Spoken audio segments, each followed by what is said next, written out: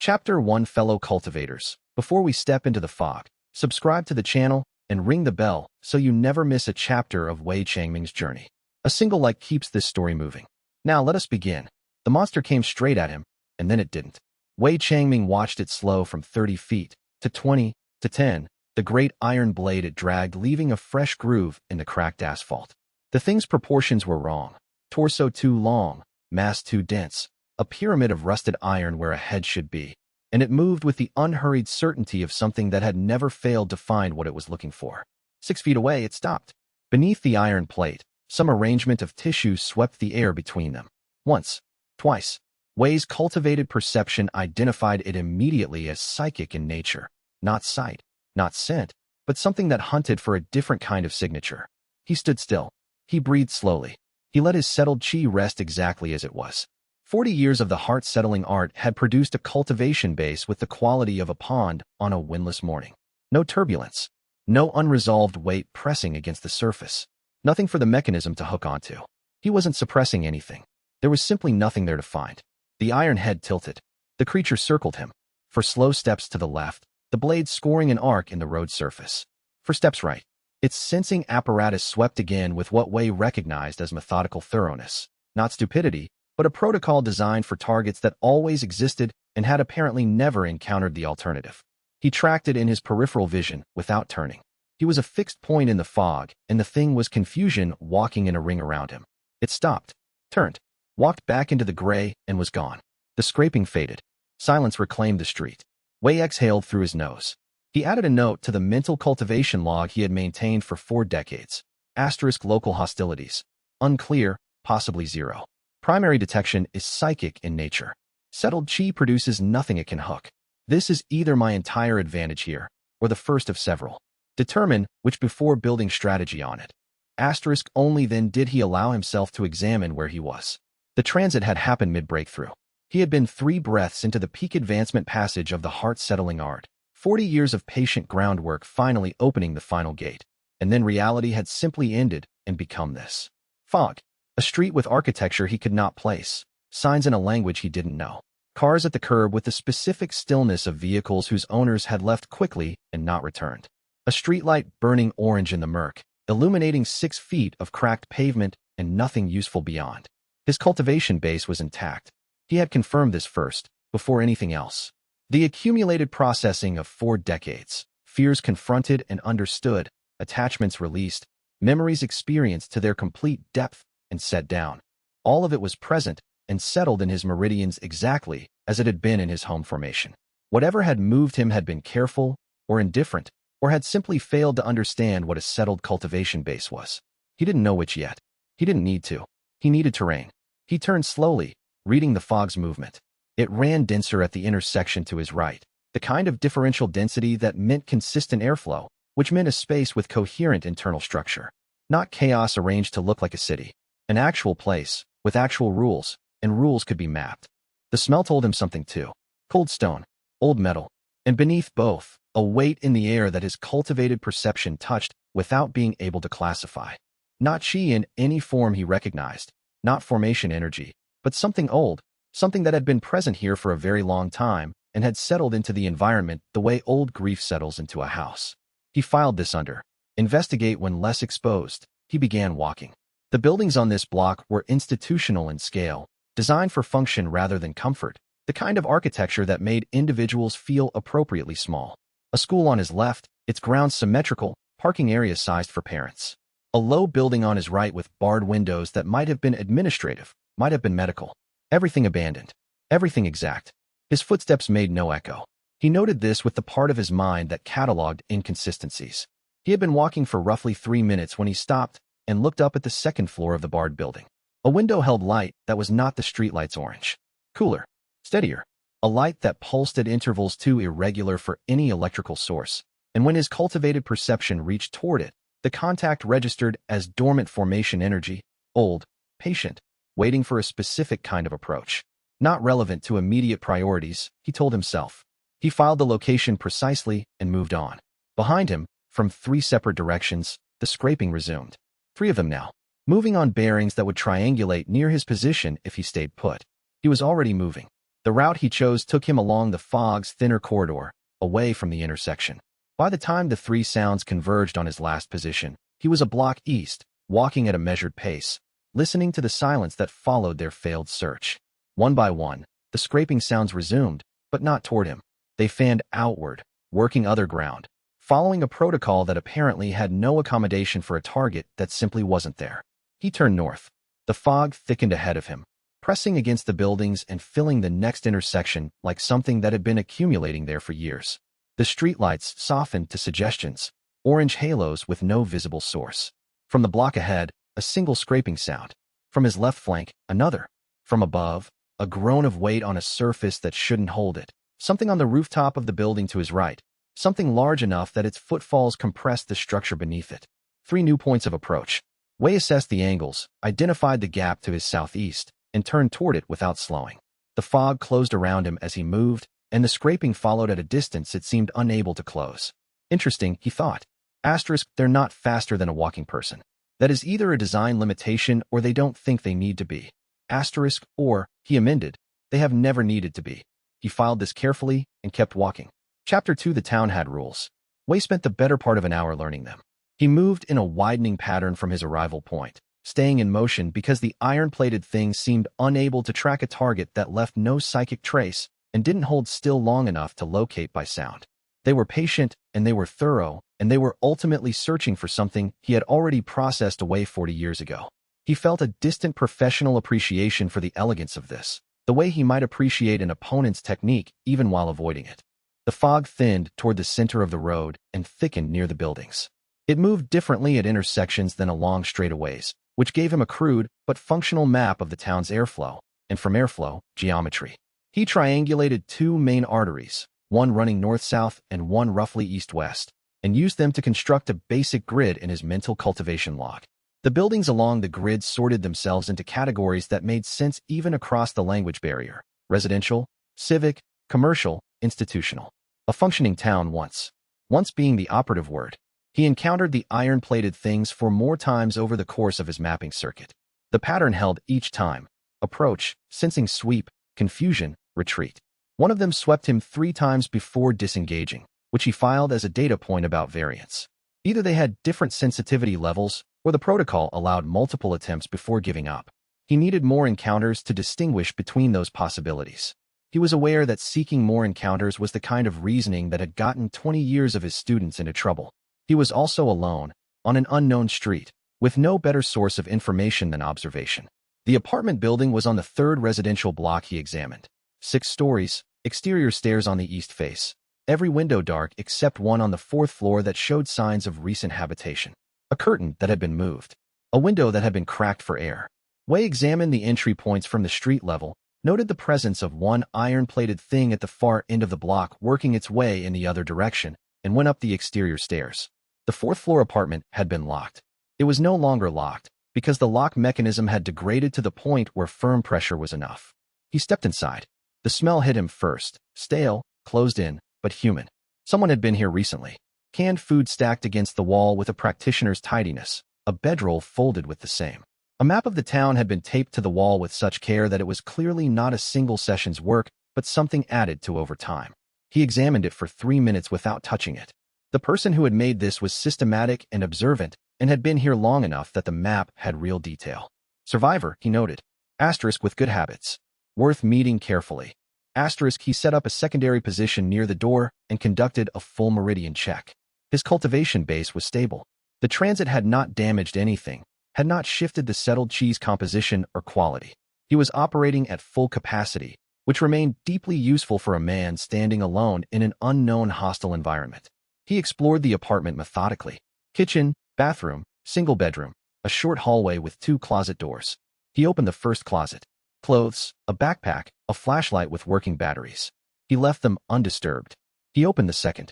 A small room, barely larger than a storage alcove, that had clearly been used as a reading space. Books stacked along one wall. A camp chair. And on the far wall, at eye height, a single yellowed page pinned with a pushpin, its edges brown with age. The page held notation. Wei Changming had studied cultivation texts in 14 different script systems over 40 years of practice. He did not recognize this one. The notation was dense and precise, The marks of a hand that had worked through formal training rather than improvisation. Someone who had written what they meant exactly, in a system built for precision. He could not read a single word of it, but his cultivated perception reached toward it and found something unexpected. The page resonated. Not cultivation chi, not formation energy, but something adjacent to both. The specific quality of a text that had been written by someone whose technique ran parallel to his own, close enough that the resonance was real even across the barrier of language. It was the way a dialect sounds like home even when you can't understand the words. He stood with it for a long moment.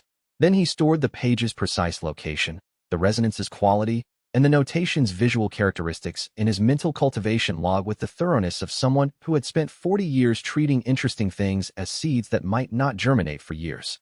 Investigate when resources permit. He turned back to the main room. The lights went out. Not dimmed. Not flickered. Simply stopped existing, the way day stops existing. All at once, without transition. The darkness lasted 3 seconds. Then a different light replaced it. A sickly amber that came from nowhere and everywhere simultaneously and had no heat in it. The apartment walls began to breathe. That was the only word Wei had for it. The plaster surface moved in long, slow contractions, like the flank of a sleeping animal. The texture shifted as it moved, smooth to rough, rough to pitted, pitted to the specific oxidized surface of old iron left in wet air for decades. The smell changed too. The human smell of the apartment was simply gone, replaced by rust and old blood and the particular staleness of a room that had never once been opened to fresh air. Wei stood in the center of the room and did not move.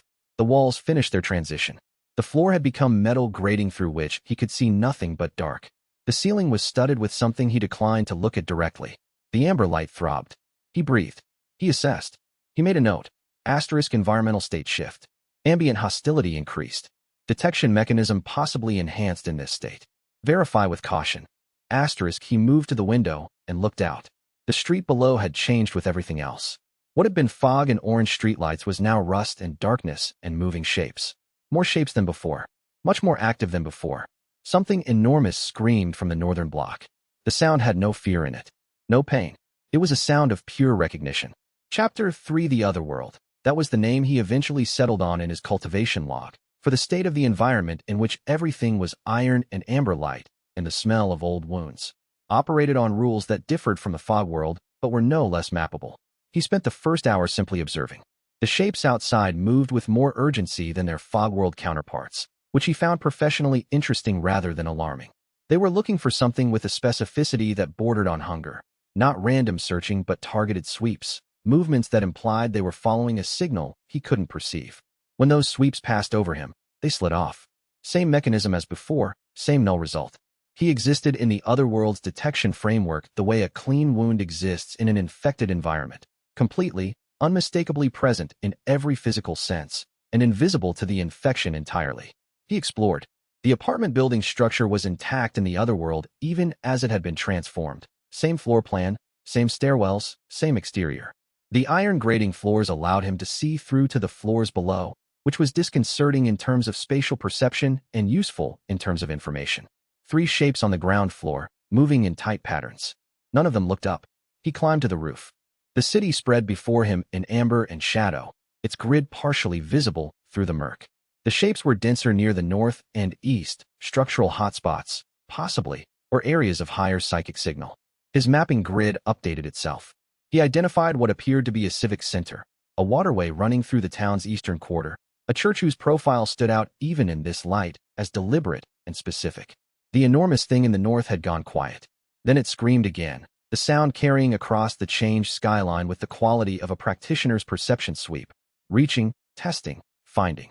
The note of recognition was still there. Not the recognition of a predator who had located prey. Something else. Something that had found, in this environment of endless pursuit and confusion, a single point that was different from all the others. Wei filed this under. Asterisk the larger manifestations operate on a different mechanism. Investigate separately. Asterisk he descended.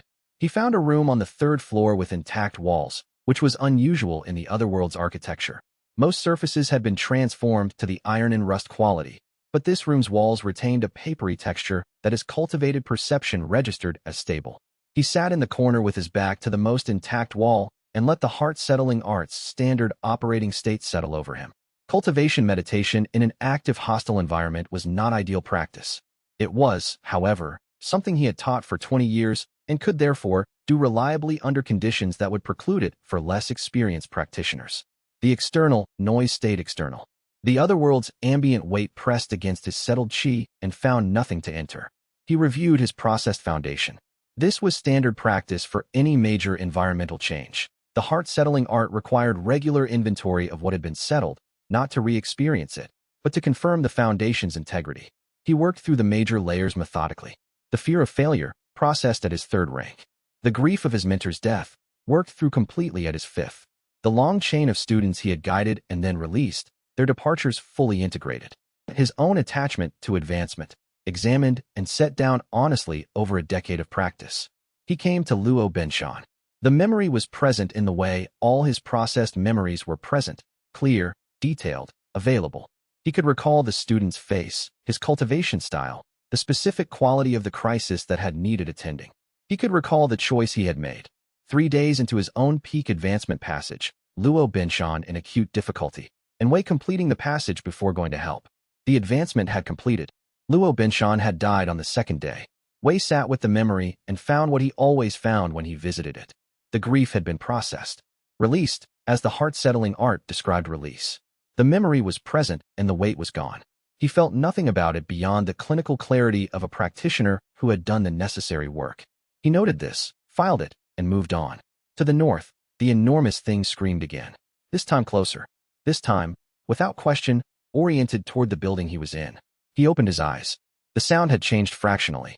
The recognition in it was sharper now, still not the quality of a predator who had found prey, but something more specific. The quality of a creature encountering the first signal in its history that was not another creature fleeing, not another target confirming the shape of the world by running from it. The quality, Wei thought carefully, of something encountering for the first time something that did not confirm what the world had always told it. He stood. He moved to the window and looked north. In the amber dark, a shape was moving that was not like the others. Taller, different in the specific way that made the smaller shapes part around it, like water parting for a stone. It was moving toward him, but slowly, not in the swift, purposeful manner of a predator closing distance, but in the manner of something that was uncertain how to approach what it had found. He assessed the distance. 3 blocks, possibly 4. He assessed his options. Asterisk position, known. Contact, incoming. Unknown classification. The largest manifestation yet encountered, with differentiated behavior. Asterisk the correct action, he decided, is to not be here.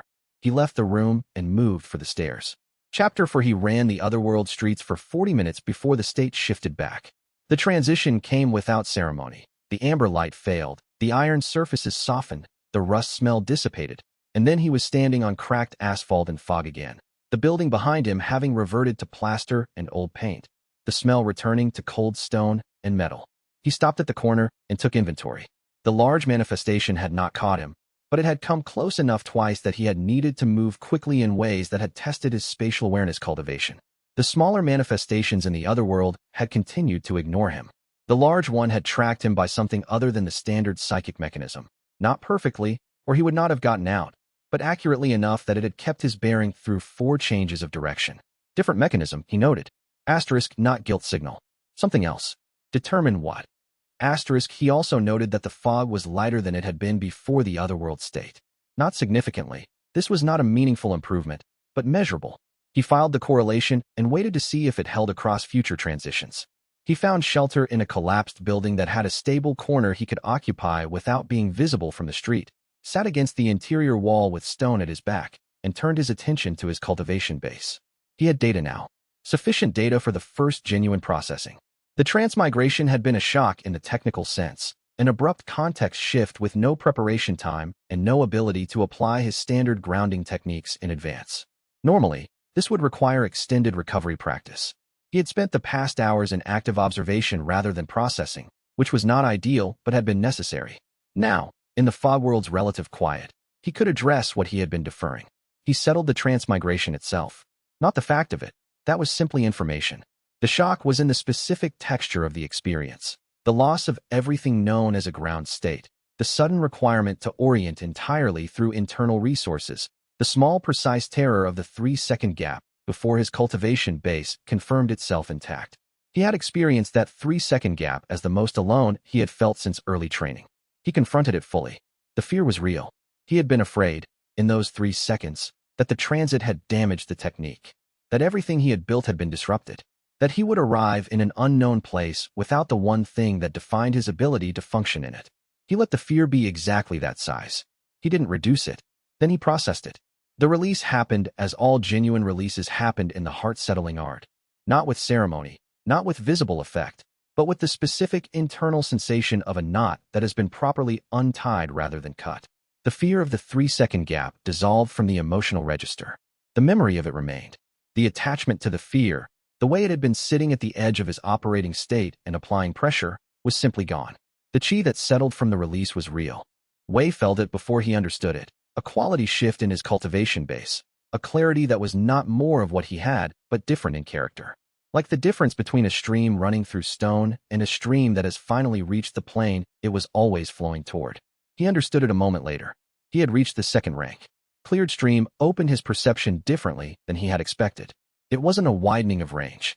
It was a refinement of resolution. The fog world's ambient chi signatures became legible in a way they hadn't been before, each one slightly distinct, each one carrying the specific texture of whatever had generated it.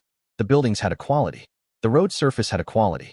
The air had a quality that was consistent and old and connected to whatever that weight was, the one he hadn't been able to classify. And he could read the small manifestations in the fog now. They were not approaching him.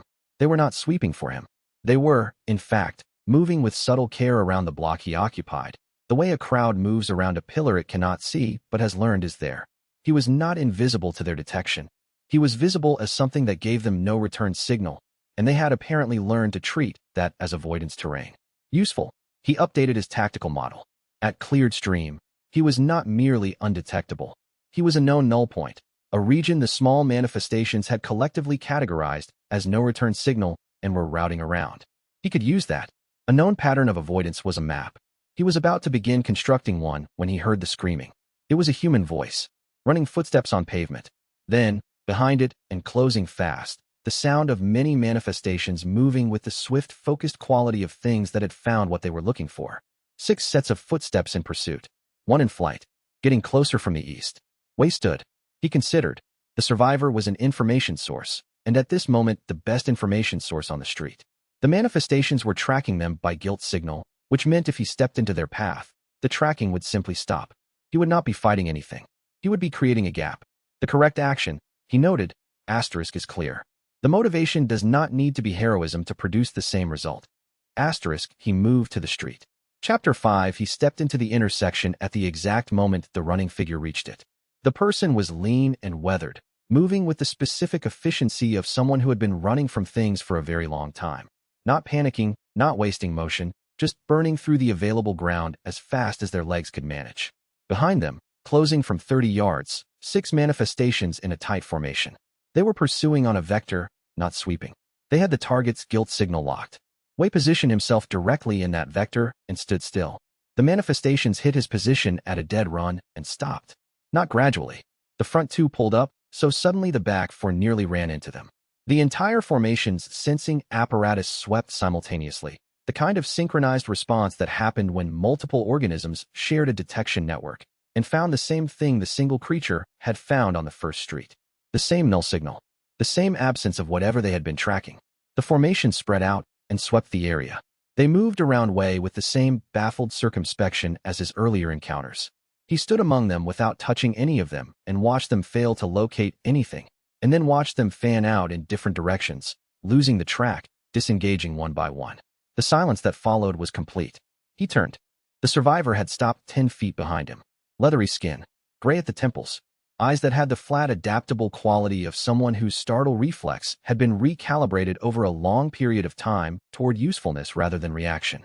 They were watching Wei with the specific expression of a person trying to determine the most efficient response to something they had never seen before. That's new, the survivor said. Sit down if you need to, Wei said. You've been running. I've been running for 20 years. The survivor didn't sit. They came forward 2 steps instead, stopped again. Studying him. Why did they stop? They're searching for a specific signal. I don't produce it. What signal?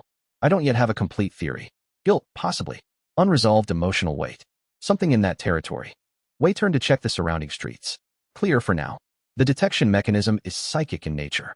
My cultivation technique processes that category of material systematically. There's nothing for it to grip. The survivor absorbed this. Their expression cycled through something that was not skepticism exactly, more like the specific calculation of a person who had learned to evaluate claims by their operational usefulness rather than their plausibility. You're saying they couldn't find you. They couldn't find me 6 times in the past few hours. The pattern appears consistent, and you put yourself in their way on purpose. You're the first surviving person I've encountered. That makes you the most useful source of information currently available to me. The survivor almost smiled. The expression arrived and departed with professional efficiency. Thomas, they said. Old Thomas, around here. Wei Changming. You're not from here. Not from anywhere near here. Thomas studied him again. The flat evaluative gaze moved over Wei's clothing, which was wrong for this place in ways Wei had catalogued immediately on arrival, and over his posture, and over the street behind him where the manifestations had scattered. You came through the fog, Thomas said. It wasn't a question. I arrived in it. There's a difference. I was somewhere else entirely, and then I was here. I don't know the mechanism yet. Thomas exhaled through his nose. It was the sound of a man who had incorporated too many impossible things into his operational model to treat one more as particularly remarkable. He turned and looked back the way he had come, checking the street with the automatic thoroughness of long habit. Clear. He turned back. There's a shelter 2 blocks east, he said. Has a roof. Has walls. Has canned food that expires next year and nobody's found yet. We should move before the siren. What siren? The one that means everything gets worse. Thomas was already walking. Keep up. Wei fell into step beside him, matching Thomas's pace without effort. Thomas glanced sideways at this, noting it, filing it, but said nothing. They moved east. The manifestations, Wei said.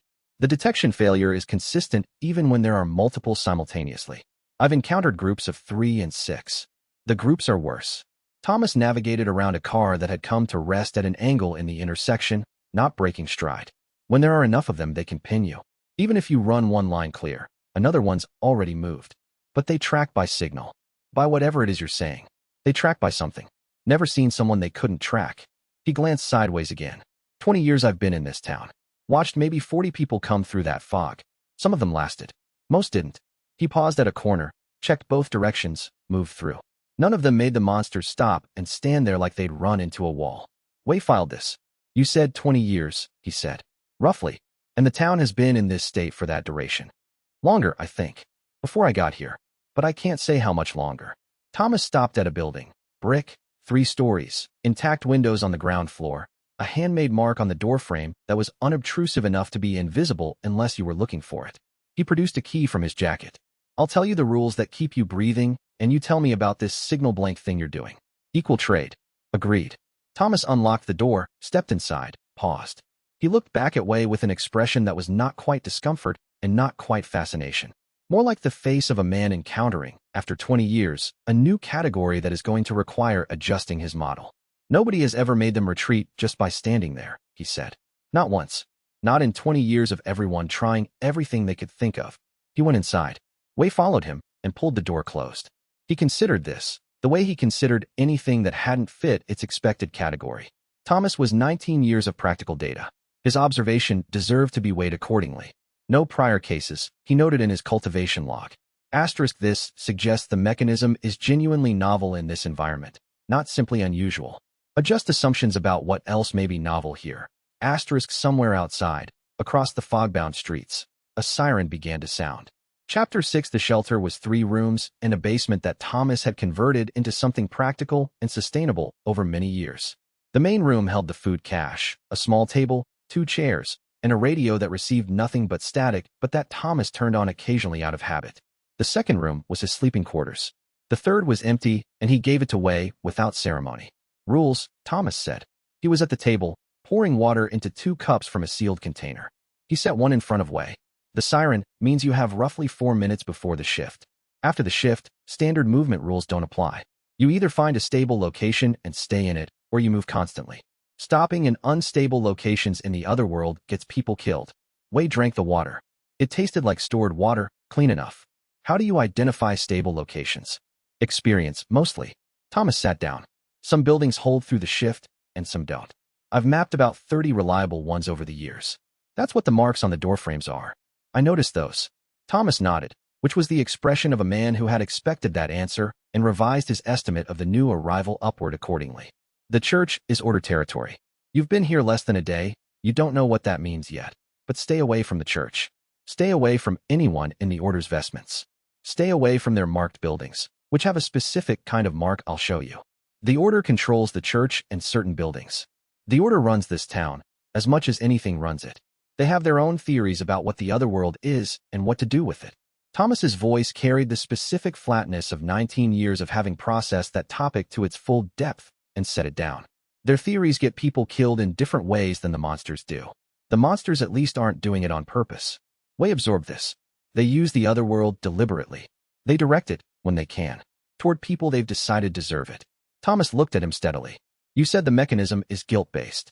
That's my current working theory. And whatever they're looking for, you don't have it. Yes. Thomas was quiet for a moment. He looked at the table surface the way a person looks at the table when they're thinking something they're not sure how to say.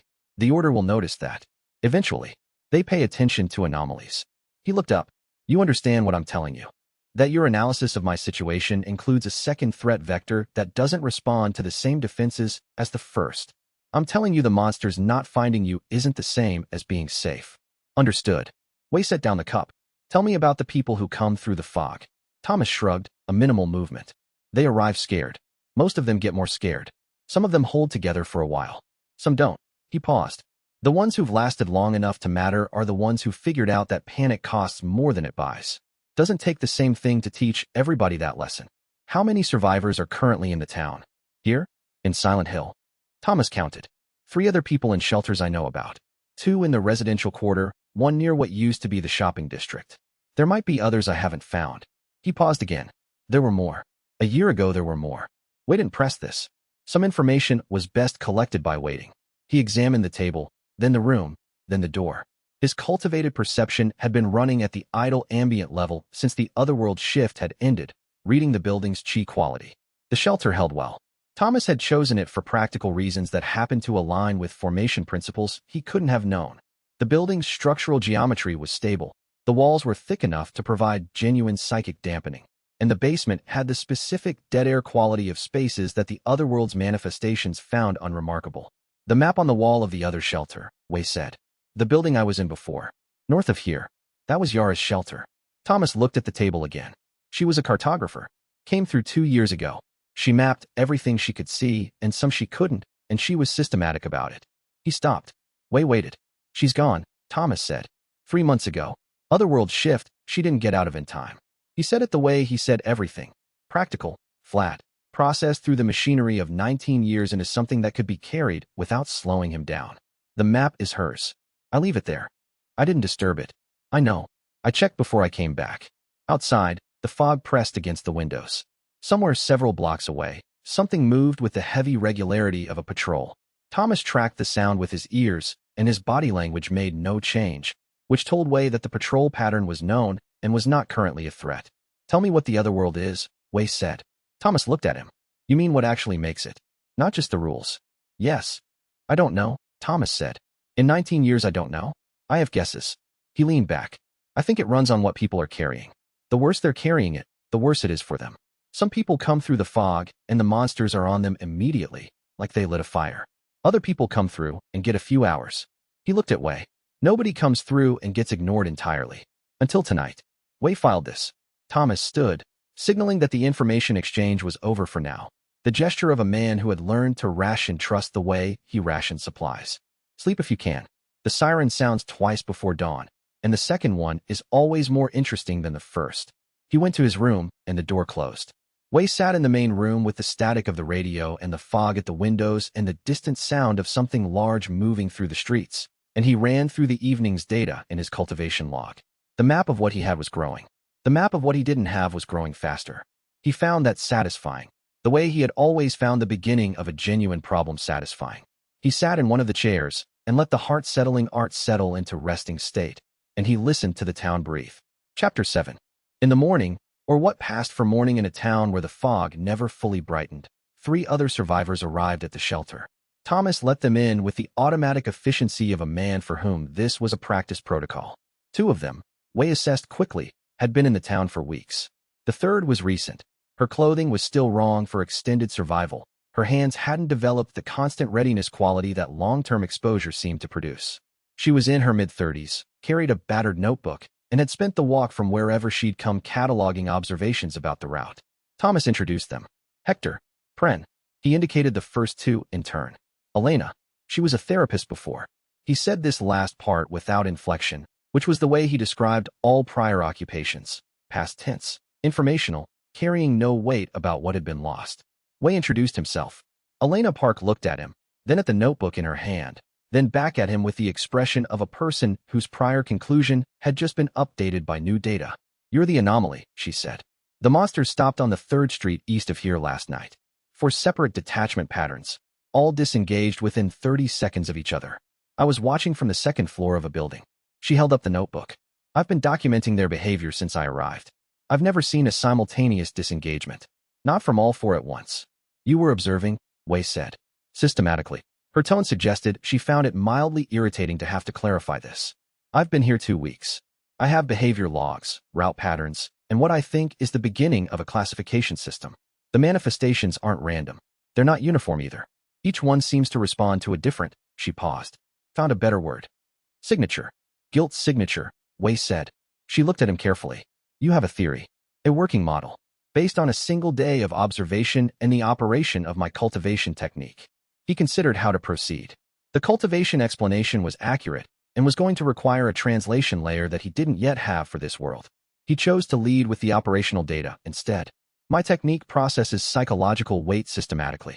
The emotional material that the manifestations appear to target, grief, guilt, unresolved fear. I've addressed those categories through decades of practice. There's nothing left for the detection mechanism to find. Elena wrote something in the notebook. Then she looked up again with the focused expression of a person whose professional framework had just been given a new and potentially useful variable. What does the processing involve specifically?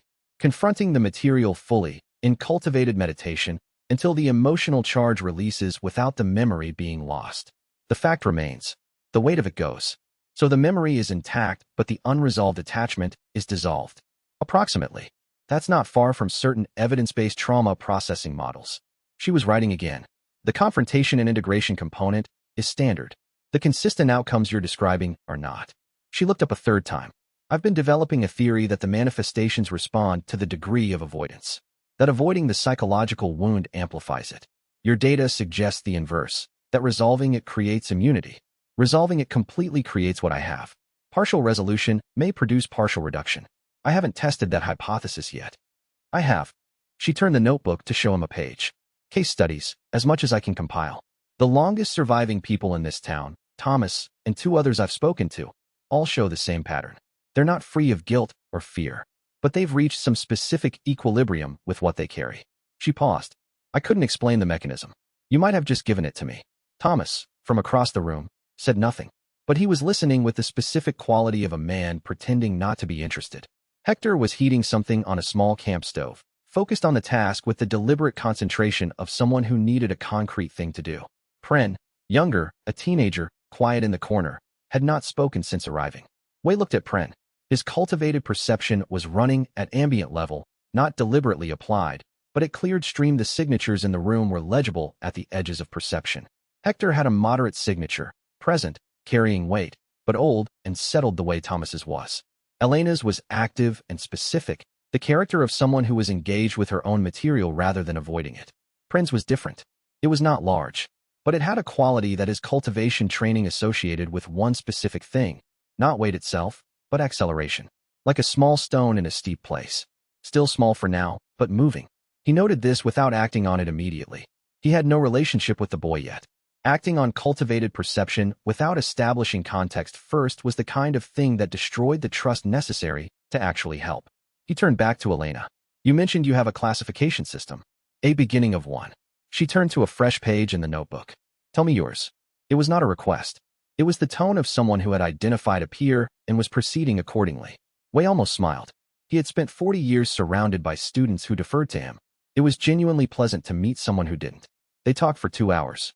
The room organized itself around this, Thomas drifting closer over time, Hector's cooking finding reasons to take longer than necessary.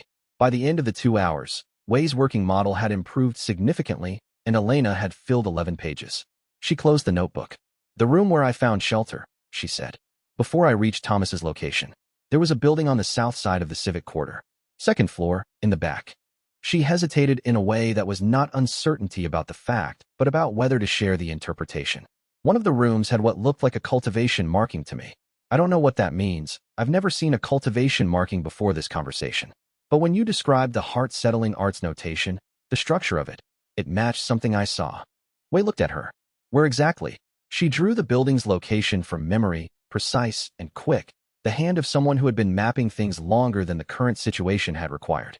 She added approximate floor and cardinal bearing. It was the building he had been in last night. It was the room with the manuscript page. He stood.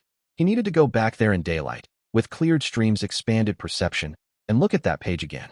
But outside the shelter's south-facing window, before he could say anything, he saw a shape that was not a manifestation and was not a survivor. A figure in dark clothing, moving with deliberate quiet along the building line. 2 more behind them. "Thomas," Wei said. Thomas was already at the window. "Order," he said. "Flat. Practical. They're not here for us. They're looking for something specific." He watched them pass. "The patrol pattern changed this morning. That's what happens before they do something they don't want us to see." Chapter 8. The name manifestation was not like the others. They found it in the second block east of the shelter, in the late afternoon when the fog had thickened to the point where visibility dropped to 10 feet. It had been following the survivor group for 3 hours before anyone noticed, not the sweeping, random movement of the standard manifestations, but a sustained, patient tracking that maintained exact distance through 2 street changes. Thomas saw it first. "That one's different," he said, without stopping. "Don't look directly at it." Wei looked directly at it. His cultivated perception was already running, and what it read was completely unlike the guilt signatures of the standard manifestations. This one had a focus quality, not searching for a target, but following a specific heading. And on its surface, in the script he hadn't been able to read yet, was a sequence of marks. A name, or something like a name. "It's directed," Wei said. "This isn't emergent behavior. Someone told it where to go." "Order," Thomas said. Again flat, a word that covered considerable distance. Elena was writing in the notebook without breaking stride. "I've seen these before. 3 times since I've been here. They don't sweep the same way. They move like they have a destination. Which means whoever directed it knows what they're looking for and has a means of directing the mechanism," Wei said. He turned this over in his cultivation log. Standard manifestations operated on ambient guilt detection. A directed manifestation required someone who could read a specific guilt signature and encode that target into the manifestation's behavior. That was not intuitive. That was trained practice. The order has practitioners, he noted. Asterisk possibly genuine cultivation training, or a functional equivalent developed independently. Do not underestimate their technique because their theology is wrong. Asterisk, it's following Hector, Elena said quietly. She had counted the paces. She had the observational discipline to not say this in Hector's hearing before she had confirmed it. Hector had heard anyway. His face did a specific thing. The kind of thing that happened when a person had been waiting for something to arrive and had hoped to have more time. "Yeah," he said. "I thought that might be coming." Thomas looked at him. "What did you do?" "Nothing I can explain fast." He looked at the manifestation, tracking him with the expression of someone choosing between 2 kinds of honesty and selecting the more useful one. "Before I came through the fog, I worked for a man who made pharmaceutical decisions for a company. What those decisions produced." He stopped. "I signed things I knew what they were." Nobody said anything for a moment. Wei assessed. The manifestation was keeping a constant 20-foot distance. It had not accelerated or changed bearing when Hector spoke. It knew exactly where its target was and did not need to search. "We need to remove it or change its target," Wei said. "I'll approach it directly. My contact with manifestations disrupts their behavior. I don't have enough case studies to say it disrupts directed behavior specifically, but the mechanism should hold."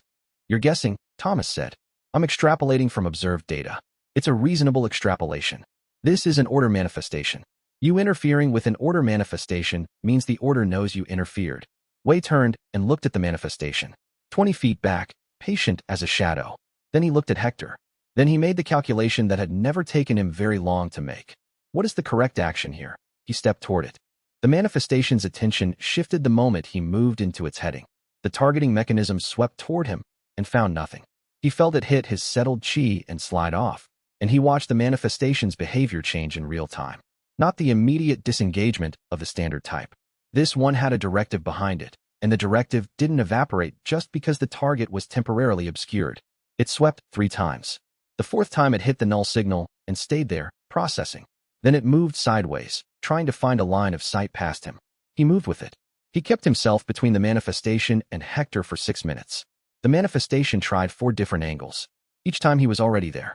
It was not a combat. No contact, no force, just positioning. But it required his full attention to the manifestation's movement patterns, anticipating the shifts before they happened. On the 5th attempt, something in the directed behavior's protocol reached its limit. The manifestation stopped moving, stayed stationary, then began drifting in a direction that was not Hector's bearing. "It's lost the track," Elena said from behind him. Her voice had the specific quality of someone who has been watching and cataloging and has just upgraded their model. It wandered for 2 more minutes and then faded into the fog. Thomas stood next to Wei in the silence that followed. He looked at the empty street where the directed manifestation had been. He looked at Wei. He said, "The Order is going to know it failed on a direct target. They're going to want to know why. I know. And you did it anyway. The correct action doesn't change because someone else will find it inconvenient." Thomas made the sound of someone who had not decided yet whether to argue with that. Hector said nothing. He was looking at the space where the manifestation had been with the expression of a man who had understood something about his own situation and had not finished deciding what to do with the understanding. Wei made a note. The Order's directed manifestations required sustained position maintenance rather than simple presence. He had 6 minutes of continuous disruption data. He needed more to fully understand the technique's limits. He would likely get more. The fog swallowed the empty street, and the group moved east. Chapter 9 Pren's guilt signature had been accelerating for 2 days. Wei had been watching it the way an experienced practitioner watches an unsupported formation, not intervening, because intervention without understanding produces worse outcomes than patience, but tracking. The signature had the specific texture of something that was real and specific and was being managed by a person who did not have the framework to manage it consciously. The boy was 14 or 15. He had come through the fog with an older man who had not survived the first otherworld shift. He had not spoken much about this. At midday on the 3rd day, when the group had moved to a new shelter 2 blocks north of Thomas's previous location, the Order's patrol patterns had tightened, and Thomas's map required updating. Wei sat against the wall in the main room and looked at Pren directly for the first time. "Tell me what happened," Wei said. Pren looked at him. The boy had Thomas's flat gaze quality, copied not by nature but by careful effort, the way young people copy the adults around them who seem to know what they're doing. "Nothing happened. Your guilt signature has doubled in intensity since I arrived. Something is accelerating." Wei kept his voice the same tone he used for everything. Informational, not alarmed. "I'm not asking to use the information against you. I'm asking because the manifestations in this town target exactly what you're carrying, and at the current rate of increase, within 48 hours there will be a manifestation specific to you that I cannot simply stand in front of." Pren didn't move, didn't look away. His jaw had the set of someone who had decided not to speak. Elena looked up from the notebook. She had heard this exchange from across the room. She closed the notebook and set it down, the gesture of someone setting aside a tool for the direct version of the same task, and crossed the room and sat on the floor next to Pren. Not across from him, not standing over him, next to him. "You don't have to tell him," she said to Pren. She said it without looking at Wei, then to Wei, without looking away from Pren. "Can you describe what you're perceiving? The guilt signature. What it looks like to you." Wei understood what she was doing. It's specific, not large. It's a manageable thing in terms of actual weight. But it has an active quality. The way a wound has an active quality when it hasn't been cleaned. He paused, reached for the right spatial term. It's in a narrow corridor. The exit is there, but he's not moving toward it. Pren's breathing had changed. Elena said, quietly, to the boy, "You know what it is." "It wasn't." Pren stopped. Started again. "It was a stupid thing. It wasn't even. I didn't mean for it to be what it was." "I know," Elena said. "I let someone think something. I didn't correct them. And they made a decision based on what they thought, because I didn't say anything." His voice had the specific quality of a person who has rehearsed a much longer version and is providing the compressed form because the compressed form is all they can currently manage. "He got hurt. Because I didn't say anything when I could have." The room was quiet. Wei's cultivated perception showed the signature's quality shifting, not reducing, but changing character. The compression that had been building in the narrow corridor released 1 degree of pressure.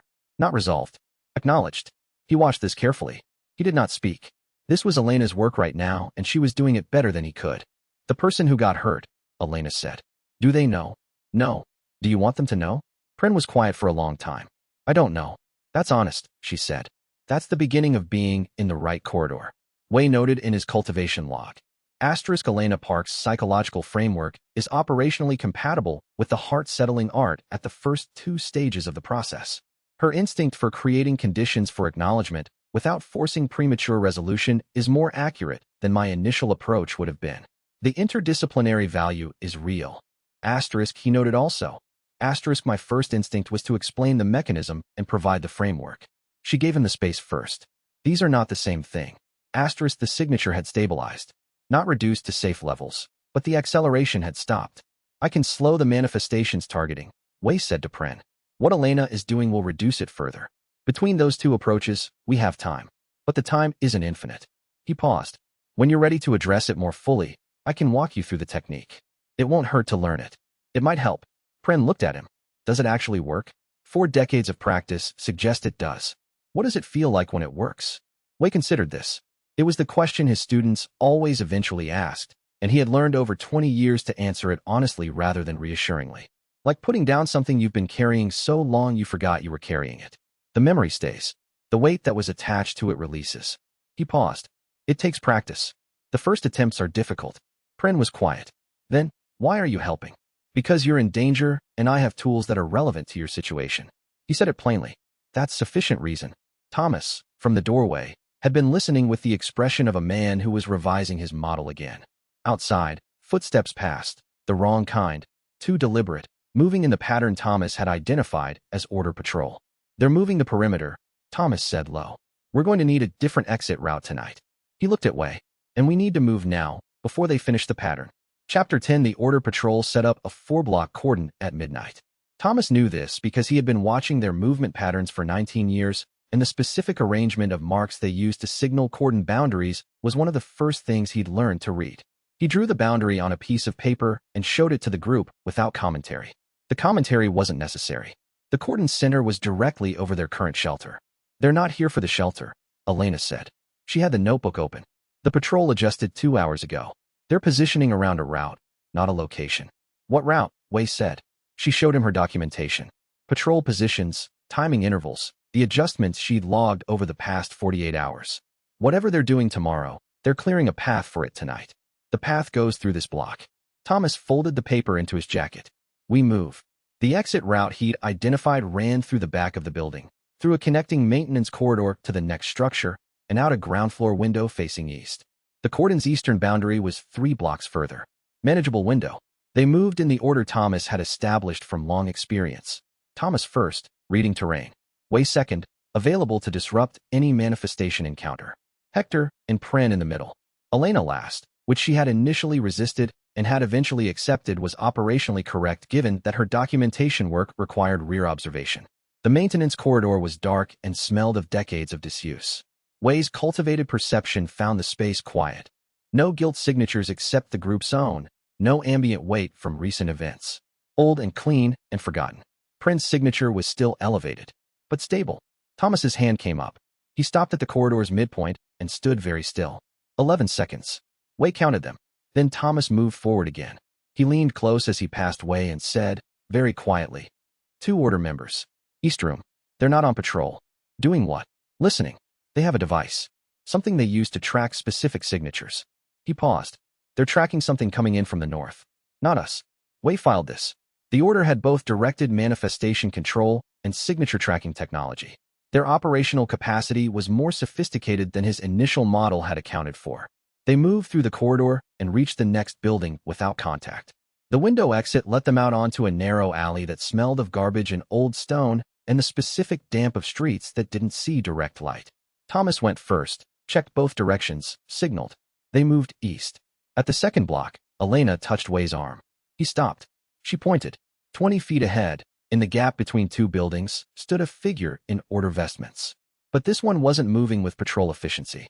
It was standing at the gap's edge, looking towards something they couldn't see from their angle, and its posture was the posture of someone who was supposed to be elsewhere and had chosen not to be. The figure's guilt signature, at cleared stream perception range, was the densest Wei had encountered outside of structured environments. It had the weight and specific character of someone who was carrying something they had chosen not to set down, not because they couldn't, but because setting it down would require examining what it was. The figure became aware of them. They stood at opposite ends of a narrow alley in the fog and assessed each other. The figure was a man in his 50s, order vestments, but worn wrong, as if they had been put on hastily, or as if the man wearing them had spent enough time in them to stop caring about correctness. His face was the face of someone who had made a decision recently and was not yet sure whether it had been right. He looked at Wei. His manifestation, one of the specific personal ones, compact and specific and hovering at his left shoulder, reached toward Wei and stopped, confused by the null signal. The man looked at the confusion on his manifestation's face and then back at Wei. "You're the one they've been reporting," he said. "The anomaly. I've been called that," Wei said. "Are you with the order?" "No." The man was quiet for a moment. Then he said, "Then you might be the only person in this town I can tell." Thomas, at Wei's shoulder, was very still. The man in order vestments looked at the alley, at the fog, at his manifestation that was still attempting and failing to find its target. "My name is Croft. I've been with the order for 30 years. He said it with the quality of a man measuring what he has done against what he believed he was doing and finding the numbers don't match. "And I've just seen something that I think the order's high priest is going to use the other world for. On purpose. On specific people. People who haven't been judged by anything except Aldrich's definition of what deserves judgment." He looked at Wei directly. "I don't know if that changes anything. I don't know what you can do or what you're willing to do." He paused. "But I've been in the order for 30 years, and I've been carrying what I've helped carry, and if the mechanism in this place is guilt-based, then what I just described is the kind of thing that produces a very specific kind of manifestation." "What kind?" Wei said. Croft looked at his own shadow. "The kind that follows you home." Chapter 11. The information Croft carried was substantial and took 40 minutes to relay.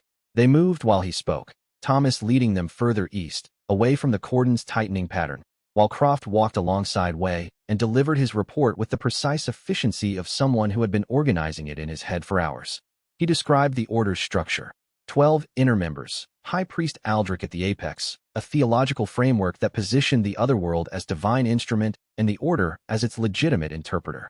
Standard formation, Wei thought, for any organization that had found a mechanism it could control and built its authority around that control. The relevant new information was Aldrich. "He's been here longer than anyone," Croft said. 32 years. He came through the fog the same way everyone does, and he spent the first 2 years learning the otherworld's mechanisms, and then he spent 30 years building the order around what he'd learned. He paused. "He is not pretending. Whatever he believes about the nature of this place, he believes it genuinely. And what he believes is that the otherworld is the operating mechanism of divine justice, and that his role is to direct it toward those who deserve what it produces."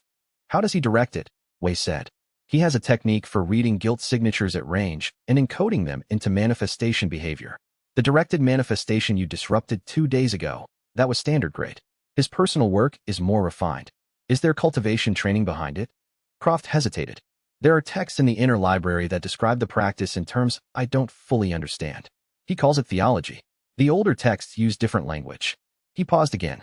"There's a building in the town that the order's original records describe as the source of the technique. They have it locked."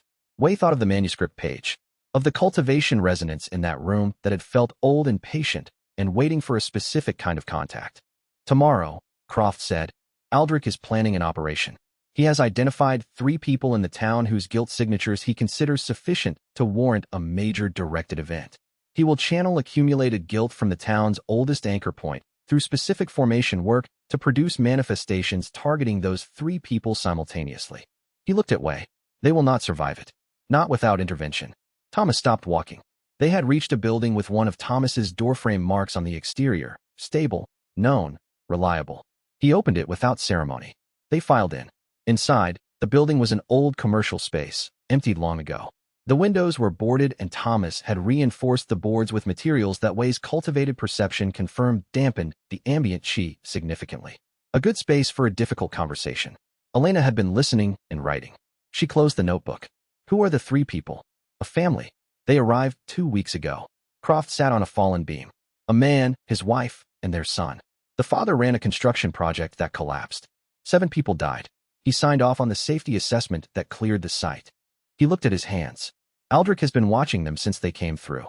"And you've been watching Aldrich," Wei said. "For 3 years." Croft met his eyes. "I participated in the early operations before I understood what they were. Before I understood that understanding guilt and punishing it are different mechanisms, and Aldrich never distinguished between them." His manifestation shifted at his shoulder. that specific compact weight, moving with the current of the admission. I've been carrying what I helped with. And the thing I helped with is going to happen to a different family tomorrow if someone doesn't stop it. Wei was quiet for a moment. He ran the tactical calculation. 3 people. 1 major directed event. Aldrich's technique, refined over 30 years. The operation would be at a specific location, the town's oldest anchor point, wherever that was. Wei had insufficient information about that location. He had Croft. Show me on Thomas's map where the anchor point is, he said. Croft leaned forward. Thomas produced the map. Wei studied it. Then he looked at Elena. Then at Thomas. The operation will require Aldrich to be present and focused, he said. If I can maintain position between the directed manifestations and the targets, the encoding fails the same way it failed with Hector. The question is duration. 3 simultaneous targets means 3 simultaneous position requirements. You can't be in 3 places, Thomas said. I don't need to be. I need to be in the detection path of each manifestation at the correct moment and sequence. If I can disrupt the encoding's lock before it reaches the target, the manifestation has nothing to pursue. He ran the geometry in his cultivation log. I need to know the order of activation and the approximate interval between them. He looked at Croft. Croft looked back at the man who had just proposed, in the tone most people used for route planning, to stand in the path of 3 major directed manifestations. That will work, Croft said. I have a sample size of 1 successful disruption, Wei said. The approach is sound. The variables are unknown. He paused. But the alternative is leaving 3 people to an operation they cannot survive. Croft was quiet. Then he said, the interval is approximately 4 minutes between activations. The order runs youngest to oldest. Wei made the calculation. For minutes. Each disruption required 6 minutes of sustained position maintenance before the directed behavior broke. The math didn't favor him. He sat with this. I can help, Elena said. If the mechanism is psychological and I can identify the guilt signature through behavioral observation, I might be able to do something on the target's end. Reduce the signal the manifestation is tracking. It was not a cultivation method. It was a psychological intervention, operating on the guilt size rather than the manifestation's behavior. The 2 approaches attacking from opposite ends. Wei looked at her. The map of how they might do this was taking shape in his mind, the terrain clarifying. Tell me what you'd need, he said. Outside, somewhere north of their position, the fog swallowed something and the streets were quiet. They reached the anchor point building at dawn and found Aldrich already there. He stood at the 2nd floor window of what had once been an administrative building at the town civic center, looking out at the street below with the composed attention of someone who had been waiting and was not troubled by the waiting. He was older than Wei had expected from Croft's description, in his 60s, with the specific stillness of a practitioner who had found his equilibrium decades ago and stopped fighting the world's texture. He wore his order vestments with the ease of someone who had forgotten they were vestments and thought of them simply as clothes. He turned when Wei entered with Thomas and Elena. He looked at them with the calm of a man for whom surprises had become rare. Then he began the ritual. Wei had perhaps 30 seconds of watching before he understood that attempting to interfere with the encoding process was not the same as disrupting an already directed manifestation. Aldrich was not following a protocol. He was doing something that had the quality of deep practice, something built over 30 years into reflexive precision, and the guilt signatures he was reading at range were visible to Wei's cleared stream perception as dense points of light in the ambient darkness. 3 of them. The family. 2 blocks northeast. We need to position, Wei said to Thomas, low. You won't reach the targets before the first activation, Thomas said, equally low. He had the flat practicality of a man who had watched operations like this before and understood their timing. Wei was already moving toward the window's other end. Aldrich looked at him. There was a moment, very brief, genuine, where the 2 of them looked at each other across the room and made the same assessment simultaneously. Practitioner, this is a practitioner. Here is someone operating from principle rather than habit. Aldrich's eyes found Wei's settled chi quality and registered something that was not confusion, but close to it. Then Aldrich returned to the ritual. Wei went out the window and onto the exterior ledge and dropped to the street. He ran. The first activation came before he reached the 2nd block, not a sound, but a shift in the ambient pressure, the specific sensation of guilt-encoded intent launching in a direction. He tracked the bearing by cultivated perception and turned to intercept. He stepped into the path at 30 feet. The directed manifestation hit his null signal at speed and pulled up short, the encoded behavior fighting the mechanism's inability to find its target. Wei held position. The manifestation swept. He felt the encoding pressing harder than the standard type. Aldrich's work was more refined, the lock stronger. 2 minutes of maintenance instead of 6. Then, the siren. Not the standard interval. Not the 4-minute warning Thomas had described. The sirens sounded and reality dropped out from beneath it immediately, the way a stage collapses when the mechanism beneath it fails. The building facades around Wei began their transformation, rust spreading up the stone the way fire spreads up paper, fast, incomplete, and overwhelming. The fog turned amber. The street became iron-gray over darkness. And from every direction, the other world's manifestations surged. Not the slow, patient movement of the standard type. These were active, directed toward the guilt signatures in the neighborhood the way water directs toward lower ground. Instantly and entirely. Aldrich's ritual had channeled accumulated guilt through the anchor point, and the release had cascaded, triggering a major otherworld event that neither of them had fully controlled. Wei moved. He couldn't stay in the middle of the street in a major shift. The physical attacks were real even when the detection mechanism found nothing. Aldrich's operation had generated enough ambient guilt energy that the manifestations were physically agitated, sweeping regardless of specific tracking. He needed terrain. He went up. The building to his right was in full transformation, but the exterior fire ladder was still intact, because iron didn't transform further into something else. He climbed it hand over hand, moving through the amber dark, and gained the rooftop. From here he could see 6 blocks of the transformed town spreading in every direction, more manifestations than he had seen since the first night, moving in sweeping patterns that covered ground faster than any individual could navigate. He tracked the family's position by guilt signature at the edge of his perception range. They were still alive, moving east, which was wrong. East would take them into the densest concentration. Thomas, he couldn't place.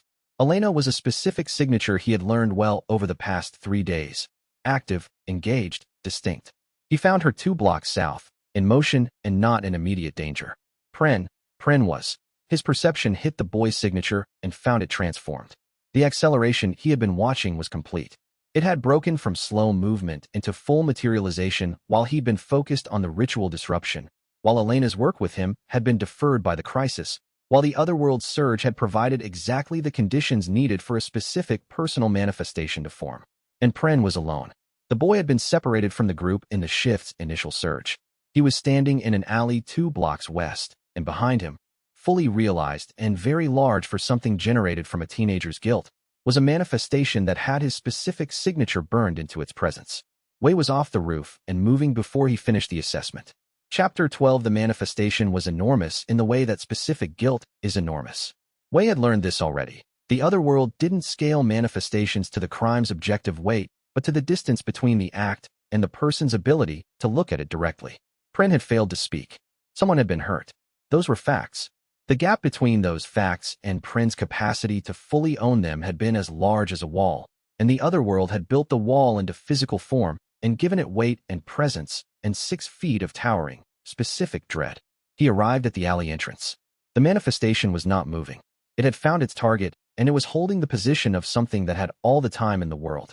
Pren stood at the alley's dead end with his back against the wall, and the look of a person who had run out of options and knew it. Wei stepped into the alley. The manifestation turned. Not the confused sweep of a standard type finding a null signal. This one was more sophisticated, born from real guilt with a real person's complete psychological texture behind it. It oriented toward Wei with the quality of something that was making an actual assessment. It swept, found the null, swept again, and then it moved to go around him. Wei stepped sideways. The manifestation shifted. He shifted with it. 3 exchanges, step, counter-step, counter-step, and the thing was clearly operating with more tactical awareness than anything he'd encountered yet. It wasn't going to accept the same null signal protocol indefinitely. It knew the target was behind Wei, and it was going to find a path. Pren, Wei said, without looking away from the manifestation. Stay behind me and stay close. Do you understand? Yes. Small voice, but present. Elena is 2 blocks south. Is there anything in you right now that you can say to her about what happened? Any part of it you can say out loud, even a small part. Silence. The manifestation fainted left. Wei moved left. It tried right, faster. He was already there. I didn't want anyone to know, Pren said. I know. If they knew he stopped. The manifestation pushed forward and Wei pushed back, not with force but with position, always occupying the space between the thing and its target. His breath had gone short. He was managing this through constant movement, and the manifestation was adapting to his movement patterns. It learns, he noted. Asterisk more sophisticated than the standard type. Cannot maintain this indefinitely. Asterisk, Pren. The person who was hurt because you didn't speak. Did you choose not to speak because you were afraid for yourself? The pause was very long. Yes, that is the core of it, Wei said. That specific truth. Elena's voice came from behind him. She had arrived, had found them, had read the situation in the half-second it took to take in the alley's tableau. She went to Pren, and Wei felt her presence register in the boy's guilt signature like a change in air pressure. She didn't give him a framework. She didn't offer a method. She said, "You were afraid, and you chose your own safety, and someone got hurt." She said it the same way she'd said everything the past 3 days, not condemning, not releasing, not softening. Just true. The manifestation's movement changed. It slowed, not because it had lost the target's location, but because the thing it had been built from was shifting in character. The guilt was still there. Wei's perception confirmed that clearly, but the complete avoidance had broken. The wall was no longer intact on all sides. He pressed his advantage. He stepped toward the manifestation for the first time, rather than intercepting it. His cultivated perception reached out at the contact point and touched the thing's encoded nature, and for 3 seconds he perceived what it was made of.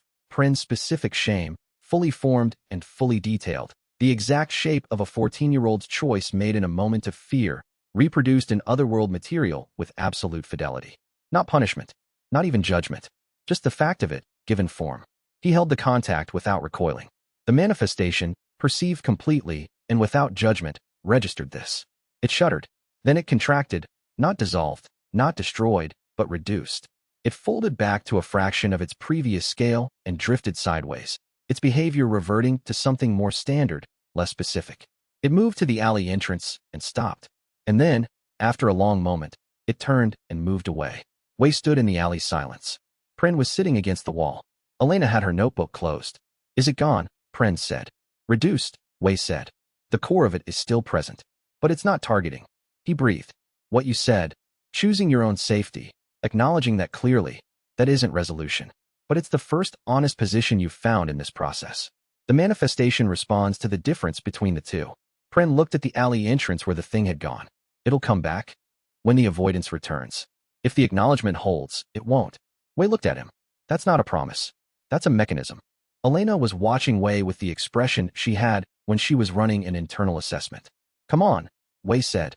"We need to find Thomas." Chapter 13. The diner sat on the corner of what Thomas called the stable intersection, a block where, in 19 years, the otherworld shift had never touched the ground-level buildings. He didn't know why. He had theories. He had accepted that some things in this town operated on rules he hadn't yet mapped, and the appropriate response was noting the effect and not requiring an explanation. The diner was warm, which was unusual for any building in Silent Hill. The counter still had stools. The booths still had the original vinyl. A coffee machine sat on the back counter in a state of total non-function, but a gas line in the kitchen still worked, and Thomas had found this out 3 years ago and maintained quiet possession of the knowledge. He had soup going by the time Wei arrived with Elena and Pren. Hector was already there, having navigated the surge by Thomas's pre-established route for major shift events. Croft sat at the counter, which created a specific social geometry, order defector next to long-term survivor, that both of them were choosing not to address directly. Wei sat in the corner booth where the wall was behind him and the door was in sight. He was tired in the specific way of someone who had been running cleared stream perception continuously for 6 hours during high ambient threat conditions. The perception didn't cost physical energy the way standard cultivation techniques cost physical energy, but the processing overhead was real. He needed to settle. He let the diner's sounds wash over him. The soup. Thomas moving efficiently in the kitchen. The rain that had started outside, the first he'd heard since arrival. A sound that was simultaneously normal and wrong here.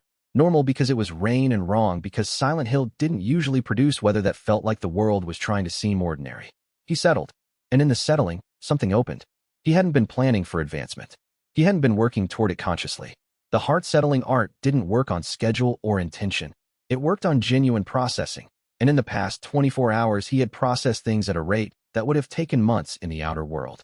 The major otherworld shift and its aftermath. Pren's alley and what the contact with the manifestation had shown him. The gap between the crime's actual scale and its manifestation scale. The mechanism of acknowledgement versus avoidance that he and Elena had been working with from opposite directions and finding to be the same thing. He had understood something that was different from what he'd understood before, and the chi that released from that understanding was real. Still pawned. The third rank opened with the specific sensation of an intersection becoming clear, not wider, but clarified. Where cleared stream had refined his resolution of individual guilt signatures, Still Pond gave him something different. The signatures became legible at range without active effort. Ambient perception rather than directed perception. He didn't have to look at something to read it.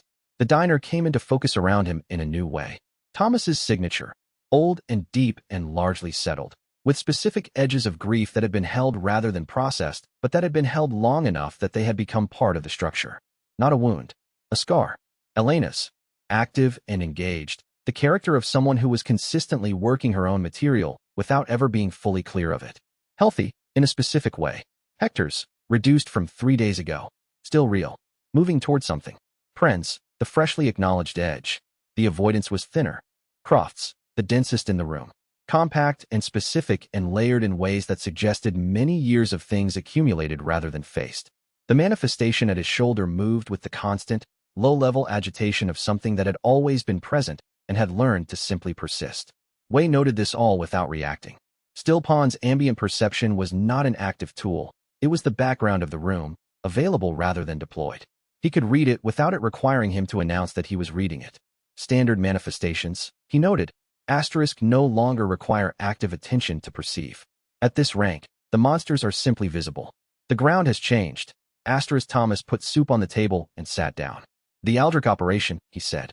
Did it complete? I disrupted the first activation, Wei said. The shift may have disrupted the others. I lost track of the family in the surge. They got out, Hector said, from the counter. I passed them on the escape route. I showed them Thomas's marks. Wei filed this. Good. One variable resolved. Thomas looked at him with the expression of a man who had been watching Wei and had noticed something that he wasn't ready to name yet. You look different, he said. Cultivation advancement. The third rank. Wei didn't elaborate. It changes what I can perceive. Does it change what you can do? Gradually. More data required. He picked up the soup spoon. The standard manifestations are fully ambient to me now. What I'm concerned about is the directed type and the classification Croft described as Aldrich's refined work. He looked at Croft. After today, he knows I disrupted his activation. What does that change for him? Croft turned on his stool. His manifestation turned with him. It moves you from resource to threat, he said. He was running 2 interpretations of you before, saint figure from the texts, or phenomenon he didn't understand. Disrupting his operation eliminates the second option and limits the first. How does he respond to confirmed threats? He assesses them. Croft paused, and then he incorporates them into a theological framework that permits action. Outside, the rain stopped as suddenly as it had started. In its absence, the fog pressed closer and the diner's windows went white and still. There's something outside, Elena said. She was looking at the south-facing window. Her voice had the quality of someone who was reporting an observation, not expressing fear. She had gotten better at that in 3 days, though she had been reasonably good at it when she arrived. Wei looked. The fog outside the window had the wrong density for the current ambient conditions. Not standard thickness. Something was there. He went to the window. 6 feet from the glass, stationary, was something so large that its full outline was lost in the fog. Wei's still pond perception hit it, and the return signal was immense. Not one person's guilt. Not a family's. Not a building's historical weight. Layers. Dozens of layers. Institutional and structure, like sediment. Like the accumulated deposit of many people's choices in the same system over many years. It had no active targeting behavior. It was simply present. It had been sitting there for hours. Thomas came to stand next to him. Looked out. I've been in this town 19 years, he said. I've never seen one of those hold still. Chapter 14, it did not move for 6 hours. Wei kept watch in shifts with Thomas, trading the window seat every 90 minutes. The soup was gone. Hector slept in a booth. Pren sat near the door, not sleeping, occasionally looking at the window with the expression of someone who had recently learned something important about the relationship between their interior world and the exterior one and was still integrating the implications. Elena sat across from Wei during his second window shift and opened the notebook. I want to understand what you're perceiving, she said. The guilt signature of whatever is outside. Wei described it. The layers. The institutional character. The way it wasn't any one person's guilt, but something more complex. Not collective in the sense of many people all feeling the same thing, but collective in the sense of many people all participating in the same system, each one contributing a different kind of failure to the same structure. Elena wrote, Institutional guilt is different from individual guilt, she said. We know this from research. The mechanism for it is different. Individual guilt is a response to a specific act, something I did or failed to do. Institutional guilt has this quality of distribution. Nobody feels the full weight because everybody can point to someone else in the system. The specific action gets diluted through diffusion. She paused, which is why it's so persistent. Nobody bears enough of it to be moved to address it. And the other world amplifies what's unresolved, right? Which means institutional guilt produces this specific kind of manifestation. Nobody's specific act created it, so nobody's individual processing can dissolve it. She looked at the window. It's not targeting any of us. No, it arrived and settled. Its guilt signature isn't responding to the people inside this building. What is it responding to? Wei looked at the window for a long moment. The building, he said. The history of the location. He reached back through his first day of terrain mapping. This intersection, the stable one. Thomas had said it never shifted, and Wei had noted it as a formation-coherent site without fully investigating why. He pulled Stillpon's ambient perception toward the building itself rather than the manifestation outside it. The return signal was deep and old. Not recent trauma. Not current guilt. Something that had happened here had been unaddressed and covered rather than acknowledged, and had settled into the building's structure the way sediment settles into stone. This building was a care home, Wei said.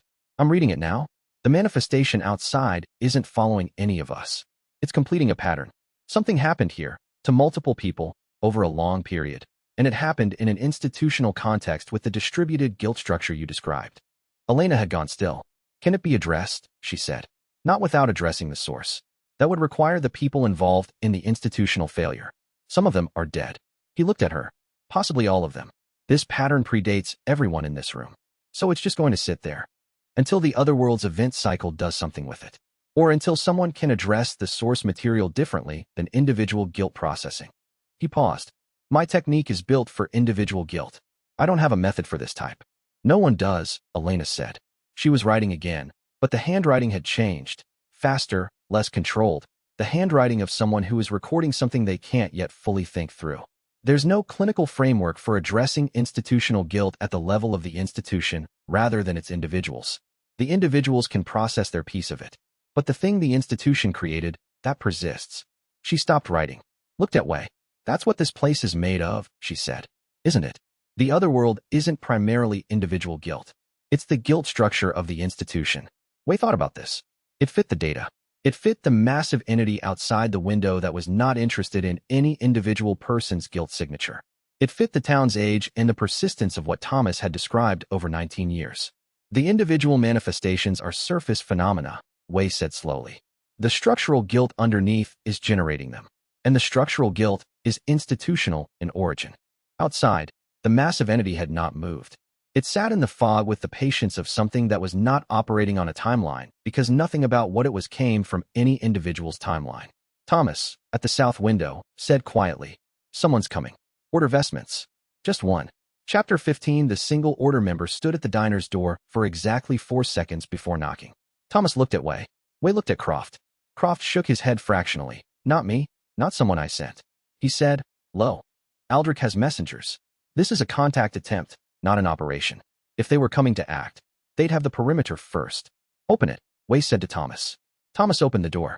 The order member was in his 40s, built solidly, with the expression of a man who had been given an errand he found distasteful and was going to complete it with precision regardless of his personal feelings.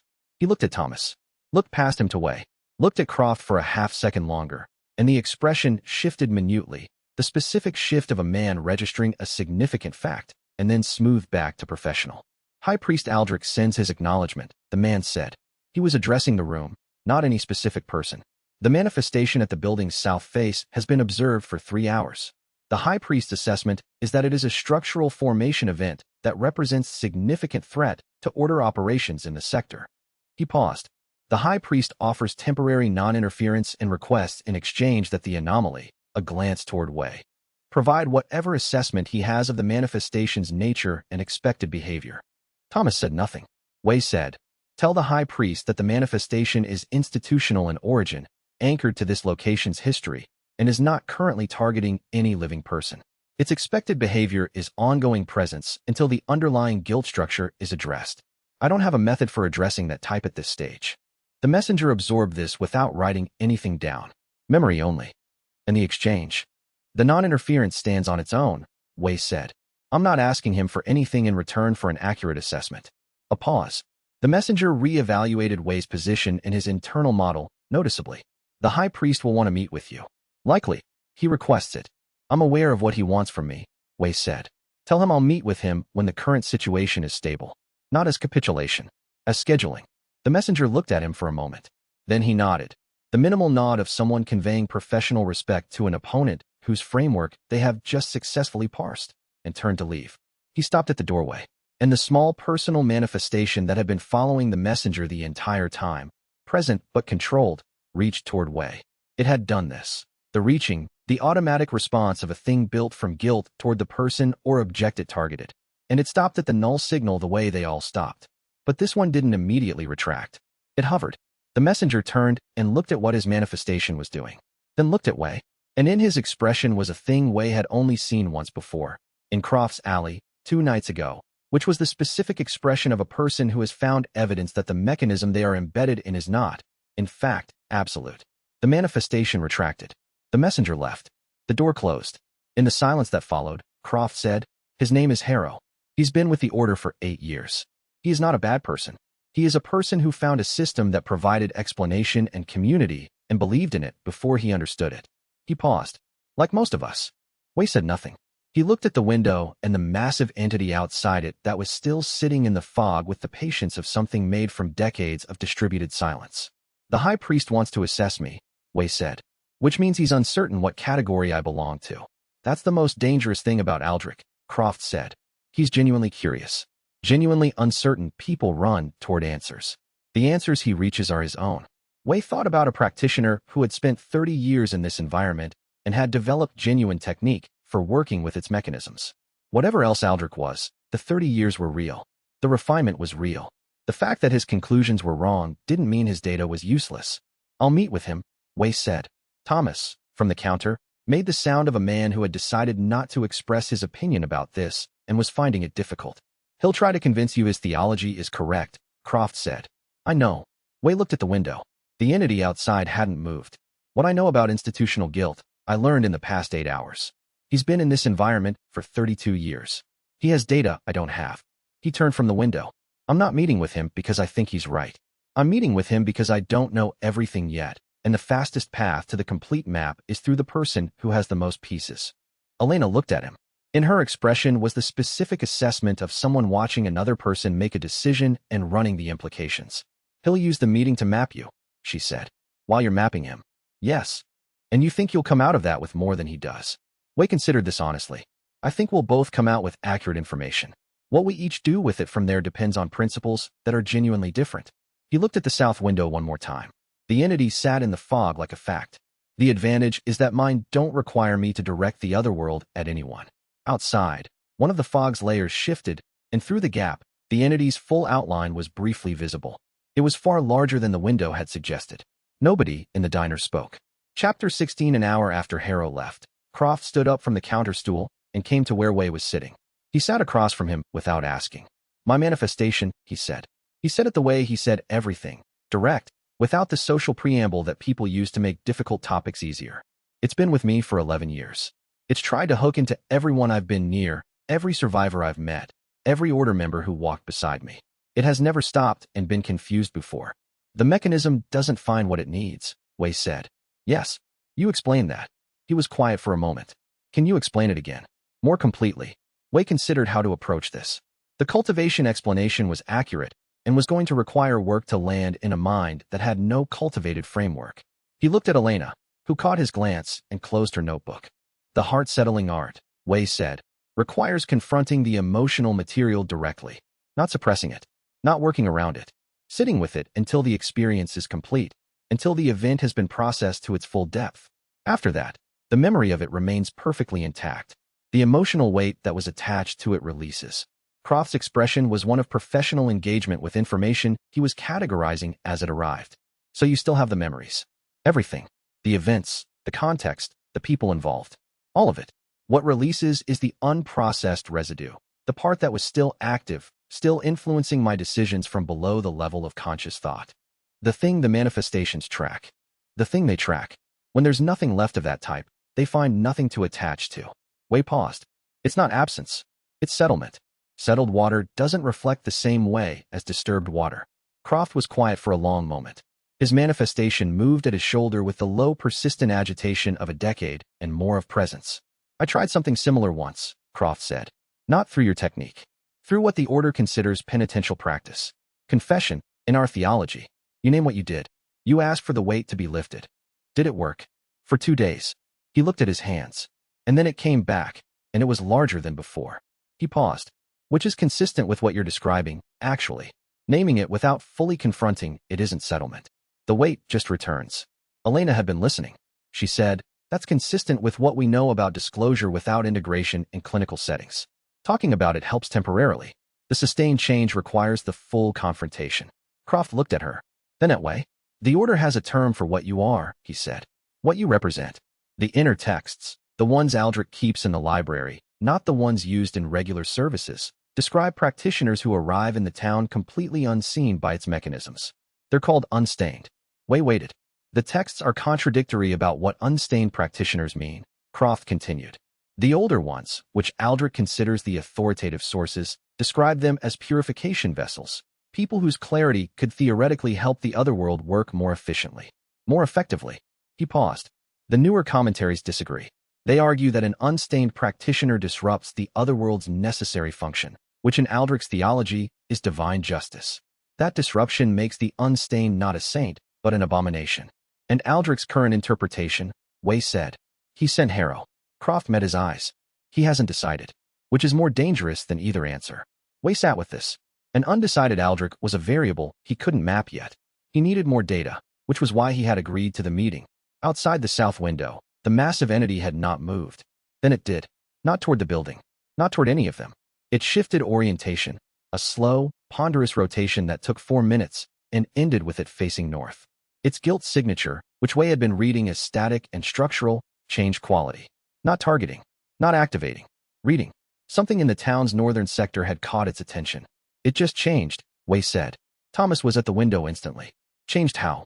It's oriented north. Its signature reads like it's responding to something. Wei's still-pawned perception reached north, following the entity's attention line. He found the return signal 2 blocks up, dense and specific, the kind of density that came from accumulated history at a physical location.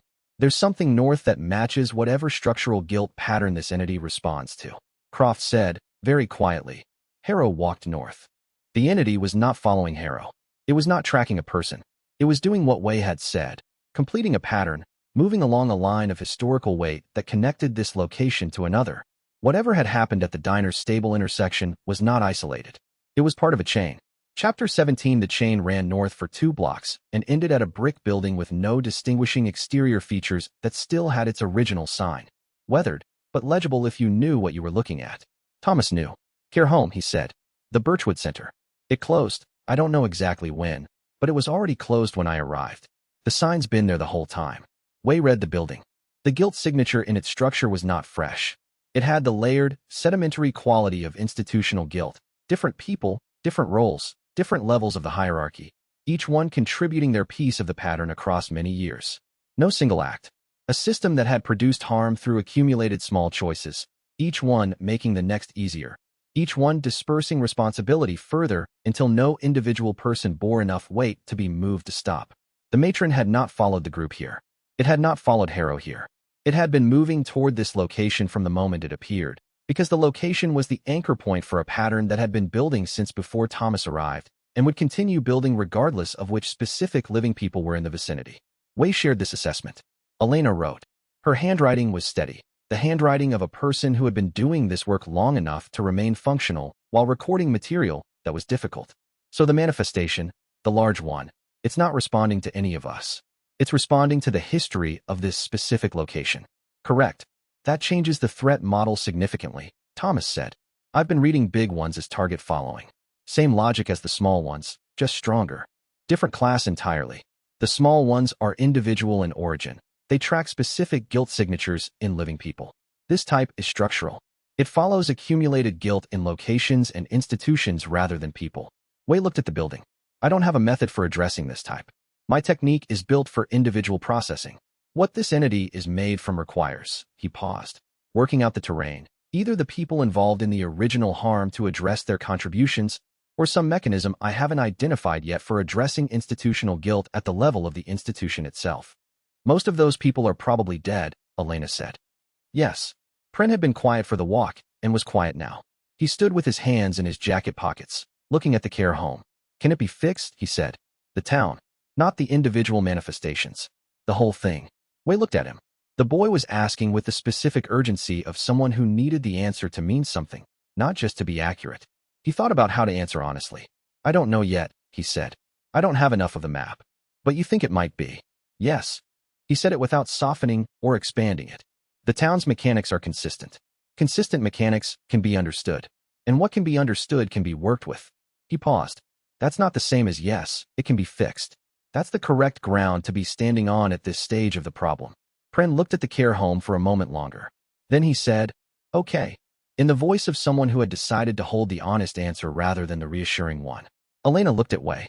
He recognized the expression. She had used it the first time he'd given her a model update that changed the structure of what she thought she knew. Useful and uncomfortable. The founding community that Croft mentioned, she said. The original cultivation tradition this place came from. If there was a method for addressing institutional guilt built into the original system, that would explain why the Order's theology is so confused about the mechanism. They inherited the pieces, but not the purpose. Wei looked at her. That is a reasonable extrapolation from available data, he said. She wrote it down. Chapter 18. They spent 3 hours in the stable intersection building. Back at the diner, which Thomas maintained as a base because its stability was proven and its gas lines still worked, building the most complete model Wei had yet attempted. Thomas provided 19 years of practical observation. Elena provided her 2 weeks of documented patterns and her clinical framework. Croft provided the Order's theology and inner texts as described from memory. Wei provided the cultivated perception and the theoretical framework. It didn't matter that 3 of the 4 had never heard the word cultivation before Wei arrived. What mattered was systematic observation, and all of them had that. The model that emerged had 3 primary categories.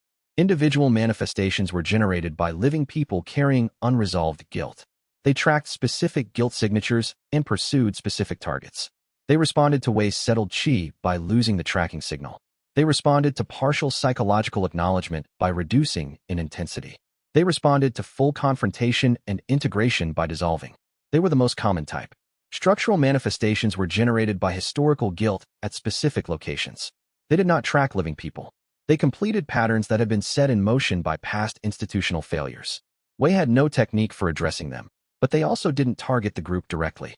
The matron was this type. Order-directed manifestations were the most dangerous. They combined the otherworld's mechanisms with deliberate intent.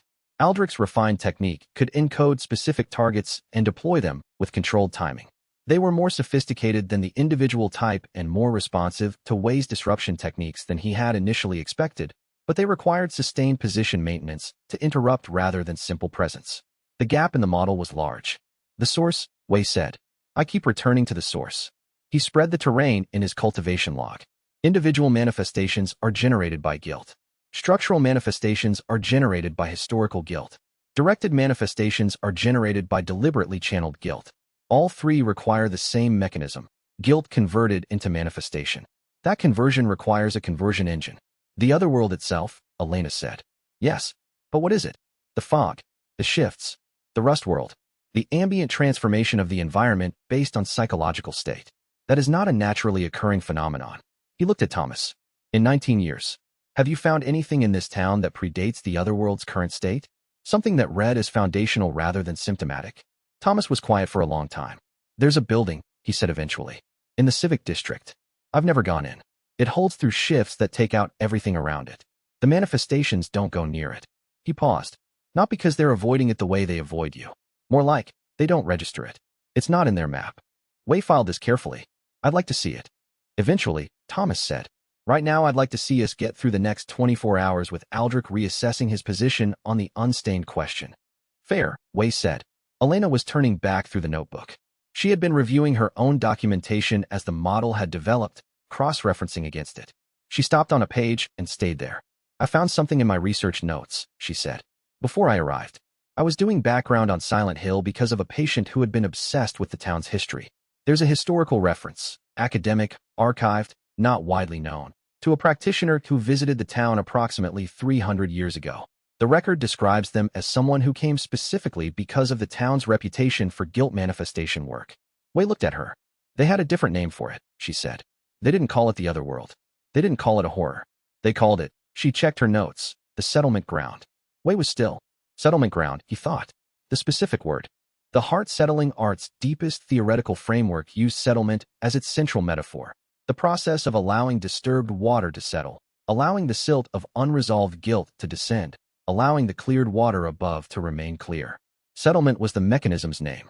And 300 years ago, someone had been here and called this town by a word that matched the mechanism. What happened to them, he said. The practitioner. The record is incomplete, Elena said. They arrived. They were here for some period. And then there's a gap, and then a reference to the town's founding guardian having completed their work and departed. She paused. Or the translation is wrong, and it says they couldn't depart. The original language is ambiguous. Outside, without warning, the siren sounded. Not at the interval Thomas had calibrated over 19 years. Not the 4-minute warning. Not any interval he had heard before. It was immediate. And then it stopped.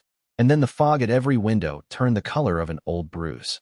Chapter 19. Thomas was at the south window before the siren finished. That's wrong, he said.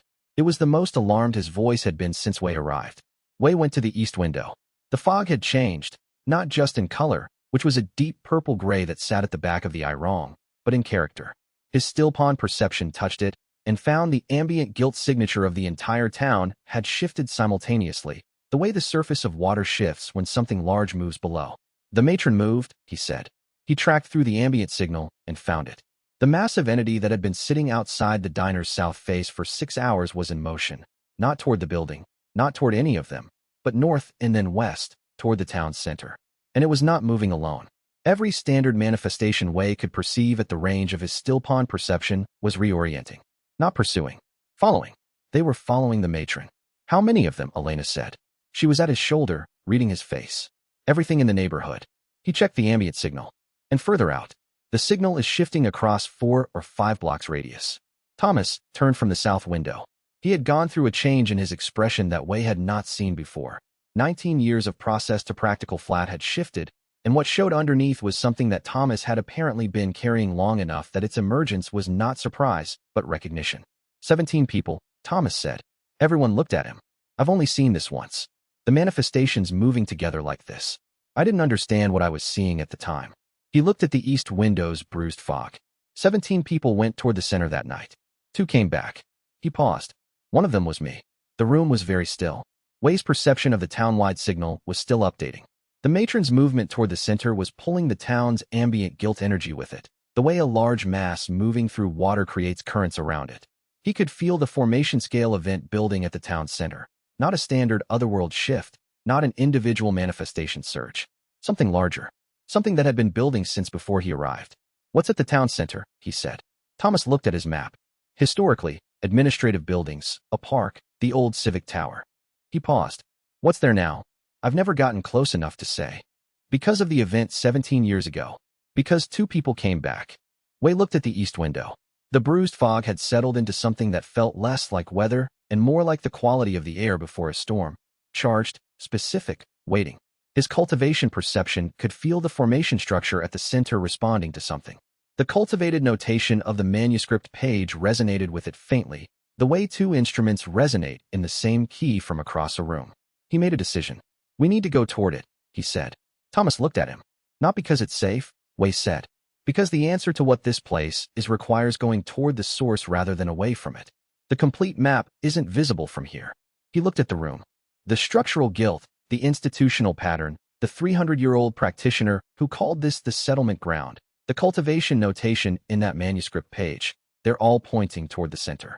Everything I've learned in the past 4 days suggests the mechanism has a source, and the source is what we need to understand. Elena said, You're going regardless. Yes. Then I'm going. She closed the notebook and put it in her pack. Not because you convinced me. Because that's where the documentation leads. Croft said nothing. He stood and adjusted his order vestments in a way that suggested he had made a decision that he was not announcing. Thomas looked at his map. Then at Wei, You understand what I'm telling you, he said. About the 17 people. I understand. And your assessment is still go. My assessment is that remaining here is waiting for the mechanism to come to us in ways we can't predict. Moving toward the source gives us more agency over what we encounter. Thomas folded the map with the precision of a man who had been folding it for 19 years and knew exactly which crease went where. He put it in his jacket.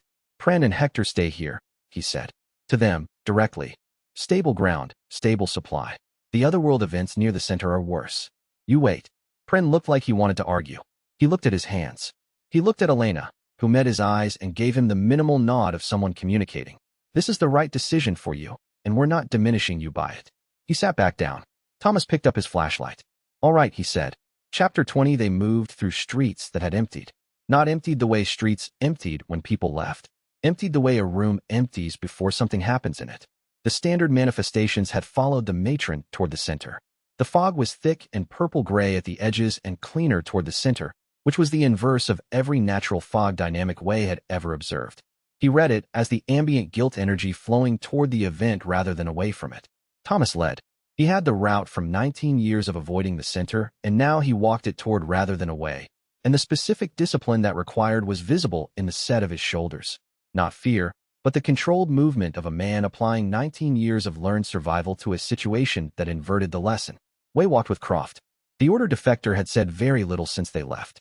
His manifestation moved at his shoulder with what Wei's still-pawn perception read as changed character, still the same dense, layered material, but its agitation had a different quality. Less persistent pursuit. More like something that was aware it was moving towards something significant and had adjusted its behavior accordingly. You've been to the center before, Wei said. Not a question. Once, Croft said. Years ago. Before I understood what I was seeing. He paused. Aldrich took 3 inner members there when I was new. To show us what the other world served. What it protected. He was quiet for half a block. I thought I understood it then. I understand now that I was looking at the wrong thing. What did you see? A formation. Old. Not order built. Older than the order. Older than any record we have. Aldrich called it the engine. He paused. He believes it's the mechanism of divine judgment. He's maintained that position for 30 years. And now I've watched you read the town for 4 days, and I've listened to the woman with the notebook develop a model that makes more sense than anything in Aldrich's inner library. He paused again. I don't know what the engine is, but I don't think it's what he says. Ahead of them, through the fog, the shapes of the gathered manifestations were visible. Hundreds of them, moving in the same direction without pursuing each other or anything else. The individual monsters of the town, all following the matron's direction toward the center, moving with the uncanny collective behavior of organisms that had been drawn by something beyond their individual programming. And not one of them turned toward Wei's group. Not one swept the sensing apparatus. Not one changed its path.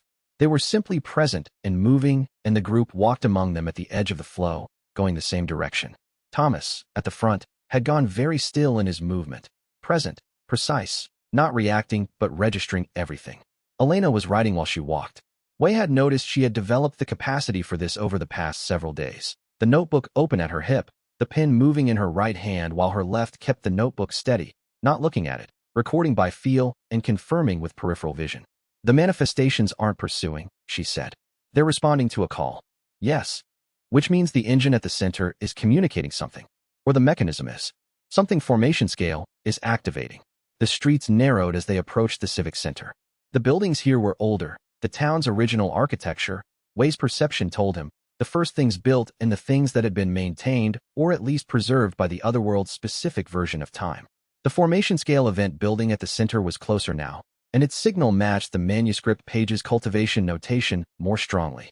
They were walking towards something that had been waiting for a cultivation practitioner specifically. Wei thought about the 300-year-old reference. The settlement ground. The practitioner who had come and either completed their work or couldn't leave. The founding guardian. He thought about the manuscript page on the wall of the apartment he'd found on his first night, and the way it had resonated with his technique from across the room before he could even read it. He thought about the fact that he had transmigrated mid-peak advancement, in perfect synchronization with his entire accumulated cultivation practice arriving in this specific place. He did not yet draw conclusions from these thoughts. He filed them as the kind of pattern that required more data before becoming knowledge. But the territory ahead was opening, and the map was incomplete, and for Wei Changming that had always meant moving forward. Thomas stopped. He was at the edge of what would have been the civic park.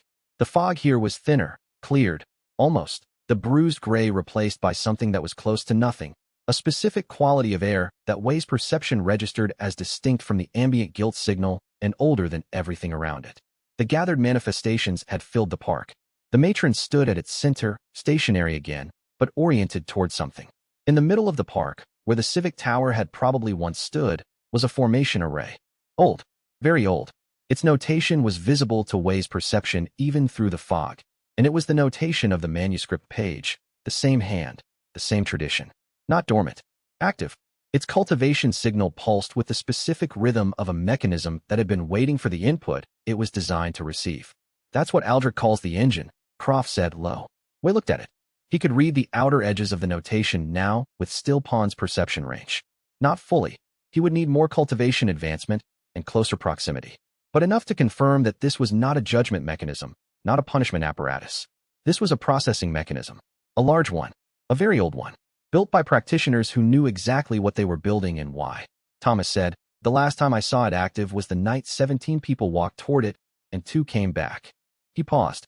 I came back because I turned around when I understood I didn't know what I was walking into. He looked at Wei. I'm not turning around this time, he said. Not to Wei. Not to any of them. To himself. Wei didn't say anything. He watched the formation pulse with its old, patient signal, sending its cultivation notation out through the town's fog like an invitation that had been broadcast for a very long time. He stepped forward. Chapter 21. The formation array pulsed. Close up. Wei could read more of the notation. Not all of it. Not nearly all of it, but enough to understand the structure. This was not a simple formation. It was a multi-layer apparatus built for receiving and processing something, the way a mill is built for receiving grain. The input it was designed for was guilt, institutional guilt, individual guilt, historical guilt, all categories, and the output it was designed for was something the notation described in terms he could recognize, but not yet fully decode. Settlement, he thought, and completion, and release. The matron had positioned itself at the formation's outer edge and had gone still again. The hundreds of standard manifestations filling the park had arranged themselves with a pattern that, seen from inside, looked random and, seen from Wei's cultivated perception at Stillpond range, looked like an audience. They were not attacking. They were oriented toward the formation with the quality of something drawn to a resonance it could feel but not name. Thomas was at Wei's shoulder, reading the crowd of manifestations the way a man reads weather. They're all just standing there, he said. The formation drew them. Wei moved toward the structure at the center, moving between manifestations that parted for him with the automatic untracking of things that had categorized him as null and were done updating the classification. He moved carefully, not because he was afraid, but because Thomas and Elena and Croft were behind him, and the manifestations were parting specifically for him, not for them, and he needed to create the corridor. Stay directly in my wake, he said low. Close as you can. Thomas was already doing this, having identified the principle from observation. Elena matched his movement. Croft came last, his manifestation tracking through the crowd and finding its known patterns and adapting. He moved through this environment differently than the others, with the specific adjustment of someone who had navigated these things for years using a different method. They moved through the park's crowd of stillness to the formation's edge. Wei's perception of the notation increased sharply with proximity. He stood 3 feet from the outer ring and read what he could. Processing apparatus. Definitely. The input channels were designed for multiple types of guilt simultaneously, and the capacity was large. Very large. Built for more than one town's worth. Built for a network. He was starting to understand something about the scale of what the founding community had been attempting. Movement in his peripheral vision. He turned. From the second floor of the building that faced the park's north edge, the old administrative building, 2 stories, its windows intact where everything around it had degraded, a figure watched. Still, composed, not alarmed by the gathered manifestations, not alarmed by the group at the formation's edge, not alarmed by any of it. Simply watching, in the manner of someone who had spent a long time studying a phenomenon and had reached a point where the phenomenon no longer produced alarm. Their eyes met across the park, and High Priest Aldrich smiled. Not the smile of satisfaction, not the smile of triumph. The smile of a man who has been waiting for a specific thing to appear and has just watched it walk through the door. Chapter 22. He came down to street level and crossed the park directly. The manifestations parted for him with a different quality than they parted for Wei, not null tracking, but recognition. They knew Aldrich. They moved around him with the specific behavior of things that had been in his presence long enough to have encoded his signature as not target. Different mechanism than Wei's. The same practical result. He was in his 60s, and up close his stillness had the quality of something that had stopped being stillness decades ago and had become simply equilibrium. His vestments were immaculate. His hands were at his sides, not clasped, not positioned, simply present, the hands of a man who had spent long enough with his own body that it needed no deliberate arrangement. He stopped 4 feet from Wei and looked at him the way one practitioner looks at another. the diagnostic attention that went beyond the surface to the thing underneath. "You're not what the texts describe," Aldrich said. "I've heard the texts are contradictory on the subject," Wei said. "They are." He held Wei's gaze. "The oldest ones describe unstained practitioners as arriving with significant inner light. Luminous. Unmistakable from a distance." He paused. "You're simply quiet. It's more unusual than luminous would be." Wei said nothing. Aldrich looked at Stillpon's ambient register and found whatever he was looking for, or didn't find it, which was apparently the same thing. His expression moved through something that was not quite theological crisis and not quite intellectual revision. More like the expression of a man adding a data point that doesn't fit his model and deciding to hold it as an outlier for now rather than immediately restructure. "You disrupted an authorized purification operation yesterday," he said. "I disrupted an attack on 3 people who had no knowledge of the mechanism being deployed against them and no capacity to address it. The mechanism is responsive to guilt. The 3 people you extracted carry significant guilt for significant harm." He said this without heat, with the quality of a man describing the mechanism of a machine. "The purification would have been appropriate." "Appropriate to whom?" Wei said. Aldrich's expression shifted, fractional, but real. The response of a man encountering an argument that is not new to him, but that he has not heard deployed with this specific timing. "The theology is consistent on this," he said. "Those whose guilt is significant are directed to confront it. The mechanism doesn't direct. Amplifies." Wei looked at him steadily. "The mechanism amplifies what is unresolved. It doesn't distinguish between people whose guilt is objectively large and people whose avoidance of their guilt is objectively large. Those are different variables. You're treating them as the same." Aldrich was quiet. He looked at the formation array behind Wei. "You can read that notation," he said. "It was not a question. Partially. The system I was trained in descends from the same tradition. The same tradition that built the engine. I don't know that yet. The hypothesis is consistent with what I can read." Aldrich turned this over. Wei could see him doing it. The specific movement of a mind working through something that has significant implications for the conclusions of 30 years of theology. He did not look panicked. He looked occupied.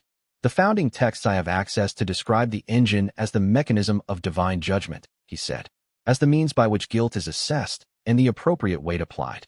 "Your founding texts are order texts," Wei said, "written after the original tradition was destroyed, by people who inherited a mechanism they didn't fully understand and interpreted it through available theological frameworks." He paused. "What I can read of the original notation describes a processing apparatus, not a judgment apparatus. The two are different in purpose and in outcome." Aldrich was very still.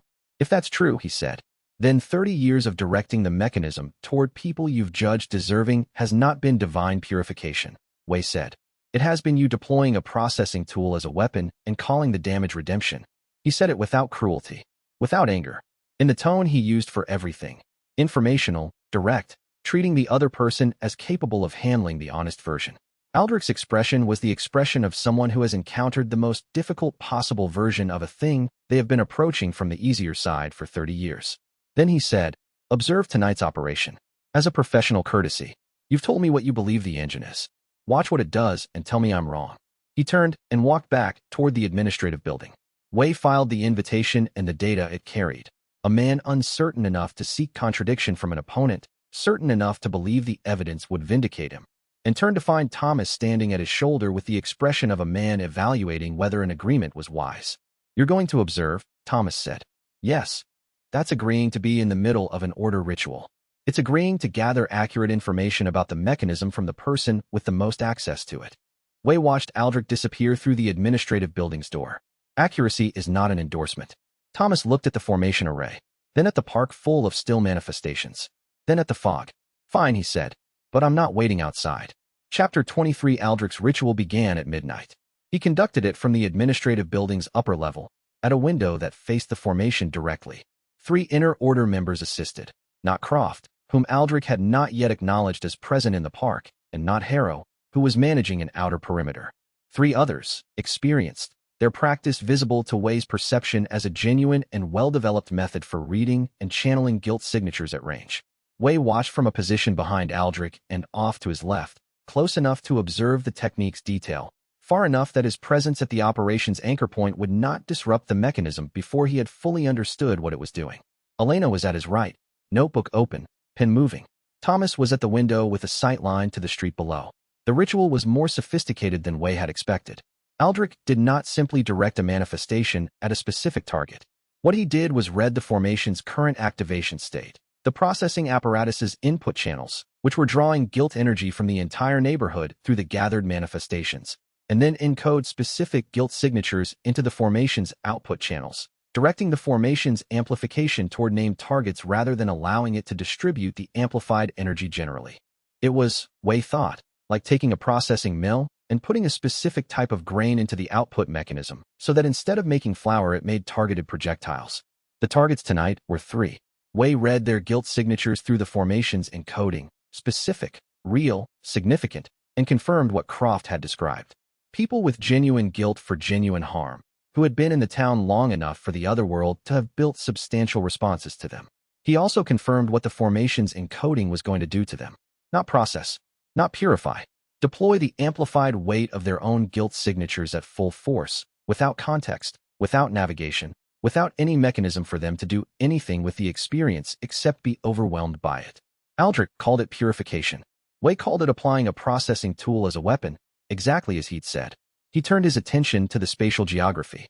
The 3 targets were in the park below, having been drawn by the formation's activation the same way the manifestations had been drawn. They didn't know what they were walking toward. They were standing in different parts of the park, separated by 40 feet of gathered manifestations. The extraction had to happen before the encoding completed, before the formation's amplified output launched, and it had to happen quietly enough that Aldrich's attention stayed on the ritual rather than shifting to Wei's group. He moved to Thomas. Quietly, the targets are in the park. Southeast, central, and northwest positions. I need to reach them before the ritual completes. Thomas looked out the window, looked at the crowd, looked at the 3 positions Wei had indicated. For minutes, Thomas said. That's how long these things usually take at this stage. I'll need 2 per person. You can't do 2 per person in 4 minutes over 40 feet of manifestations.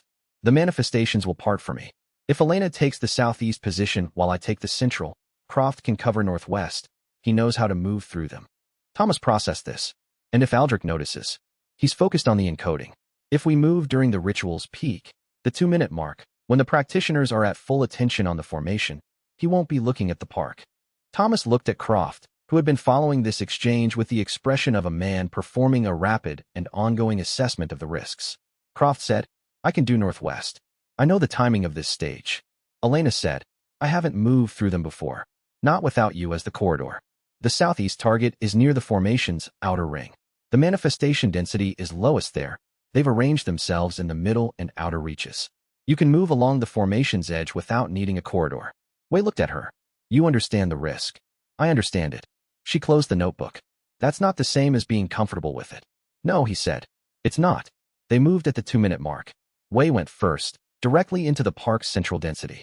The manifestations parted with their automatic non-tracking, and he moved through the gap, keeping his pace even, keeping his presence exactly as it always was, settled, clean, providing nothing for any mechanism to catch. The crowd flowed around him. He reached the central target, a man in his 50s, standing in the middle of the park with the confused expression of someone who had followed a pull without fully understanding what was pulling him, and said, very quietly, We're leaving. Come with me now. The man looked at him, looked at the manifestations surrounding them, looked at Wei's settled, unalarmed posture. Now, Wei said again. They moved. At the park's southeastern edge, he could see Elena at the second target, a woman, younger, her guilt signature one of the most active in the park. Elena wasn't explaining. She was using the authority of a person who knew what they were doing in a situation where the other person didn't, and the woman was following. Croft was at the northwest target, a man he was moving with the fluid efficiency of someone who had navigated this environment in every condition for 8 years. His own manifestation was tracking him, as it always did, and the other manifestations were registering it with their recognition response and routing around the pair. The ritual reached its completion stage. They were out of the park when the formation's amplified output released. Wei felt it at his back, a wave of encoded energy that would have been overwhelming directed at a specific target. It released into the park without anyone to target, the encoding dispersing against the gathered manifestations, which absorbed it with the specific behavior of things encountering energy that wasn't directed at them. Confusion, then resettlement, then the crowd drifting as the ritual's draw effect ended. Aldrich's voice, from the window above, the targets are not present. He didn't sound furious. He sounded calculating. Wei moved the group away from the park before Aldrich's attention could complete its reassessment.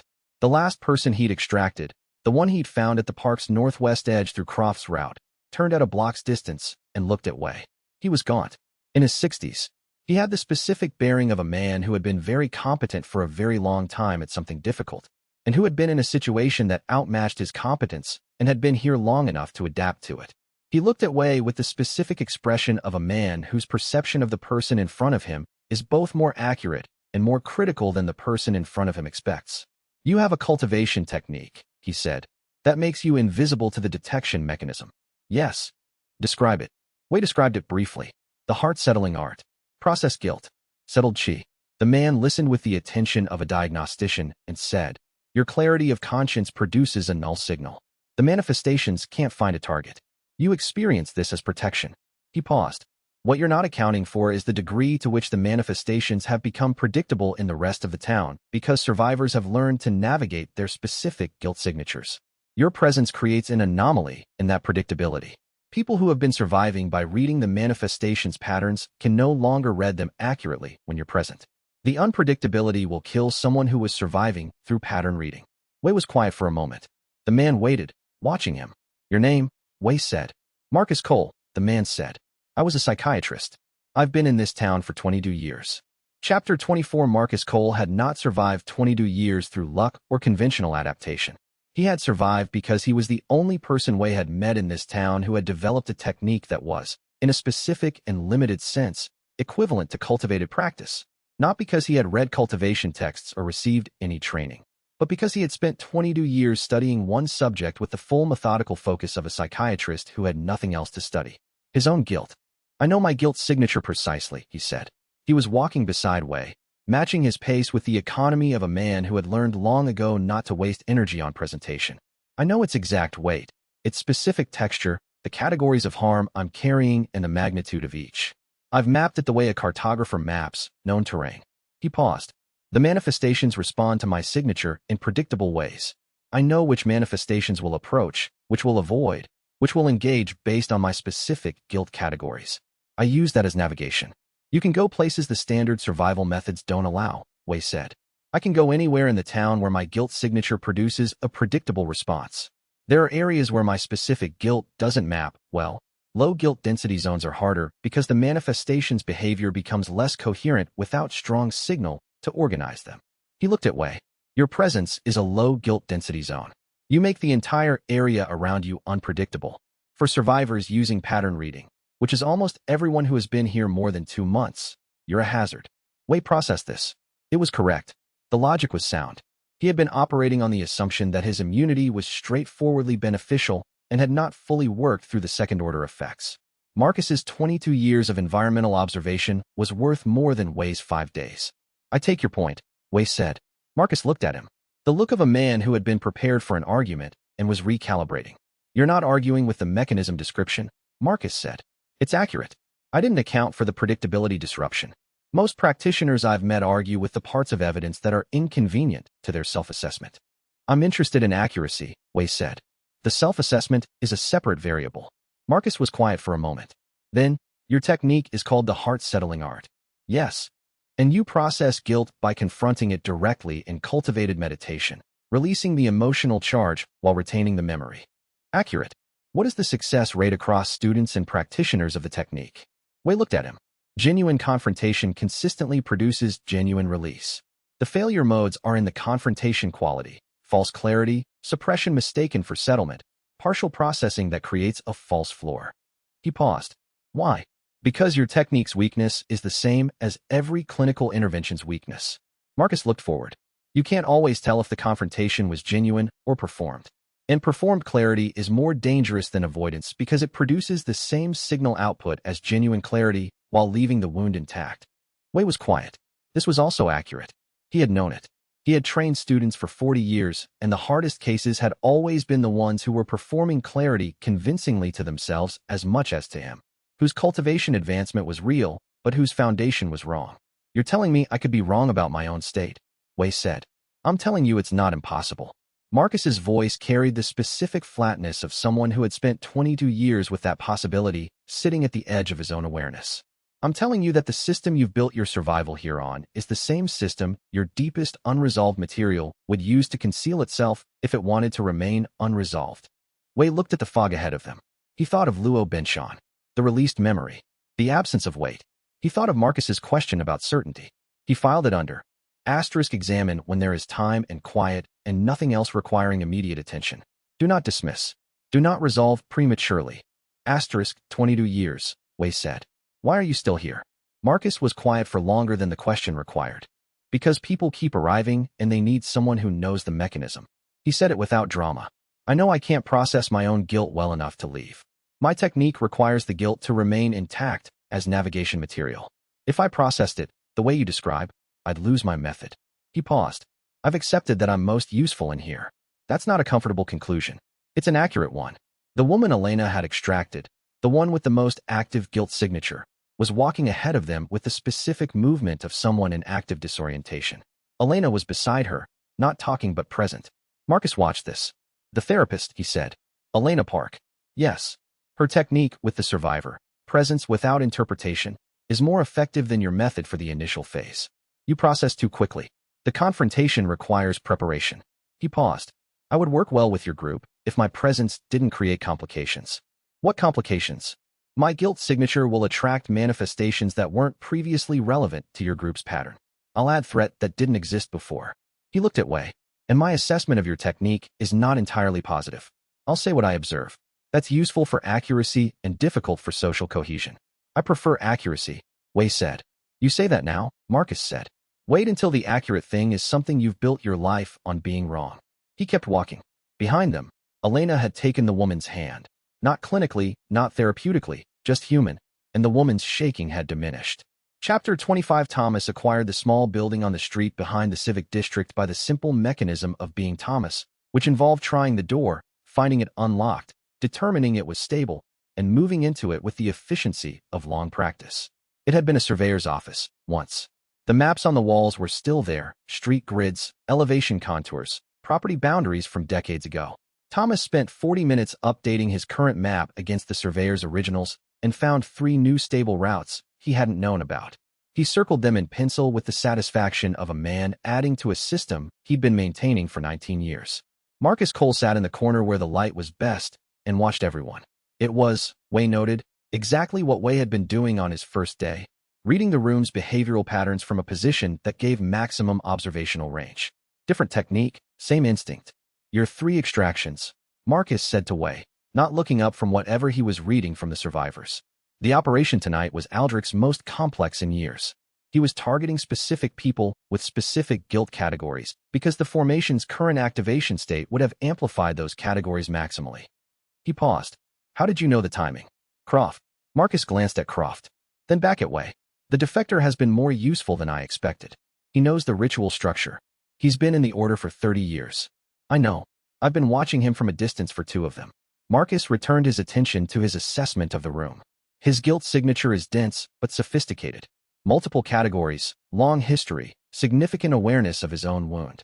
He's been carrying it as practiced load-bearing rather than as avoidance. Wei noted, Marcus Cole describes people the way Wei described terrain. Everything was a clinical observation, categorized and assessed. Different vocabulary, same underlying instinct. You're evaluating everyone, Wei said. I always am. It's how I navigate.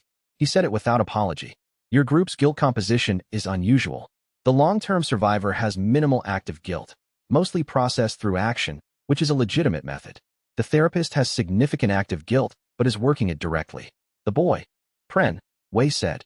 He and Hector had arrived at the surveyor's building 20 minutes after the group, having followed Thomas's marks from the stable intersection.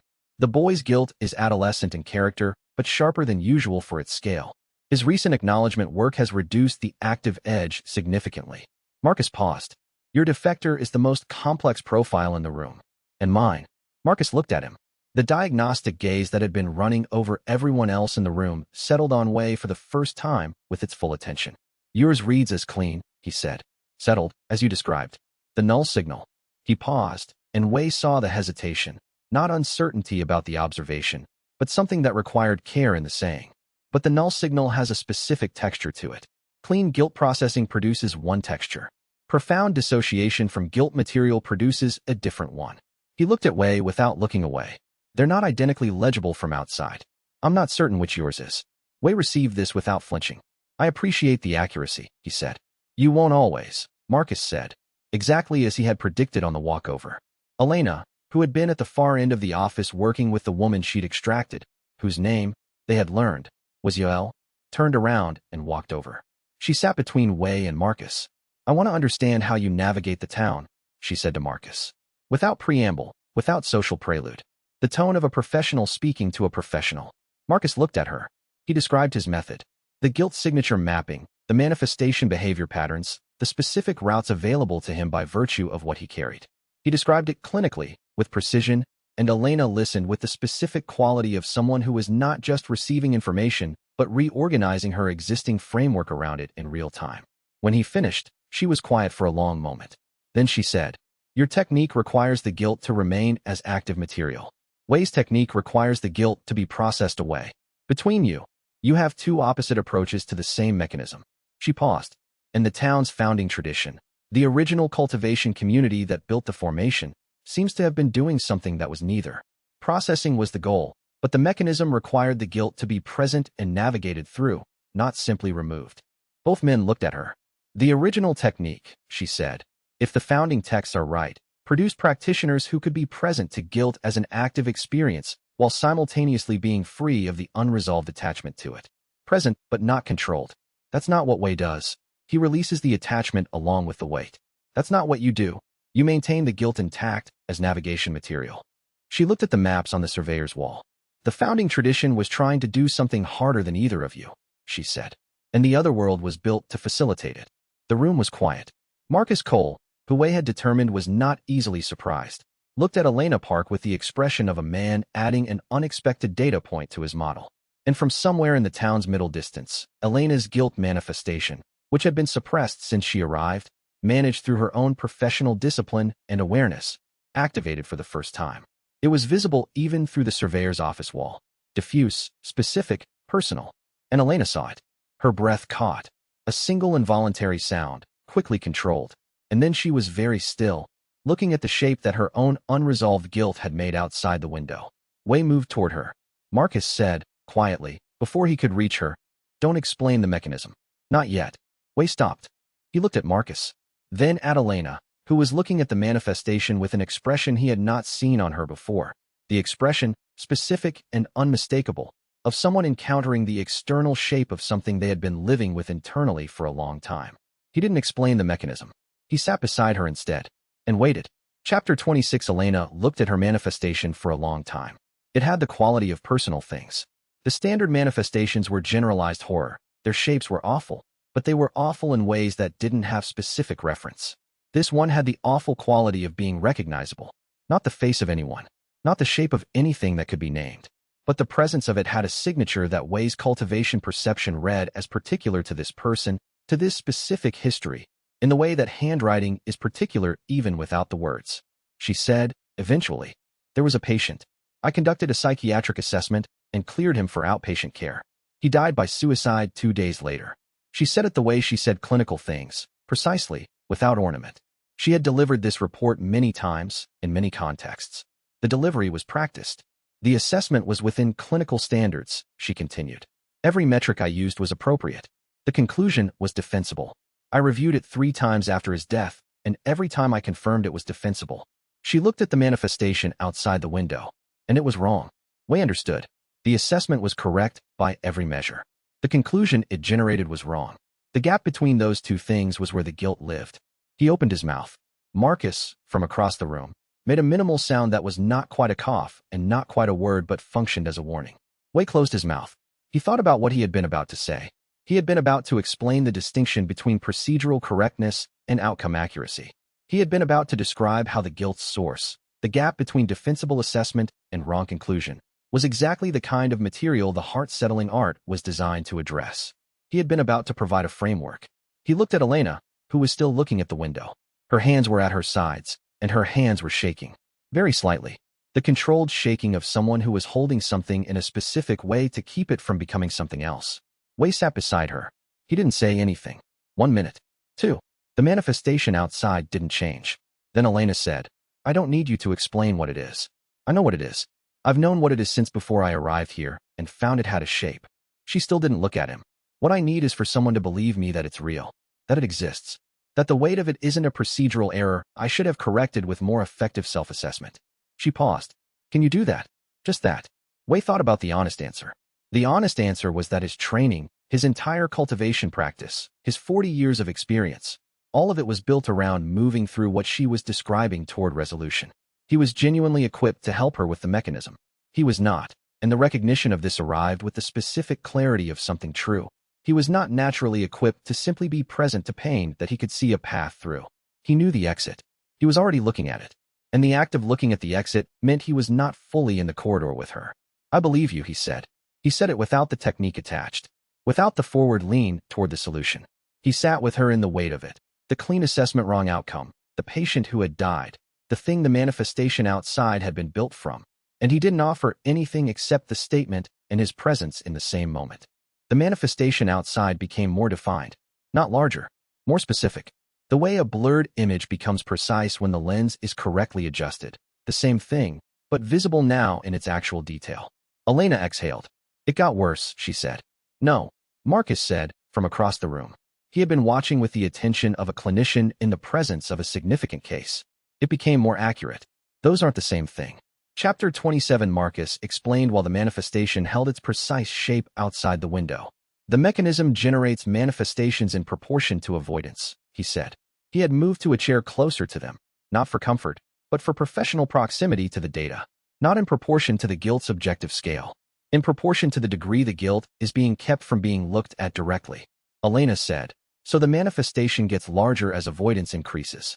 And when avoidance decreases, when the guilt is seen, acknowledged, held without the avoidance response, the generation rate drops. He paused. The manifestation you're seeing now is accurate. It represents the actual weight of what you're carrying without the avoidance distortion. It's not larger because it's not being avoided.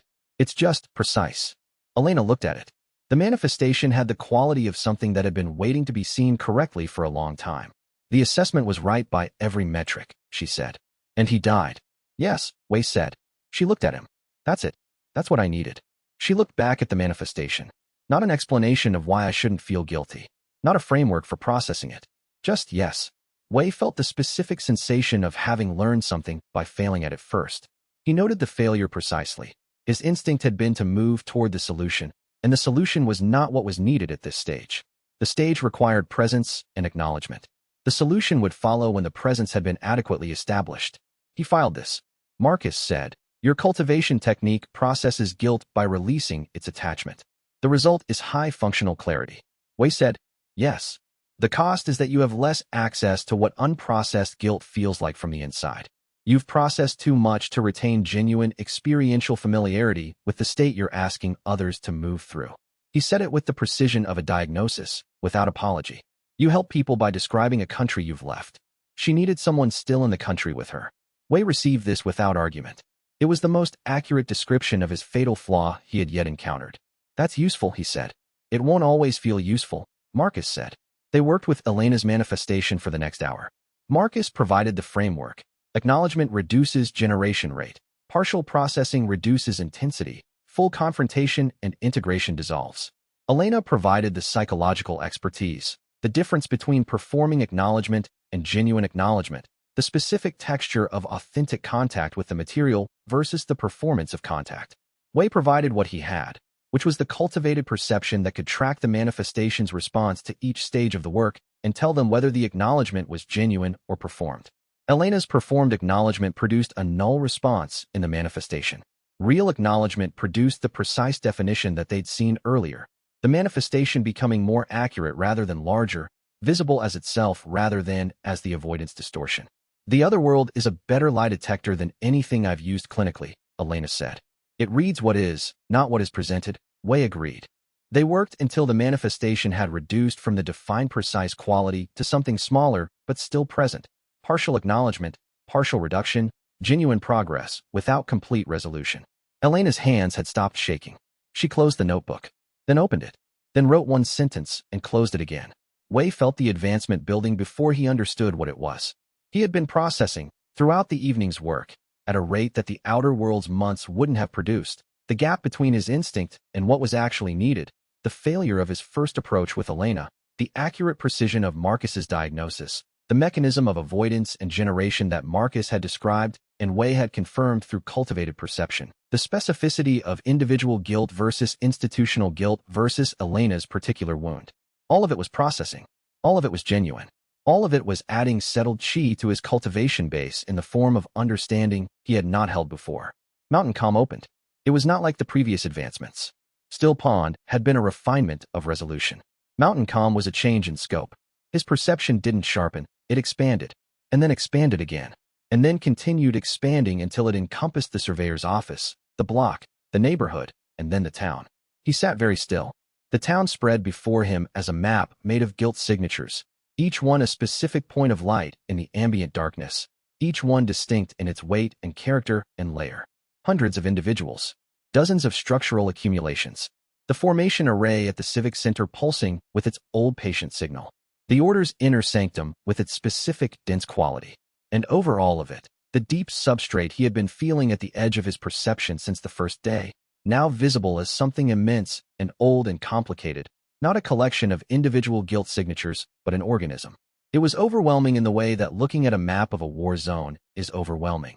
The beauty of the scale and the horror of what it represented, simultaneously and without resolution. He sat with it for 3 hours. Elena watched him. She said nothing for the first hour. In the second hour, she made notes. In the third hour, she simply sat in the room with him the way he had sat with her, present, without offering anything. When he came back, she was there. Something changed, she said. Mountain Calm. 4th rank. He paused. The perception range expanded to the full town. Can you describe what you see? He described it.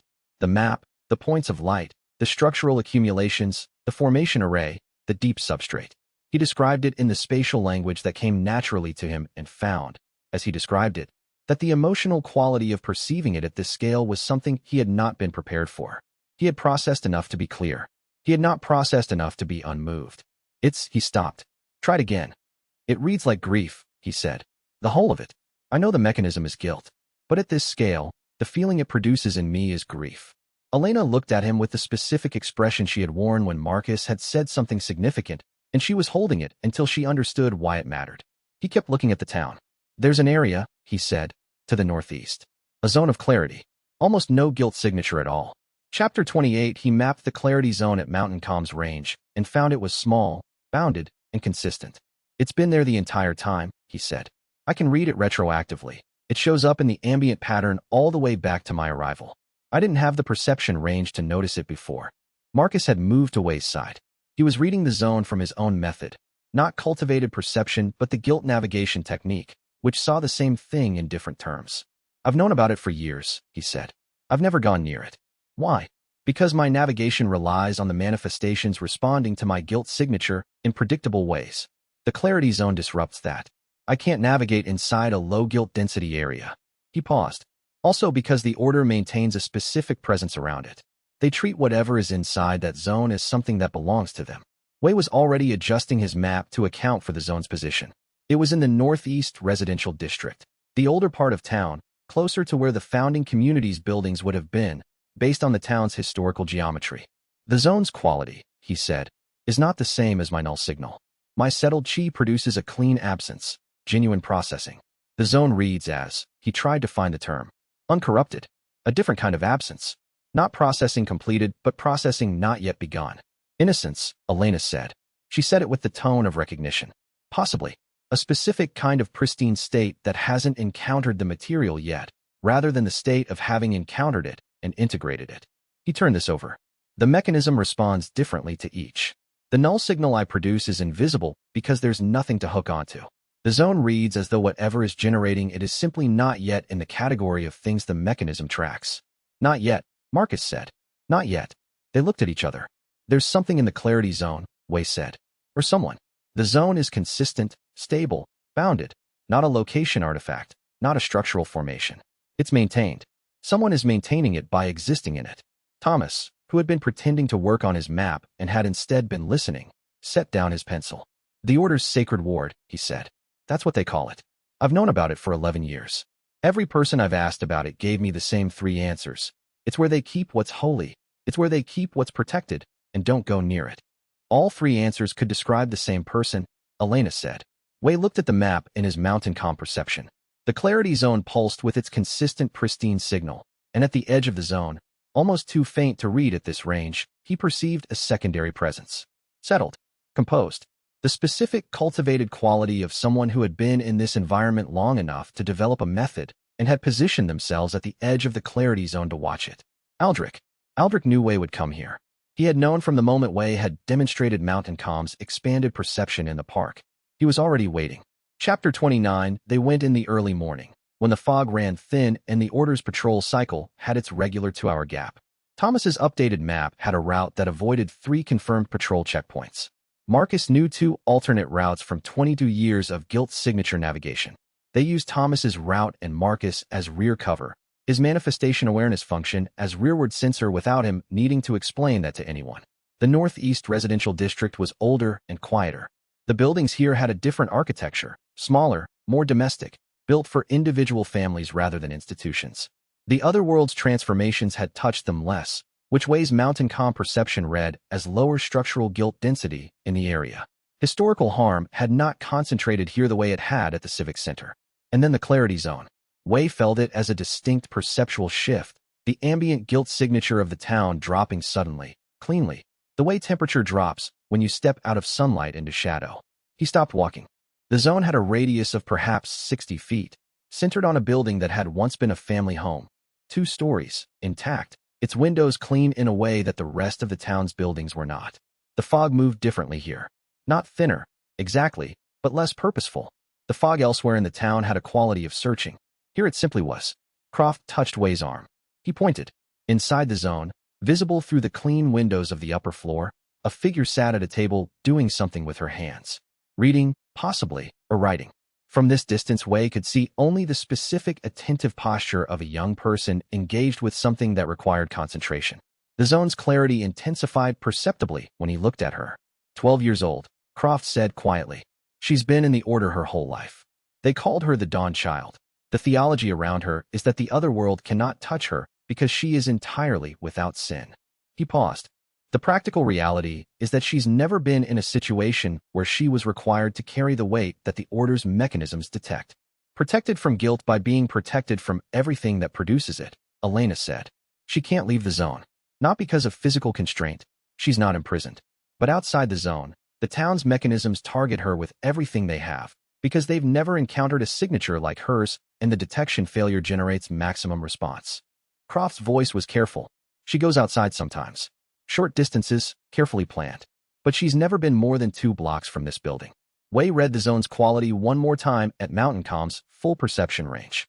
She maintains this, he said. Not passively. The zone's consistency requires active maintenance. She's doing something to sustain the pristine quality. The Order's theology calls it prayer, Croft said. I've watched it for years. It looks like meditation to me. Wei looked at Elena. Elena said, if the founding community's techniques survived in fragments carried by the people who escaped, and if the Order has been raising children in isolation and in specific practices for generations, then without understanding what they were preserving, Wei said, they've been preserving a fragment of the original method. In the children raised within the zone. He moved toward the building. Inside, the girl looked up from the table. She saw them. She held the look for a moment with the specific quality of a person who had been expecting guests and was now verifying that these were the guests she had been expecting. She came to the door. She was 12 years old and had the specific quality of someone who had spent their whole life in close contact with a thing that was very large and had formed their understanding of scale from proximity to it. Her eyes were dark and attentive and processed what they saw the way Elena's eyes process things, with the instinct of a person who wants to understand rather than react. You're the unstained, she said to Wei. It was not a greeting and not a question. It was a classification. That's the Order's term for it, he said. I know it's the Order's term. She said it without dismissiveness, the statement of fact from a person who had spent 12 years inside one explanatory framework and was aware that the framework was a framework. What do you call it? A practitioner with a settled chi base, Wei said. The mechanisms in this town can't find what they're looking for. She nodded. Then she said, do you know what happens to unstained practitioners who die in Silent Hill? Wei looked at her.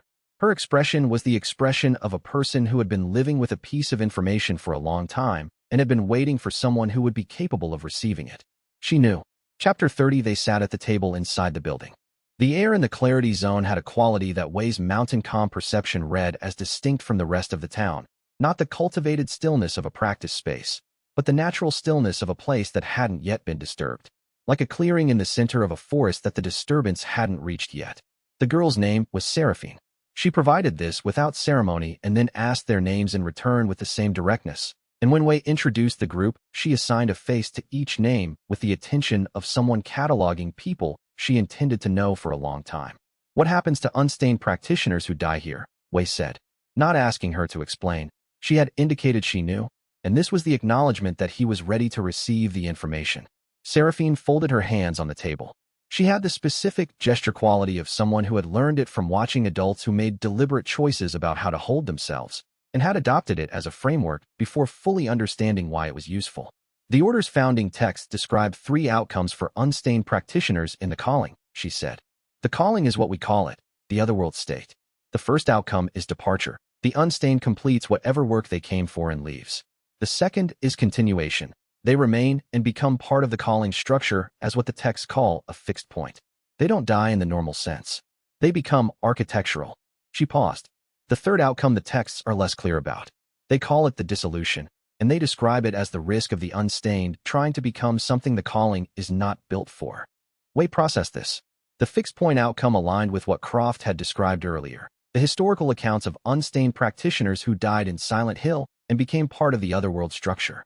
What Croft had not provided was the distinction between the outcomes, or the condition that determined which one applied. What determines the outcome? Elena said. Seraphine looked at her. Then at Wei. The texts disagree.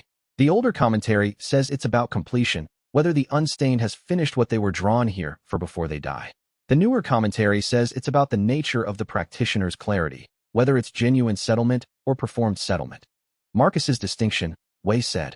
Seraphine looked at him with the expression of a person who knows what you're referencing and doesn't know how you know it. Who is Marcus? A 22-year survivor. He has a theory about genuine versus performed clarity that maps onto what you're describing. I'd like to meet him. He's outside the zone. Wei paused.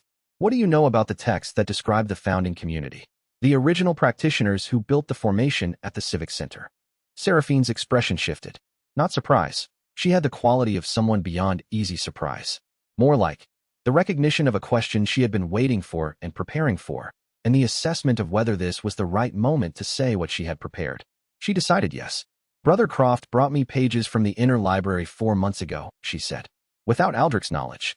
He said he'd been watching me practice for a decade, and that what I was doing looked more like the original practitioner descriptions than what the Order currently teaches, and that I should have the original texts rather than the interpretations. She looked at her hands. The founding community called their technique the first settlement. The Order's theological term for what they did is very different, and the meaning is very different. But the mechanism is the same. Show me, Wei said. She looked at him. Aldrich knows you're here. He was watching me watch you at the zone boundary. I know. He'll come. Yes. She held his gaze with the specific evaluative quality of a person who has been making assessments of adults their entire life and has learned that saying it plainly produces better outcomes than saying it softly. The Order's theology says the unstained come here to serve the calling, she said. Aldrich believes that means serving the Order's direction of it. She paused. The founding texts say the unstained come here to complete what the founding practitioners couldn't finish. The two interpretations require completely different things from you. She tilted her head. Do you know which one is correct? I know which one is consistent with the formation's notation, Wei said, and the other one is inconsistent with it, but consistently practiced by people who are genuinely trying to do what they believe is right. Seraphine absorbed this. Then, is there a way to know the difference between those two things, someone who is right and someone who is wrong but trying to be right, without the outcome proving it? Elena, from across the table, said, that's the central question of ethics. Seraphine looked at her. It is, she said. Aldrich's been here for 32 years. He's been trying to be right for 32 years. She looked at Wei again. If the mechanism responds to avoidance and not to genuine wrongness, then 32 years of trying to be right could produce the same signal as 32 years of being right, and the other world wouldn't know the difference. She stood up. I'll show you the pages from the inner library, she said, before Aldrich arrives. She moved toward a cabinet in the room's interior with the efficiency of someone who knew exactly where things were. You should see them before he tries to explain them to you. Outside, at the clarity zone's edge, Wei's mountain calm perception caught Aldrich's approach, composed, patient, in no hurry. He had positioned himself at the zone's boundary and was waiting with the composure of a man who understood that entry without invitation would confirm the wrong thing about his theology. Inside the zone, Wei looked at what Seraphine had found. The pages were old. The notation was the founding community's script, the same as the manuscript page, the same as the formation array. And reading them at Mountain Calm's expanded perception, Wei could see what the Order's interpretation had missed and what 32 years of Aldrich's practice had been built on without it. He sat down. He read. Outside, Aldrich waited. Chapter 31. They left the clarity zone with copies of Seraphine's pages. She had allowed them to be transcribed, and Elena had done it with the speed of a person whose handwriting was disciplined and who understood the urgency of the information. Marcus was waiting at the zone's boundary. He had positioned himself on a park bench that had kept its shape while the rest of the street's furniture had degraded, and he had the appearance of a man who had been waiting comfortably and was entirely comfortable with being seen waiting. His manifestation tracked the guilt signatures moving toward him and sorted them by category with the reflexive automation of 22 years. He looked at Wei when Wei arrived. "You read the pages?" he said. "Yes." "And you spoke with the child?" He glanced toward the zone. "She's more advanced than the Order realizes. What they're reading as untouched innocence is partly that, and partly something more developed." He paused. "I've watched her for 3 years. She's been working at something." "The founding technique," Wei said. "Yes. Independently. From the notation, she's been reading from the building's walls since she was 6. He looked at Wei. "She can't complete it alone. She doesn't have a teacher. She's approximated most of the first stage from context and inference." Wei filed this. It added to the picture that had been building. The founding community's technique preserved in fragments across 3 separate channels. Wei's cultivation tradition, the Order's theology, and Seraphine's independent approximation. 3 partial maps of the same territory. "Aldrich," Wei said. "His operational plan for me. It's what I've been building toward telling you." Marcus's voice was precise, without inflection, the voice of a man delivering a clinical assessment he has verified through long observation and is not interested in softening. "I have 22 years of watching the Order respond to unstained practitioners. There have been 3 in my time here, before you. The first one died in an otherworld shift before Aldrich could make contact. The second and third he made contact with. What happened to them? They became fixed points in the otherworld's architecture. Aldrich calls this the elevation. The founding text Seraphine showed you call it anchoring." He held Wei's gaze. "Both times, Aldrich guided the process. Both times, the practitioners went willingly. Both times, Aldrich's theology positioned the outcome as salvation." He paused. "The architecture they became is the anchor structure he uses for his directed operations. Not the formation at the civic center, his operations. The fixed points provide him a cultivation substrate that he wouldn't otherwise have access to." Wei was quiet. "He needs you specifically," Marcus continued.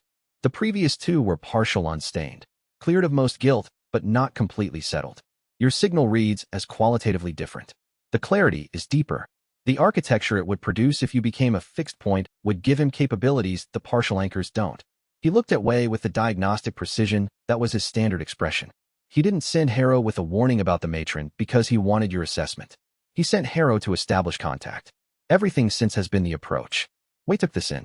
He thought about the professional courtesy of the park observation, the invitation to the ritual, the meeting at street level with its practiced equilibrium. "He's been mapping me the same way I've been mapping him," Wei said. "Yes, more patiently. He's done it twice before and has a refined approach." Marcus paused.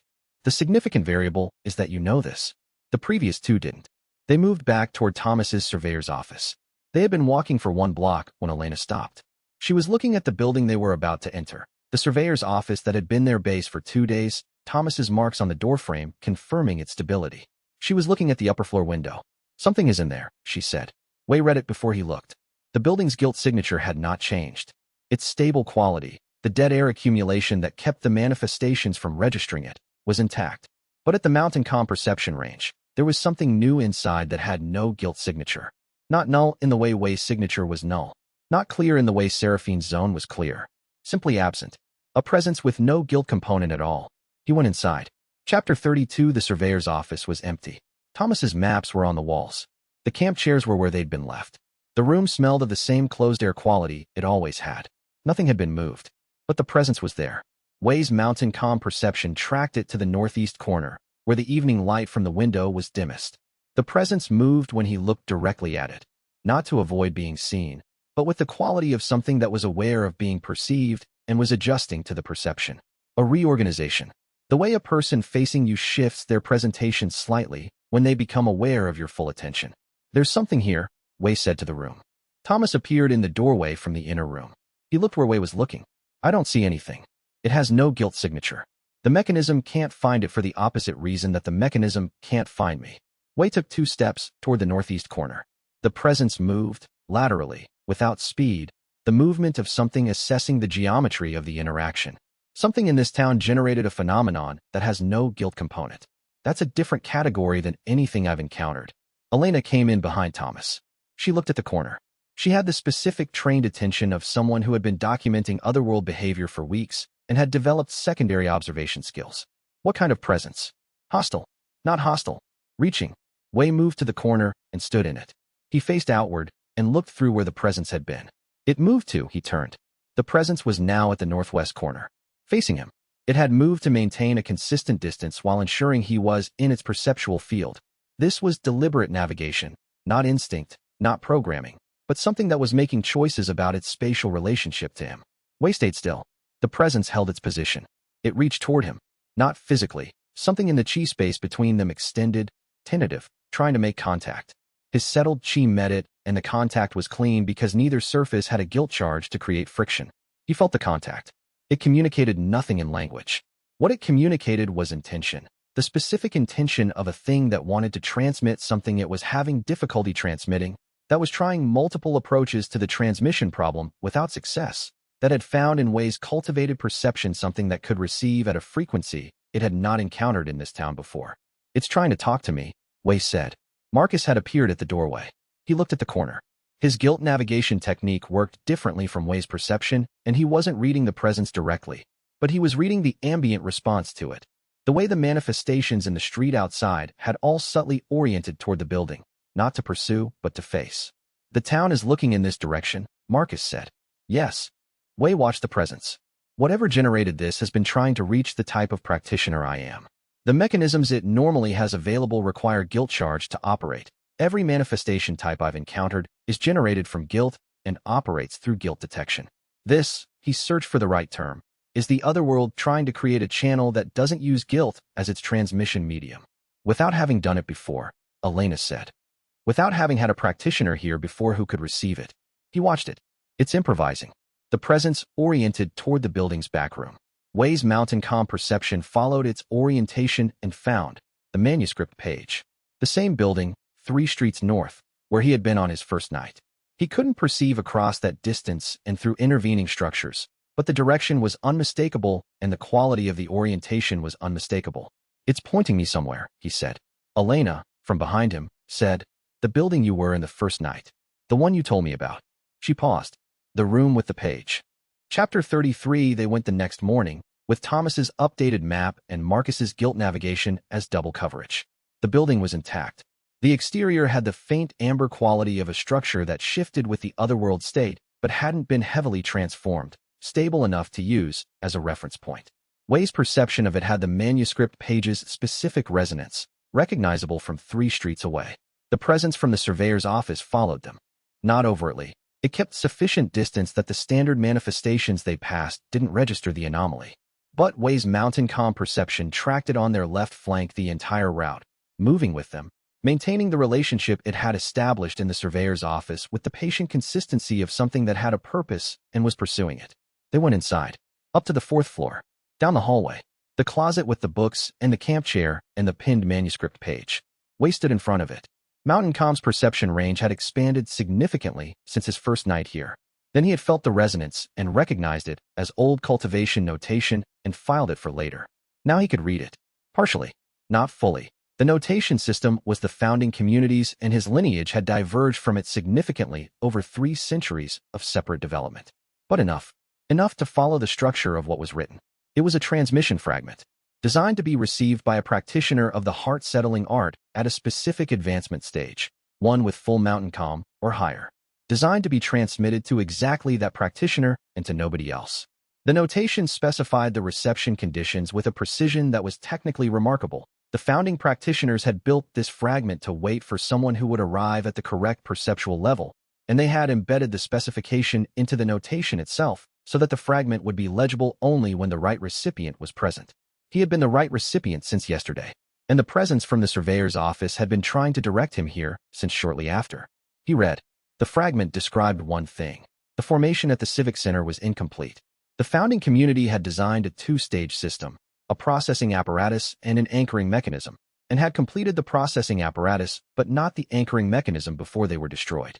The anchoring mechanism required a specific input to activate. A practitioner with genuine settled chi at Heaven's Eye rank or above, who provided the input by completing the formation's outer circuit while present at the apparatus. The description of this was technical. Wei read it with the particular attention of a man who understood that he was reading the installation instructions for a mechanism he was expected to eventually complete. The presence had moved into the room with them. It was at the manuscript page now, hovering at the page's edge, and Wei could feel what it was, not guilty, not innocent, but the specific residue of a practitioner who had been here very long ago and had reached the processing apparatus and had tried and failed to activate the anchoring mechanism because they had not yet achieved the required rank. The founding community's last practitioner, resident in this building for who knew how many years. He said, to the presence, I understand. You couldn't complete it. You've been waiting. The presence communicated something that was not language, but was specific, yes. And then Aldrich appeared in the doorway.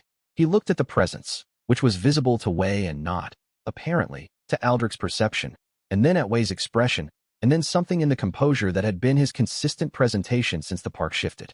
He was afraid, not of Wei, of what was in the room with them. Chapter 34. The Order's inner texts classified sourceless manifestations under a heading that Croft, from his position at the doorway behind Aldrich, translated in a low voice. The town speaking. Not a classification of threat, but a classification of significance. He paused. Aldrich is afraid of it because it means the calling has an agenda independent of the Order's direction. Aldrich had not moved past the doorway. He looked at the presence, or rather, at the space where Wei's attention was directed, with the expression of a man whose theology has just produced an implication he had not previously worked through. The theology said the calling was divine judgment. Divine judgment was controlled by the divine. The presence in this room, if the inner texts were right, was the calling speaking for itself. Without the Order's mediation, without Aldrich's direction, Wei said, you can't perceive it directly. No. Aldrich's voice was careful, but the records describe the conditions for this phenomenon, and your behavior tells me the conditions are met. He looked at the manuscript page. It's been trying to communicate with you.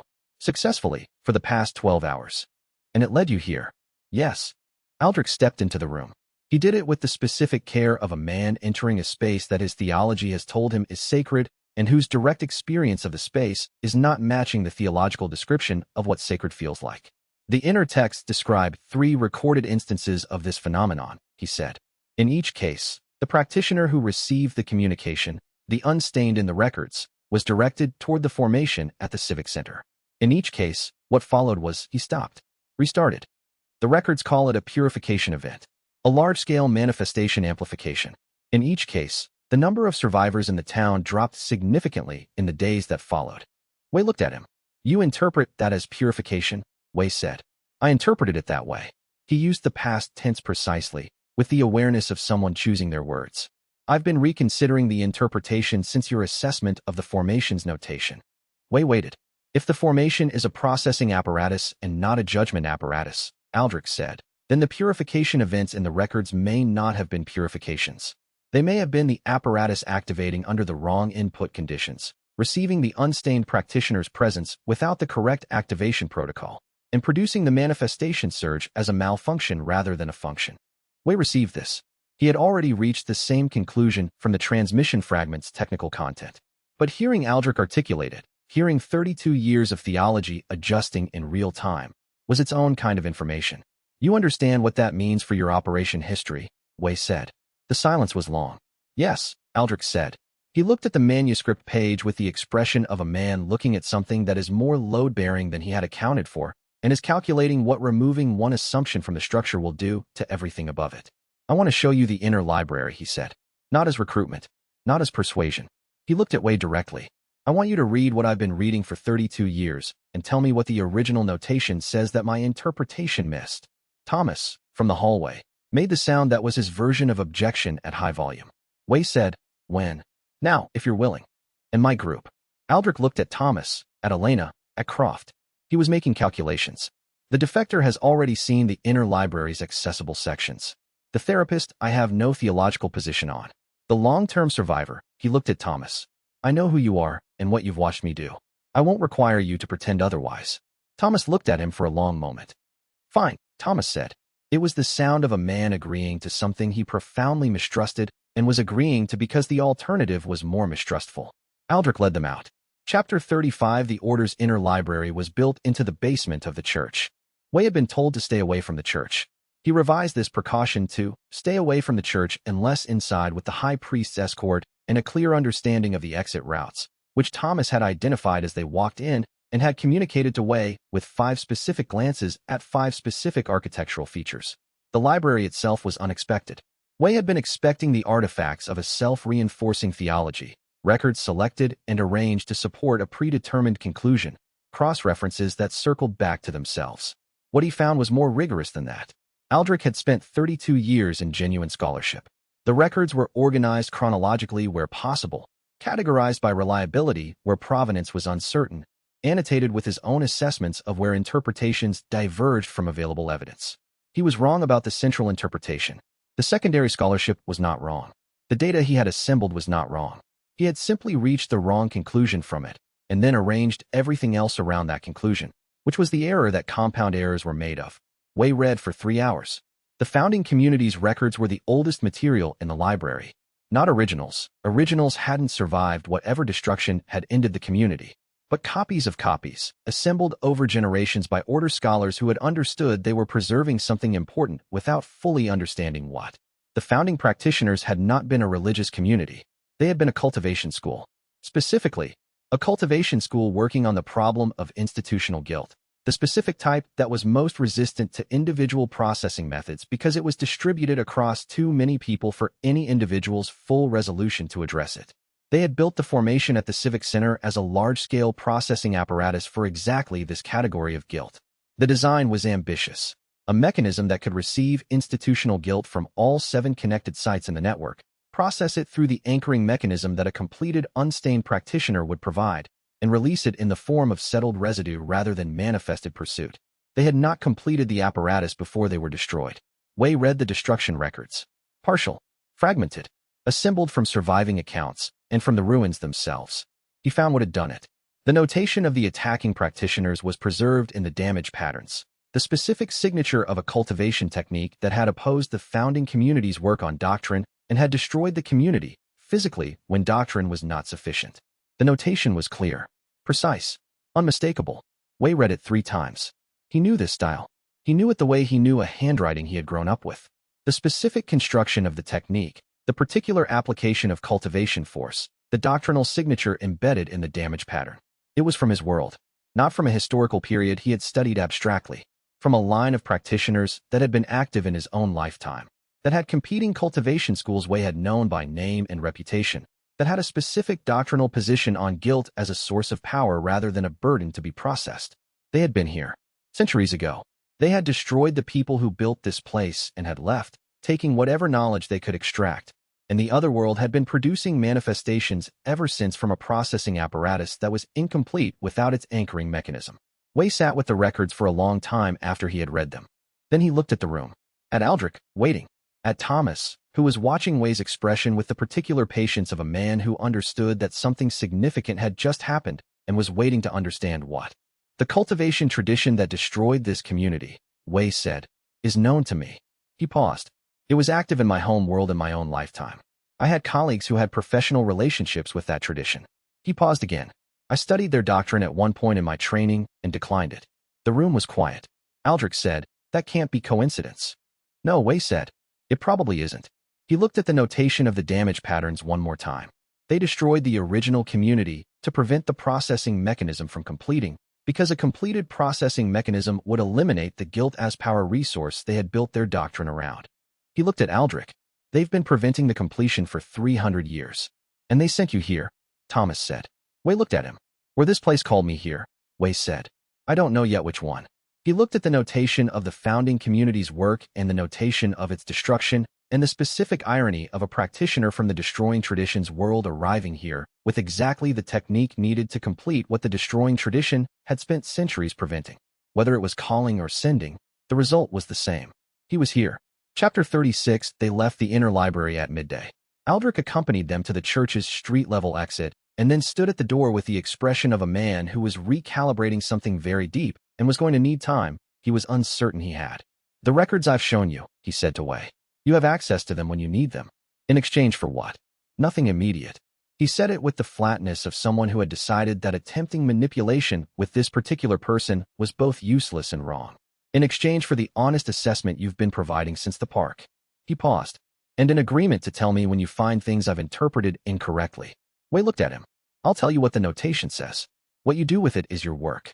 Aldrich nodded. The nod of a man who had been in a position of authority for 30 years and was adjusting to a conversation in which his authority was not the relevant variable. They walked. Thomas had said nothing in the library and said nothing now, which was either thoughtful or contained in a way that would eventually require release. Marcus fell into step with Wei. Elena was taking notes from memory. She had kept the notebook away in the library to avoid any perception of document capture, and now she was reconstructing what she had read into the record. Tell me what the connection means, Marcus said to Wei. His diagnostic directness. No preamble. Wei described it. The cultivation technique's lineage back to the founding practitioners who had escaped the destruction. The original community's work on institutional guilt. The attacking tradition that had opposed them and that Wei had encountered in his own world, alive and operational. Marcus listened. When Wei finished, Marcus said, You were drawn here because the network's formation recognizes the compatible technique. You came from a world where both the technique and its opposition are active. He paused. Your transmigration, from the formation's perspective, was not an accident of proximity. It was a selection event. The formation has been making that selection for centuries. You're the first one who had the technique at sufficient cultivation depth to receive it. Wei had reached the same conclusion. He didn't say this. It wasn't useful to say it. The opposition tradition, Marcus said. Are they represented in this town now? Not that I've perceived. Wei scanned his mountain calm range reflexively. But the detection mechanism I'm using reads guild signatures, not cultivation styles. They could be present and undetected if they're managing their guild signatures correctly. Add it to the threat model. Already done. Marcus looked ahead of them on the street. The tradition that destroyed the founding community, their doctrine treats guilt as a power source. They've been preventing the completion mechanism from activating for 3 centuries because a completed mechanism would eliminate the resource. He said it with the precision of a man drawing the logical endpoint. If they know you're here, they'd want to prevent the completion. Wei finished it. Yes. How long do you think you have before that becomes operational? Unknown. I don't know their current state in this environment, their cultivation levels, or whether they have enough information about the mechanism to act decisively. He paused. But the selection event that brought me here would have been visible to anyone monitoring the network's formation output. If they were watching, they know I'm here. The surveyor's office was 2 blocks ahead. Wei's mountain calm perception swept northeast automatically, the way it had been doing since he gained the rank, the ambient check that had become habitual. The clarity zone was moving.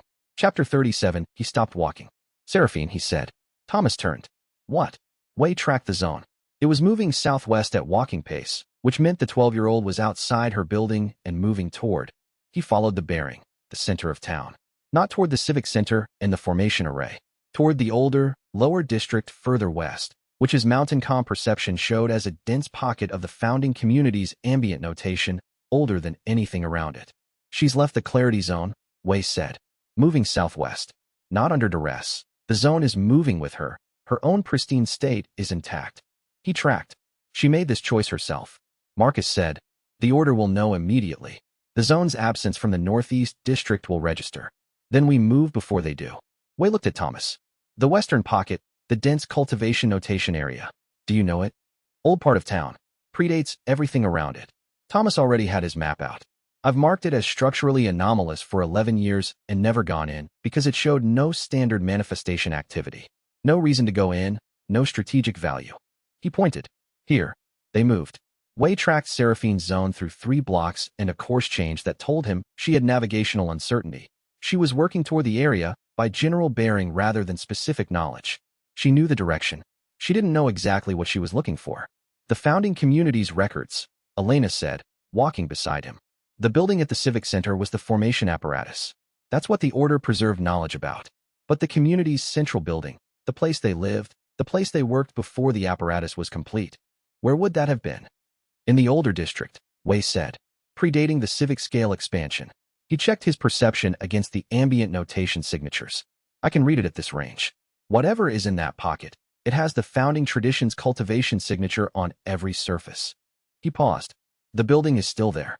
In the other world, at least, preserved by the cultivation energy even if the physical structure was demolished. She read about it, Elena said. In the pages Croft brought her. She knows where the central building is, and she went to find it. Wei tracked the zone again.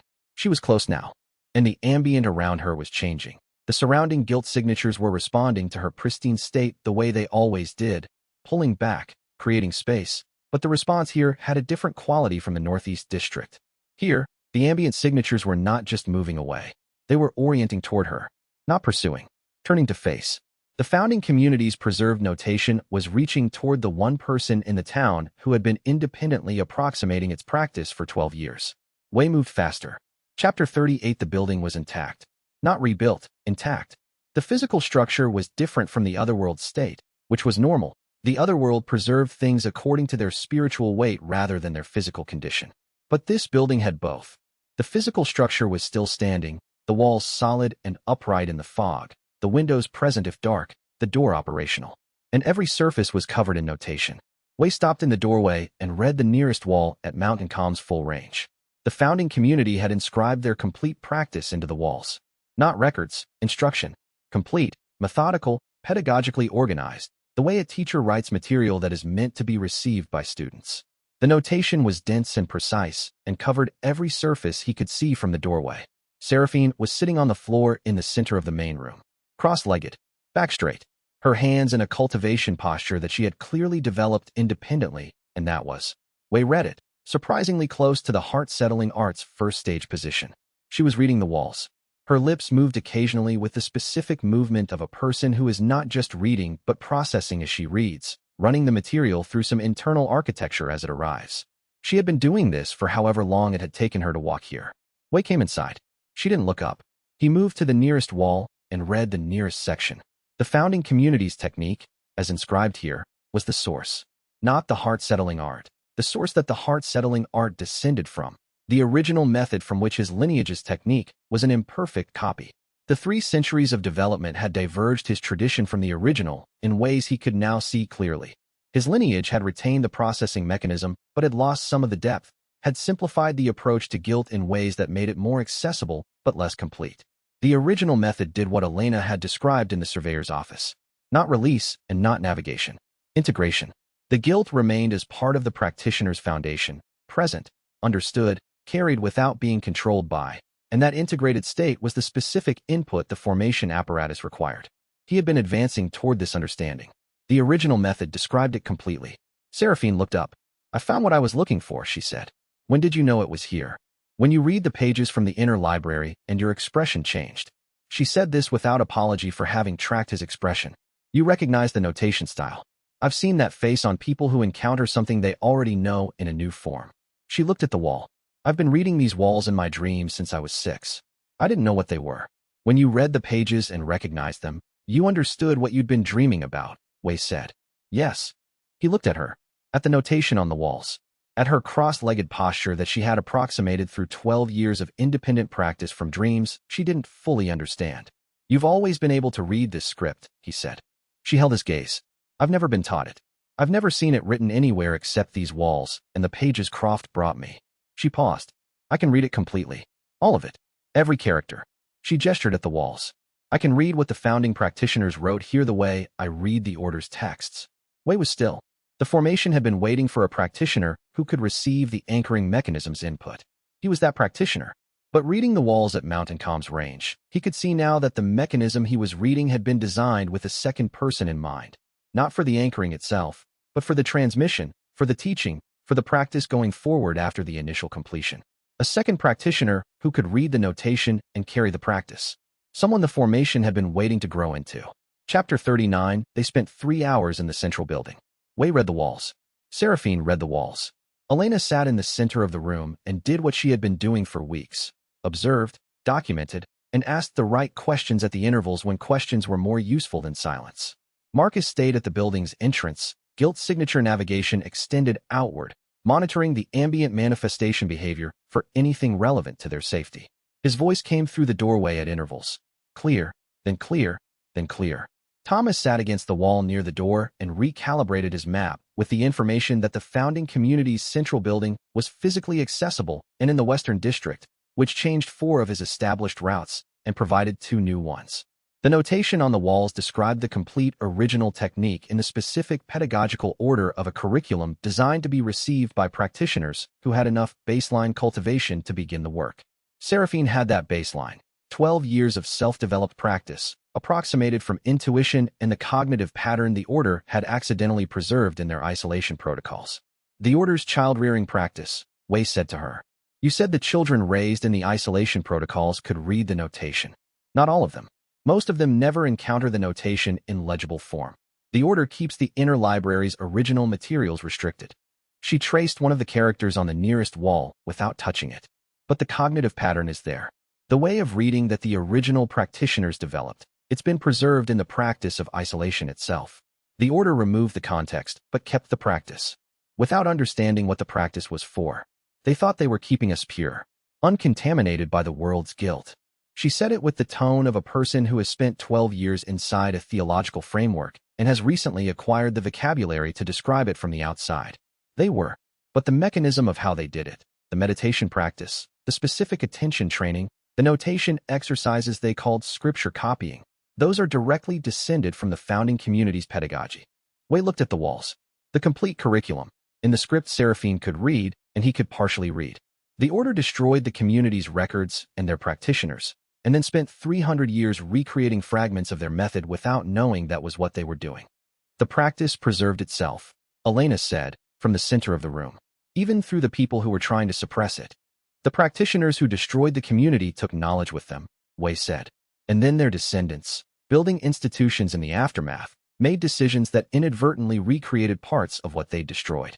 The isolation protocols, the scripture copying, the meditation practices. He looked at Seraphine. You were raised in a method designed to produce people who could read the founding notation and practice the founding technique, by people who were trying to produce the opposite. Seraphine looked at the wall. I'd like to study here, she said. With you. I can read what you can't, and you can explain the cultivation mechanics I've been approximating without the theoretical foundation. Yes, Wei said. Then, from the building's entrance, Marcus's voice changed. Not alarmed, Marcus's voice did not become alarmed. But the quality shifted from neutral report to the specific precision of someone delivering information that requires immediate response. Aldrich, he said. Armed contingent. 6 order members. They've moved fast. They must have tracked the clarity zone's displacement when Seraphine left the Northeast District. He paused. They're at the block boundary. 90 seconds. Chapter 40 Wei moved to the building's central point. The formation notation on the walls was densest here. The central room was where the founding community had conducted their primary practice, and the residual cultivation energy was strongest at the room's exact center. Mountain Com's perception showed him the geometry of it. The energy was arranged in a pattern that the founding practitioners had deliberately constructed, a subtle formation that was still active after 3 centuries and that had specific properties Wei could now read. At the center, the order's guilt-directed techniques would not function correctly. The formation structure interfered with the encoding mechanism Aldrich used for his directed operations, not by nullifying it, but by introducing a frequency mismatch that disrupted the specific wavelength guilt signatures needed to be encoded into targeted manifestations. Aldrich knew this building. He had records of it. He would know what standing at the center meant. Wei looked at his group. Center of the room, he said. All of you. Close. They moved without asking. Seraphine rose from her reading posture. Thomas came in from the door. Marcus stepped inside. Elena was already moving. Aldrich appeared in the doorway with 6 order members ranged behind him. He looked at where Wei had positioned the group. He stopped. The recognition on his face was immediate and specific. He had read the records. He knew what the central formation's effect was on his technique. He had walked in expecting to have a negotiating position and had found that Wei had already moved to the position that neutralized his advantage. They looked at each other across 12 feet of inscribed floor. You read the records faster than I expected, Aldrich said. The notation is legible at Mountain Calm range. Wei kept his voice the same tone it always was, informational, without threat. I'm not holding this position to prevent negotiation. I'm holding it to ensure that the negotiation is a negotiation. Aldrich looked at his 6 order members. He looked at them the way a commander looks at a resource he is about to choose not to use, because the tactical situation has made the resource irrelevant rather than because he has been persuaded of restraint. Stand down, he said to them. They did. He looked back at Wei, then at Seraphine. His expression was the complex thing that Wei had seen once before. The man who had built 32 years on a theology that was currently being revised under him. Looking at the 12-year-old who had been at the center of his most sacred practice, and who was now standing in the central building of the tradition his theology had classified as the opposition. She read the walls, he said. Yes. And you're going to teach her. We're going to teach each other. Wei held the central position. The founding community's curriculum is complete in this building. She has the cognitive access to the notation. I have the cultivation mechanics. Neither of us has the complete map. He paused. You have 32 years of records about what the apparatus does when it activates incorrectly. I need that data. Aldrich was quiet for a long moment. He looked at the walls. He looked at them the way Wei had looked at the inner library, not with the specific territorial attention of someone looking at what belongs to them, but with the different quality of someone looking at something they've been near for a long time and are seeing clearly for the first time. The Order's founding text describes this building as the enemy's ground, he said. The place where the opposition to divine judgment was centered. I know. I've been telling my people that for 32 years. I know that too. He looked at Wei across the 12 feet of inscribed floor, and the stalemate between them had a quality that was not hostility. 2 practitioners with different amounts of the same incomplete map, standing at opposite ends of a room that contained the complete version, with enough distance between them that neither could act, and both could see what the other had. I need time, Aldrich said. So do I, Wei said. The 6 order members stood in the doorway. Seraphine looked at Aldrich with the expression of a 12-year-old who has grown up inside someone's theology and is now standing in the room that the theology describes as the origin of everything the theology opposes, and who has found the room to be simply a room with writing on the walls that she can read, and that tells her how to do the thing she has been doing alone for 12 years. She turned back to the nearest wall. She kept reading. Outside, the fog pressed against the windows with its patient, persistent weight, and somewhere in the town structure, the formation at the civic center pulsed with its old signal. It had been waiting for a very long time. It could wait a little longer. Chapter 41, they had been at the standoff for 2 hours when the Otherworld event interrupted it. The siren came without the standard warning pattern, not the 4-minute interval Thomas had calibrated, but a sudden wail that lasted 11 seconds and stopped. In those 11 seconds, the manifestation density outside the founding community's central building tripled. Wei felt it through mountain calm before he heard it. The ambient guilt signatures in the surrounding blocks compressed and flowed toward the western district simultaneously, drawn by something at the network level. The formation array at the civic center was registering, its pulse rhythm changing from patient to urgent. He was out the door before the siren finished. The building is at risk, he said to the room. The formation cluster outside is large enough to produce physical force even without a specific target. Aldrich said, without hesitation, Harrow. One of his 6 order members, a solid-built man in his 50s with the specific bearing of someone who had been in physical confrontations with the otherworld for a long time, moved forward. Harrow, the messenger from 2 nights ago, now in a very different operational role. Wei looked at him. Harrow looked at Wei. Both of them were reading the other's capability level and making quick assessments about how to work in proximity without either's method disrupting the other's. You use the guilt encoding for crowd control, Wei said to him. Correct. Harrow's voice was professionally flat, the voice of someone in a high-stakes operational context who had stripped communication down to function. Directed guilt signature deployment disperses clusters. Takes 5 minutes to encode. I can hold the building's perimeter for 4, Wei said. Harrow looked at Aldrich. Aldrich nodded. They went out. The manifestation cluster outside had the character of a convergence event. Multiple individual manifestations drawn to the same location by some formation-level signal, their individual behaviors becoming partially synchronized by proximity. Not targeting Wei, not targeting the building specifically, but the cluster's mass was producing ambient pressure on everything around it, the way a crowd produces pressure without individual intent. Wei moved to the cluster's leading edge. Standard manifestations, even in a cluster, could not find him. He walked into the crowd of them the way he had walked through the civic park, null signal, invisible to the tracking mechanism, creating a void that the individual manifestations routed around. From the outside, The effect was visible as a gap that opened in the cluster's front and allowed the building's exterior to remain clear. He maintained the perimeter gap for 4 minutes while Harrow worked behind him. The encoding took precisely 4 minutes and 12 seconds. Wei held the gap for 420 and then stepped aside. Harrow released. The guilt encoding spread through the cluster with the specific effect of a target signal deployed in a crowd. The manifestations that had a compatible guilt signature snapped to attention and moved toward their encoded bearing, away from the building, and the rest of the cluster's coherence broke down without the synchronized signal to maintain it. Within 90 seconds the cluster had dispersed. Thomas, from the building's doorway, clear. Wei came back inside. Harrow came in behind him. They stood in the main room in the specific silence of two practitioners who had just cooperated on a problem and were now back to being in a building whose ownership was contested. Aldrich looked at them both. The order's technique works, Wei said. The application is wrong. The mechanism is real. Harrow looked at him with the expression he had worn in the alley 2 nights ago. The expression of a man encountering evidence that the category he's in has more complexity than the framework accounted for. The encoding I just used, Harrow said. It targeted specific guilt signatures in the cluster and redirected them. I've been doing this for 12 years. He paused. You're telling me the guilt I'm targeting is the same material the mechanism is designed to process? Yes.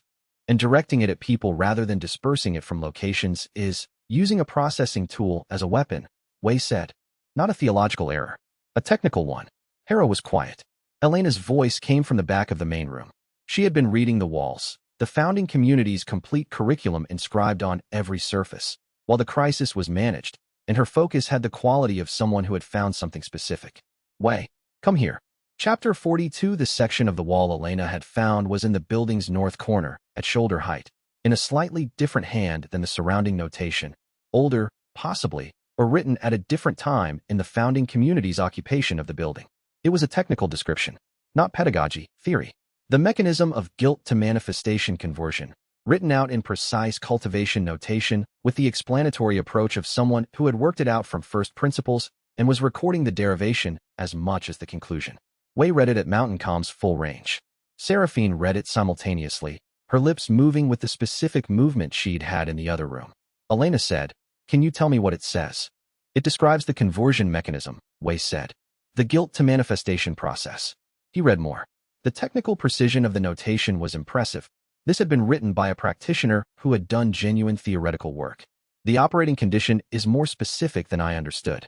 It's not guilt alone that generates manifestations. He kept reading. It's the combination of guilt and active denial. The guilt is present. The practitioner is actively not looking at it, actively maintaining the position that it doesn't exist or that it doesn't mean what it means. He paused. That combination is the generator. Denial plus guilt, Elena said. That tracks with every clinical framework for trauma manifestation. The text goes further. It describes what happens when guilt is present without denial, when it's been faced, acknowledged, looked at directly without avoidance. He read the notation. The term it uses is residue, not manifestation. Residue. He felt the implication clarify. Residue is, according to this, the building material of the otherworld's architecture. The structures, the stable elements, the layers that form the deep substrate. He looked at the wall. The otherworld isn't built from guilt. It's built from processed guilt. From guilt that was faced and absorbed rather than avoided and externalized. Seraphine said, without looking up from the wall. The structure is made of what people have carried honestly. The monsters are made of what people haven't. Elena wrote this down. That reframes the entire threat model, she said. The otherworld's architecture, the thing Marcus calls structurally useful, isn't something the founding community built. It's something the town's honest carriers have been building for centuries. Every person who acknowledged their guilt fully, who faced it and let it settle, contributed to the architecture. Without knowing it, Wei said, without understanding what they were doing. And the forming apparatus was designed to accelerate that process, to help the guilt-carrying practitioners do what they had been doing accidentally, but consciously and completely. She looked at the wall. The processing mechanism was designed to turn accidental residue generation into deliberate residue generation, which would complete the architecture and allow the wound to heal. Wei was still. He thought about his own cultivation practice, the heart-settling art, the qi that settled from each genuine processing, the specific quality of the settled qi, not empty, not inert, but present and dense and patient. He had been generating residue every time he advanced. Every genuine release he had ever produced was not gone. It was here, in the network's deep substrate, accumulated from centuries of his tradition's practice and the practice of everyone the founding community's work had reached, directly or through its descendant lineages. The other world's architecture was his inheritance.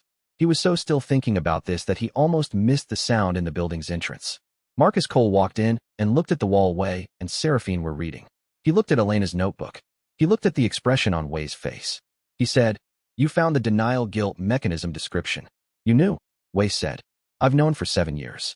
He said it the same way he said everything, clinically, precisely, without apology. "I assumed it was documented. I assumed you would find it." He paused. "I assumed its implications were obvious from first principles." Seraphine looked up from the wall. "They're not obvious," she said. "They require you to have read specific notation and to have the cultivation mechanics to interpret it." "A fair correction," Marcus said. "Iris scale. I assumed practitioners with your technique would derive it independently." "We would have," Wei said. "Eventually." He looked at Marcus. "Why didn't you say anything?" Chapter 43. Marcus sat down. He chose the position with the same unconscious methodology he used for everything. Maximum perceptual range of the room, sightline to 2 exits. He settled into it without ceremony and looked at the wall and then at Wei.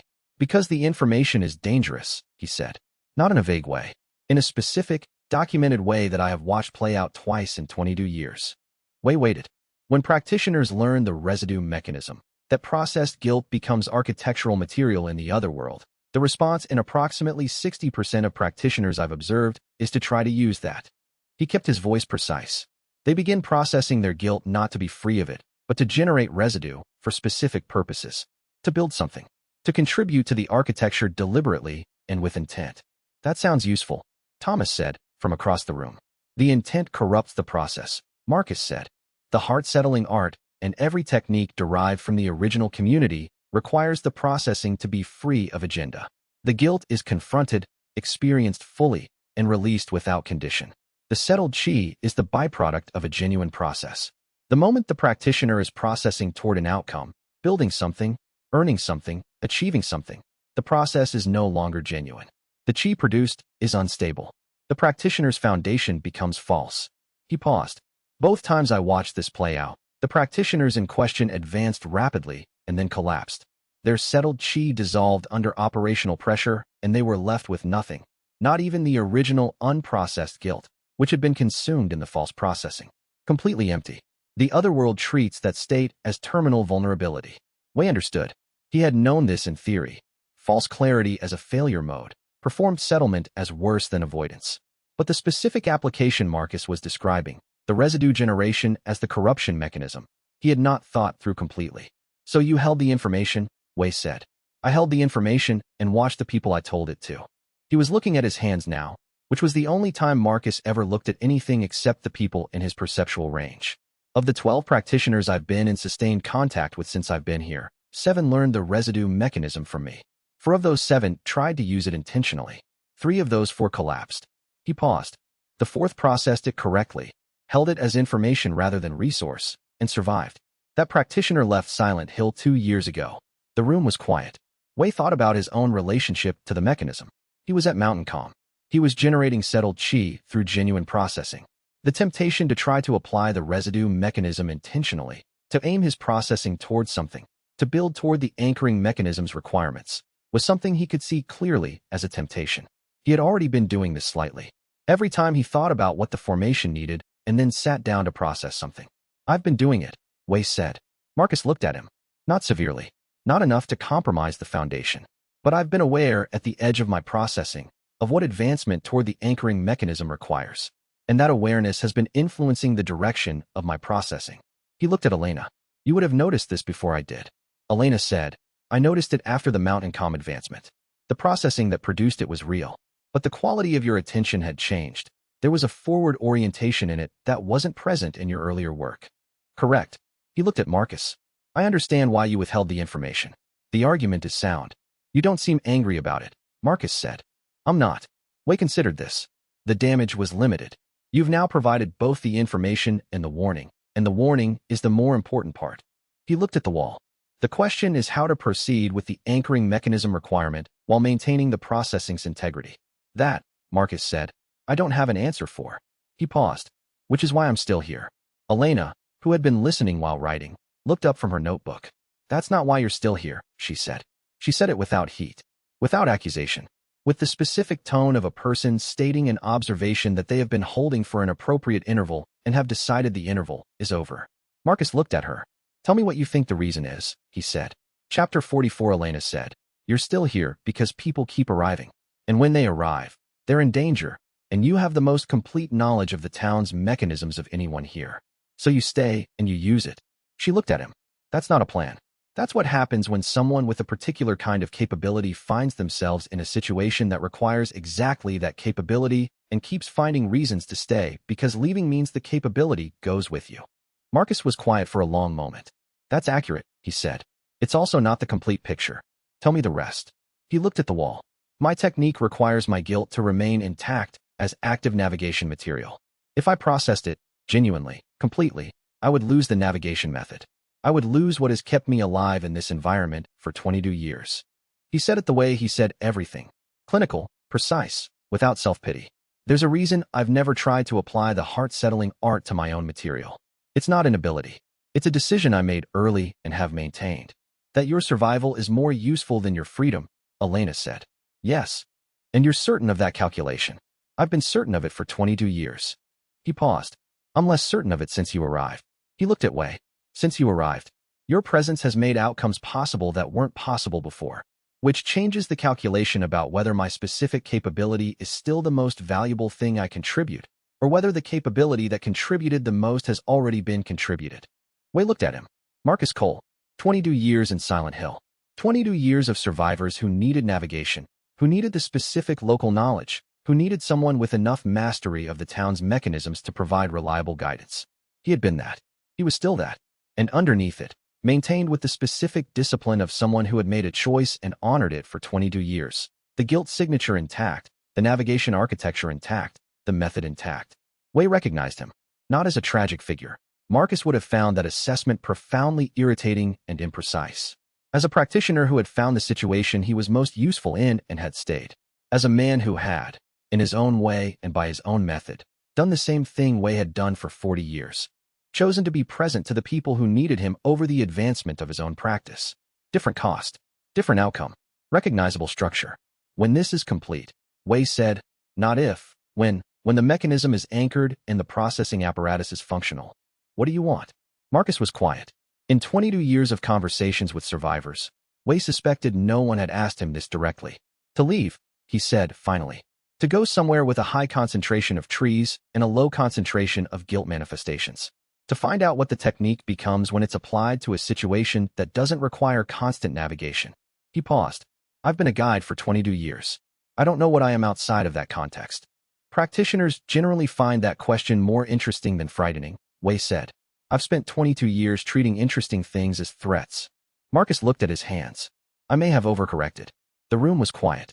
Wei sat with the specific quality of something that was building in his cultivation base. Not a dramatic surge, not a breakthrough moment, but the gradual accumulation of settled processing that had been building across the past days. The conversation with Marcus. The recognition of the false agenda danger in his own practice. The adjustment of his relationship to the anchoring mechanism's requirements. He had been processing without agenda. He had been processing the experience of the past days honestly, the encounters, the misalignments, the things Marcus and Elena had shown him about his own limitations.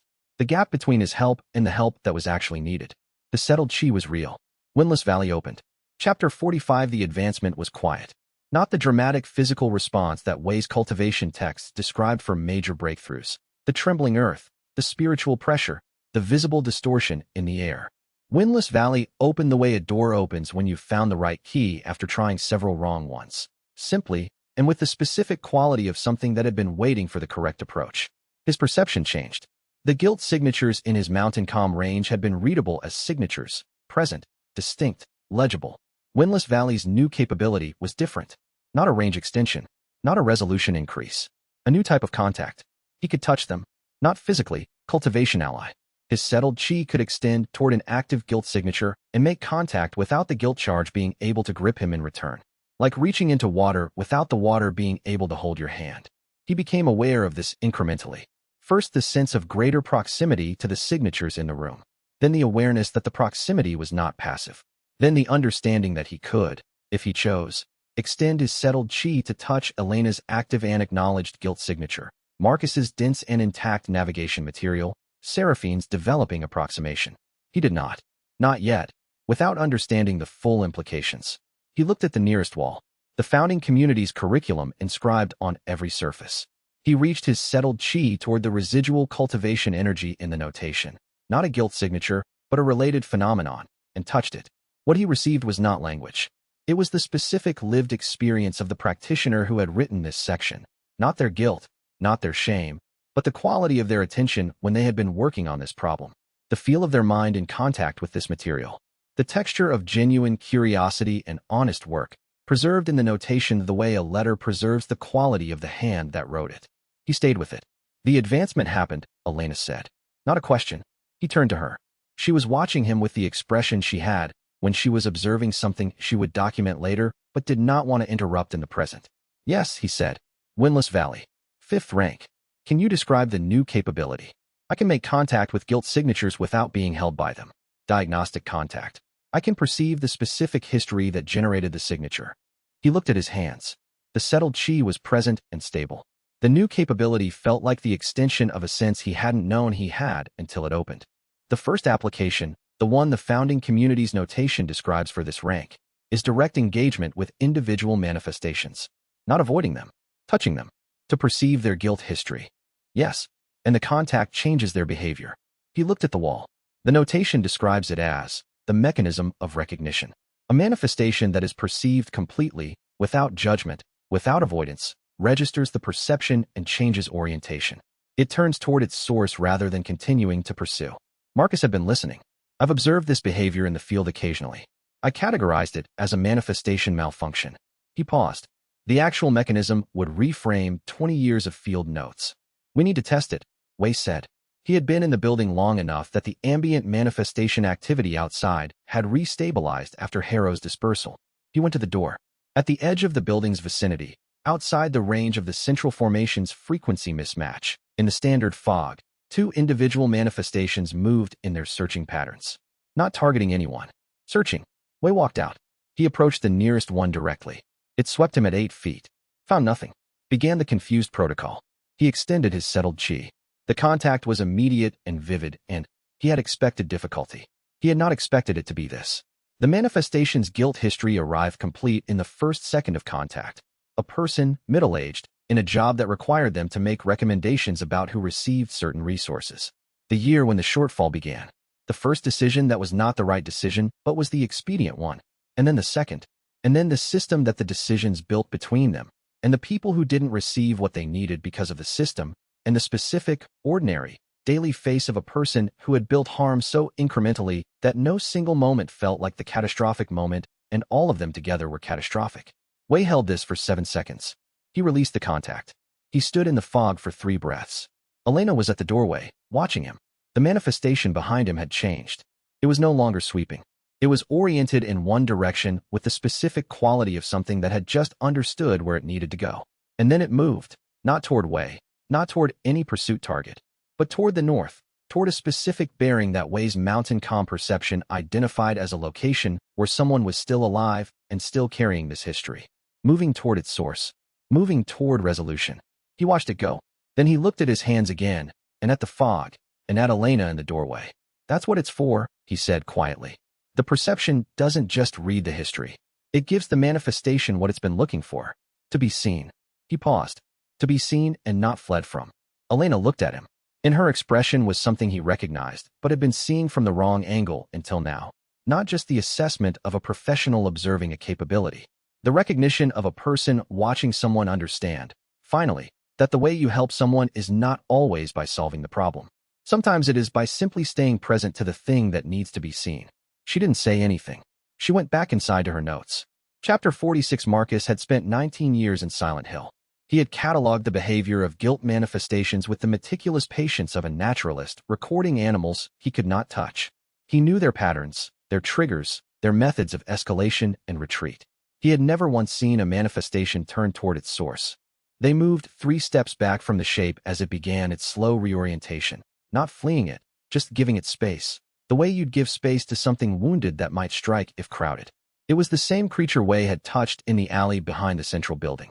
Before contact, it had been all angular aggression, its limbs configured for pursuit, its attention directed outward at every sound.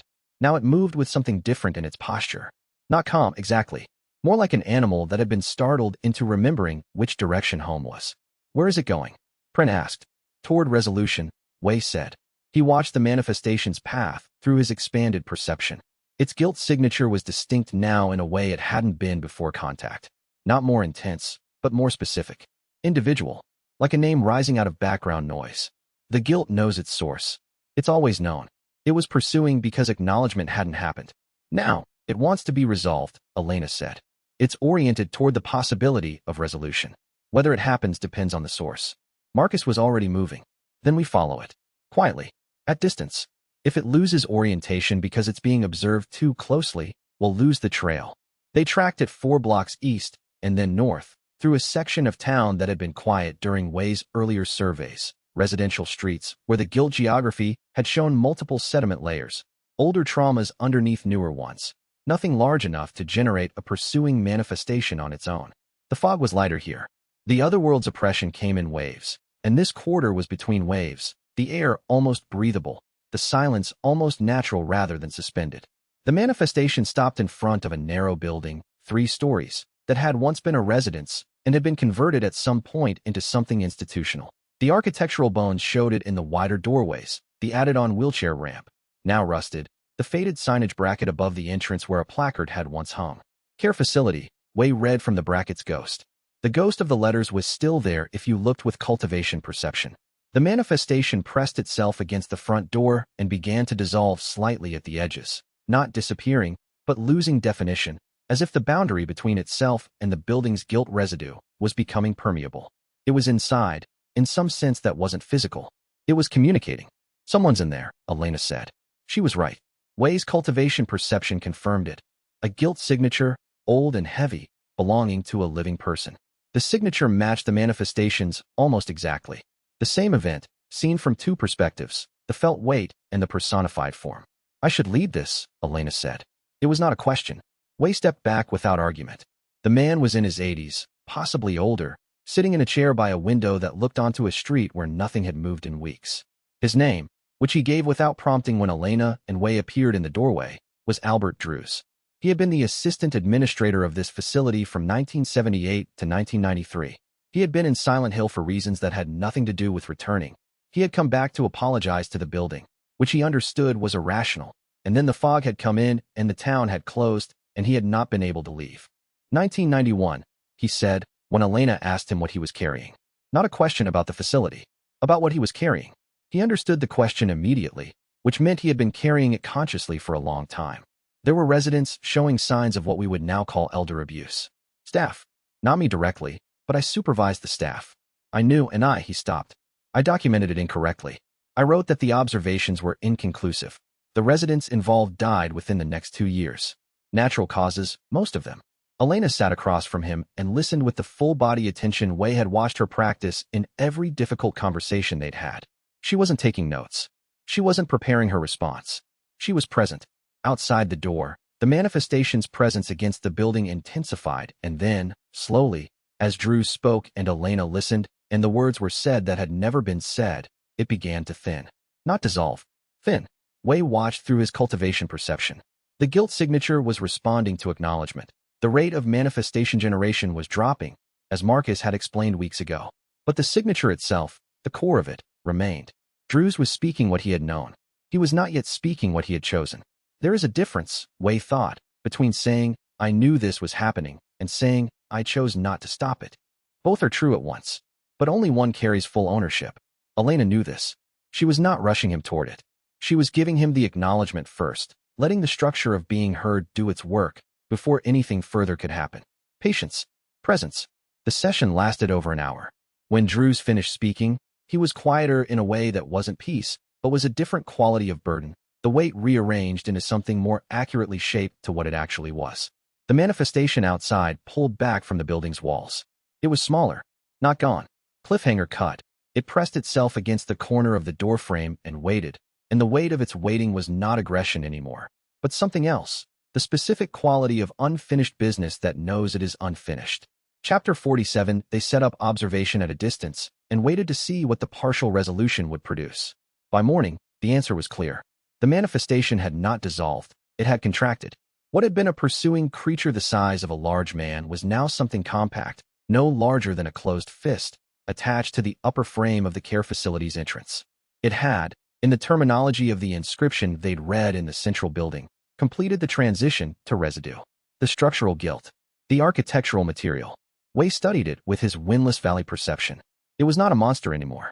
It was the weight of an unfinished thing, settled into the permanent record of the building's walls. It would be there until Drews reached the step he hadn't yet reached, until I knew became I chose not to act, until ownership was complete. But until then, it was not pursuing. It was not threatening.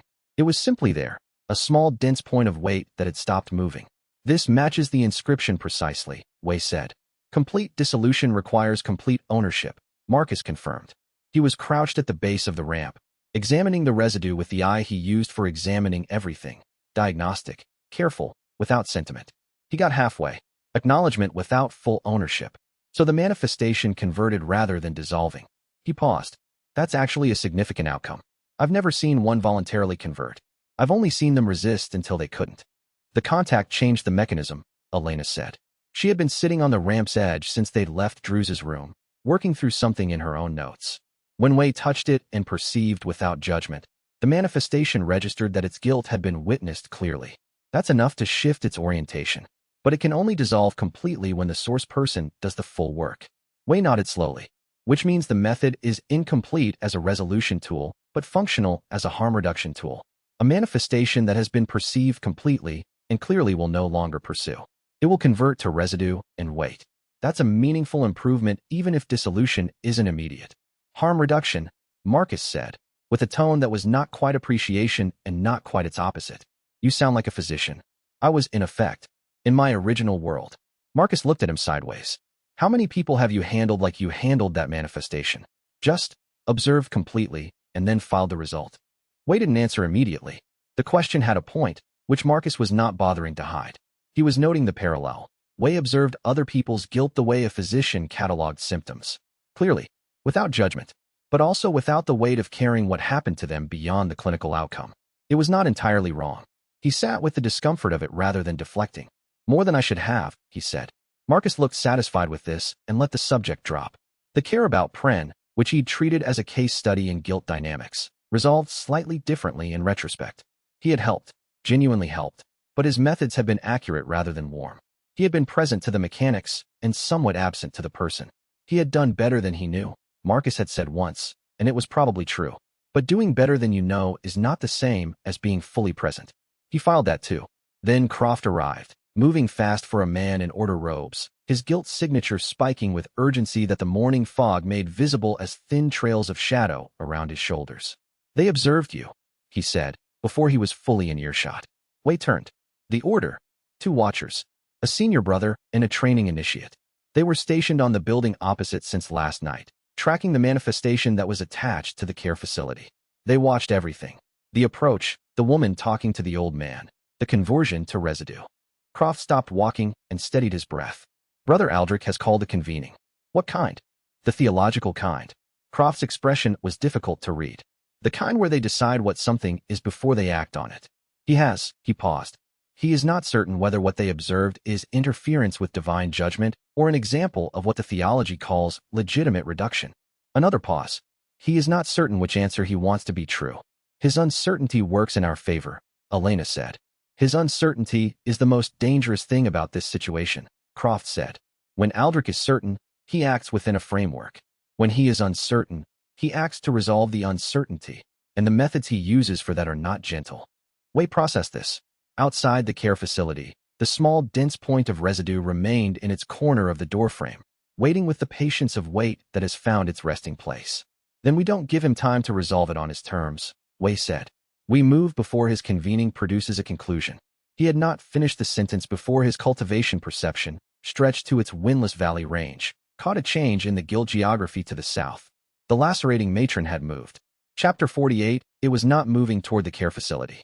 It was not moving toward Drews, or Elena, or Wei's group. It was moving toward the original cultivation building in the Western District. Wei stood still for 3 seconds, tracking its movement through the expanded perception that Windless Valley had opened in him. The matron's guilt signature was immense and layered in a way that individual manifestations never were. Not one person's guilt, but dozens of accumulated institutional failures, each layer distinct within the whole, each one representing a specific silence, a specific choice to cover rather than own. He had perceived its full complexity the first time he'd encountered it outside the diner. At that scale of awareness, it had felt like looking at an entire mountain and understanding that every rock was a different event. Now it was gathering, moving with gathering.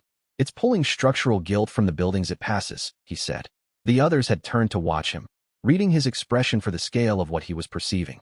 Every location it moves through that has guilt residue anchored in its structure, the matron is absorbing it, taking it into itself, growing.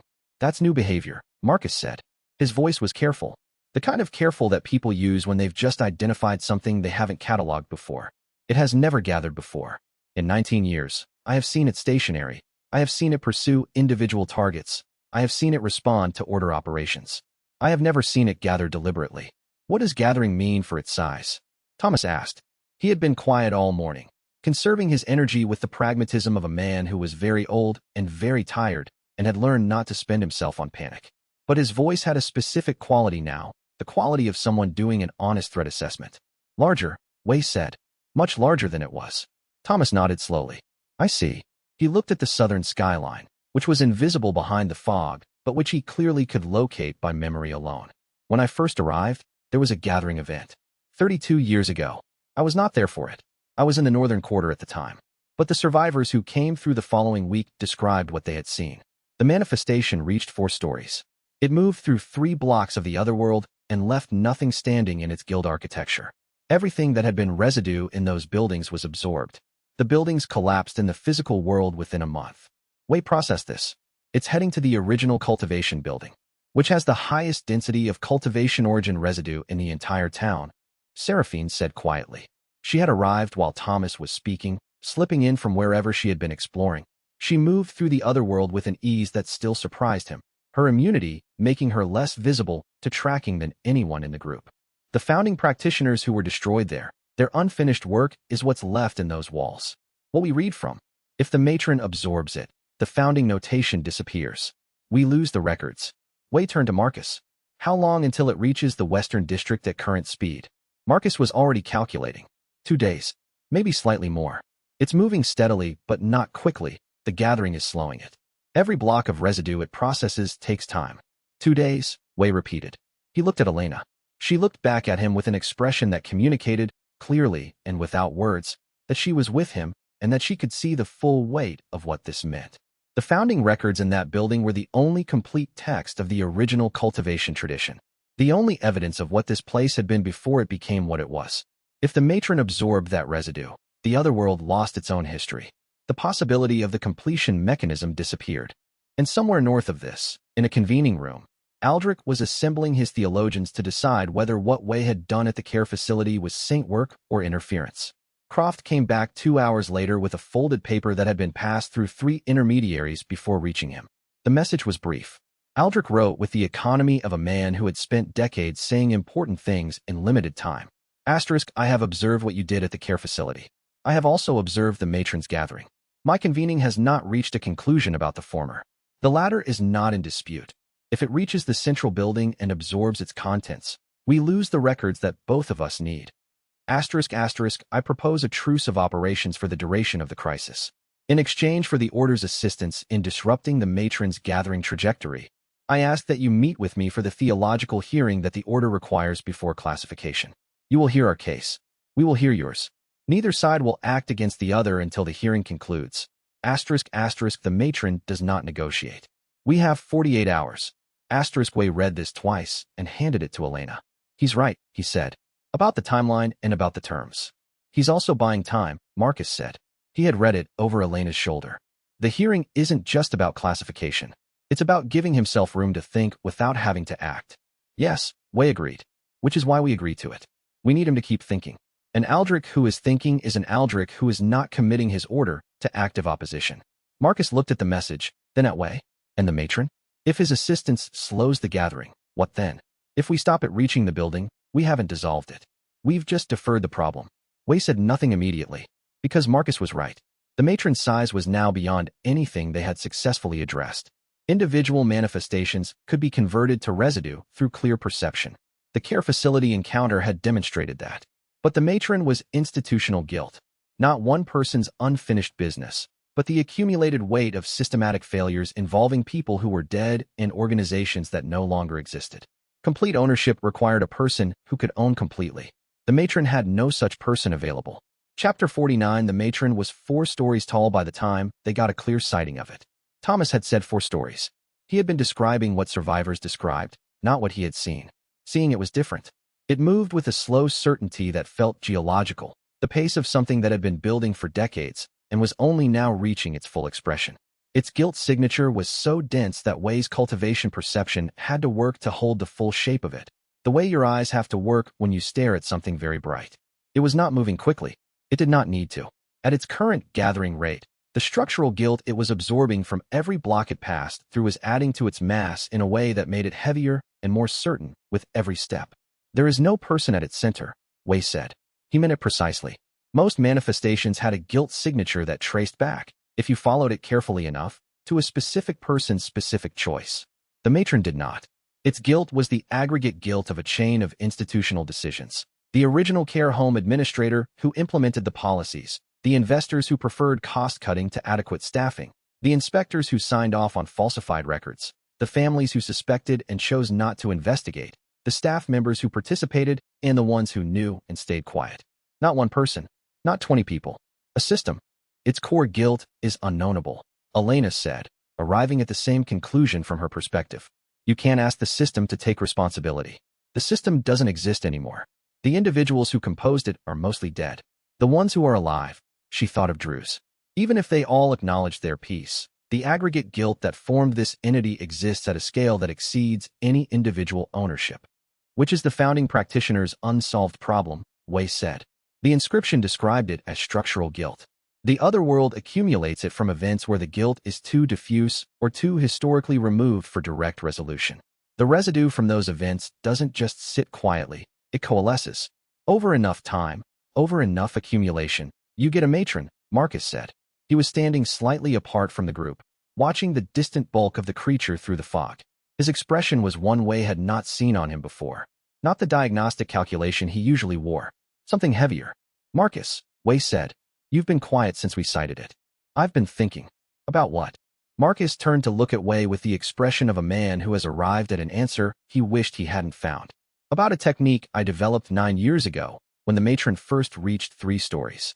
I developed it as a theoretical exercise because I had no intention of using it. Wei waited. My guilt signature is unique, Marcus said. 19 years of deliberate cultivation of guilt awareness. I know my own guilt with a specificity that no one else can match. It is, in effect, a key that is compatible with the architecture of guilt-based structures. He stopped.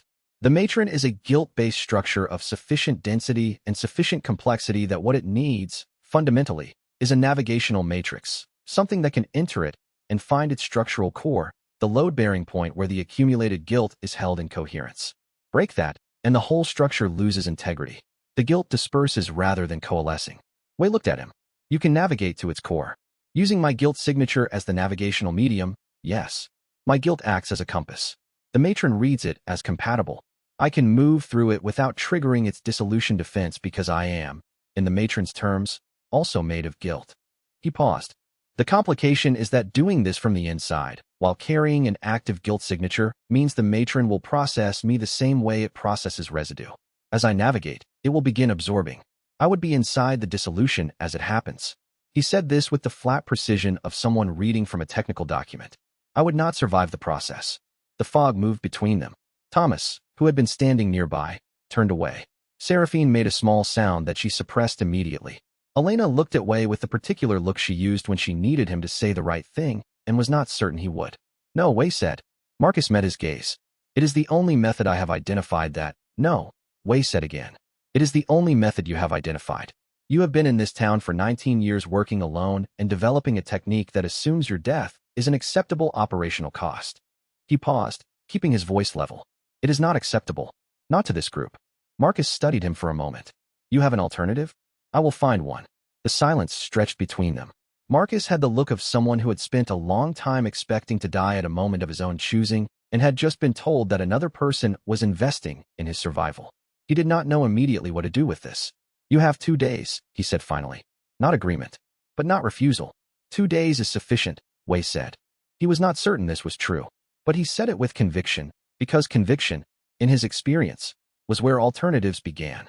Chapter 50. Wei spent the next 48 hours doing something that was, in cultivation terms, deeply uncomfortable, failing at the problem methodically until the shape of the solution appeared.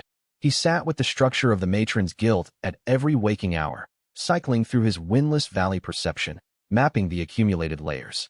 The guilt of the care home administrator, the guilt of the inspectors, the guilt of the families, the guilt of the investors who had never visited the facility and whose guilt was the most diffuse and the hardest to locate, the systemic guilt of people who had never made a single dramatic choice, only 100 small comfortable ones.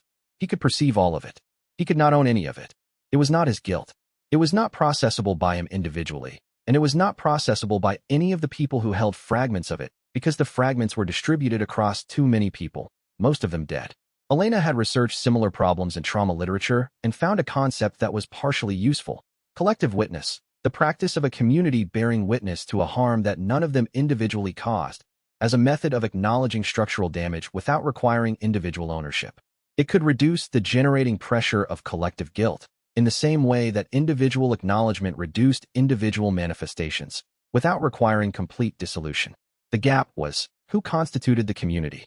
The people who would need to witness were the descendants of the system that had failed, the investors' families, the inspection authorities' successors, the regional government that had failed to regulate.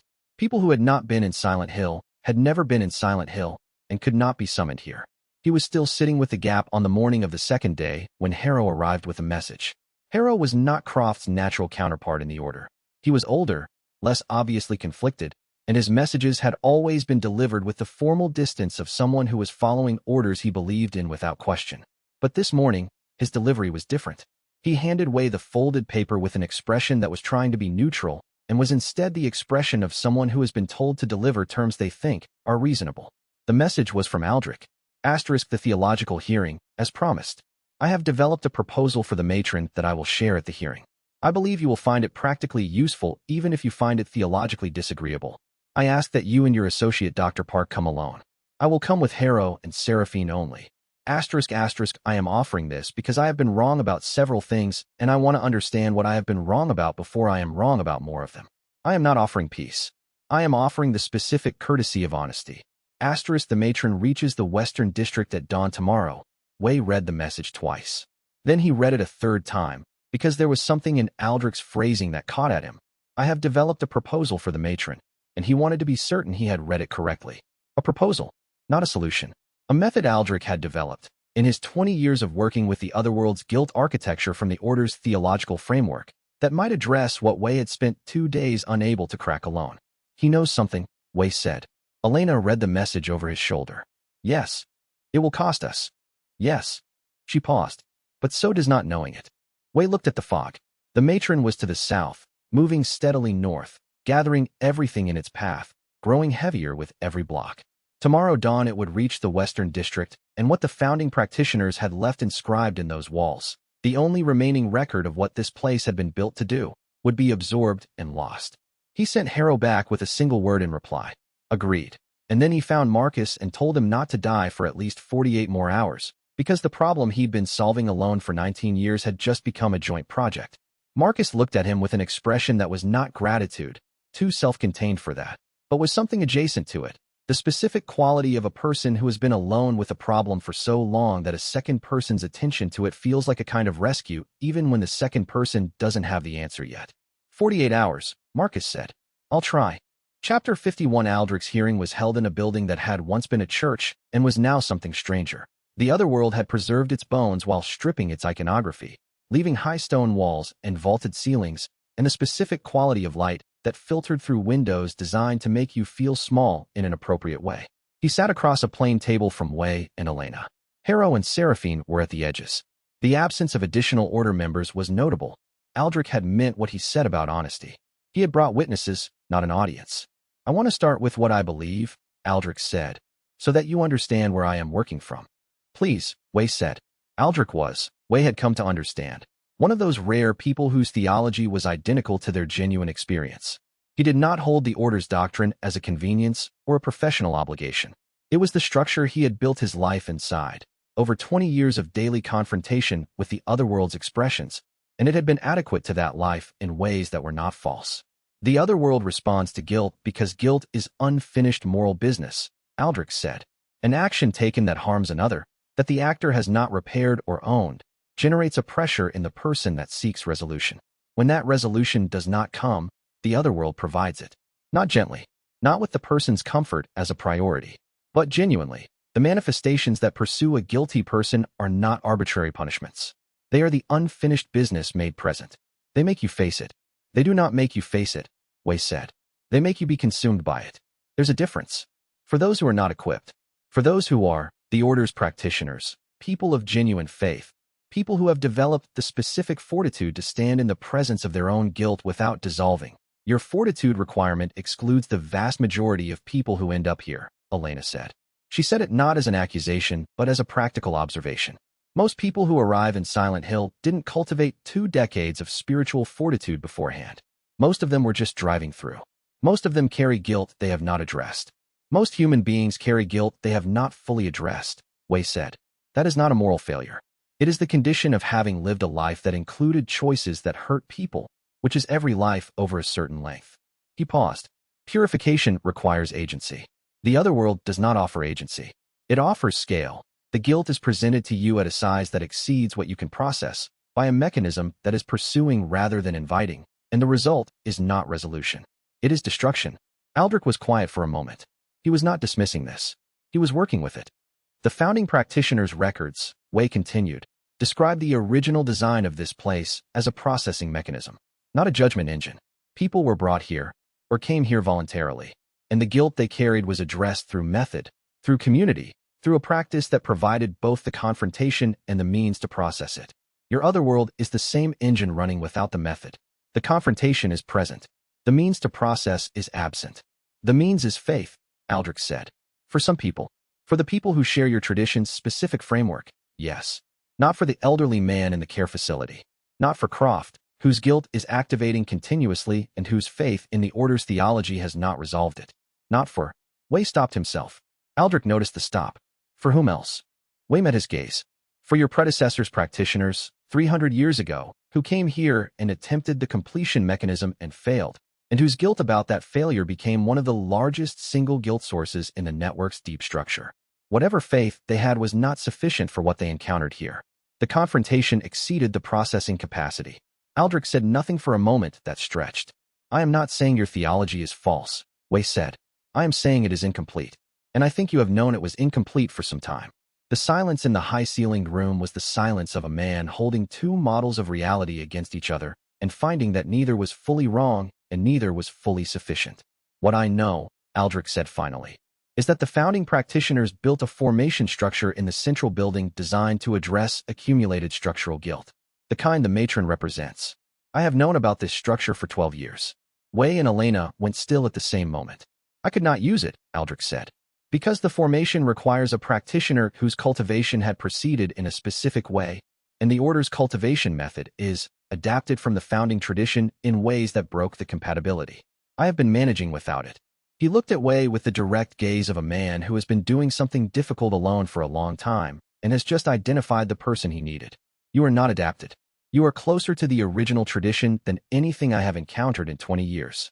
A sound came from the building's upper level, a small sound, cautious, like someone who had been exploring and had found something they weren't expecting. Seraphine's voice. I think you should come up here. Chapter 52. The upper level of the building had not been part of the floor plan in the physical world. The other world had added it, or preserved it from a version of the building that had existed in a different layer of the town's history. The stairs were older than the rest of the structure. The room they led to was lit by no discernible source, but illuminated with the specific pale light that Wei had come to associate with cultivation significance. And the floor was a formation array. He recognized the notation immediately. It was the founding tradition script, the same notation system he had been learning to read from the central building's inscribed walls, that Seraphine could read naturally, that the manuscript page in his pack was written in. It was inscribed in the stone of the floor in lines so thin they were barely visible unless you were looking for them with cultivation perception, and with that perception they burned. It was immensely complex. It was also, unmistakably, designed for exactly the purpose he'd spent 48 hours trying to solve. This was their contingency, Wei said softly. Seraphine was crouched at the formation's outer edge, tracing one of the inscription lines with her fingertip without touching it. The founding practitioners had already encountered this problem. Structural guilt that no individual could own. The matron, or its predecessor. They built this to address it. Why didn't they use it? They were destroyed before it was completed. Wei moved into the formation, reading as he walked. His mountain calm perception from weeks ago had given him a strong foundation for the notation system. His subsequent advancement to Windless Valley had refined it. He could read most of this now, and what he read was elegant in the same way that good cultivation theory was always elegant. Not simple, but necessary. Each element following from the one before it with the specific logic of accumulated understanding. The formation required 2 practitioners in specific roles. The anchor practitioner held the outer structure of the formation active, a sustained projection of absolute clarity, no guilt charge, no emotional interference, providing a stable field within which the process could occur. This role required, precisely, what Wei had spent decades developing: genuine, complete equanimity. Not suppression, actual processing. The heart-settling art's final product at each rank was exactly what this anchor position demanded. The navigator practitioner moved through the formation's interior field, guided by their intimate knowledge of guilt's internal architecture. Not a practitioner who had processed their guilt, but one who knew it so completely that they could use it as a compass, could follow guilt's interior logic through any external guilt structure because they understood it from the inside. He read the navigator roll twice. He turned to look at Marcus. Marcus was standing at the room's entrance. He had come up after them, as Wei had known he would. Marcus never missed information if he could help it. He was reading the formation with the same diagnostic precision he applied to everything, and his expression had gone very still. "You've seen this before," Wei said. "I have been in this building," Marcus said. "I came through this room 9 years ago. I read as much of it as I could, and I identified the 2 roles, and I identified that I was a match for one of them." He paused. "And I identified that the other role required someone I was not. Someone who had processed their guilt completely, down to the last grain." He met Wei's gaze. "I spent 3 years looking for that person. I interviewed every survivor I encountered who had made it past the initial weeks in Silent Hill. Every practitioner who arrived from outside. Every person who seemed even marginally different from the ordinary guilt-burdened human." He said this with the controlled flatness of someone reading from their own history. "And then you arrived, and I told you your clarity would get people killed because I was angry at the answer I'd found." The room was quiet. Elena looked at Wei. Wei looked at Marcus. "Then we have our solution," Wei said. "No," Marcus said. "We have our method. The method requires that you hold the anchor without breaking under the weight of what you will perceive inside that formation. I have already said that your clarity is not built for collective guilt. What you saw from one manifestation in the alley required an hour of recovery. What you will perceive inside the matron is not one person's guilt. It is the accumulated institutional guilt of 4 decades of systematic harm. I managed the alley experience. You managed it. You sat with it for an hour, and you were visibly changed afterward." He was not saying this cruelly. He was saying it with the precision of a man who had been building toward this assessment for weeks. If the anchor practitioner's clarity wavers inside the formation, the process is not interrupted. It inverts. The formation uses whatever is nearest as fuel. If you are generating a guilt response to what you perceive, the formation uses that guilt as material, and you become the navigator. Wei held this. "And if I become the navigator while carrying an active guilt signature, the matron's dissolution process would absorb you instead of Marcus." Elena's voice was steady, but her hands, Wei noticed, were not. She had her arms crossed with her hands tucked in at her elbows, a posture he had learned to recognize. "You would die instead. The outcome would be dissolution of the matron," Marcus said. "I could hold the outer structure long enough. It would work. You would simply be dead at the end of it." He paused. "I prefer this outcome to my own death, but I do not expect you to." The formation array pulsed once, faintly, with the specific light of a structure that has waited a very long time for the conditions of its activation to align and has, just now, perceived that they might be close. Chapter 53. They left the formation room and the building and walked together through the fog in a direction that wasn't toward anything in particular. Marcus walked slightly ahead. Wei walked beside Elena. She let 2 full blocks pass in silence before she said anything. He's right, she said. Wei looked at her. About the specific thing he's worried about. She said it carefully, the way she said careful things, building toward the point rather than starting from it. You have been becoming more efficient at perceiving other people's pain. More precise. Better at identifying it, categorizing it, tracing its structure. She paused. And less present. To what it actually is. To the person experiencing it. He did not defend this. I know. The alley experience shook you because it was a full perception event with no distance at all. And I watched you recover from it, and then file it as a case study. The conversion to residue outcome, the partial ownership versus full ownership distinction, Drew's acknowledgement pattern. She stopped walking. Wei, I watched you talk about Drew's to the group afterward, and you referenced his situation 3 times without saying his name once. He stopped too. You are not incapable of being present, she said. I have seen you be present. The conversation with Marcus this morning about the 48 hours, that was present. When Thomas told us about the 17 survivors, and you stayed with that for a moment before responding, that was present. She waited. The cultivation is not making you incapable of it. It is giving you an efficient alternative to it. And efficiency is comfortable. And comfort is habit. Wei looked at the fog. Marcus was not wrong. His clarity was a cultivated quality, and his cultivation had been built, across decades, for individual scale work. One person's guilt at a time, processed with careful method, released completely, filed as learning. The heart-settling art was an individual practice. It addressed individual guilt, individual trauma, individual unfinished moral business. The matron was not individual. If he entered the formation's interior and the weight of collective guilt reached him at full strength. Not one person's worst moment, but dozens, each distinct, each equally real. His processing technique would reach for its individual scale toolset and find it insufficient. And insufficiency under the formation's conditions would mean his clarity broke. Guilt response would activate. The formation would read the response, and he would become the navigator. And he would die. Marcus is right that this is a real risk, Wei said. He is wrong that it is a fixed risk. Elena looked at him.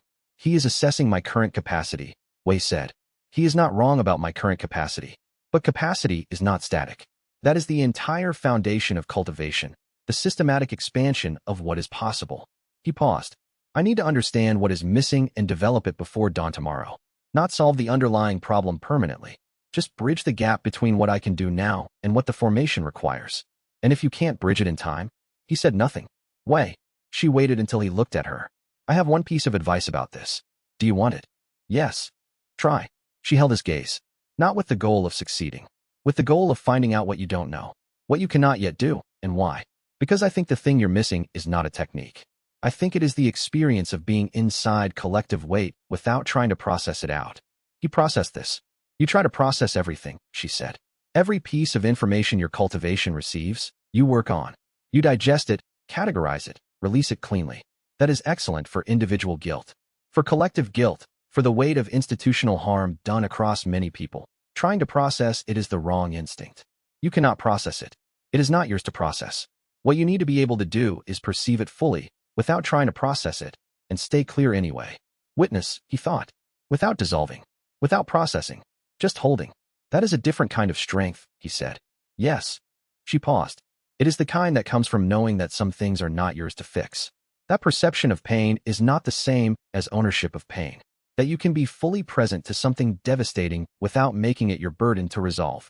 She met his gaze steadily. You have been treating presence as a problem-solving mode. It isn't. He stood with this in the fog for a long moment. I think I need to go sit with Marcus, he said. She smiled slightly. I think that's exactly right. Chapter 54. Marcus did not ask what Wei wanted when Wei sat down across from him in the shelter's main room that evening. He waited. The formation, Wei said. Yes. Tomorrow dawn. I am going to attempt the anchor position. Marcus was quiet for several seconds. You said attempt. I said it honestly. I understand the specific limitation you identified. I have been working on it since the hearing. I do not yet know if I have bridged it sufficiently. Wei looked at him. But Elena's advice was to try and fail and learn the thing I cannot learn any other way. And she is not wrong. So I am telling you honestly, I may fail at this. If I begin to fail, I need you to read it and be ready to hold the outer structure. If you fail and invert, the process kills you. If I fail and invert and you are not watching for it, yes. If you are watching for it, Marcus finished the sentence. I can collapse the formation before the inversion completes. Abandon the dissolution. The matron remains, but you survive. He thought about this. The matron reaches the central building. The records are destroyed. If I fail, Wei paused. I do not intend to fail. Nobody intends to fail. No, but I have approximately. Wei checked his internal sense of the other world's rhythm. 8 hours before dawn. I am going to spend them not cultivating. I am going to spend them being present to something I cannot fix until the instinct to process it stops activating. Marcus studied him. How are you going to do that? I am going to ask Thomas to tell me everything he saw in 19 years. Everything that hurt him that he could not stop. And I am going to listen to it with as little method as possible. Something moved through Marcus's expression that might, in a different context, have been called tenderness. Thomas has been waiting 19 years for someone to ask him that. I know. 8 hours later, at the fading edge of pre-dawn, Wei sat down in the formation room. Thomas had talked until 2 in the morning and then fallen asleep in his chair, which was itself a kind of rest he had not taken in years. Wei had stayed with everything Thomas described. Each face, each name, each moment of a person arriving with hope, and the specific quality of those persons' faces when hope ran out. He had not tried to fix any of it. He had not categorized it. He had let it be what it was, a record of damage that was real and ongoing, and his job in this moment was not to resolve, but to witness. He was not certain that was sufficient. He would find out. Marcus took his position on the formation's outer edge. Seraphine was present as a witness, at Elena's request. She could read the formation's notation and would be able to detect deviation from expected function. Aldrich stood in the room's entrance, which was a concession on his part that Wei recognized as significant. If the dissolution worked, the records in the central building survived, and the founding tradition's knowledge remained intact. His 20 years of maintaining the obstruction might become unnecessary. His theology was at stake as much as anyone's. Ready, Marcus said. Wei settled into the anchor position at the formation's center and closed his eyes. He was not ready. But readiness was not the same as capacity, and capacity was not fixed, and the only way to find out what he could hold was to be inside the holding. Yes, he said. He activated the heart-settling art to its windless valley maximum and opened his awareness to the formation. The formation responded. He felt it engage around him. The founding practitioner's design clicking into activation like a lock finding its key, each notation line lighting in sequence as his cultivation signature confirmed the compatibility. The anchor structure rose around his clarity like scaffolding, and through it he could feel Marcus on the other side, his guilt signature dense and intimate, beginning the navigator's approach toward the matron's exterior. They entered the matron together. Chapter 55 inside was not a nightmare. Wei had prepared himself for horror, the overwhelming assault of guilt at full strength, wave after wave of human failure, the accumulated weight of decades of institutional harm pressing down from every direction at once. He had prepared himself to hold against it, to keep his clarity stable under assault, to refuse to process and refuse to break. What he found was not assault. It was a record. The matron's interior was. The only word he had for it was documentary. Each layer of accumulated guilt was present and specific and real, but it was not attacking him. It was there. The way archival material is there, preserved, arranged, available for reading. The founding practitioners had designed the formation to reveal rather than to crush, and the formation was doing its job. He perceived the first layer. A woman. He did not know her name, but the guilt had a woman's specific quality, who had been a night shift nurse at the care facility from 1985 to 1989. Her guilt was about a specific choice on a specific night. A patient who had called for help and she had been busy and she had noted patient distressed, administered comfort in the log and not gone in for 40 minutes. And by then the patient had fallen trying to reach the call button and was injured, and 3 months later the patient was dead of complications, and the nurse had known the fall was her fault and had never said so. One person, one choice.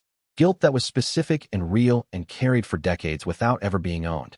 Wei held it, did not process it, did not file it, held it the way you hold a stone, feeling its weight, its temperature, its texture, without trying to change its shape. The layer passed, and the next appeared. The inspector, the investor, the administrator who had known about Drews and had covered for him.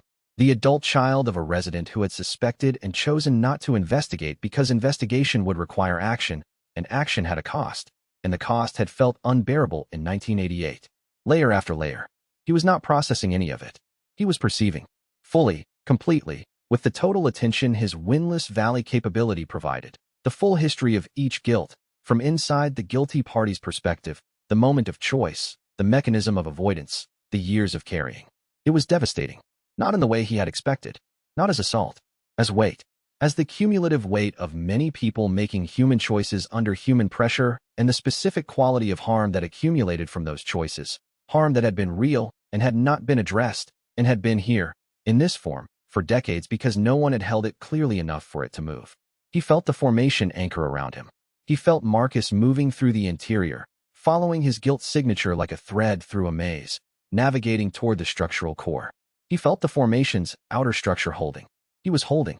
Then the seventh layer arrived, and it was a man who had worked in the care home for 9 years and had loved the residents genuinely, and had also participated in the cover-up because the administrator had told him that reporting would destroy the facility and destroy the jobs of 20 people who needed them, and that the harm had already been done and reporting would not undo it. And this man had believed all of this and had also known it was rationalization and had carried both truths for 23 years with a weight that had not diminished.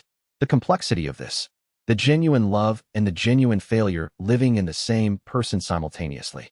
The way human beings were capable of holding both, of loving something and failing it, of rationalizing harm while knowing the rationalization was false, of staying with the harm because the alternative felt like it would break something else. Wei felt his processing instinct activate.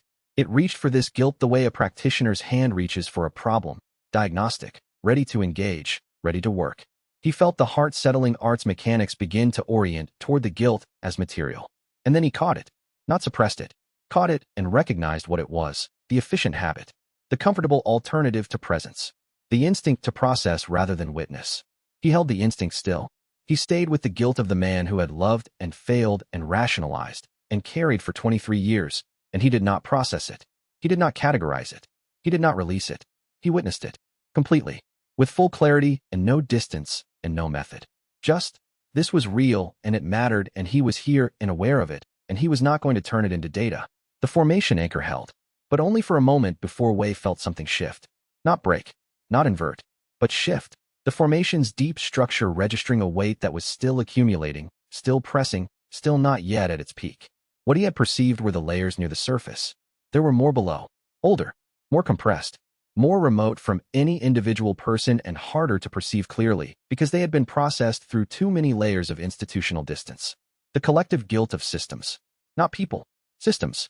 He felt the formation anchor trembled, and held. For now, beneath him, he felt Marcus find the core. Chapter 56. The older guilt was different. Near the surface, the matron's interior had been specific. Individual people, individual choices, individual guilt signatures that Wei could perceive as discrete items even if he couldn't process them. Below that layer, the guilt became systemic. Not any person's guilt, but the accumulated weight of a system's logic. The choices that were never individually made because they were made collectively, by institutional momentum, by policy and precedent, and the simple fact that this was how things were done.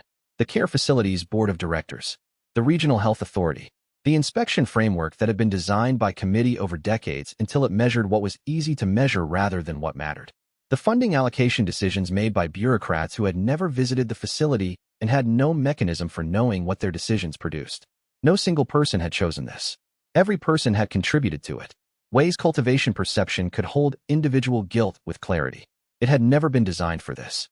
The individual scale tool, applied to a system scale problem, was like trying to map a continent with a surveyor's rod. Not wrong, not useless, just orders of magnitude too small for the task. He felt the anchor structure trembling. Not with his hands. There was no physical sensation here, only perception and intention. But the formation's central point where he was anchored felt like a rope that had been twisted past its design tolerance. Adequate, barely adequate.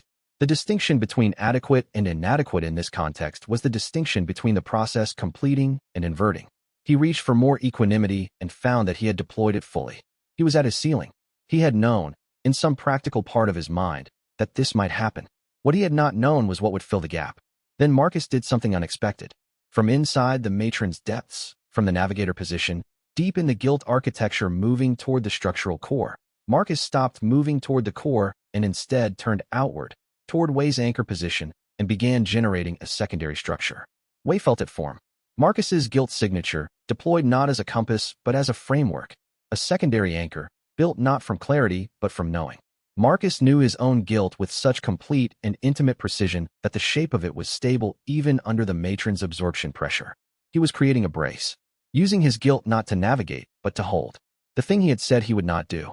Marcus. Wei's cultivation transmission of the word was barely perceptible in the formation's interior. Shut up and hold the center. Marcus's response was immediate and unbothered. I can do this for approximately 7 minutes before the absorption makes it untenable. Use the time. The combined structure, Wei's clarity on the outside, Marcus's guilt knowledge on the inside, was stable in a way that neither was alone. Wei stopped trying to process the systemic guilt and did the thing Elena had taught him. He witnessed it, not understood it, not resolved it, simply held it clearly, acknowledged that it was real, acknowledged that it existed and mattered and had produced harm, and did not try to change its shape. The system's guilt was not a person's guilt. It could not be owned by one person, but it could be witnessed. That, apparently, was enough. The formation responded to the combined anchor like a structure finding its footing on solid ground. Wei felt it stabilize. The trembling stopped. Through the network of the formation's notation, he felt the process's forward motion resume, Marcus's navigation, freed now from the secondary anchor work, continuing toward the matron's structural core. 6 minutes passed.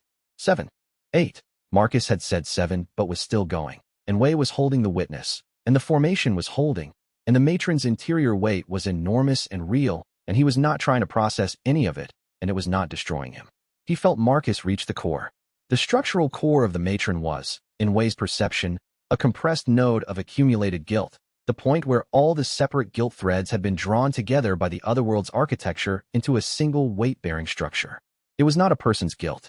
It was not a system's guilt. It was the architectural logic of guilt itself, built from decades of human failure into a form that had mass and presence and could move through a town and gather more. Marcus broke it. Wei did not perceive the method. He was maintaining the anchor and could not direct attention elsewhere. He felt the result. The compressed node shattered into its constituent pieces, individual guilt threads releasing from the aggregate, separating, dispersing outward into the matron's interior. Not dissolving, dispersing. And as they dispersed, they became smaller and smaller, each individual guilt thread seeking its source person, or, for the guilt of the dead, finding no source and dissipating as residue, too small to cohere. The dissolution moved outward from the core in a wave. Wei felt it reach his anchor position and pass through it like water through an open hand. Nothing to grip, nothing to catch, just the warm pressure of something releasing. Then it was done. Chapter 57. What Wei perceived in the final seconds of the dissolution was not what he had steeled himself for. He had expected the guilt authors to look like what they had done. The administrator who had falsified records. The inspector who had signed off without visiting. The board member who had chosen the cost-saving policy. He had expected guilt in the form of damage, the harm arrayed around its sources, visible as condemnation. What he perceived was people. The administrator was exhausted. She had been managing a facility with insufficient staffing since 1987 because the funding never came through, and she could not hire enough people, and she had been lying about the numbers in the reports because the alternative was the facility being shut down and 40 residents losing their homes. She had started with one lie, to protect something she genuinely cared about, and the lie had required more lies. And by 1991, she was maintaining a structure of falsification that she no longer knew how to exit. She had not been a villain in her own experience. She had been a person who had made one wrong choice to protect something good and spent the next decade unable to find the way back out. The inspector had been overwhelmed. Too many facilities, too few inspectors, a system that allocated resources based on complaint volume rather than vulnerability of residents. He had visited the care facility 4 times in 10 years and seen things that concerned him and written reports that said, requires monitoring, and been assigned 40 other facilities and never returned in time to follow up. The board member with the cost-saving policy had been working from a spreadsheet. The spreadsheet had not included a column for quality of life of individual residents. He had genuinely not thought about the people the spreadsheet described because the spreadsheet had not prompted him to. The policy had made the numbers better. He had never visited the facility. Not villains. People with blind spots, with impossible workloads, with incomplete information, with the specific moral failure of not trying to see the thing you were not required to see. Wei felt this. Not processed it. Felt it. The specific weight of how institutional harm happened. Not through individual evil, but through the accumulated effect of many people with partial information and partial attention, and the human instinct to look where looking was comfortable. No single moment where someone had said, I choose harm. Just many moments where someone had said, I don't need to look at this right now. He felt something he had not felt in years. Not guilt. It was not his guilt. Not grief. Grief was personal. Grief was for loss. And this was something wider than grief. He felt the weight of it. The accumulated weight of many people's failures, held clearly, witnessed without judgment, and without the distance of clinical categorization. It was devastating. It was entirely appropriate to be devastated by it. The other world had been generating this as a monster for 40 years because no one had been willing to hold it without flinching or without defending. He held it without flinching and without defending. The matron dissolved completely. The fog outside, which Wei could feel even from inside the formation, shifted, not lifted, changed quality, as if something very heavy that had been pressing from above had been reduced by one specific increment. Then Wei was outside the formation, sitting on the floor of the upper room, and Marcus was sitting against the wall across from him, and both of them were breathing. Marcus looked like a man who had run a very long distance. His guilt signature, normally so precisely controlled, was scattered, not dangerous, just uncontained, the edges of it fraying slightly. He had spent more of his careful internal architecture on that secondary anchor than Wei had asked him to, and his recovery would take time. But he was alive. "Thank you," Wei said. Marcus looked at him for a long moment. "How are you?" Wei considered the question. The efficient answer was, "Functional." The accurate answer was longer. "I perceived the complete history of how they became what they did," Wei said. "I did not expect that." "No." Marcus was quiet. "It is never what you expect. They were people. They are always people." He said this with the specific flatness of someone who had known this for a long time and had found no comfort in it. That is the worst part. If they were monsters, it would be simpler. Wei sat with this. Elena appeared in the doorway. She had been waiting at the formation room's entrance. She had not been inside the formation and had not experienced what Wei experienced, but she had watched Wei's face during the process and had read enough in it to know what she was walking toward. She crossed the room and sat beside him. She did not ask how he was or what he had seen or whether he was okay. She simply sat beside him and was present, and that was exactly the right thing. He leaned slightly against her shoulder, which was also not something he had done before, and they stayed that way while his cultivation slowly settled back into its normal channels. Chapter 58. An hour later, the group assembled in the lower level of the building to take stock. The matron was gone. Thomas had verified this by going to the care facility building, the location of the matron's most recent stationary position, and finding the guilt architecture there reduced to small stable residues, nothing cohering, nothing large enough to generate movement. He had come back with an expression of someone who had spent 19 years building a set of survival assumptions and had just had one of the foundational ones removed. "I didn't think it was possible," he said, and then said nothing else on the subject. Wei's cultivation perception confirmed the change at the macro level. The guilt geography of the southern quarter, where the matron had been traveling and gathering, was lighter, not empty. There was still structural guilt in every building that had accumulated it over decades, but lighter by the specific weight of the matron's dissolution, which had released the accumulated mass back into its constituent pieces, most of which were too small to cohere and too disconnected from living guilty persons to generate movement. The town was safer by a measurable increment. Not safe. Safer. Wei sat beside Marcus in the lower room and found a question he had been holding for 2 days. "Why did you use your guilt signature on the secondary anchor? You said you wouldn't." Marcus looked at his hands. "I changed my mind." "What changed it?" A pause. Not Marcus thinking about whether to answer. Wei could tell the difference by now between Marcus's evasion pauses and his consideration pauses. This was consideration. 19 years, Marcus said. "In those 19 years, I have guided approximately 200 people to the exits I know. Some of them made it. A significant number didn't. Each time one didn't, I asked myself if there was anything I could have done differently, and generally concluded there wasn't, because my method is efficient and my knowledge of the other world is accurate, and the people who died because of factors I couldn't control." He paused. "That is true. It is also the story I told myself to make it bearable to keep going." Wei waited. "I have not given a single person I guided anything that looked like hope," Marcus said. "I gave them information. I gave them efficient routing. I told them what to avoid and how to avoid it, and where to move and in what order. Information is useful. It is not hope." He looked at the floor. "You are the first person who has given me a reason to think the problem might be solvable. Not just navigable. Solvable. The first person who arrived in this town with the specific tool that the founding practitioners required and who also, against significant odds and my explicit discouragement, chose to stay and work on the problem." He paused. "If you died in that formation because I was protecting my technique, you were not the only thing that died." The room was quiet. "I want to leave Silent Hill," Marcus said. "I have wanted to leave for 19 years. I have stayed because leaving felt like abandoning something I was responsible for, and also because I had not found a reason to believe the thing I was staying for was actually solvable." He looked at Wei. "You are the reason I believe it might be solvable. Protecting that belief seems like a reasonable use of a secondary anchor." Wei held this. "Then we solve it," he said. "Yes," Marcus said. "I believe we will." At the room's entrance, Aldrich stood with the expression of a man who had been watching two people have a conversation about hope in a town that was not supposed to support it. His theological framework had a category for what Marcus had described, the specific quality of faith in someone else's capacity to do the necessary work. He had never expected to encounter it in this form. His expression said, quietly and without admitting it aloud, that his theology had been tested today and had been found partially inadequate to describe what he had observed. Chapter 59. Aldrich did not call another convening. He called Croft into a private meeting that lasted 40 minutes, and then emerged and asked Way for a meeting of a different kind, not a theological hearing, but a practical conversation about what came next. They met in the same church building, across the same plain table, but the quality of the meeting was different from the hearing 2 days before. Aldrich arrived without his theological posture, not without his theology, which was not something he was capable of setting down, but without the mode of deployment that had characterized his previous interactions with Way. He arrived as a practitioner with practical knowledge and a problem that had just changed shape. I have been maintaining the obstruction in the sanctum for 20 years, he said. I told you this at the hearing. I also told you that the maintenance is consuming my life force at a rate I calculated as sustainable for another several years before it kills me. He paused. I calculated incorrectly. The dissolution of the matron changed the pressure dynamics in the network.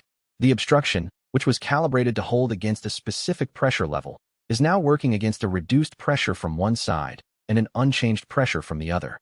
This imbalance will accelerate the maintenance cost. He said this with the precision of a man reporting a navigation error. Honest, factual, without drama. I have perhaps 18 months before the maintenance kills me. Previously, I estimated 3 years. Way processed this. The dissolution of the matron reduced the guilt pressure on one side of the obstruction. Yes, because the matron was the largest aggregated guilt mass in the network's southern sector, and it was pressing against the obstruction in the same direction as the pre-human wound's accumulated guilt. Dissolving it reduced the total pressure from that direction. But the other side, the wound itself, remains unchanged. The pressure differential is now worse, which means the obstruction is more likely to fail in an uncontrolled manner. Yes. Way looked at him. You are telling me this because the obstruction is no longer solely your problem. I am telling you this because I have been working alone for 20 years and the evidence of this week suggests I cannot solve this alone. Aldrich met his gaze with the direct look of a man who had spent 20 years believing in divine support and had just had an experience that complicated that belief. The founding practitioners built the completion mechanism to replace the obstruction with something better. You are the person closest to being able to activate that mechanism. I have been protecting the obstruction against interference. I am now asking you to help me replace it before it fails. A pause stretched between them. We have identified the central site, Way said. We know the completion mechanism's requirements. We know my cultivation level is not yet sufficient for the final installation, but that it may become sufficient if advancement continues. He thought through the implications. The dissolution of the matron should have advanced my cultivation. Has it? Way checked. He had been too occupied with the aftermath to run an internal survey. He ran one now, cycling through the heart-settling arts progression criteria with the careful attention of a practitioner reviewing a structural assessment. The advancement was already complete. He had not noticed it happening. It had happened during the dissolution process itself, not as a deliberate cultivation session, but as the natural result of perceiving collective guilt at full weight without either processing it or breaking under it. The specific gap in his cultivation that the formation had revealed and he had bridged, imperfectly but adequately, had apparently been exactly the gap that the fifth rank's ceiling required him to cross. Windless Valley had become empty sky. He sat with the new perception for a moment before speaking. The advancement has occurred, he said. Sixth rank. Croft, standing in the doorway as Aldrich's witness, looked between Way and Aldrich with the expression of someone watching two tectonic plates discover they are moving in the same direction.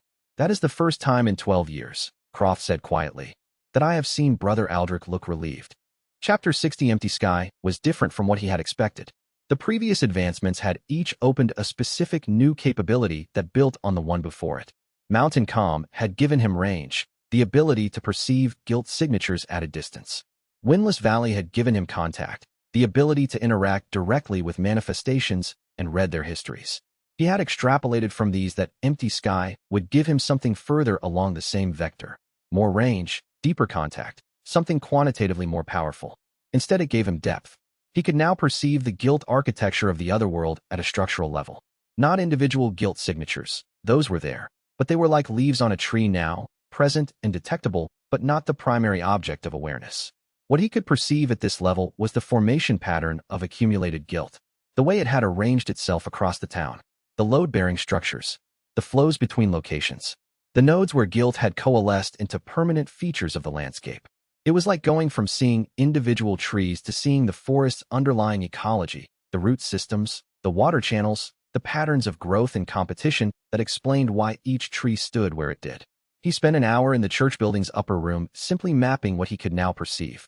And 3 hours after that, he walked out of the room and found Elena in the lower level and said, "The other world is not a product of human guilt."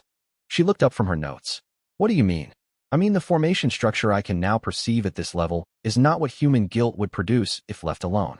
Human guilt, accumulated over decades in a specific location, produces guilt residue and guilt manifestations and eventually structures like the matron, but those are emergent, undesigned. The patterns of emergence are chaotic and accidental, following the logic of accumulation without any overarching architecture." He paused. "What I can see in this town is not chaotic. The guilt architecture is designed." Elena put down her pen. "Someone built this," Wei said. "Not the founding practitioners who built the original processing community. They were working within the structure, not creating it. The other world itself, the fundamental substrate that makes the guilt to manifestation conversion possible, that maintains the otherworld overlay, that sustains the network across 7 sites, is a deliberate construction." The silence of the room had a specific quality, the quality of something large being said in a small space. "How old?" Elena said. Wei cycled through what empty sky could perceive of the structure's age, the guilt patina that centuries of use left on formation architecture, readable the way a geologist reads strata. He compared it to the founding practitioner's layer, which was several hundred years old and clearly newer than the deep substrate. He compared it to the founding tradition's internal records, which traced the heart-settling art's origin to a specific historical period. The deep substrate was older than the cultivation tradition, older than any historical record he had access to, older than the town, the region, the nation. He could not find the bottom of its age with the perception available to him at 6th rank. "Old," he said. "Much older than anything I can trace. Older than the cultivation tradition I come from. Possibly older than recorded history." He paused. "Someone built a continental-scale structure for processing guilt before human civilization was keeping records." Elena was very still. "Why?" "That's the question I cannot yet answer." He sat with the weight of it. The other world was a container. Designed. Built for a purpose. The founding practitioners had understood enough of the design to build their processing community in alignment with it, had understood, at some level, that they were working with a pre-existing structure rather than building from scratch. And the practitioners who had destroyed that community had understood enough of the design to install an obstruction that would stop the processing and allow the guilt to accumulate. Someone had built the container. Someone else had sabotaged it. Both of those someones were connected, in ways he did not yet understand, to the cultivation tradition he had come from. And through the fog, at the edge of his empty sky perception, he became aware of something that had not been present in any of his previous surveys. A presence. Not a guilt manifestation. It had no guilt signature. Not a sourceless manifestation. Those had a quality of reaching, of incomplete communication. This presence had a quality of watching. Patient. Deliberate. Present at the edge of his perception in the specific way that something positions itself when it wants to be noticed but does not want to be approached. Wei tracked it carefully with his perception, not moving, not reacting, just mapping. It was structured entirely from clarity. The accumulated weight of his cultivated equanimity, processed across decades, reflected back at him by the otherworld's substrate in a form that had mass and presence, and the specific quality of something the otherworld had built specifically to address him. Not a person. A response. The clarity mirror. He did not know this term yet, would not find it for several more chapters of careful observation, had noticed him in the same moment he had noticed it. And in the moment of mutual recognition, it asked a question without words, in the language of cultivation resonance, a language Wei had not known he could speak until this moment. "If you have processed everything, what are you still looking for?" Wei had no answer yet. But the question settled into him with the weight of something true, and he knew that it would be there when he woke up, and the day after that, and every day until he found the answer. The fog shifted. The otherworld breathed. And at the center of a design structure that was older than memory, built for a purpose that had been sabotaged before anyone alive could remember why. A cultivation transmigrator from a world he might never return to sat with an unanswered question and let it be what it was. Real. Important. Unanswered. For now, Chapter 61, the empty sky perception, did not announce itself. It was not like the previous rank advancements, which had arrived with the specific quality of a door opening, a new capability suddenly available where there had been none. Empty sky was more like the dawn, not a moment of change, but a gradual accumulation of light until you realized you could see things that hadn't been visible before. He spent the first 3 days after the matron's dissolution simply paying attention to what the new perception showed him. The otherworld's guilt architecture, at this structural level, was composed of 3 distinct layers that lay over each other like geological strata. The shallowest layer was recent, decades at most, sometimes only years. This was the guilt that individual visitors and residents had brought with them and left behind. It was chaotic in the way that human experience was chaotic, distributed unevenly, dense in some locations and sparse in others, following no pattern except the accident of where people had been and what they had carried. It was the layer Wei had been working in for weeks. Below that was a layer that was older, centuries, not decades, and fundamentally different in character. It was intentional. The guilt architecture at this depth had been arranged rather than accumulated. There were formation arrays embedded in it, nodes and channels that directed the flow of guilt rather than simply recording it. The founding cultivation community's work was here, Wei realized. They had not just built the processing community in this town. They had built into the otherworld's structural layer, leaving their signature in the architecture of guilt containment they had developed before the destruction. And below both of those was something older still, something that had been here before the cultivation community, before the town, before anyone whose history Wei had access to. The deep substrate, built by hands he could not identify, for purposes he was still working to understand. He called a meeting in the shelter's main room on the 4th day. Thomas, Marcus, Elena, Seraphine, Croft, the full working group that had assembled over the past weeks. He laid out what he had mapped on the room's central table, using a notation system he had adapted from the founding tradition script, translated into diagrams that those without cultivation perception could read. When he finished, Thomas studied the map for a long time in silence. These layers, Thomas said finally. He pressed a finger to the diagram's outer edge. This one here, the shallow recent one.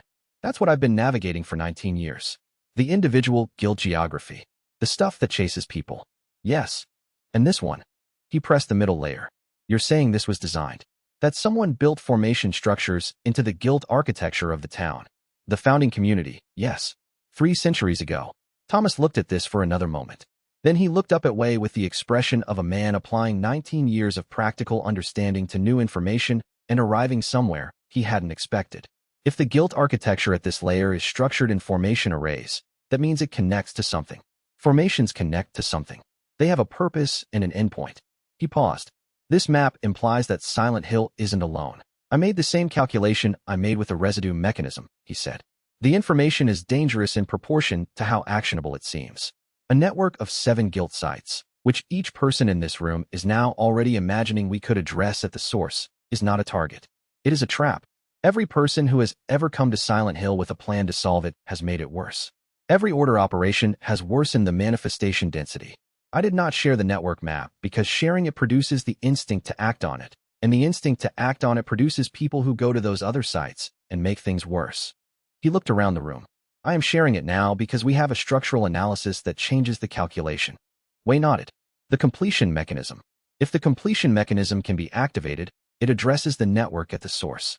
A site-by-site approach would be like patching individual holes in a container while the pressure inside keeps building. The mechanism addresses the container itself. He paused.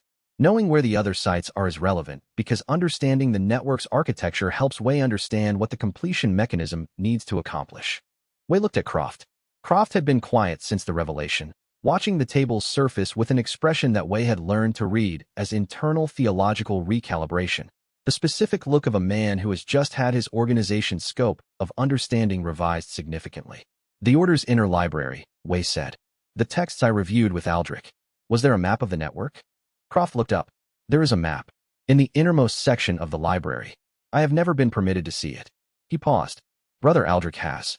Chapter 63. Aldrich looked at Wei across the plain table in the church building and said, You want the network map? I want the network map. He said nothing for a moment. Wei did not push. He had developed, over the past weeks, a reasonable model of how Aldrich's decision process worked. The man was not rigid, but he was methodical. He tested new information against his framework, identified where it conflicted and where it aligned, and made adjustments that he was then fully committed to. Pushing him during the testing phase was counterproductive. I will tell you what I know, Wei said, and you can apply your framework to it and tell me what the map shows. We don't need to fight about what it means. We need to know what it contains. Aldrich looked at him. That is an unusually honest way to frame a negotiation. I have been unusually honest with you since we met. I am not certain why you keep being surprised by it. Something moved through Aldrich's expression that was not quite amusement, but was adjacent to it. Because in my experience, honesty at this scale of situation is almost always strategic. It can be both, Wei said. Honest and strategic simultaneously. I am asking for the map because I need the information and because I believe you will provide it freely if you understand what I intend to do with it. I am not trying to deceive you into providing it. He told Aldrich what he had mapped. The 3 structural layers. The founding community's formation arrays embedded in the otherworld's middle architecture. The deep substrate that predated everything. And his growing certainty that the network's completion mechanism, if activated, would restore the original design of the entire system, converting the guilt generation engine back into a guilt processing engine at all 7 sites simultaneously. Aldrich listened without interrupting. When Wei finished, Aldrich sat quietly for 30 seconds. My theology holds that the otherworld is God's mechanism of judgment and purification, Aldrich said. Your model holds that it is a design processing system that has been sabotaged and converted to a different function than it was built for. He paused.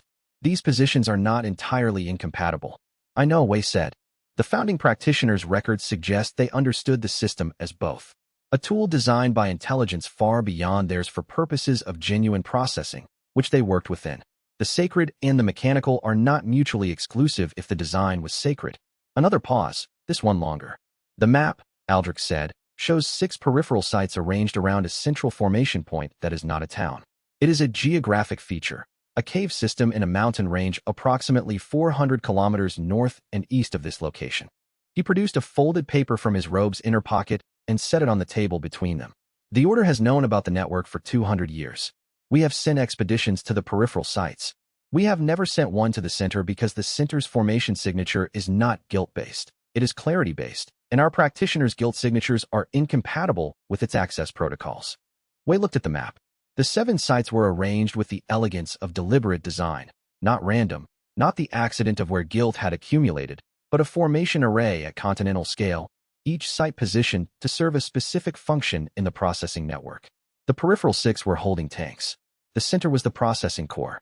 And the peripheral site at the bottom of the map, the one labeled simply as Settlement Hill in a notation that predated the town's current name by at least a century, was exactly where he was standing. Chapter 64. He spent 2 days with the map and the structural perception that Empty Sky provided, building a model of how the network had been designed to function. The 6 peripheral sites were collection points, locations where guilt from a specific geographic region would naturally accumulate, drawn by the formation arrays that the founding community had embedded in the middle architecture layer across multiple locations. Silent Hill was one collection point. The other 6 were presumably similar. Towns, locations with significant human habitation over long periods, places where guilt had built up over time and been channeled by the formation arrays into coherent, containable forms. From each peripheral site, the network had channels that led to the central site. Not physical channels. Guilt didn't travel through rock or water or air in a straightforward sense, but formation channels embedded in the deep substrate that would carry processed guilt from the peripheral sites to the central location where the final step of the processing cycle would occur. The founding community had been operating the processing cycle here in Silent Hill. Guilt accumulated, the community's practitioners worked with it, processed it through methods that the heart-settling art was descended from, and the processed guilt flowed through the channel to the center. Not the raw guilt, the processed form, which the inscription in the central building called residue of witnessing. The clean remainder after the guilt had been genuinely addressed. The central site would receive that material from all 6 peripheral sites and do something with it. Something final. Wei did not yet know what. The obstruction that Aldrich has been maintaining, Marcus said, when Wei walked him through the model. Where is it in the network? Between here and the center. The channel that carries processed guilt outward from Silent Hill, the obstruction blocks it. The guilt that should flow to the center has nowhere to go, so it accumulates in the local architecture instead of moving through the system, which is why the matron-scale events become possible. The processing capacity was designed for a system that moved material outward. When the outward channel is blocked, the material backs up. Marcus looked at the map. So Aldrich has been maintaining a block drain. to prevent the drain from rupturing. Yes. Wei looked at the channel diagram he had drawn. If the obstruction fails without the processing cycle active, the backed-up material doesn't flow gently to the center. It releases in a surge. Given the volume that has accumulated over 3 centuries of blockage, catastrophic, Marcus said. The word seems appropriate. And reaching the center to activate the completion mechanism requires passing through the block channel. The block channel is in the otherworld's formation layer, not the physical world. A practitioner with sufficient clarity and the right cultivation compatibility might be able to move through it. It is not a physical passage. He paused. But it requires a cultivation level I have not yet reached. At empty sky, I can perceive the channel clearly. I cannot yet navigate it without being consumed by the backed-up material. How much more advancement do you need? Wei considered. At least 2 more ranks. Possibly 3. Marcus looked at him with the specific expression he used when performing a calculation that he expected to produce an uncomfortable result. And you are advancing at roughly 1 rank per major crisis. Yes. And the obstruction has 18 months before Aldrich's death ends its maintenance. Yes. The calculation was not comfortable. Then we need the central site, Marcus said. Not to activate the mechanism now, but to understand it. To know what the final installation requires, and whether there are elements we can prepare in advance so that when your cultivation reaches the necessary level, the time required to complete the installation is minimized. He paused. I have been to the central site once. I know a route. I almost did not come back, but I know why I almost did not come back, and avoiding that outcome is now something I am motivated to do. Wei looked at him steadily. We need preparation time. A week, perhaps. And we need the right team. He thought for a moment. You, me, and 1 person who can read the founding notation without cultivation perception. They both looked toward the back room, where the sound of Seraphine reading aloud from the central building's inscriptions, which she had transcribed with the meticulous care of someone who understood that the record needed to exist outside the building, continued in its low, focused rhythm. Chapter 65. Seraphine agreed, without hesitation. She had been expecting to be asked, she said. The route to the central site passed through the otherworld's 2nd structural layer, the founding community's formation arrays, and the notation inscribed into those arrays was the same script she had always been able to read. She was, in functional terms, the only person who could navigate without cultivation perception where the arrays would otherwise be indistinguishable from the surrounding guilt architecture. You understand that it is dangerous, Marcus said. Everything here is dangerous, she said, with the directness of a 12-year-old who has lived inside the Order's theology for her entire life and has consequently never developed the adult habit of pretending that danger is less present than it is. I have been kept safe from danger since I was born. I am beginning to think that is different from being safe. Marcus looked at her for a moment. Yes, he said. It is. They spent a week in preparation. Wei advanced as far as his cultivation would allow through intensive sessions with the founding tradition's inscription records, pushing the heart-settling art's 6th rank depth as thoroughly as the time permitted without forcing an advancement that was not organically ready.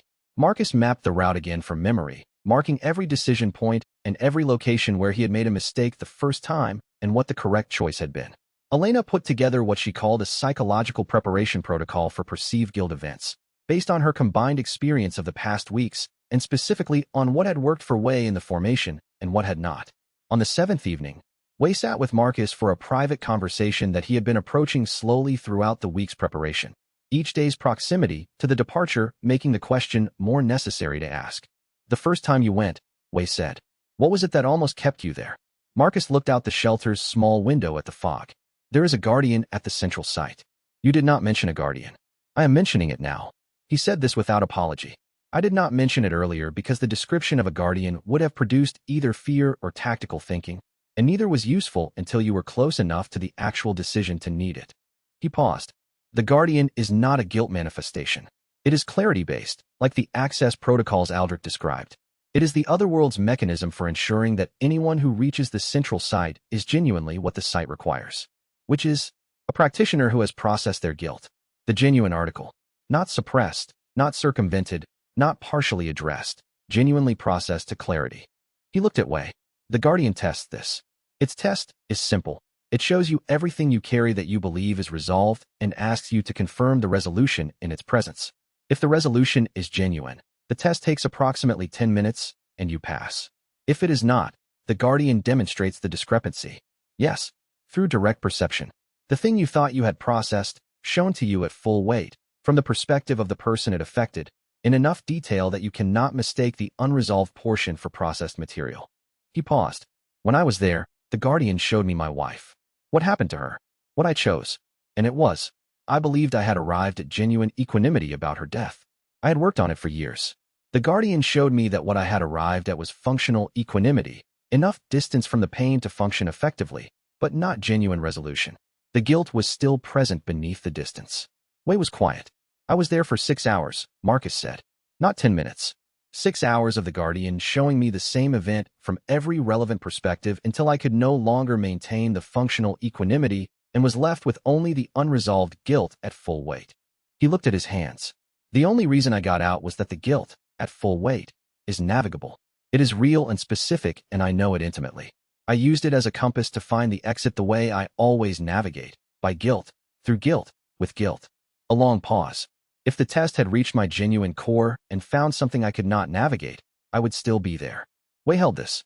The settled memory, he said. The thing the destroying practitioners stole. The records describe it as the complete processed guilt archive of a practitioner who reached the end of the heart-settling art. The final installation of the completion mechanism requires returning it. Yes. And the guardian tests whether the practitioner arriving is genuinely clear. Because only a genuinely clear practitioner is producing the processed material the installation requires. That is my understanding of the function. Marcus met his gaze. If your guilt about Luo Benshan is genuinely processed, the guardian will find nothing to question. If it is not, Wei let the sentence finish itself in the space between them. He had not allowed himself to examine the Luo Benshan question in the week of preparation. He had not wanted to disturb the cultivation stability that the matron's dissolution had built. He had been honest with himself, in the specific way that practitioners were trained to be. The question was present. He was not ready to examine it, and he was aware that avoidance was occurring. He would need to stop avoiding it before the guardian made the question unavoidable. I will need another conversation, he said. Before we leave. Marcus nodded slowly. Elena, he said. Not a question. Elena, Wei confirmed. He did not explain why Elena, and Marcus did not ask, which suggested that Marcus had been paying more attention to the two of them than Wei had assumed. Or perhaps less. Perhaps it was simply obvious. The person Wei trusted to hold what he was carrying without trying to fix it was the person who had already demonstrated, more than once, that she could.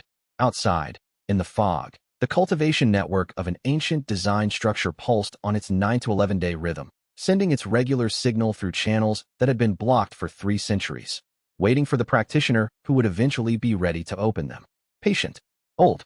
Entirely certain that it could wait as long as necessary. Chapter 66. The week of preparation for the central site journey had a different quality than the weeks before it. Wei noticed the difference in the texture of his days, less urgent, more deliberate. The matron's dissolution had removed the most pressing crisis.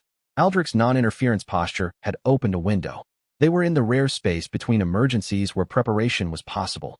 He used the time to do cultivation work that he had not been able to do while moving from crisis to crisis. A methodical assessment of his advancement rate and what remained ahead. He had arrived in Silent Hill at the first rank of the heart-settling art. In 11 weeks, the approximate duration of his time in this other world, though time moved strangely here, he had advanced to the 6th rank. 5 rank advancements in less than 3 months. In the cultivation world he had come from, this rate would have been considered extraordinary to the point of implausibility. Under ordinary cultivation conditions, each rank of the heart-settling art required years of patient work. The outer ranks, Mountain Calm and above, were lifetime achievements for most practitioners. The other world had compressed a decade of advancement into weeks. The reason was not mysterious. The heart-settling art advanced through genuine processing of guilt, grief, and unfinished moral business. The other world provided more concentrated, more intense, more diverse exposure to guilt in a single week than his original world provided in a year. The processing he was doing here was real work. Each advancement earned through genuine encounter with things that required genuine confrontation. The acceleration was not a gift. It was the cultivation equivalent of forced growth, and forced growth had the same risks in cultivation as in biology. The structures that were supposed to develop gradually, building strength through slow accumulation, were instead building quickly and under pressure. Some of those structures were stronger for the pressure. Some were weaker in ways that wouldn't be apparent until tested. He held the assessment of where he stood. 6th rank of 10, with 4 ranks remaining before the heart-selling art's completion. The completion mechanism at the central site required that completion. The obstruction had 18 months. His current rate of advancement suggested 1 rank per major crisis, which meant 4 more major crises, if they were of sufficient scale and if he engaged them with sufficient depth. He did not like the math of it. He liked less what Elena said to him on the preparation week's 5th day. "I need to tell you something," she said, "and I need you to hear it as information rather than criticism. Can you do that?" He looked at her. "Tell me.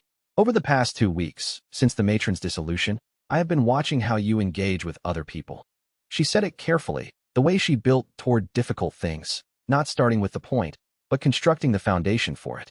"You are becoming more efficient, more precise, better at perceiving quickly what someone needs and at identifying the relevant framework. The conversation with Thomas about his 19 years, you were genuinely present for that. The meeting with Aldrich about the network map, you were fully engaged." She paused. "And then I watch you afterward and you file it." Wei was quiet. Not cruelly, not dismissively.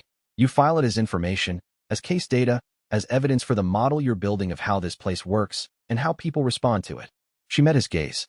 "I am watching you become more alien to other people's pain. Not because you cannot feel it. I know you can. I watched you in the formation. But because the cultivation is giving you an increasingly efficient alternative to feeling it. Understanding it instead of being with it. And understanding is more comfortable than being with it. So understanding is what you default to." Wei sat with this. He had known the pattern was present.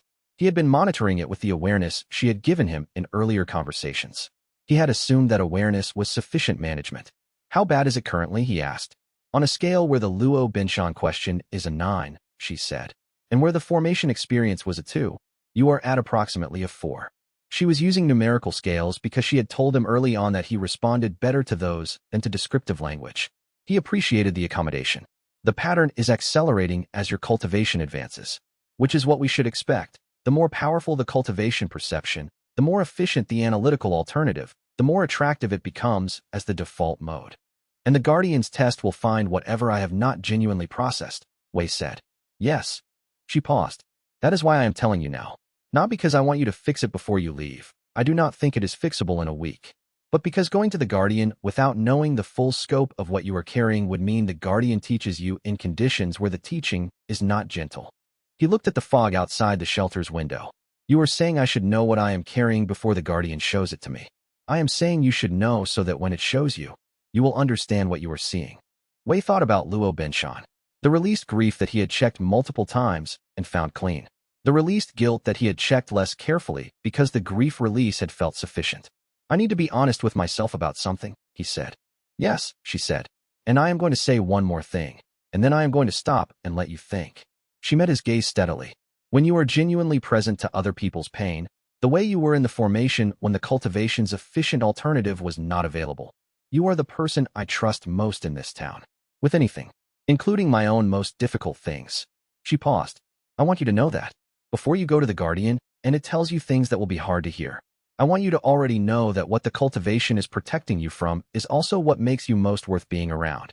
Then she did what she said she would do and stopped talking, and the silence she left was not empty.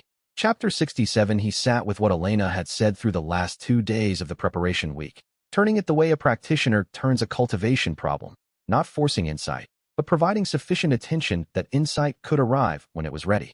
What he found, when he finally looked clearly at the Luo Binshan question, was not what he expected. He had thought the unresolved portion was about guilt, about having made the wrong choice, prioritizing his own advancement over a person in crisis. He had reviewed this many times and had found, each time, that the guilt was processed. He had made the choice. The choice had been wrong. He had owned that it was wrong, had identified what he would do differently, had genuinely integrated the lesson. The guilt was done. What he had not examined was what the processing had served. The heart-settling art did not require that practitioners never make wrong choices. It required that when wrong choices were made, they were genuinely owned, not suppressed or rationalized or blamed onto external factors. He had owned Luo Binshan's death. He had made that ownership his cultivation foundation, the specific event he pointed to when he wanted to demonstrate that the heart-settling art worked. I was guilty. I processed the guilt. I advanced. See how the method functions. He had, in other words, turned his student's death into proof of his own technique. And that was not resolution. That was instrumentalization. He had used the guilt as material rather than processing it to be free of it, which was exactly the corruption that Marcus had warned about, except at a more subtle level. Not building power from guilt, building identity from it. Luo Binshan had not died to demonstrate the heart-settling art's efficacy. Wei sat with this for a long time in the shelter's back room, with the fog outside, and held the distinction. The real thing. A young practitioner who had trusted him and died on the second day of a 3-day period when Wei had been unavailable. The weight of that, not as proof of anything, not as material for anything, just as what it was. A person, a trust, a failure, real and permanent and not useful for anything. He felt the weight of it differently than he had in years. When he came back out of the back room, Elena was there. She did not ask what had happened. She read his expression and said, "Okay." "Not okay," he said, "but more honest than I have been." She nodded. "That is the right direction." He told her what he had found. She listened with full presence, the way she listened to everything, without preparing her response, without the therapeutic instinct to reflect or reframe, just receiving what he said as what it was. When he finished, the room was quiet. "There is something I should tell you," he said, "that is outside the scope of cultivation or the central site or any of the work we are doing." She waited. "I do not know," he said carefully, "what happens when this is over. Whether the completion mechanism, if activated, allows people to leave. Whether I find a way back to my world or remain here. I have not examined this because examining it felt like a distraction from the work." He paused. "I am telling you this now because whatever the answer is, it is relevant to what I want to say, which is that this period, these weeks, this specific group of people in this specific impossible situation, contains more genuine human engagement than most of the preceding decades of my cultivation career. And most of that is because of you." Elena looked at him for a moment. "I know," she said. A pause. "I mean that I know it is true," she clarified, "and that it is true in both directions." She held his gaze. "We will figure out the rest when we know what the rest is." It was not a love declaration, and it was not a friendship declaration, and it was exactly the right thing for the space between them, which was something that had been developing for weeks and had not yet found its final form. Then Croft burst through the door at a pace that meant something had changed. "The order," he said, catching his breath. "Not here. One of the other sites in the network. Brother Commander Vale has taken an operation east. There is a secondary site 2 days' travel from here that she identified as a target for amplification. She is not under Aldrich's direct authority, and she has been planning this separately." Wei was already standing. "What kind of operation?" "A purification ritual at scale. The kind that damaged sites when the Order attempted it here." Croft's expression was tight with something that was not quite fear. "From what I understand of the network structure you described, if they activate the ritual at the eastern site, it will send a surge through the network's connection channels. The connection channels run through the blocked portion of the formation." Wei finished the calculation before Croft did. "The surge will hit the obstruction. At the pressure differential that already exists, it could cause a rupture. Aldrich's controlled 18 months would become less." Chapter 68, he left within the hour. Elena wanted to come. He said no, not because he did not want her there, but because the eastern site's manifestation profile was unknown and the route was 2 days through otherworld territory without the shelter network that Thomas had spent 19 years mapping. One person moving fast was safer than a group navigating cautiously. He took the manuscript page, his cultivation perception, and Marcus's annotated map of the network's connection points. Croft provided directions to the eastern site from the Order's records. Aldrich had sent a message through Harrow asking Wei to wait. He could reach Vale through internal channels faster than Wei could reach the site. Wei sent back a single sentence. "I am not waiting because the network cannot wait. Reach Vale through your channels, and I will come from mine." He moved through the otherworld's fog streets at the pace that Windless Valley permitted, the expanded range of perception creating a continuous awareness bubble around him. Guilt signatures detected well before they came into contact range. The manifestations here in the town's outer districts were sparse and predictable. He moved through them the way water moves through stones. 2 hours out, the fog changed quality. It was subtle, a change in the texture of the light, a difference in the way sound behaved. Wei's cultivation perception registered it as a shift in the guilt architecture's character. The manifestations in this area were older and denser than in Silent Hill's center. Not more aggressive. Older guilt had a different quality from fresh guilt, more settled and structural, but more present, more woven into the landscape. Buildings and roads in this area carried accumulated weight in their foundations the way old wood carries rings. He was moving through the network's outer ring. The area where the formation arrays that the founding community had built were most active, where the collection function was strongest. The manifestations he encountered here did not retreat or circle. They regarded him with an attention that felt different from Silent Hill's guilt-based manifestations. Not hostile, assessing. He held his pace and kept his perception open. The eastern site was a town that had been abandoned rather than inhabited. or had been inhabited for a period and then emptied out, the human presence replaced by the specific quality of post-human guilt that accumulated in places where people had lived and then left, and the leaving itself had been a failure of some kind. He entered its outskirts at nightfall of the second day and found what he expected, an order operation in progress. Vale was not Aldrich.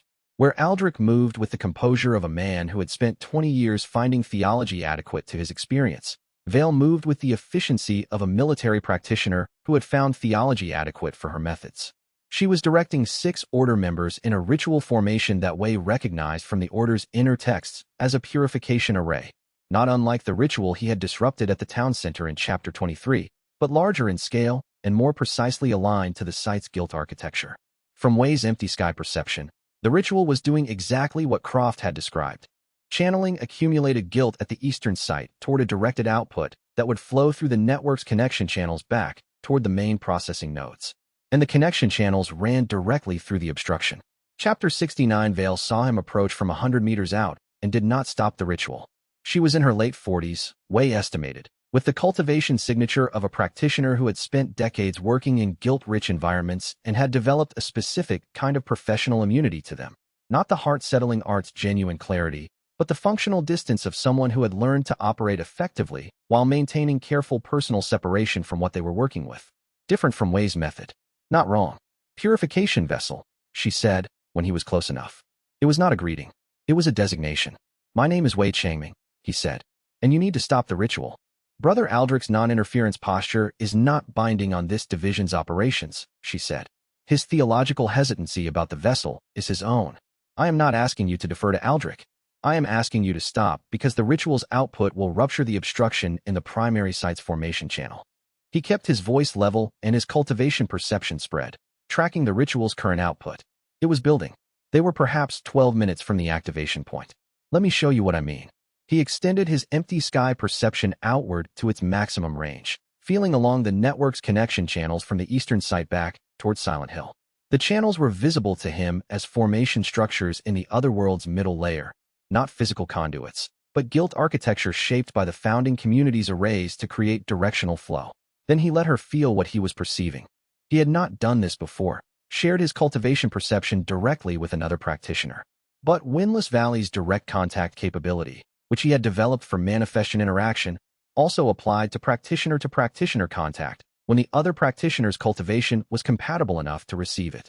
Vale's formation work background was not identical to his method, but it was related enough that what he was showing her was legible. The channel, the obstruction, the current pressure differential that Aldrich's maintenance was managing, and the surge that the ritual's output would generate, calculated against the 3 weeks. Croft hesitated. There is more. While you were at the eastern site, 2 senior brothers arrived in Silent Hill who are not Aldrich's people. They have been surveying the town's guilt architecture with order detection techniques. They know about the matron's dissolution. They know about the formation activation in the church building. They know about the Seraphine situation. Another hesitation. They know about Elena. Wei processed this. What about Elena specifically? She has been flagged as a practitioner's associate. In the order's framework, that means she is potentially leverage. Croft met his gaze directly. I am telling you this because you should know it, not because the order is about to act on it immediately. They move carefully. But 3 weeks until the convening, and if the classification goes against me, any action becomes theoretically justified under the senior council's authority. He paused. You need to be underground before the convening concludes. Wei turned this over.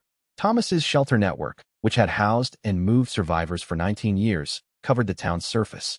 Marcus's guilt signature navigation could move through otherworld layers that order detection techniques were not calibrated for. Underground, in the literal sense of the otherworld's deeper formation layers, was not a comfortable operational space, but it was a navigable one.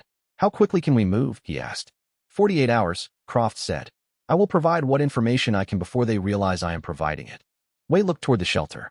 Inside, Elena and Thomas and Seraphine were doing what they always did in the preparation windows, reading, cataloging, maintaining the practical systems that kept the group functional. He would tell them tonight. They would need time to react and time to pack what mattered. He found Marcus first, in the back room with his annotated maps. We're going underground, Wei said. Marcus looked up, not surprised. How long? Until the central site journey. Possibly until after. Marcus folded his maps with the specific efficiency of a man who has been ready to move for a long time and has simply been waiting for the catalyst. I know 3 routes that the Order has never mapped. We will move through the network's second structural layer where possible. The guild architecture there is older and more stable. It moves predictably, and there are no surface-level patrols because the Order's practitioners cannot navigate at that depth. Seraphine can read the notation at that depth. Which is why we brought her, Marcus said. He stood up and picked up his pack. I have been ready to leave this shelter for 6 months. I simply had nowhere worth going. He looked at Wei with the dry, careful expression that Wei had come to recognize as Marcus's version of warmth. Now I do. Through the shelter's walls, the fog moved in its slow, constant rhythm, indifferent to the people navigating within it.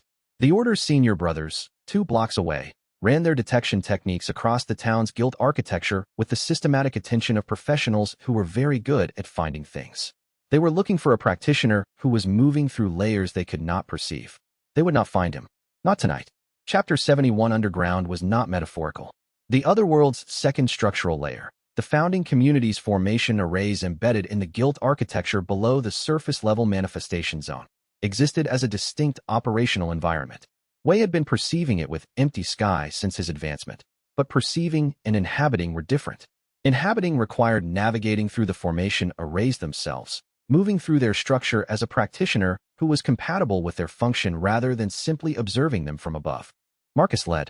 Seraphine read the notation as they moved, translating the formation array's indicators in real time, calling out directions that meant nothing to anyone without her specific perceptual gift. Wei held the group's rear, his cultivation perception functioning as a sensor array. Nothing active in this layer would approach without him knowing it first.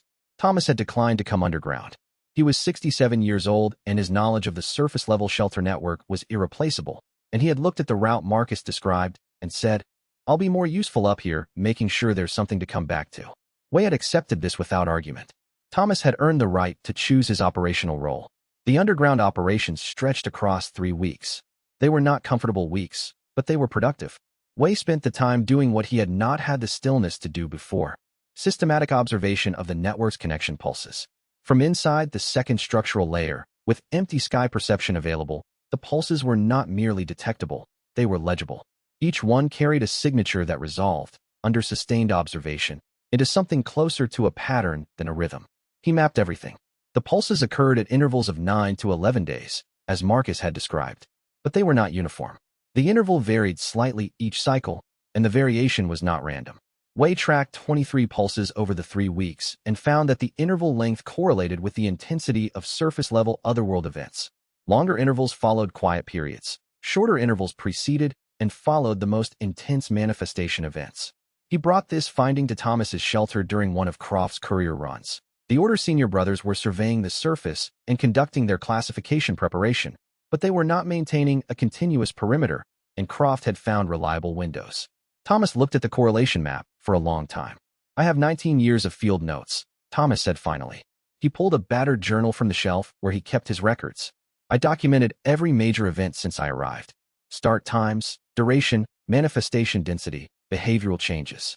He opened the journal to the first page and placed Wei's correlation map beside it. You're saying the pulses predict the event intensity. Not predict. Correlate. The interval length is associated with the intensity of the events that follow it, but the relationship is not directional in a way I can fully characterize yet. Wei studied the comparison. Thomas's records were meticulous, dates and times and careful observational language that had the quality of someone who had decided, years ago, that the only thing he could control about his situation was the accuracy of his records.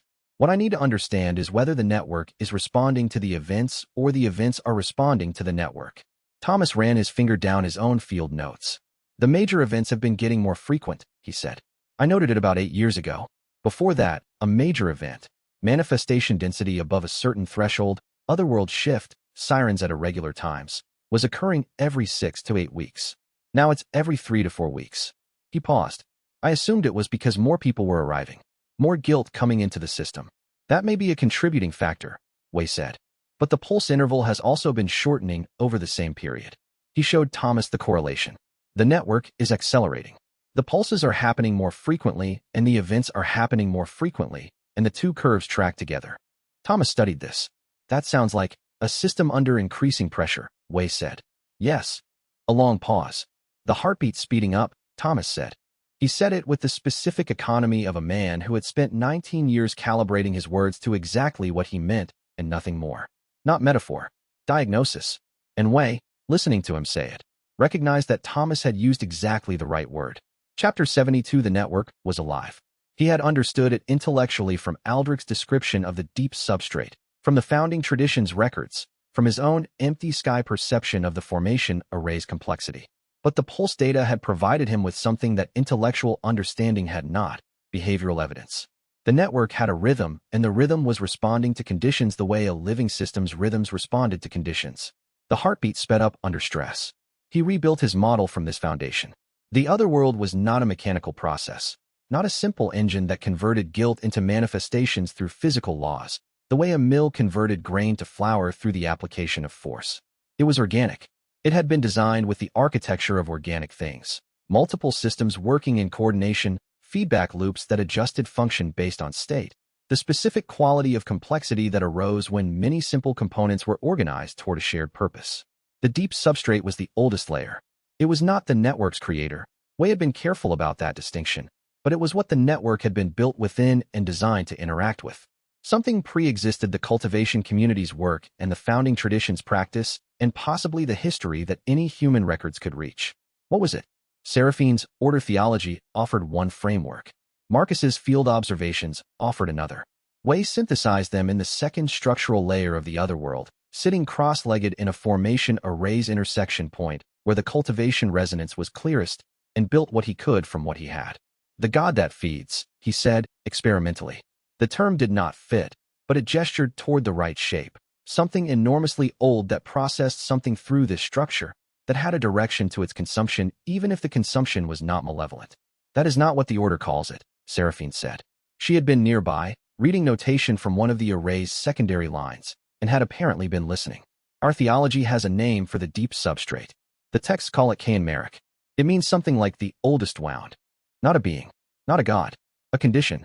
Wei looked at her. A wound. A wound of what? Marcus asked. He had been awake in the corner, which was Marcus's version of rest. Horizontal, eyes closed, but processing. Of a civilization, Seraphine said. She looked at Wei with the expression she used when she was accessing order knowledge that had been withheld from her through selective teaching, but not from careful reading. The founding texts, the very oldest ones, the ones Brother Aldrich keeps in the inner library's innermost section, describe a civilization that existed before the current age of human history. Not here. Not anywhere the current world maps. A different world, or a different period of the same world. A civilization that ended through what the texts describe as the great self-betrayal. She paused. The great self-betrayal is not explained directly in any text I have been able to read, she said. But the description around it suggests it was a collective act. Not a war. Not a disaster. Something the civilization did to itself through choices made freely and widely. A pattern of harm that was chosen rather than suffered. And the guilt of that, the accumulated collective guilt of an entire civilization that had chosen its own ending, did not simply disappear when the civilization ended. Wei was very still. Because guilt does not disappear, he said. Guilt requires a process to disappear, Marcus said quietly. He was sitting up now. The civilization was gone, Seraphine said. The people who carried the guilt were gone. But the guilt itself, the weight of the wound, remained in the substrate of reality. And it needed somewhere to go. And the other world was built, by someone, to provide that somewhere. The formation array around them pulsed once, gently, with the specific light of structures that have been waiting a very long time to be understood. Chapter 73. The model fit. Wei ran the correlation over the next 2 days, checking the founding tradition's records against Seraphine's theological account, testing both against what his empty sky perception showed him in the deep substrate's formation architecture. The oldest wound was real, and it was enormous, and it had been here longer than any human civilization now living. The other world had been built to process it. Not quickly, because the wound scale required a processing time measured in generations, but steadily, systematically, through the accumulated contribution of many sites and many practitioners, and many cycles of guilt acknowledged, guilt processed, guilt released as residue, and then cleared through the central site's final step. It was a system that had been working, slowly, for millennia before the founding community of this town was destroyed. And then the practitioners from Wei's original world, or from the tradition his original world had descended from, had arrived and installed the obstruction. Why? He still did not know. The inner library records gave him the fact of the destruction without the motive.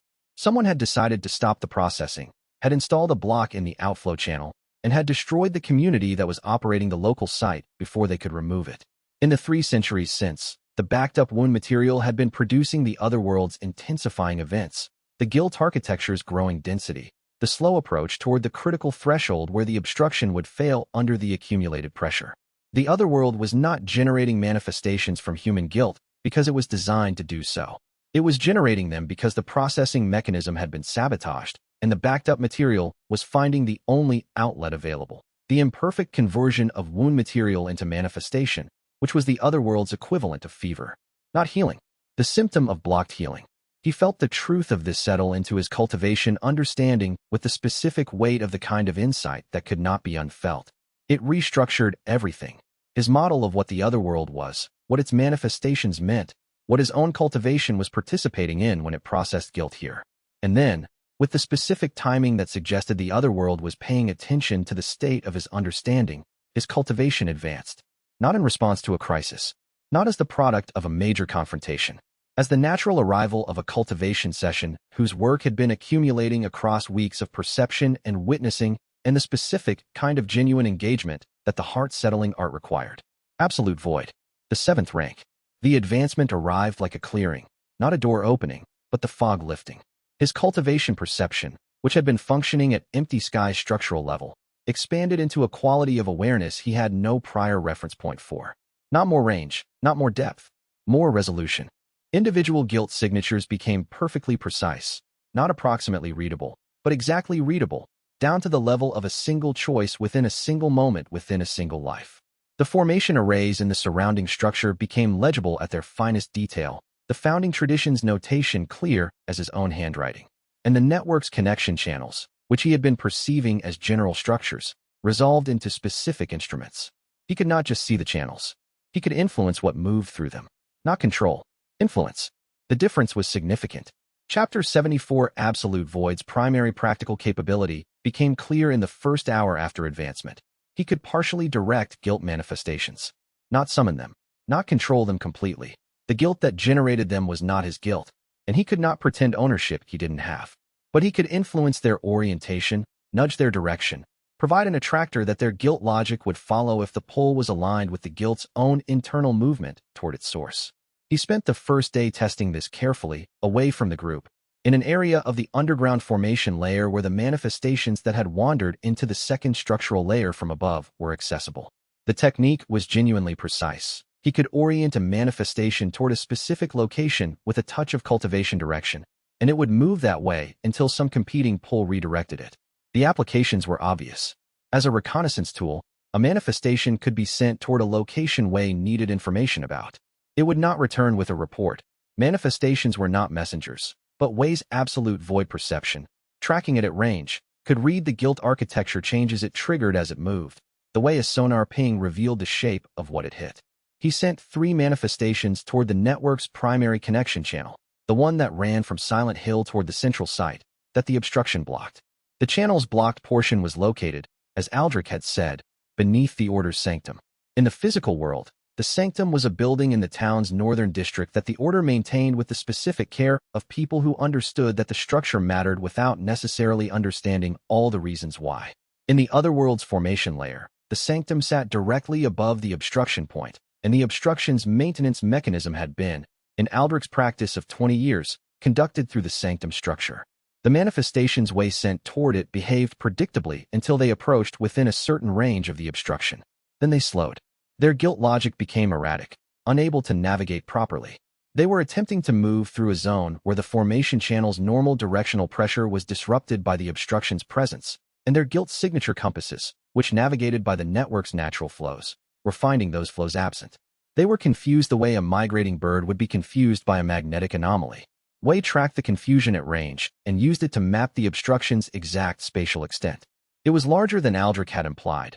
Not just a block at the channel's outflow point, but a structure that extended back through several formation array layers, embedded deeply enough that removing it without structural analysis would risk damaging the surrounding arrays. He came back to the group with the map and found Elena watching him with the expression she used when she had been tracking his emotional state for an extended period and wanted to check in. "You are doing it again," she said. He stopped and checked. The professional mode. The analytical distance. He had been working for 3 hours and had not once thought about what the obstruction represented in human terms. What it meant that someone had deliberately blocked the processing of an ancient civilization's wound, that the decision to install that block had set in motion 3 centuries of suffering for every person who had entered this other world. He had been cataloging, not witnessing. "Thank you," he said. "You caught it faster this time," she said. Not praising, just noting. "I am getting better at recognizing the texture of the mode." He paused, not at preventing it, but at recognizing it sooner. "That is the right direction," she said. He sat with the obstruction's human meaning for a while. Then he looked at the map he had drawn and said, "I need to get into the sanctum." Chapter 75, Getting into the Sanctum. While the Order's senior brothers were conducting a classification investigation in Silent Hill was the problem. Wei had 3 available routes, and he reviewed them with Marcus the following morning. The first was the underground formation layer approach, which was how they had been operating. The second structural layer of the otherworld ran under the sanctum's location, and Wei could reach the area of the obstruction from below without entering the sanctum's physical space. The problem was that Aldrich's maintenance mechanism was installed in the sanctum structure from above, and examining the obstruction from below would give him the formation architecture perspective, but not the maintenance access perspective he needed. The second route was direct approach through the surface, which required moving through the area currently occupied by the senior brother's survey operation. Possible for Wei alone, whose cultivation immunity would prevent the manifestations from flagging his presence to any order tracker. Not possible for the rest of the group. The third route was something Marcus had identified in the 9 years since his first visit to the central site. A lateral path through the otherworld's intermediate formation layer, a route that ran through the founding community's arrays in a way that the Order had never mapped because the founding arrays were not detectable with the Order's detection methods. Seraphine could navigate it. Wei could perceive it. Marcus could follow both of them. The lateral path arrives at the sanctum's western edge, Marcus said. In the otherworld, the sanctum's western wall intersects with one of the founding community's array nodes. The array predates the building. The Order built on top of it without knowing the array was there. He paused. From the array node, Wei's empty sky perception should be able to reach the obstruction's maintenance structure. "Should," Wei said.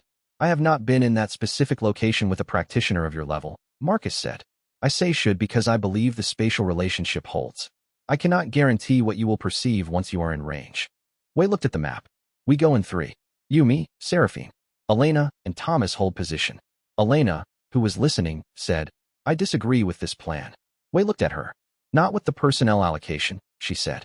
"With the specific instruction to hold position as if position is static. I will be doing something useful while you are in the sanctum, which I am still deciding, but which will not be holding." A pause. "Agreed," Wei said. They moved at dawn of the next day, when the Order's survey operation was between shifts and Croft's intelligence indicated the senior brothers had retired to their temporary quarters. Marcus led through the lateral path with the specific confidence of someone who had been navigating guilt architecture by feel for 19 years and had found a route that was as close to safe as the otherworld offered. Seraphine read the array notation as they moved, calling out the specific indicators that kept them aligned with the founding community's embedded structure rather than drifting into the unmapped zones between arrays. Her voice was steady and precise. She had developed the specific competence of someone who understood that what she was doing mattered and that the margin for error was narrow. They reached the sanctum's western intersection with the founding array in 40 minutes. Wei positioned himself at the array node and extended his absolute void perception into the sanctum's formation structure. What he found confirmed the map's spatial prediction and exceeded his estimate of the obstruction's complexity. The blocking mechanism was not a simple plug in the channel's outflow point. It was an installation, a deliberate formation array of its own, built from the same cultivation tradition that had originally constructed the guilt processing network, but applied in reverse, using the network's own architecture against itself. The obstruction had been designed by someone who understood the founding tradition's notation from the inside. Someone with the same access to that knowledge as the founding community's own practitioners. Which meant, and he followed this implication with the care of someone handling something fragile, the destroying practitioners were not outsiders who had attacked from ignorance. They had been practitioners of the same tradition. They had understood exactly what they were stopping and exactly how to stop it. He followed the obstruction's formation architecture back to its installation point, tracing the cultivation signature left in the design, and found, at the deepest layer of the obstruction structure, a signature that made him go very still. It was not identical to the heart-settling art, but it was related. the way a language and its dialect were related. The same root forms, applied with different inflection, toward a different purpose. The practitioners who had installed the obstruction had used a variant of the same tradition Wei had learned in his original world. He had found the connection between this place and his home. Not an accident of transmigration. A deliberate historical link. The tradition that had destroyed the founding community was the ancestor of the tradition that had produced him. He came back to himself slowly, the perception unwinding from the sanctum's formation layer, and found Marcus watching him with the expression of someone who had just read a significant change in a practitioner's face. "You found something," Marcus said. "I found who destroyed them," Wei said. He said it quietly, with the specific weight of someone who has just learned something about themselves that cannot be unlearned, and the fog around them registered the weight of it in the other world's particular way. Everything went briefly still, and the pulse of the network's heartbeat sounded, and the stillness passed. Chapter 76. Aldrich came to them. Croft had relayed Wei's discovery through his courier channels, not the full detail of what Wei had found in the obstruction's formation structure, but enough for Aldrich to understand that something had shifted in Wei's knowledge of the sanctum's architecture. When Aldrich arrived at the shelter Thomas had been maintaining as a surface rendezvous point, he came alone, without Harrow or Order members, which was either trust or a specific reading of the situation's political risks. Croft was there when Aldrich arrived. This was the first time Croft had been in the same space as Aldrich since the classification convening preparation had begun, and the quality of the meeting had the specific tension of two men who had been partners for 30 years and were now on uncertain ground with each other. Wei did not open with the cultivation signature discovery. He opened with a question. "You told me the obstruction's maintenance is consuming your life force," he said. "You told me this privately. You did not tell Croft." Aldrich looked at Croft. The look lasted 3 seconds and contained an entire conversation. "No," Aldrich said. "I did not tell Croft." Croft's expression did not change immediately. Then, slowly, it did. The specific expression of someone who has just been handed a fact that requires them to revise their understanding of a relationship they thought they understood. Not betrayal. Something more complicated than betrayal. "How long?" Croft said. "The consumption began approximately 5 years into the maintenance. 18 years ago." Aldrich said this with the clarity of a man who has held something private for a long time and has decided, in this moment, that the holding is finished. "I estimated I had until my natural death plus several years, because the maintenance would end with my death and the obstruction would then either hold on its own or fail. A risk I was willing to accept, because my alternatives were either abandoning the maintenance entirely or finding a replacement practitioner, and neither of those options was available to me. I was wrong about the timeline." "How wrong?" Croft said. A pause. "The dissolution of the matron changed the pressure dynamics. The margin that I calculated as several years has shortened to 18 months. Possibly less." Croft stood very still for a long time. Then he turned to face the wall, which was not typical behavior for him, and stayed facing it for approximately 30 seconds. Wei did not interrupt this. Elena, watching from the room's doorway, did not interrupt it either. When Croft turned back, his expression had a quality that Wei recognized. A man who had just processed something large and had put it somewhere temporarily and would come back to it when the immediate situation permitted. "What did you find in the sanctum?" Croft said to Wei. Wei told them. The cultivation signature in the obstruction's deepest layer. The recognition of its relationship to the heart-settling art. The implication. The practitioners who had destroyed the founding community and installed the obstruction had been working from a variant of the same tradition Wei had learned in his original world. Not an attack from outside the tradition. A deliberate act from within it. Aldrich listened to this with the expression of a man whose theological framework is encountering specific facts that it cannot accommodate without revision. "The Order's theology names the obstruction as the seal of God," Wei said. "A divine protection against the wound's release.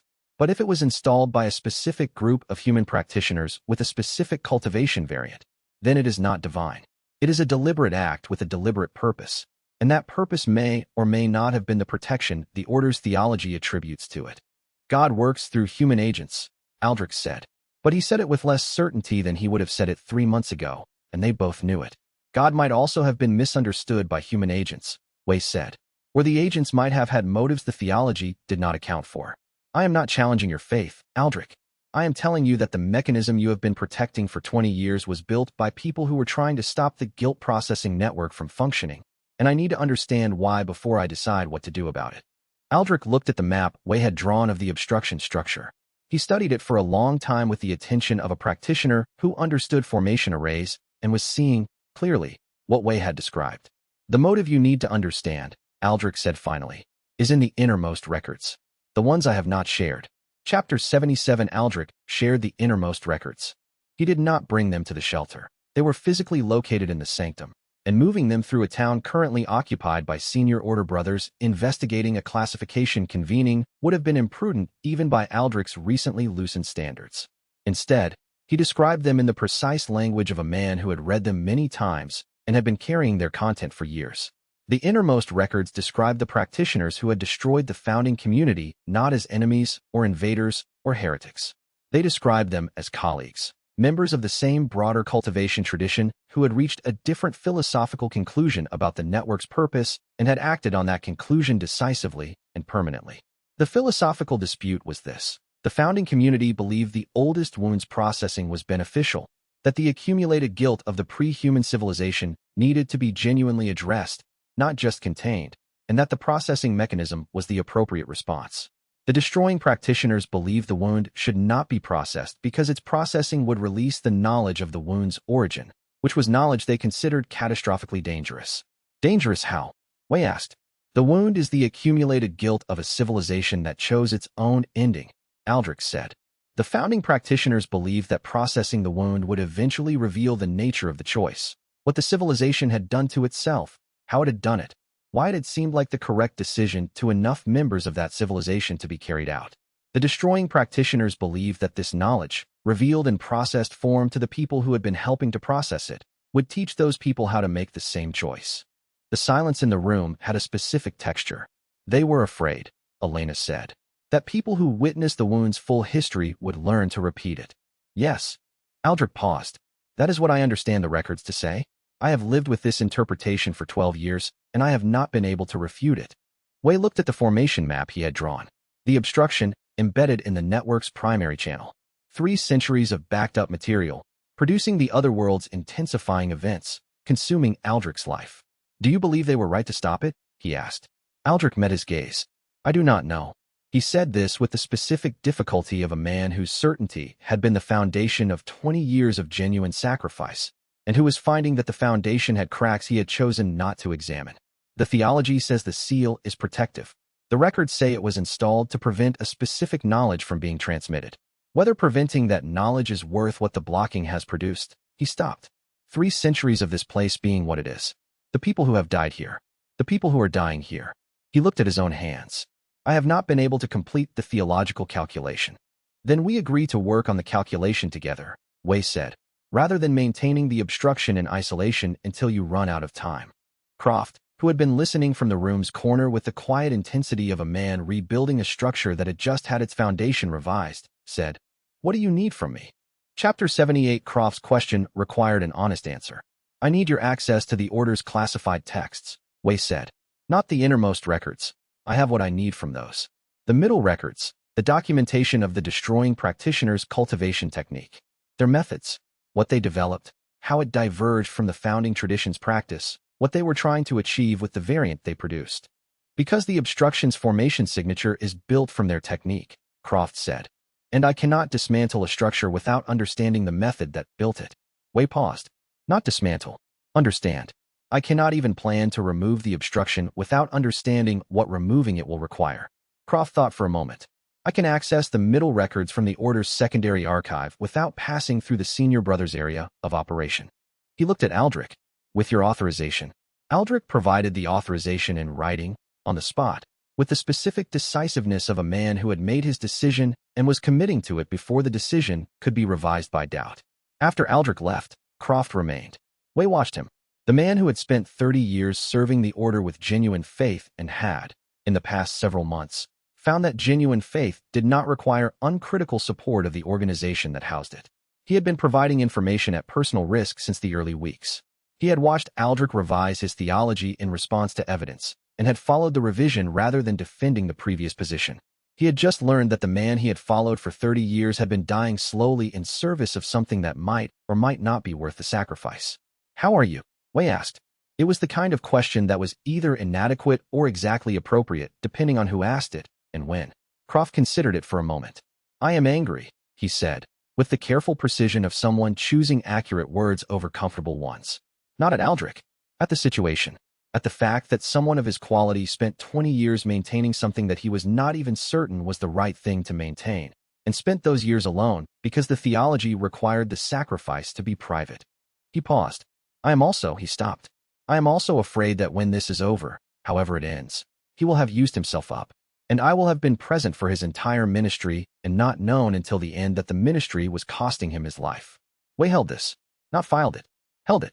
Elena said something to me, he said, about the difference between understanding pain and being present to it. I have been working on the difference. He paused. I am not going to tell you that what you are feeling will resolve cleanly. I do not know that it will. But I am telling you that the fact that you are feeling it specifically and accurately rather than converting it to something more manageable, that is the right kind of honesty for a situation this real. Croft looked at him for a moment. You have changed. I have been changing, Wei said.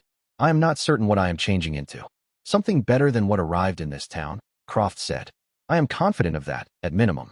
They sat together in the shelter's quiet while outside the fog moved, and the Order's senior brothers conducted their survey, and Aldrich made his way back to the sanctum to continue maintaining an obstruction that had just become a shared problem. Chapter 79. Croft returned 3 days later with the middle records. Wei spent 2 days with them.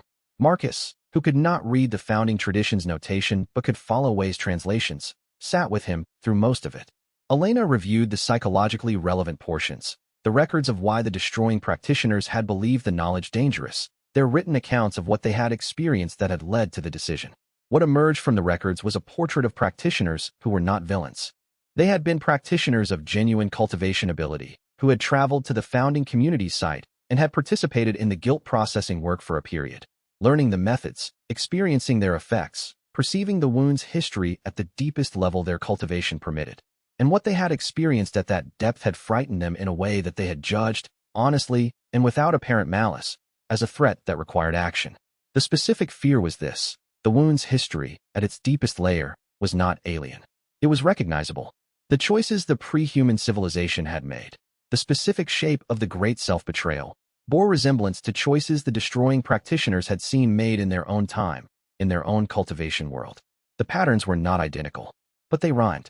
And the destroying practitioners, with the specific cultural knowledge of people who had spent their lives watching cultivators accumulate power and rationalize harm, had looked at the rhyming patterns and had decided that anyone who perceived them fully would have, simultaneously, a precise understanding of how to replicate them at scale.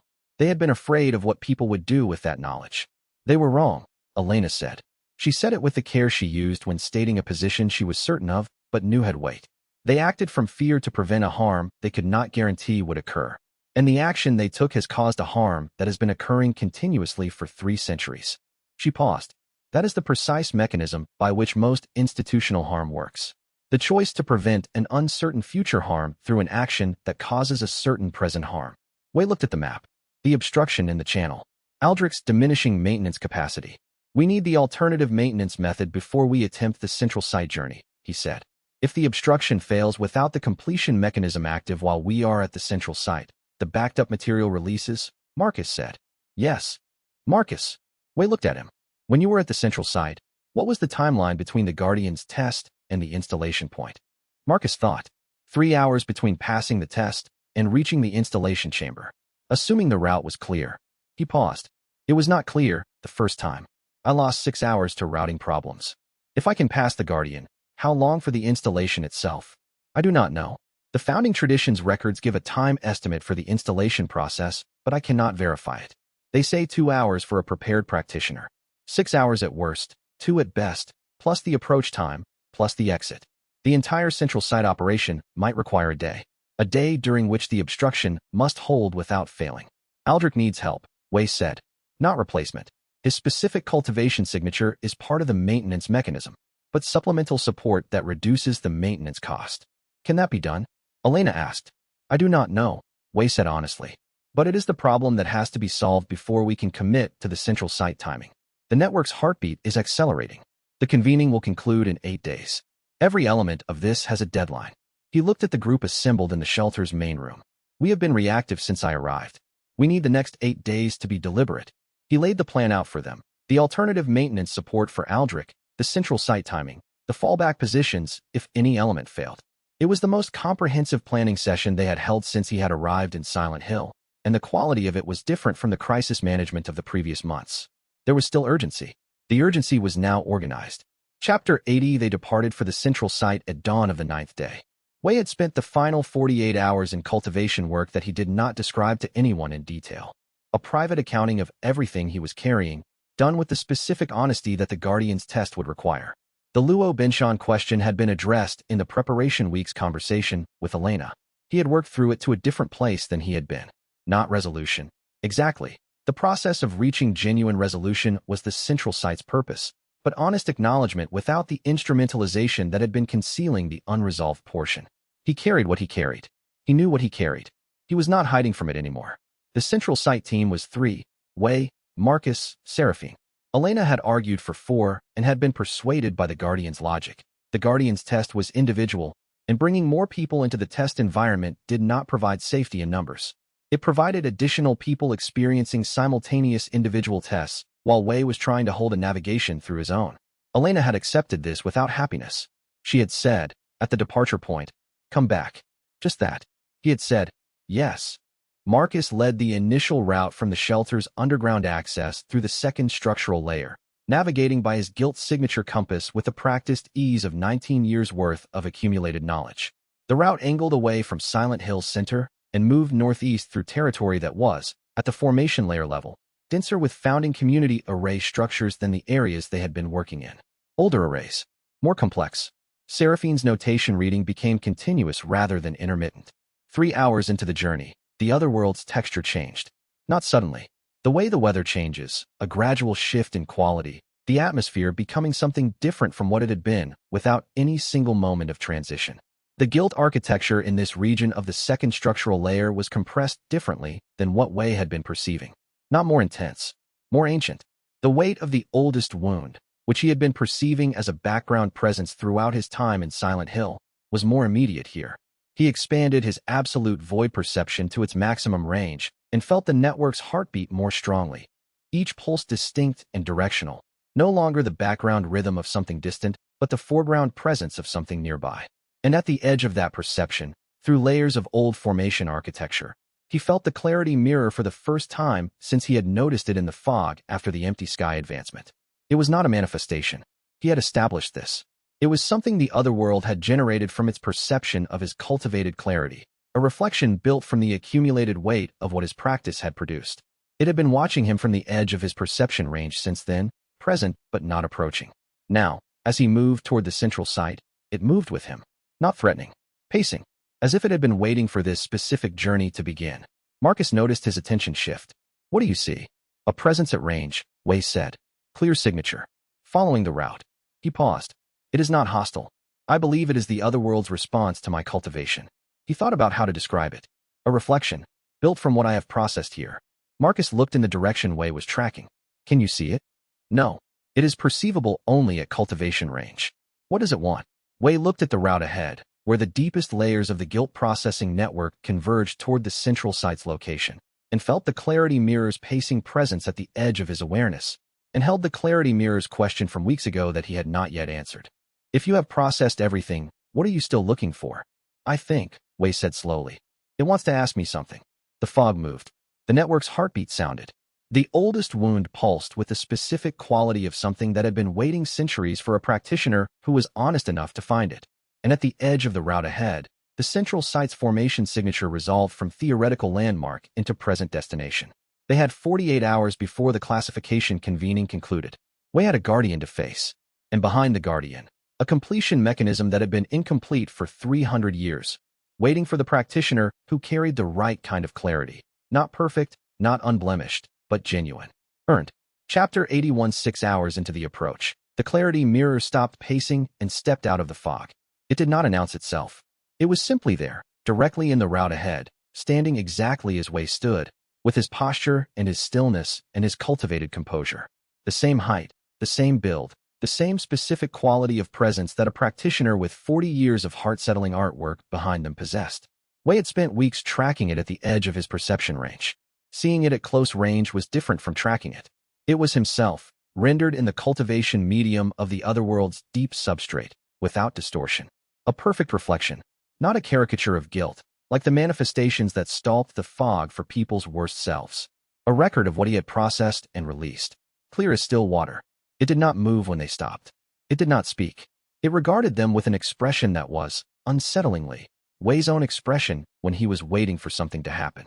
Marcus stayed where he was and said nothing, which Wei had learned meant Marcus was either untroubled or extremely troubled and could not immediately determine which. Seraphine said, "It looks like you." "Yes," Wei said. "Should we go around it?" "No." He studied it. The cultivation signature was unmistakable from this distance. It was not generating guilt, not harboring threat, not building toward anything that would require a response. It was, as he had perceived at range, something the other world had assembled from the residue of his genuine processing. 40 years of cleared baggage, given form. It is not a threat. It has been following us since we left Silent Hill. I believe it is going to want something. The mirror's expression shifted. The shift was subtle, a slight change in the set of the eyes, a quality that Wei recognized as his own expression when he had arrived at a decision.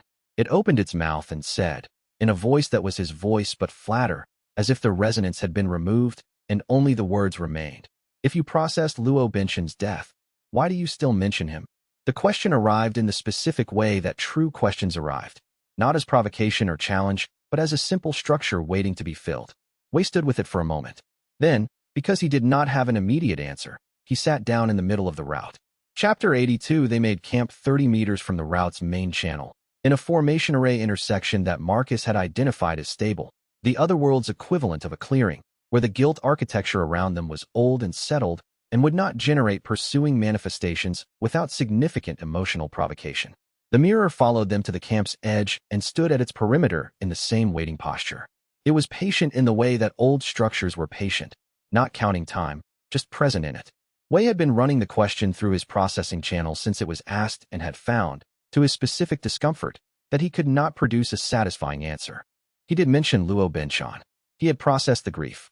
He had believed he processed, the guilt. He had cleared it at the time and checked it multiple times since and found it consistently clean.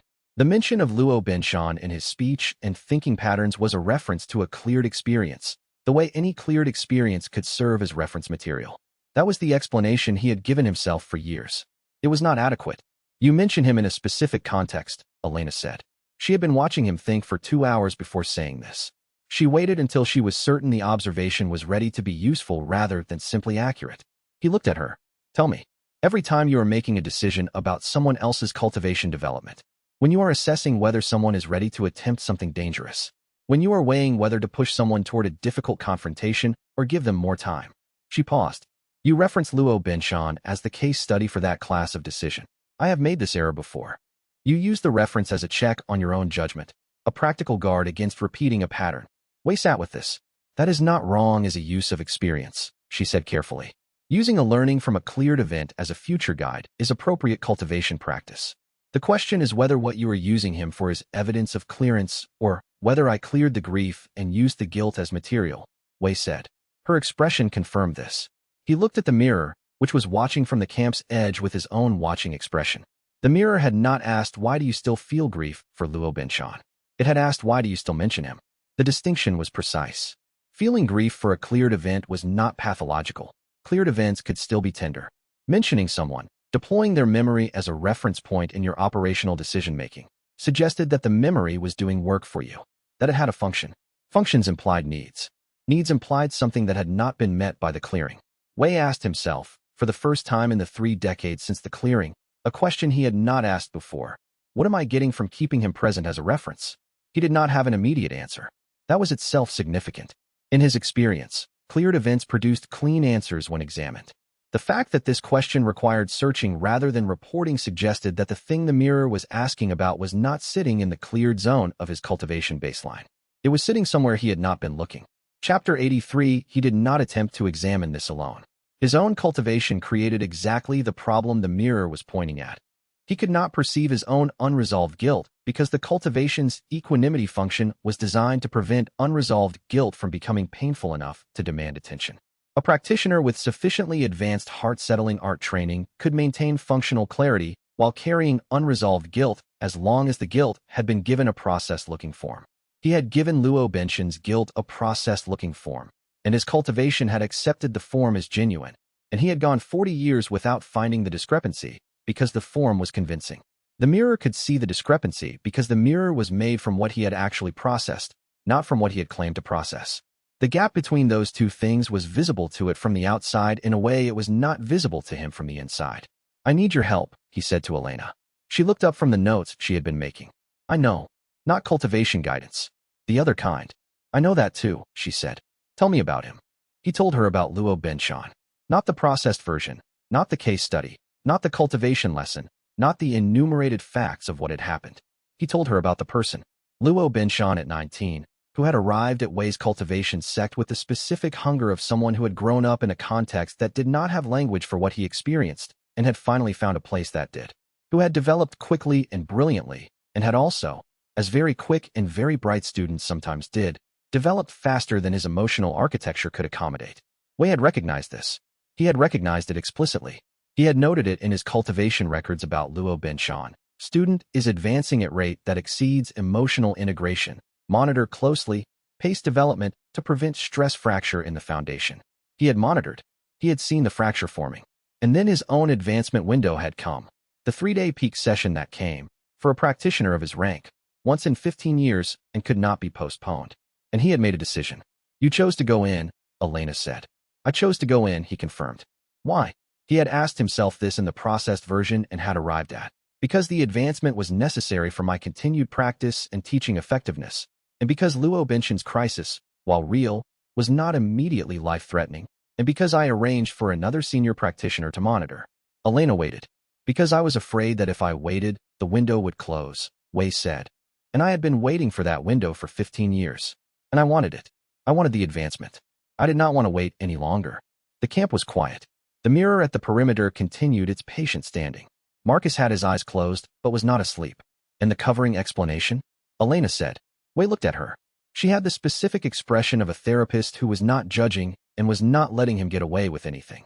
Necessary for my teaching effectiveness, he said. Yes, it was also true. Both were true. But the real reason came first, and the cultivation justification came second, and I told myself the second was the first. As he said this, something in the other world changed. Subtly, not dramatically, not in a way that produced visible event. The quality of the surrounding formation architecture shifted slightly. The deep layer manifestations that had been maintaining careful distance from the camp since the mirror's appearance moved a fraction closer to the perimeter, and then settled again. They were not threatening. They were listening. Marcus opened one eye. What was that? The formation is responding to the honesty, Seraphine said quietly. She had been reading notation from a nearby array structure. The deeper manifestations become less hostile the more honest Wei becomes with the mirror's questions. She paused. That is what the array instruction says. I was not certain what it meant until now. Chapter 84. The mirror stepped into the camp. Not aggressively. It walked the way Wei walked, with the unhurried precision of a practitioner who had nowhere urgent to be and knew that arriving with haste changed the quality of the arriving. It sat across from Wei in the same cross-legged meditation position he used and was quiet for a moment. Then it said, What did you know, and what did you choose? Elena had said the same thing to him in Silent Hill during the preparation week. He had arrived at partial honesty then. The mirror was asking for the full version. He told it. Not because the mirror needed to be told. The mirror knew. It was made from his cultivation record, but because saying it aloud, with Elena and Marcus and Seraphine present as witnesses, was different from knowing it privately. Knowing privately was storage. Saying aloud was acknowledgement. I knew Luo Benshan was in acute crisis. I had documented it 3 days before the advancement window opened. Stress fracture forming, escalating self-criticism pattern, 2 episodes of dissociation that he disclosed to me, and 1 that he hid, which I perceived through his cultivation signature change. He said this carefully, not rushing through it. I assessed the risk as significant, but not immediately fatal without intervention. I arranged for senior practitioner Gao Fengling to monitor him during my session. I told myself this was adequate provision. Was it? The mirror asked. No. Gao Fengling was capable, but was not who Luo Benshan trusted. Luo Benshan trusted me. In his crisis state, his trust architecture had narrowed in a way that made supervision by an adequate practitioner functionally insufficient. He paused. I knew this when I made the provision. I noted it in my internal record and classified it as acceptable risk, because acknowledging it as unacceptable risk would have required me to delay the advancement. The mirror said nothing. I chose to go in, Wei said. I chose to complete the 3-day advancement session. The session was successful. I advanced. Luo Binshan died on the second day, dissociation event that escalated to self-harm that Gao Fengling was present for, but did not have the specific relational access to address in time. He stopped. I completed the session before I knew. I returned to find the records. Silence. I knew, Wei said, that the provision I made was insufficient. I made it anyway because I wanted the advancement, and the advancement could not wait. I accepted the risk that Luo Binshan might not survive those 3 days. He did not. He had said this before, in the preparation week, to Elena alone. Saying it now was not the same as saying it then.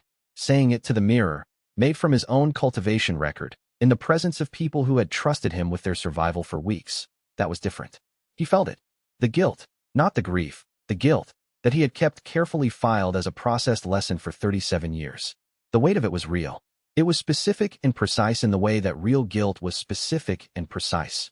Not generalized shame, not diffuse self-criticism, but the particular shape of a particular choice made with full information by a person who had the capacity to choose otherwise and chose what he chose for the reason he chose it. He had known. He had chosen. A person had died. That was what it was. The weight arrived not as assault, but as recognition. The way a truth arrives when you have been standing near it long enough that encountering it directly is less like discovery and more like relief. It was real. It had always been real. It was simply the first time he had been holding it without simultaneously converting it into something more manageable. Elena was watching him. She did not speak. She was present. The mirror looked at him with his own expression, the expression he wore when he had arrived at something genuine after a long approach, and said, "You processed the grief. You did not process the guilt. The guilt is still yours." "Yes," Wei said. "Then process it." Chapter 85. Processing genuine guilt was not the same as processing grief. Grief was clean work, in his experience. Grief said, something real is gone, and the loss is real, and the loss can be acknowledged and held, and eventually integrated into the baseline of the lived experience without the lost thing being diminished. Grief honored the reality of absence. At the end of grief's processing, the absent thing remained absent, but the weight of the absence was no longer a crisis. Guilt said something different. Guilt said, I made a wrong choice. The wrong choice was mine. I was the person who made it with the knowledge I had, and I made it for reasons I find uncomfortable to state, and the choice had consequences that I would prefer had not occurred, and I cannot undo those consequences, and pretending that I can by developing a sufficiently sophisticated self-understanding is still pretending. The heart-settling art had been his tool for processing guilt for 40 years. He had processed others' guilt in close proximity. He had processed his own guilt at each rank's threshold work, the accumulated moral weight of decades of decisions, reviewed systematically and integrated cleanly. He had believed himself thoroughly processed. He sat with the genuine guilt of Luo Binshan's death now and found that the technique wanted to engage immediately. The processing mechanism of the heart-settling art was well-trained. It saw guilt and reached for it. Categorize it. Examine the components. Place them in order. Release the emotional charge. File the lesson. And the lesson was already filed. That was the problem. The lesson had been filed as, do not allow advancement desire to override student welfare assessment. The lesson was accurate. The lesson was so thoroughly filed that encountering it felt like reviewing a case study rather than confronting a reality. The filing had created distance from the thing that needed to be held without distance. He stopped the technique. He sat with the guilt without processing it. This was the thing Elena had taught him in the formation. Not everything could be processed. Not everything should be processed. Some things needed to be held rather than worked. Luo Binshan died because Wei chose his own advancement over adequate provision for a person in his care. This was not something Wei needed to learn. He already knew it. It was not something Wei needed to be free of. Being free of it would mean the thing it carried was no longer felt as the weight of a genuine human consequence. It was something that Wei needed to hold as real. Present. Part of the permanent record of the choices he had made with the life and the capacity he had been given.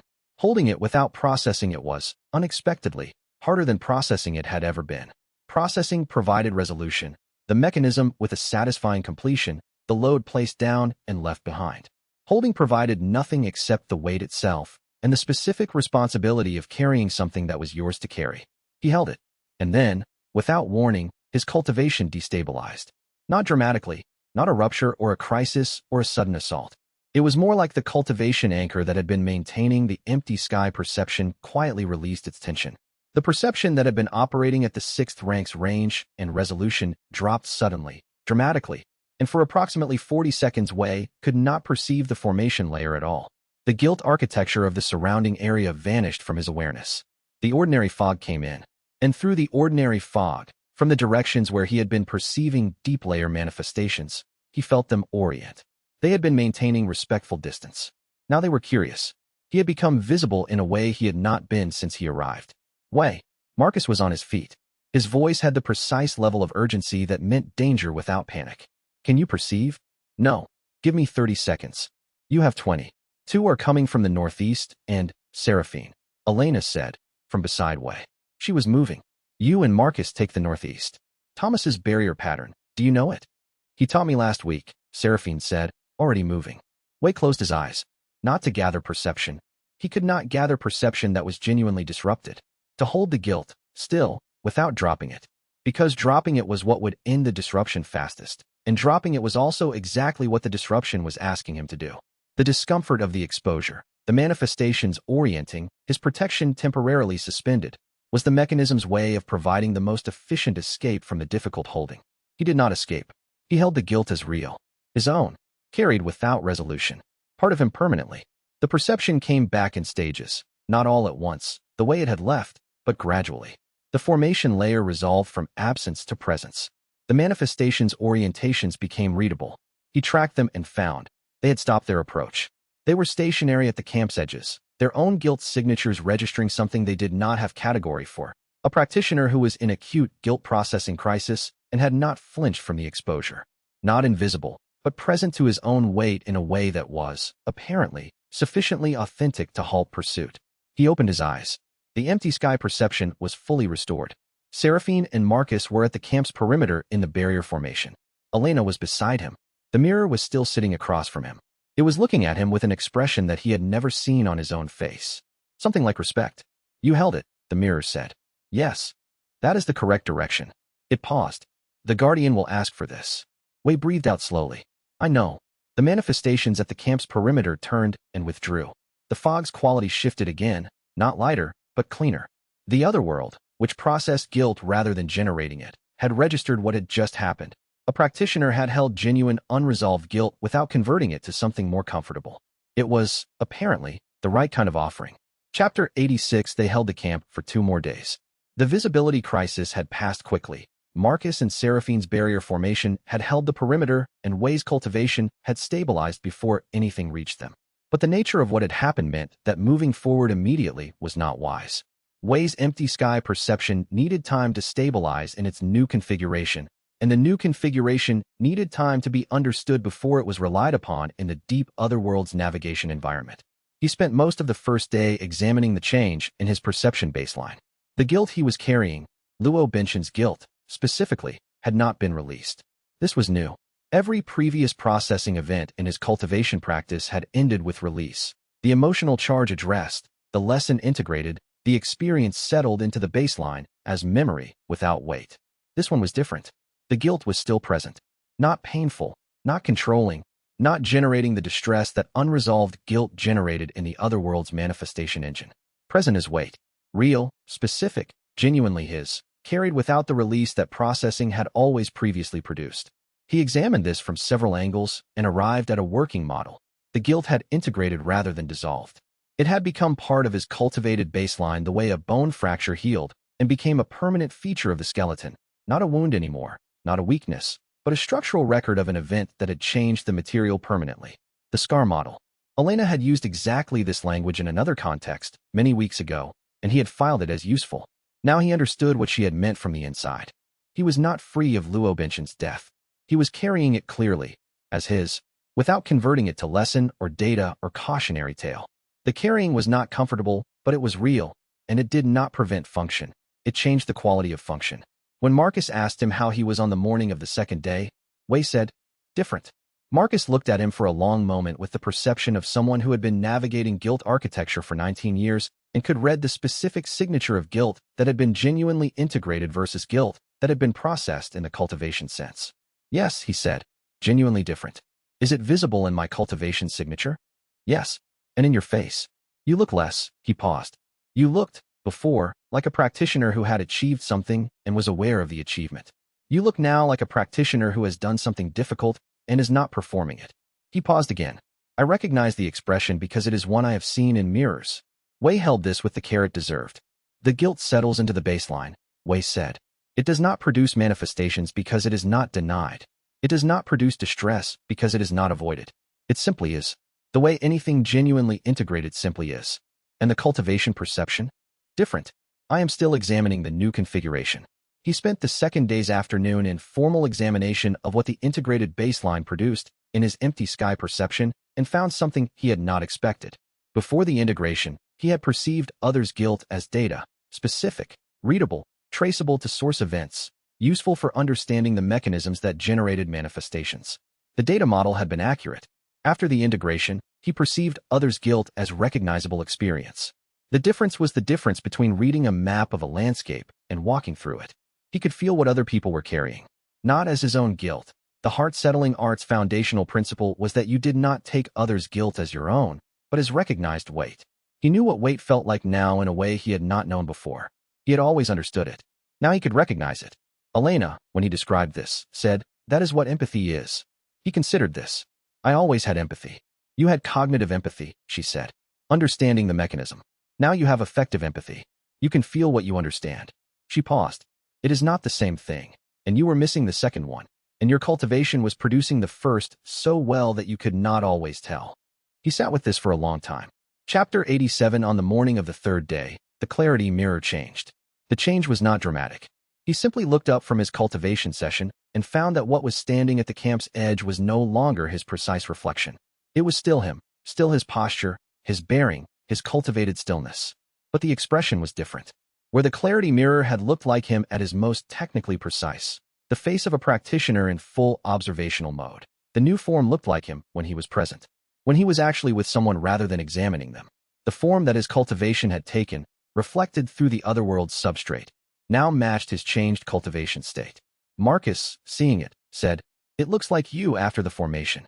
"Yes," Wei said. "More human." Wei was not certain if that was precisely correct, but he understood what Marcus meant. "The clarity mirror reflected what I had processed and released," he said, working through it. "The settled mirror reflects what I am carrying and holding." He looked at it.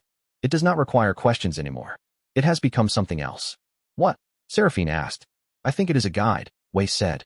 He extended his absolute void perception toward it and found that this was accurate. The settled mirror's cultivation resonance, which had previously been a static reflection, was now directional. It was oriented toward the route ahead, specifically toward the sections of the deep otherworld's formation architecture where Wei's new perceptual capacity would be most useful for navigation. It was pointing. The heart-settling art's highest teaching, which Wei had read in the founding tradition's inscription texts but had not fully understood until now, was this.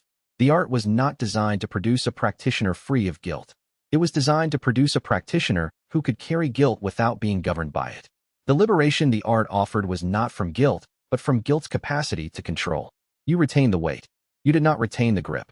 A practitioner at that level, carrying integrated guilt, perceiving others' guilt as recognizable experience, cleared of the need to protect their own conscience as the primary object of their cultivation, was the specific tool the completion mechanism required, not the pure practitioner. The season one. Wei looked at the settled mirror. It looked back with his own expression, the expression that belonged to someone who had stopped performing what they knew and had started simply being it. "We move tomorrow," he said. "The mirror will lead." Marcus nodded. "How far to the central site from here?" 3 days at careful pace through the deep formation layers. 2 days if the mirror knows shortcuts. Marcus looked at the settled mirror with the assessment he applied to all things, methodical, patient, genuinely curious rather than suspicious. "Does it?" he asked. Not to Wei, to it. The settled mirror's expression shifted in the specific way that conveyed a yes. Chapter 88. The settled mirror moved through the deep otherworld's formation layers with the ease of something that was native to them. This made sense, the more Wei thought about it. The otherworld had generated the mirror from his cultivation residue, from the processed and released material of 40 years of heart-settling art practice. That material was, in formation terms, exactly the type of input that the founding community's apparatus had been built to receive. The mirror was not foreign to the deep layers. It was their intended content. It moved through them the way water moved through a channel designed for water.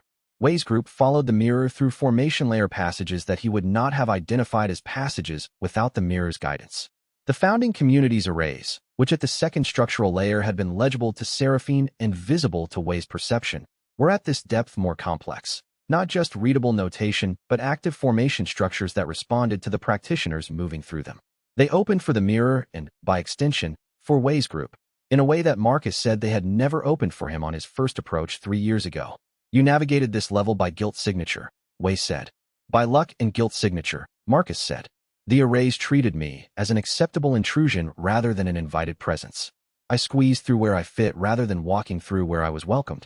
And now the mirror is walking through the front gate, Marcus said, and we are walking with it.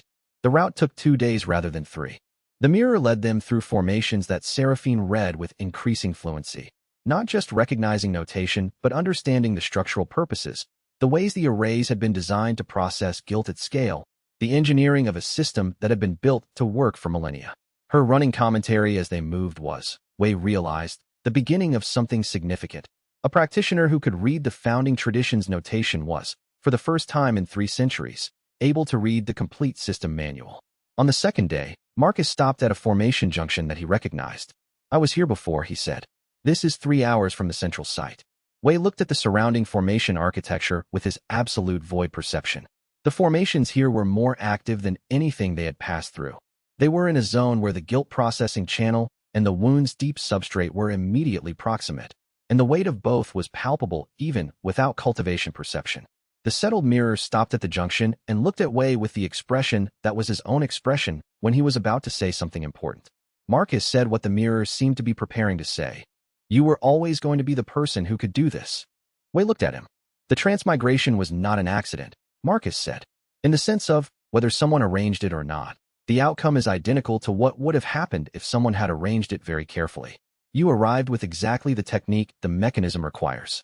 You arrived mid-breakthrough, which means you arrived at the highest possible receptivity to the formation's influence.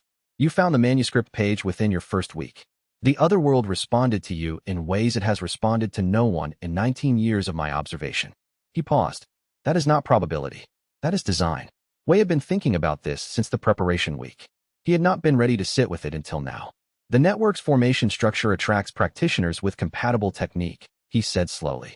This is what Seraphine's theological records describe and what the founding tradition's texts confirm. The call the network sends through the formation substrate, the resonance that the 3 previous practitioners described feeling before transit. It is not omnidirectional. It is tuned to the heart-settling art's specific cultivation frequency. And your peak advancement state, Marcus said, made the transit possible. Yes. He looked at the settled mirror. The network has been sending the call since the founding community was destroyed. I am not the first person it found. Marcus's expression shifted. No, he said. You are not. Chapter 89. The previous practitioners were not a subject Marcus had raised before. He raised it now in the specific way he raised all difficult things. Directly, with the diagnostic precision of someone who believed that the difficulty of information was not a reason to withhold it, only a reason to time the delivery. When I first reached this section of the deep formation layer 3 years ago, Marcus said, I spent 2 days mapping the formation architecture before I found what I was looking for, which was the central site's access point. During that mapping, I found 3 records. He paused. The other world's formation substrate preserves records of practitioners who enter it and do not leave.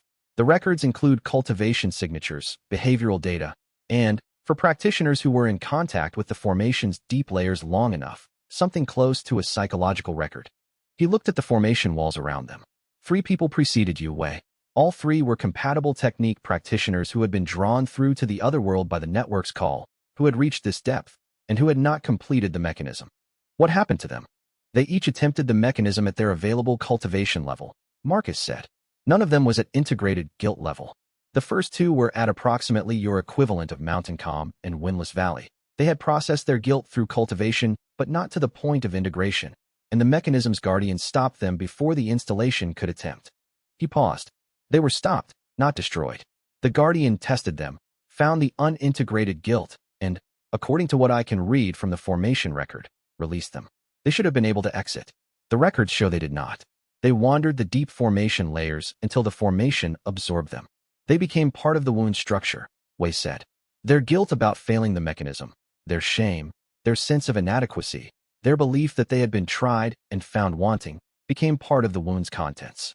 The formation absorbed it because guilt is what the formation processes. Their failure fed the wound they were trying to help heal. He said this without drama, with the specific tone of someone who had sat with a painful truth long enough to have it stop hurting. That is why I told you very early that people who come here with plans to solve it make things worse. Wei held this. 3 practitioners, genuinely called, genuinely attempting, becoming part of the problem through the specific mechanism of carrying guilt about failing. How long ago? The first was approximately a century after the founding community's destruction. The second, a century after that. The third, he paused. The third record is the most recent. Approximately 90 years ago. Can I see the record? We are 30 minutes from the formation section where it is preserved. They moved. The settled mirror led. The formation architecture around them was older and denser than anything above. The founding community's notation worked into the structure at a depth of craft that made the upper layers look like rough sketches. Seraphine moved quietly beside Wei, reading as she walked, her commentary slowing and then stopping as the notation became too complex for real-time translation.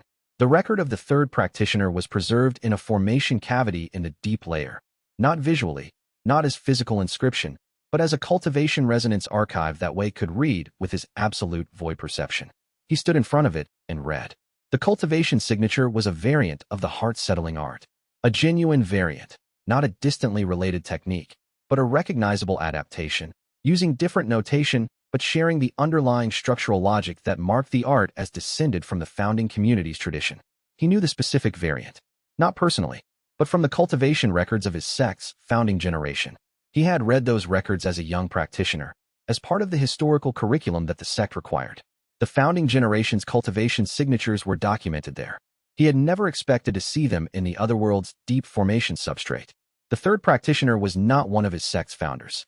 The cultivation signature was too late for that, but it was trained by them, or trained by someone they trained, and the lineage was traceable through the signature's specific technique marks.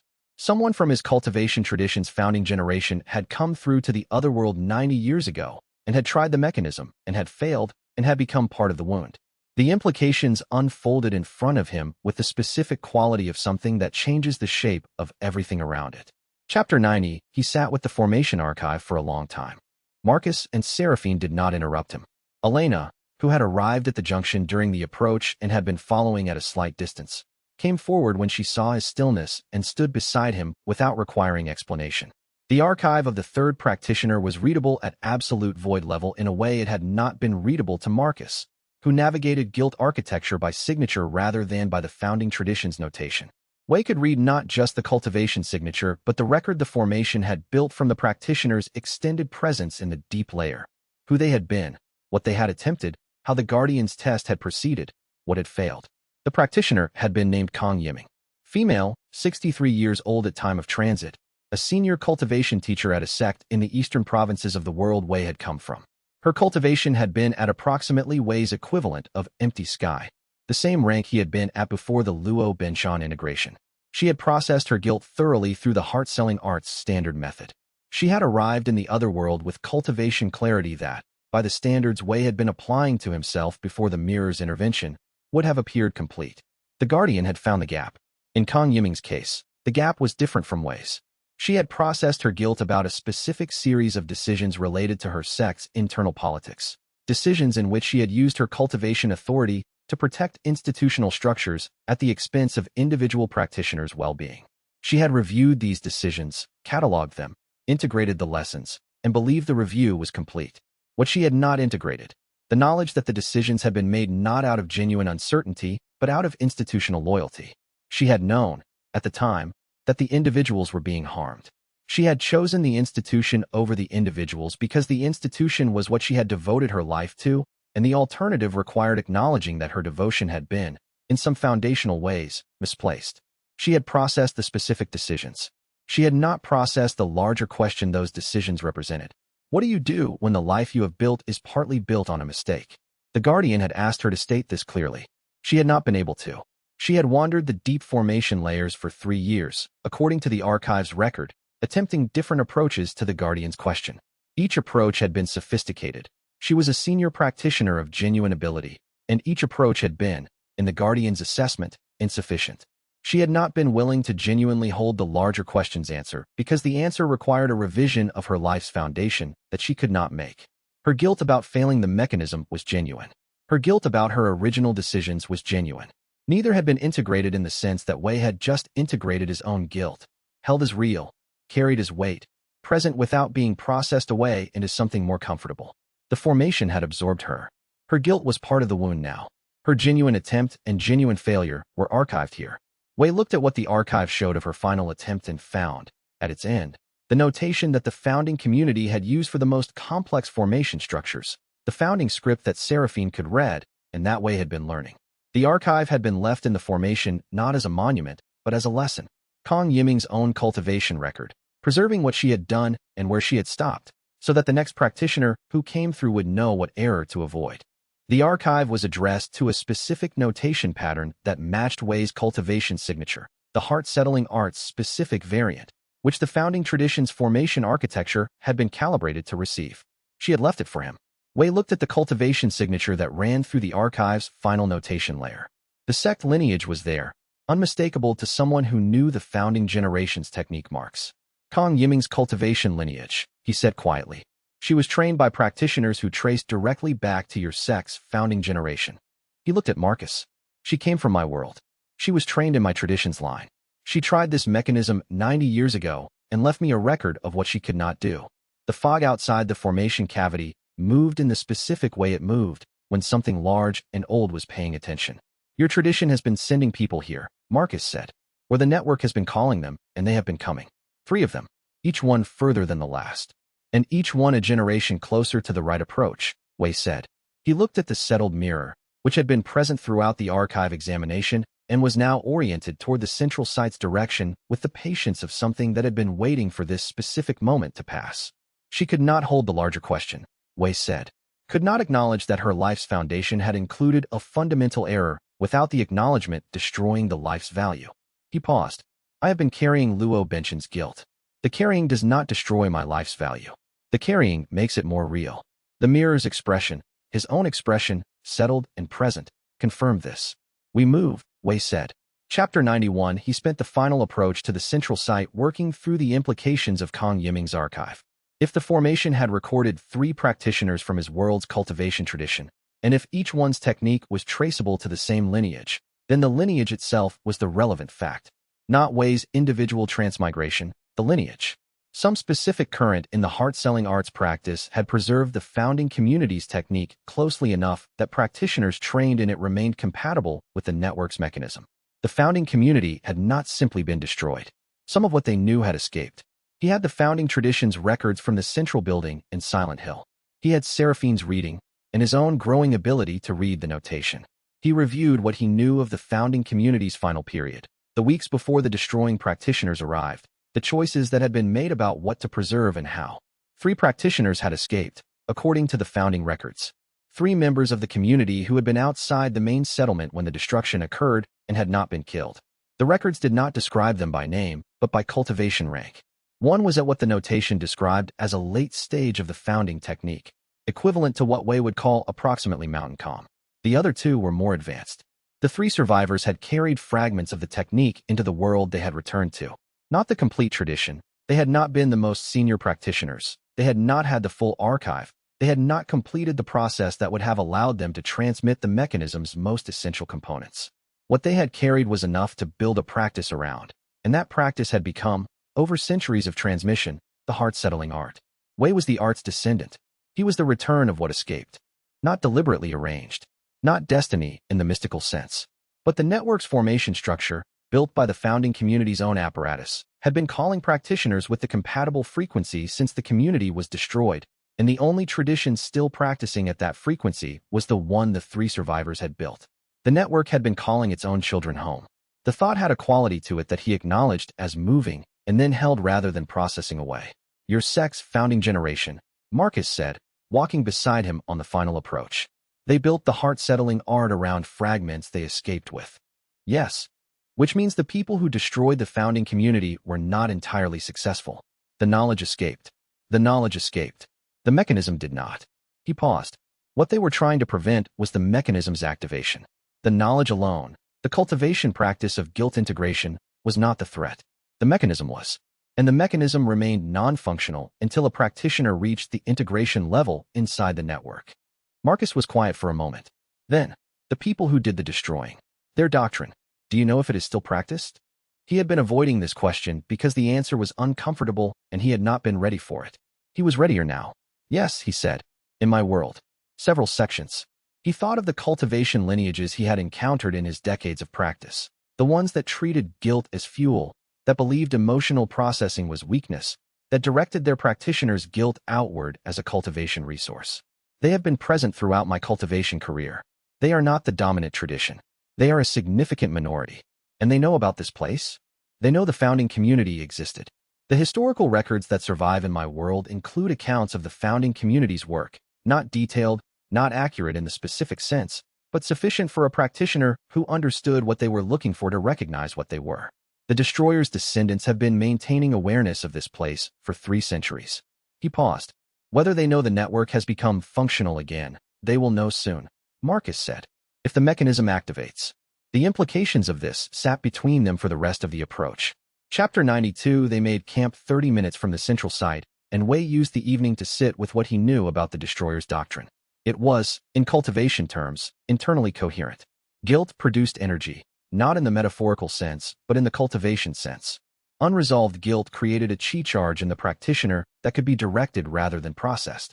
The charge could be used for cultivation advancement, for formation techniques, for the specific applications that required high emotional intensity as fuel. The destroyer's tradition had refined this approach over centuries and produced practitioners who were, by certain metrics, more powerful than heart-settling art practitioners at comparable stages. The cost, the guilt energy was not sustainable. The practitioner's chi charge from unresolved guilt depleted as the guilt was used, requiring more guilt accumulation to sustain the power level. Practitioners of the directing doctrine spent their cultivation careers generating, managing, and deploying guilt in the way that other cultivators deployed chi, as a resource. The most advanced practitioners had, necessarily, accumulated the most extensive guilt portfolios. The doctrine was coherent, and it worked within its own terms, and it was wrong. Not wrong in the way that simple errors were wrong, not a mistake of technique or calculation. Wrong in the way that a building constructed on false premises was wrong.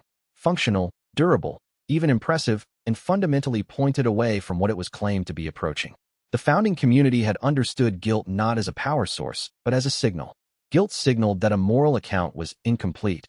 A choice had been made that produced harm, and the account of that harm had not been fully tallied and settled. Processing guilt was settling the account. It was not weakness. It was accuracy.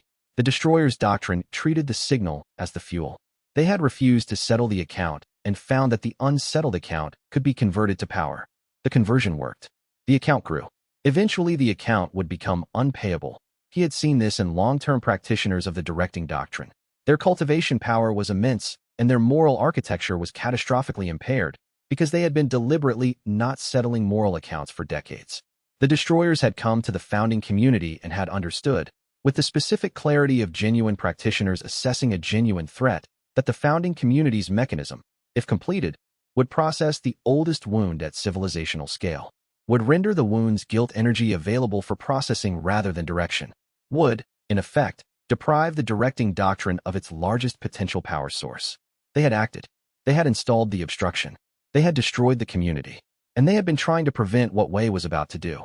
He felt this without anger, not because anger was inappropriate, but because the integrated guilt state he was carrying rendered him capable of holding the full weight of the wrong, without the weight producing the cultivating distress that the directing doctrine would have used as fuel. The wrong was real. It was theirs to carry. He was not adding it to his account. He settled into meditation and felt his cultivation advancing. The advancement was quiet rather than dramatic. No threshold experience, no crisis, no single decisive confrontation that triggered the rank crossing. It was the accumulation of genuine work, the integration of all the understanding that had been building since the Luo Benshan holding, settling into the heart-selling arts formation and finding the required conditions met. Mirror Lake, the 8th rank of 10. Chapter 93. Mirror Lake arrived with a specific new quality of perception that he had not anticipated. He had been expecting more range, more resolution, more capacity along the vectors he already possessed. Mirror Lake gave him those, but its primary gift was something different. He could, when in contact with another practitioner's cultivation or when in proximity to a guilt manifestation, reflect the guilt state he perceived back at its source. Not project his own assessment onto it. Reflect what was actually there, with the Mirror Lake surface's specific quality of undistorted reflection. The defensive implication was immediate. Manifestations that encountered the mirror lake reflection saw themselves clearly and were, typically, confused enough by the clarity to lose pursuit orientation. Not harmed. Encountered. It was a different mechanism from his ordinary immunity. Instead of being invisible to their guilt targeting, he was perceptible to them in a way that showed them their own guilt clearly. Many manifestations, seeing their guilt reflected without distortion, turned toward their source rather than continuing pursuit. The more significant capability was the guidance application.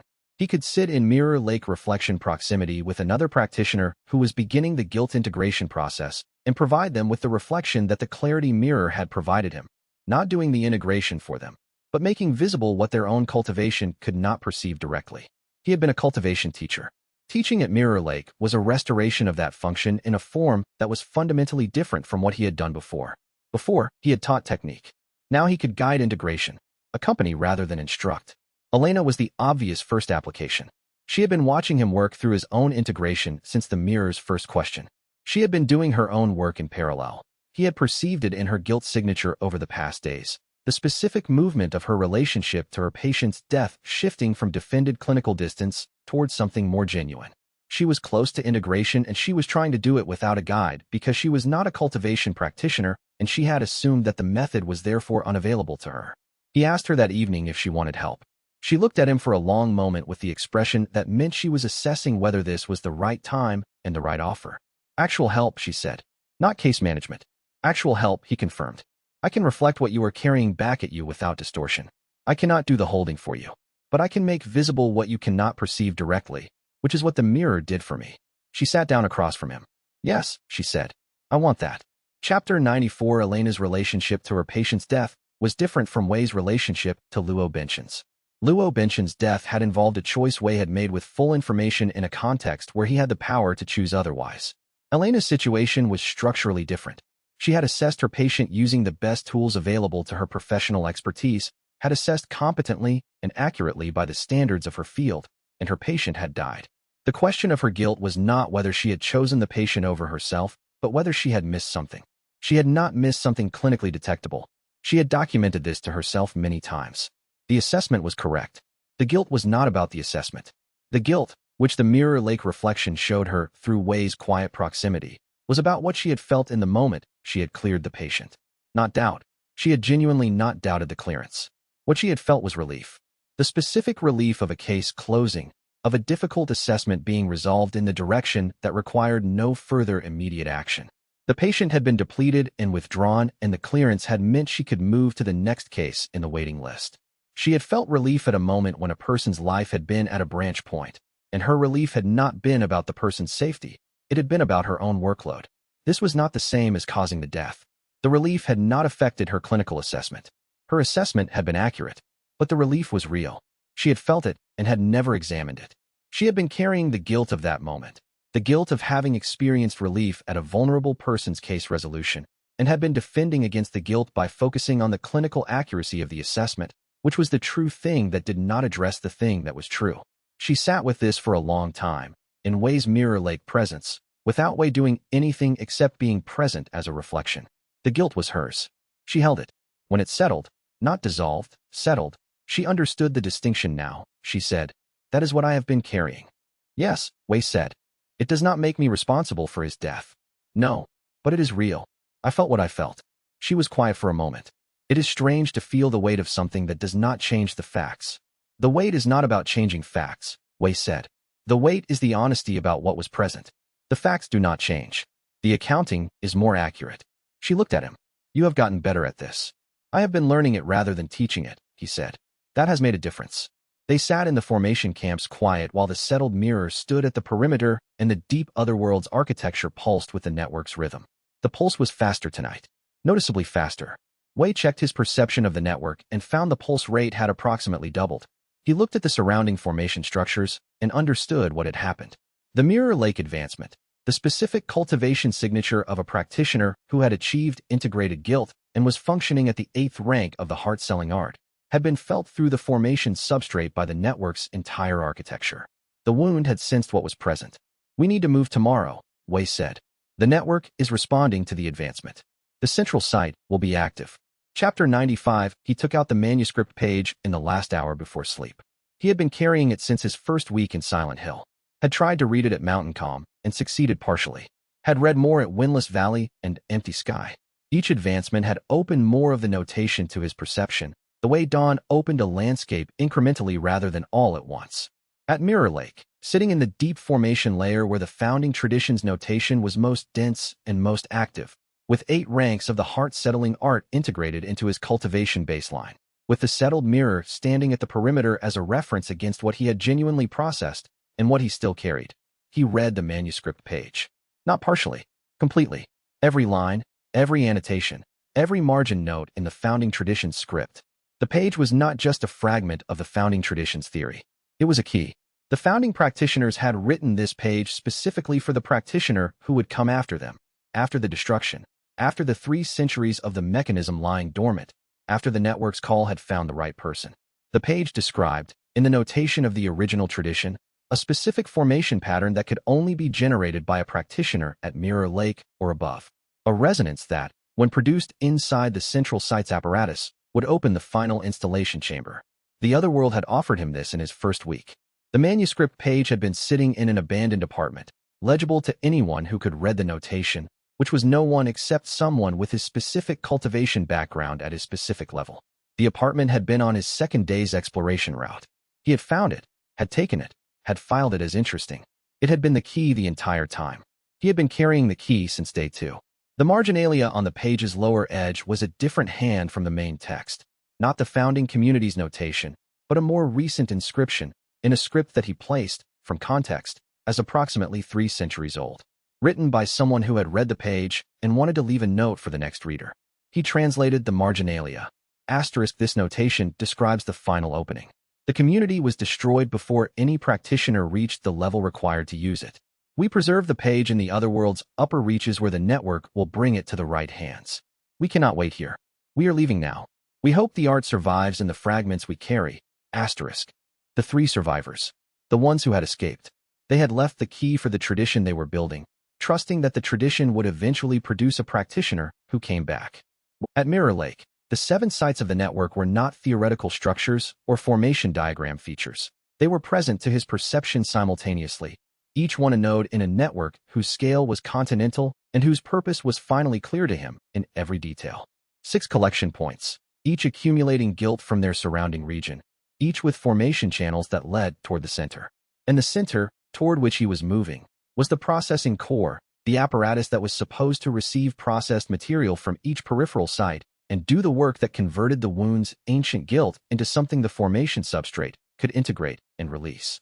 The network had been built by people who understood that healing old wounds required sustained engagement over long periods, multiple practitioners contributing, the accumulated work of generations. It was not a single practitioner's project. It was a civilizational one. He felt grief for what it had been. Real grief, not analyzed, not converted into insight.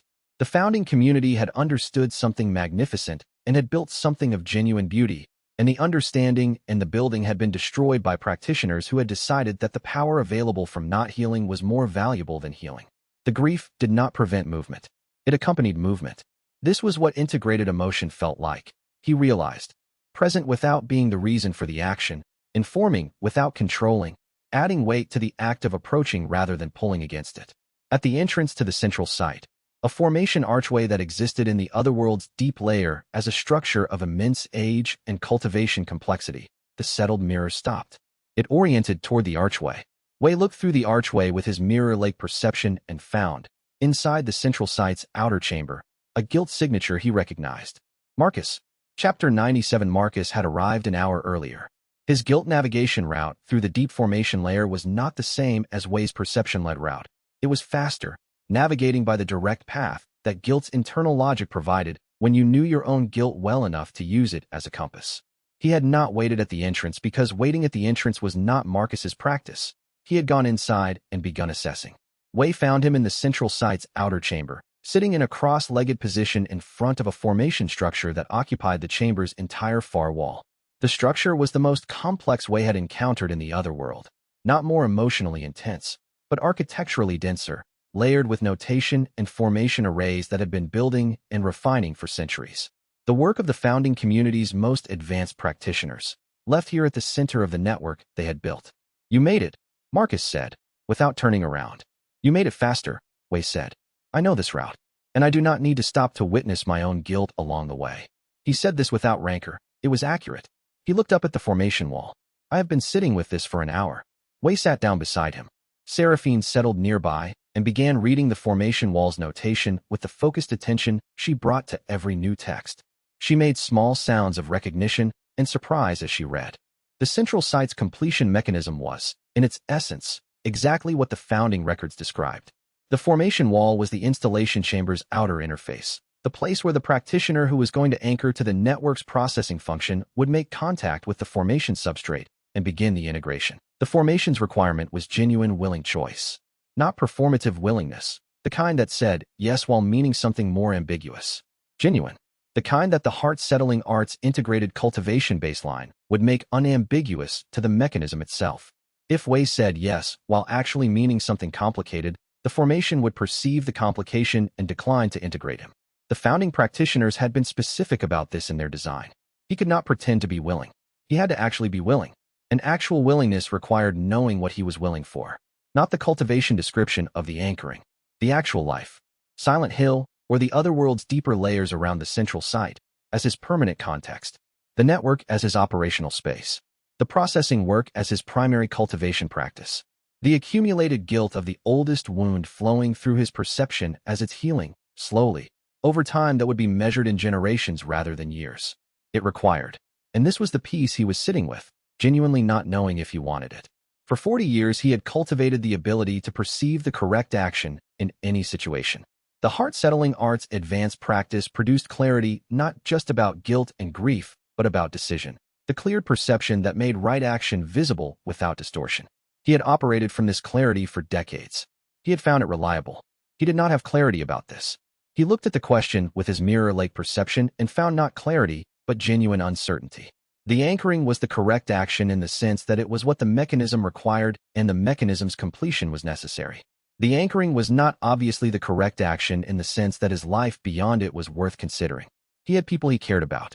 He had a relationship with Elena that was still finding its form.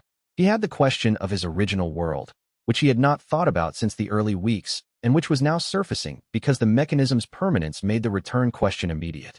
He was not certain what he wanted.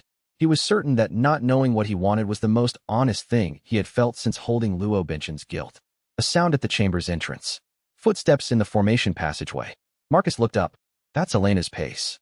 Chapter 99. She arrived with Thomas, which made sense. Thomas had been navigating this otherworld's routes for 19 years and had found the central site's outer approach within a day of the team's departure.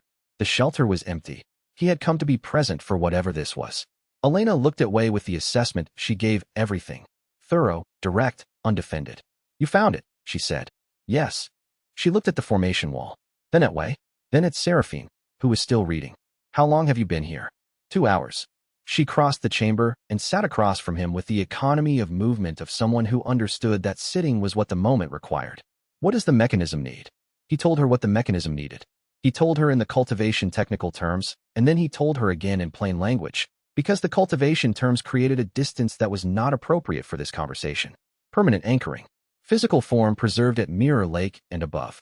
Consciousness distributed through the network's formation, present to every compatible practitioner in any of the 7 sites. Silent Hill as permanent context. The processing work as life's work. The founding community's design choice. Willingness as the mechanism's essential input. He told her all of it. Thomas, standing in the chamber's entry, listened with the expression of a man who had been in this other world for 19 years and had long ago stopped being surprised that it demanded things of its inhabitants that the world outside could not even conceive of asking. Seraphine had stopped reading. Marcus was looking at the floor. Elena looked at Wei and said, How long have you been trying to determine if you want this? Since Marcus described the requirement. 2 hours. Yes. And you have not determined it. No.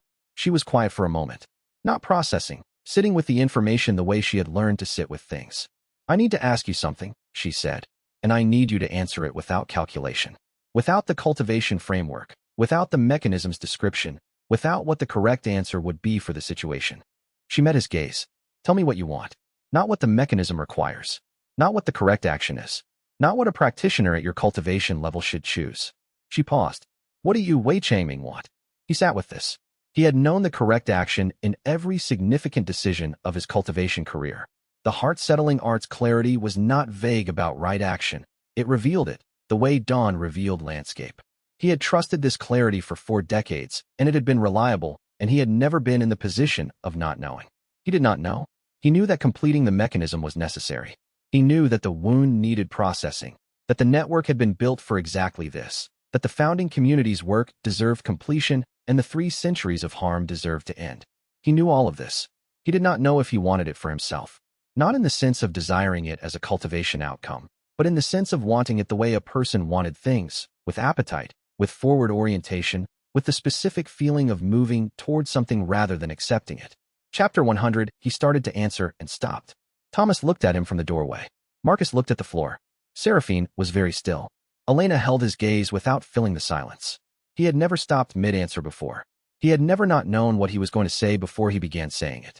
The heart-settling art's clarity produced practitioners who were oriented, who knew their own direction, who did not experience the specific paralysis of genuine uncertainty about what they themselves wanted.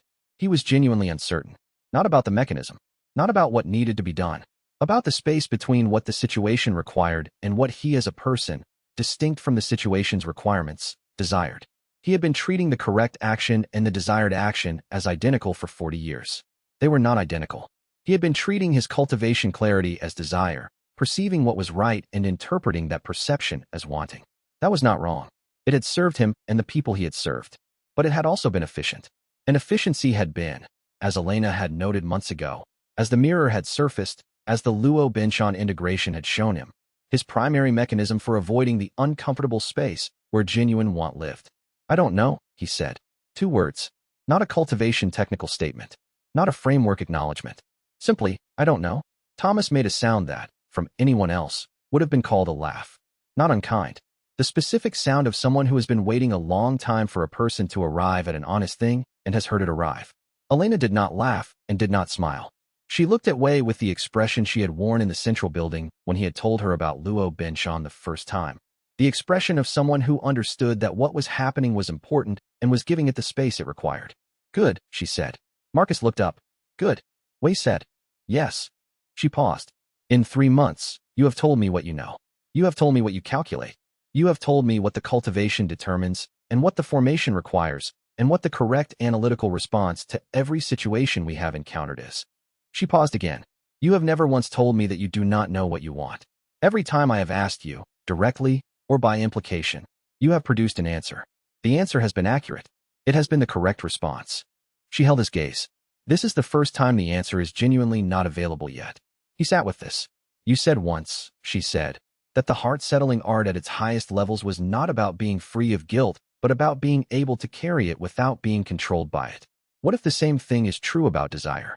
What if the right relationship to wanting something is not clarity about what you want, but the ability to not know clearly, to be genuinely uncertain without filling the uncertainty with what you should want? The formation wall pulsed once with the slow rhythm of a structure that had been waiting in patience for 3 centuries and had learned that patience was appropriate to this work. He sat with the question, what do I want? And held it as what it actually was, genuinely, honestly, usefully unanswered. He carried Luo Binshan's guilt as weight without release. He carried this uncertainty as weight without resolution. Both were real. Both were his. Both were part of the permanent record of what it was to be this specific person in this specific place at this specific moment. He had spent 40 years cultivating clarity. He had spent 3 months learning that clarity was not the absence of weight, but the ability to hold weight and remain present. He did not know what he wanted. He was genuinely present to not knowing. And the formation around them pulsed with the specific quality of a structure that recognized the input it had been built to receive. Chapter 101. They withdrew from the outer chamber and made camp in the formation archway's antechamber, where the cultivation energy was dense but not active. The formation's readiness was palpable without being demanding. Wei spent 3 hours examining the mechanism's architecture in detail before he attempted to rest. Not obsessively, not avoiding the question Elena had asked him, but because the question Elena had asked him was easier to hold clearly if he understood precisely what he was being asked to choose. Genuine willingness required genuine understanding. Understanding required more than the formation wall's outer interface had shown him in the first 2 hours. At Mirror Lake, with the founding tradition's notation fully legible to him, he could read the mechanism's design documentation in a way that none of the previous practitioners who had come through had been able to. The 3 who had failed had come through at Windless Valley and Empty Sky levels. They had been able to read the formation's notation partially, in the way that someone literate in a language but not fluent reads a technical document, getting the general meaning but losing the fine structure. He read the fine structure. The permanent anchoring, which Marcus had described accurately as the distribution of consciousness through the formation network, had a detail in the design documentation that the founding records overview had not described and that Marcus had not found in his prior hour of examination. The detail was embedded in the mechanism's succession architecture. The founding practitioners had built a transmission protocol into the anchoring structure that was designed to function when the second practitioner of sufficient cultivation level reached the mechanism. Permanent anchoring was not permanent in the absolute sense. It was custodial. The first practitioner to complete the anchoring would remain as the network's active processing component until a second practitioner of Mirror Lake cultivation or above reached the mechanism and chose to join or relieve the first. The joining would allow both practitioners to continue operating through the formation. The network's capacity doubled. A relieving transmission would transfer the primary anchoring function to the second practitioner and release the first from their distributed state, returning them to full physical presence. It was not a prison. It was a post. You held it until the relief came. He sat with this for a long time. The founding community had been building the succession mechanism into their tradition all along. The 3 survivors who had carried the heart-selling art fragments back to their world had not known the full picture, but they had transmitted the tradition in a form that contained, in its structural logic, the specific cultivation path that would produce a practitioner capable of reaching this post. They had built the curriculum for a practitioner who would one day come back. And the curriculum, in turn, would eventually produce practitioners capable of the succession. Not immediately, not in Wei's generation, but over time, as the mechanism's operation restored the network's function and the other world's character changed, as the processing work built capacity in the tradition's practice, as the mirror reflection of the mechanism's success reached practitioners in the outside world who were drawn to the heart-settling arts method, eventually, there would be someone ready to relieve him. Eventually. He did not know how long eventually meant. He held that uncertainty as real without converting it to data. You found something, Elena said. She had not been asleep. The anchoring is custodial, he said. Not permanent in the absolute sense. A successor practitioner could eventually relieve me. She was quiet for a moment. Eventually. On a timeline I cannot determine. The founding community designed this for generational work. The relief could arrive in decades. Or longer. Another silence. Does that change what you want? She asked. He held the question and found, honestly, that it did not change what he wanted, because he still did not know what he wanted. The new information changed the shape of the choice, made the anchoring less total, less permanent, but it did not produce the clarity that the heart-selling arts practice normally produced about right action. He was still genuinely uncertain. No, he said. She nodded. Then sleep, she said. The choice will be clearer or it will not be clearer, and either way you need to make it from a rested mind. This was good advice. He took it. Chapter 102. Aldrich arrived at the central site on the second day. He came through the outer formation layer alone, navigating by his 20 years of sanctum maintenance experience. The formation channel that the obstruction blocked was, from his position as the obstruction's maintainer, the reverse direction of the path Wei had followed to reach the center. He had spent 20 years standing at the obstruction's near side. He had now followed the formation architecture to its far end. Wei perceived his arrival before he was visible and went to meet him at the antechamber entrance. Aldrich looked different in the central site's formation environment than he had looked in Silent Hill. In the town, his theology had been the structure he operated within, the framework that made sense of what surrounded him. Here, in the presence of the mechanism that his theology had categorized as a threat and that the mechanism's actual function contradicted, his framework was not providing the same structural support. He looked like a practitioner experiencing significant cognitive dissonance, not breaking, but holding 2 models of reality simultaneously and finding the effort costly. You found your way, Wei said. I followed the channel I have been maintaining for 20 years to its other end, Aldrich said. I should have done this 12 years ago when I first suspected that the channel's far end was not what the theology described. Wei let this statement stand without comment. Aldrich looked at the formation archway. May I see it? They walked through together, and Aldrich stood in the outer chamber looking at the formation wall with the extended attention of someone who had spent decades making sense of the otherworld's formation architecture through a theological framework and was now reading the actual engineering documentation for the first time. Wei watched him read. The order's text described the central site as a blasphemous imitation, a false mechanism built by those who had tried to interfere with divine judgment. The formation wall's notation described the same structure as a processing apparatus built by the founding community for the specific purpose of healing an ancient wound. The engineering documentation was clear, comprehensive, and theologically neutral. It described what the mechanism did and why it worked and what it required. It contained no theology of its own and did not need any. Aldrich read for a long time. When he turned away from the wall, his expression was the expression Wei had seen on him during the matron's dissolution and again during the hearing in the church building.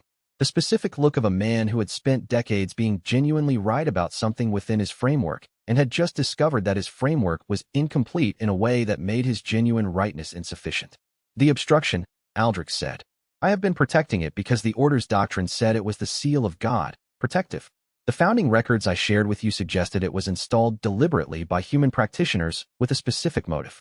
The mechanism's documentation makes clear that it is the single element preventing the healing that this network was built to accomplish. He said this with the flat precision of a man reading a report on his own theological error. You have been maintaining the element that is causing the harm, Wei said. Not out of malice. Out of genuine belief, with genuine cost to yourself, in the service of the best understanding you had available. Yes. Aldrich looked at his own hands. And the best understanding I had available was inadequate. Adequate to survive 20 years of the otherworld's intensity, Wei said. Not adequate to identify the solution. Aldrich looked at him. I am going to withdraw the obstruction's maintenance. I know. It will take several days. The maintenance investment is substantial. It is not a gate I can open with a key. It is a structure I have been continuously constructing for 20 years. Unwinding it will take time. During that time, the backed-up pressure will begin releasing through the formation channel before the mechanism is active to receive and process it. He paused. The otherworld's intensity will increase significantly during the transition. How significantly? I do not know. I have never attempted this. No one has. He met Wei's gaze with the direct honesty that Wei had come to recognize as Aldrich's primary virtue. Whatever else his theology had gotten wrong, he had never been dishonest about what he knew and did not know. The theoretical calculation suggests it could be the most severe event in the network's recent history, perhaps in its entire documented history. Wei looked at the formation wall with mirror lake perception, reading the mechanism's design parameters, calculating what the pressure release would mean for the network's formation structures. The mechanism needs to be active before the transition completes, he said. Yes. They looked at each other. When can you begin the withdrawal? Wei asked. Tonight, Aldrich said. If you need tonight to decide. Chapter 103. The conversation between Wei and Aldrich that followed the decision to proceed was not about cultivation or theology or formation architecture. It was about what happens when you have been wrong about something that consumed your life.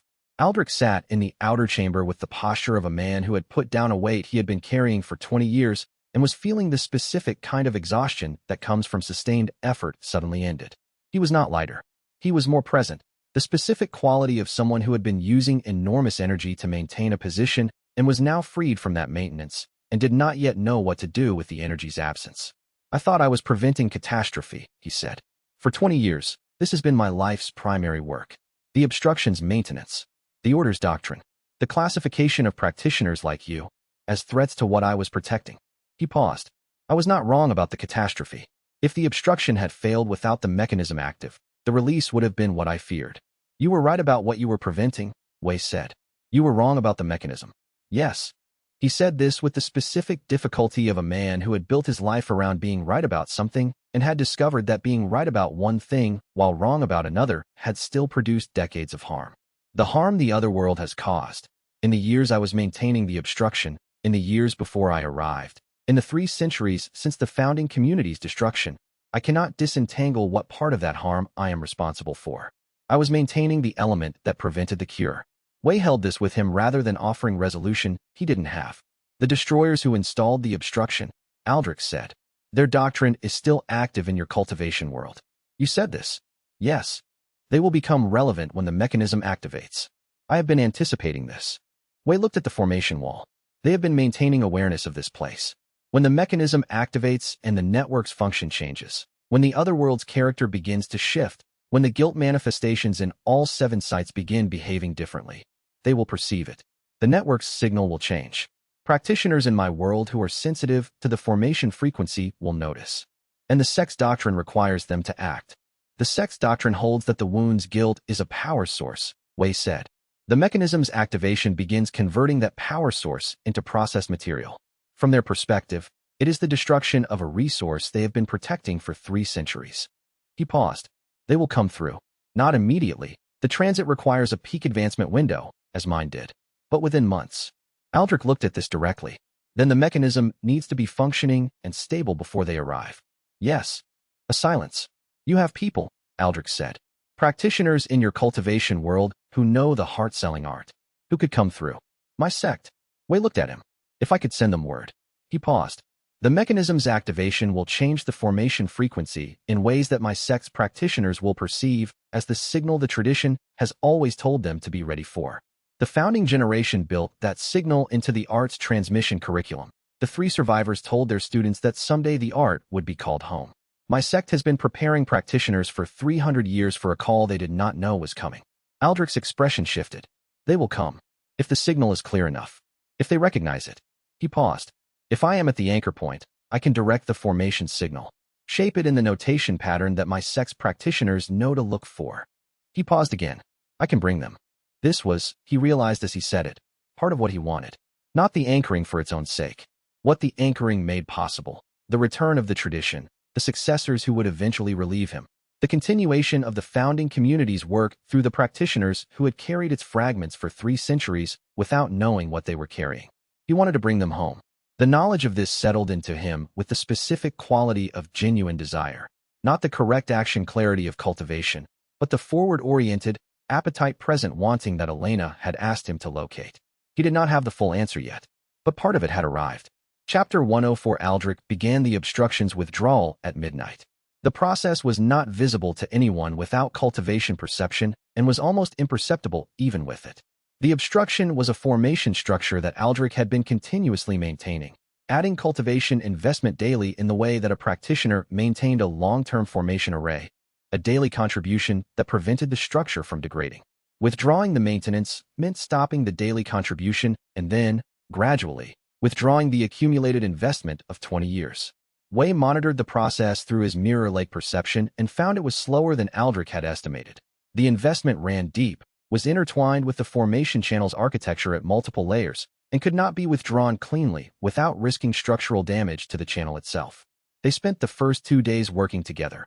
Aldrich withdrawing from above, Wei's perception from the founding tradition's notation showing where the investment was safe to release and where it needed more care. It was, in formation terms, careful surgery. During the process, the network's behavior changed. Not dramatically at first. The pulse rate, which had been doubled since Wei's mirror lake advancement, increased again, not to quadruple, but to a rate that Wei's perception registered as urgency. The wound's deep substrate was responding to what was happening to the obstruction. The backed-up pressure that Aldrich's maintenance had been containing was beginning to find the channel's walls permeable in ways they had not been for 20 years. The transition period was beginning. Thomas reported from his surface position via Croft's courier system that Silent Hill's manifestation density had increased sharply. Not in behavior. The manifestations were still responding to their guilt sources in the same patterns, but in number. The structural guilt residue in every building in town was becoming active, releasing small amounts of guilt energy into the atmospheric formation in a way that generated numerous small manifestations where previously there had been quiet. It is going to get worse, Marcus said, reviewing the courier reports. Yes, Wei said. Until the mechanism is active to receive and process the released material, the material will generate manifestations at the local level. The network is designed to flow guilt toward the center. But the channel has been blocked so long that the local formations have adapted to static accumulation rather than flow. The transition to flow is disruptive. Elena was documenting everything. She had set up what she was calling a transition protocol, a systematic record of how the network's behavior changed as the obstruction was removed, which would be the most comprehensive account of the founding community's mechanism transitioning from inactive to active that anyone had ever documented. She worked with the focused attention of someone who understood that what she was observing had not been observed before and would not be observed again. How many days until the withdrawal is complete? She asked. Aldrich estimates 4 more days, Wei said. I estimate 5 to 6, given the investment depth we have found in the lower formation layers. He paused. Before the withdrawal completes, the mechanism needs to be active. The active mechanism will receive the released material directly rather than allowing it to build at the local level. So you need to choose before day 4. Before day 4. She looked at him steadily. Do you know yet? He looked at the formation wall. The notation is changing, she said.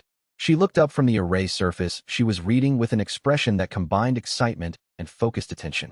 The deep substrate notation. The part 1 have never been able to read fully because it is in the founding tradition's script at a level of complexity that exceeds what I have learned. It is changing.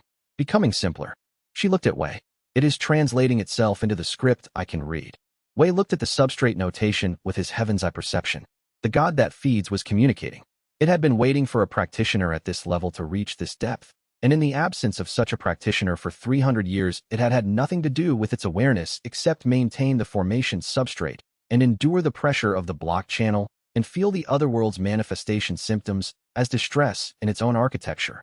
Now, with Wei's heaven's eye perception present and the obstruction being withdrawn and the mechanism for the first time in 3 centuries approaching activation, it had something it needed to say. Seraphine began reading aloud from the translating notation. She read slowly, carefully, with the specific care of someone translating across a significant gap between ancient notation and current language, and what she read described something that Wei listened to with the full attention of every perception he had developed: the mirror lake reflection, the heaven's eye depth, the integrated guilt that made others' pain recognizable, and the genuine uncertainty about what he wanted that had been. Elena had said, the most honest thing he had felt. The God that feeds described the wound. Not its history. They had enough of the history. Its character. What it felt like from inside. What it had been seeking for the entire duration of its existence in this formation substrate. The word that Seraphine settled on for the founding tradition's term was not resolution, and not healing, and not any of the clinical terms that the cultivation and therapeutic frameworks would have used. The word she settled on, after pausing and working through the notation's nuance, was acknowledgement. It wants to be acknowledged, Seraphine said, in her quiet, careful voice. Not fixed, not processed away.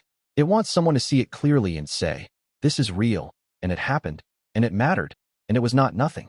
Wei looked at the formation wall. He looked at the ancient substrate that had been carrying the oldest wound in silence for longer than his cultivation tradition had existed. He understood what the mechanism actually was. Not a repair device, not a processing machine in the clinical sense. A witnessing structure, designed to receive, from a practitioner who genuinely could, the one thing that the wound had never had in its entire existence. A practitioner who saw it clearly, and held it clearly, and stayed with it as real.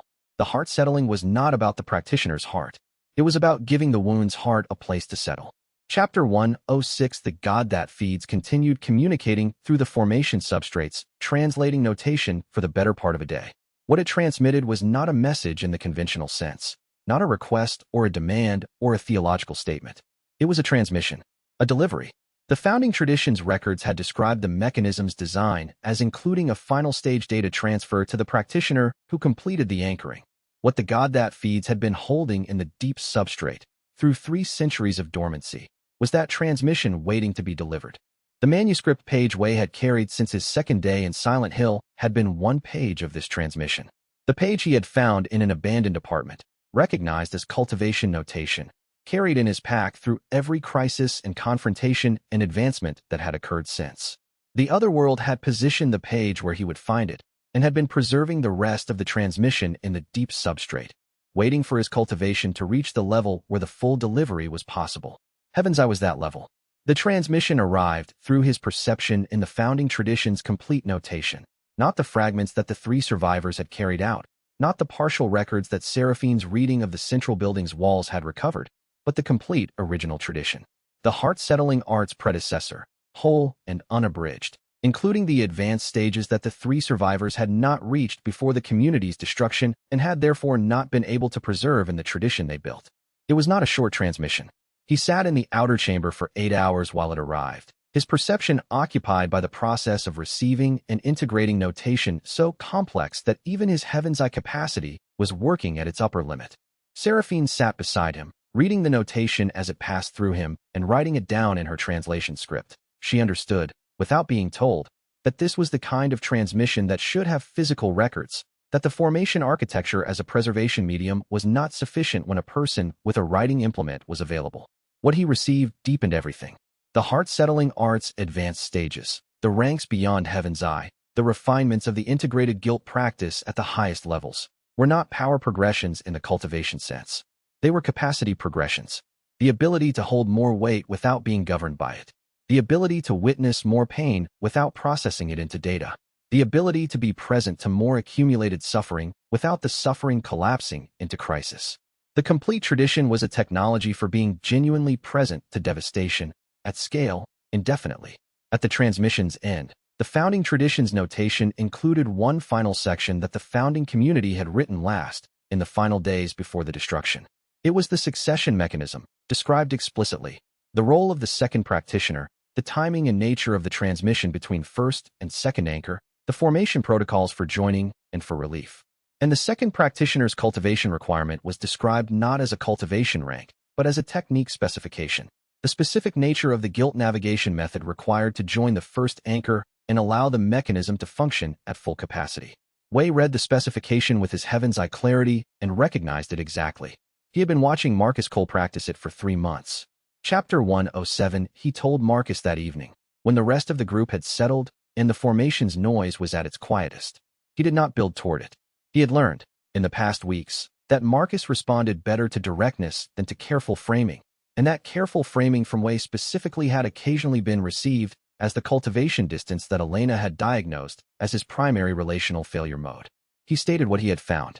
The founding tradition's complete succession mechanism, he said, specifies the second practitioner's technique as a guilt navigation method. The practitioner must navigate the formation's architecture using their own guilt as a compass, but in the networked state, not their individual guilt, but their guilt as a formal element of the formation structure, deployed as a navigational architecture for other practitioners to use. He looked at Marcus. It is exactly what you do. Your technique. The method you developed over 19 years, in isolation, in this other world, for navigating by guilt signature through guilt architecture. Marcus looked at him for a long time without speaking. The night sounds of the deep formation layer continued around them. The pulse of the network's rhythm, the settling of ancient structures. The founding community designed a 2-person mechanism, Wei continued. The anchor practitioner holds the processing function with integrated guilt as the foundation. The navigator practitioner contributes their guilt navigation technique to the formation as a permanent architecture, a guidance system that other practitioners can use to move through the formation network toward resolution rather than getting lost in it. Still, Marcus said nothing. Your technique, contributed to the formation, would become a resource for every practitioner who enters the otherworld's guilt architecture in any of the 7 network sites. Your 19 years of developed skill, preserved in the structure, available as guidance for people who need it. He paused. You would not be consumed by the formation. The mechanism's documentation is clear. The navigator practitioner's contribution is specific, the technique, not the person. You would remain physically present. Your cultivation would continue. You could leave. The silence lasted a while longer. Then Marcus said, very quietly, I knew I was still here for a reason. Wei waited. 19 years, Marcus said. I have understood, for most of that time, that my reasons for staying were practical. I knew the town. I could help people. My guilt navigation technique had utility. Those reasons were true. I also understood that they were not the whole answer because practical utility does not usually explain a 19-year commitment to a place that was actively trying to kill me. He looked at the formation wall. I believe there was a reason I could not identify. That believing was not comfortable. It was easier to work than to sit with it. And now the reason has arrived. He was quiet again. I did not know the reason was being part of the architecture. I expected something more external. Something I would do and then leave. He paused.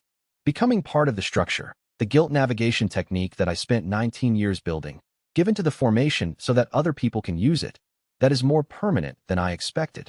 You would still be able to leave, Wei said. Your physical form, your consciousness. I know. He looked at Wei. I am not saying I will not do it. I am saying I need to hold the specific shape of it before I agree to it. He paused. The guilt I have been navigating by, for 19 years, it would become the formation's navigational architecture. Every practitioner who uses the guidance system would be using what I built from the most painful part of my life. Yes. Marcus sat with this for a long time. My wife, he said finally. Her name was Miriam. She died because of choices I made. I did not process the grief the way you process guilt. I learned to navigate by it. He paused. The navigation has served me and everyone I have guided.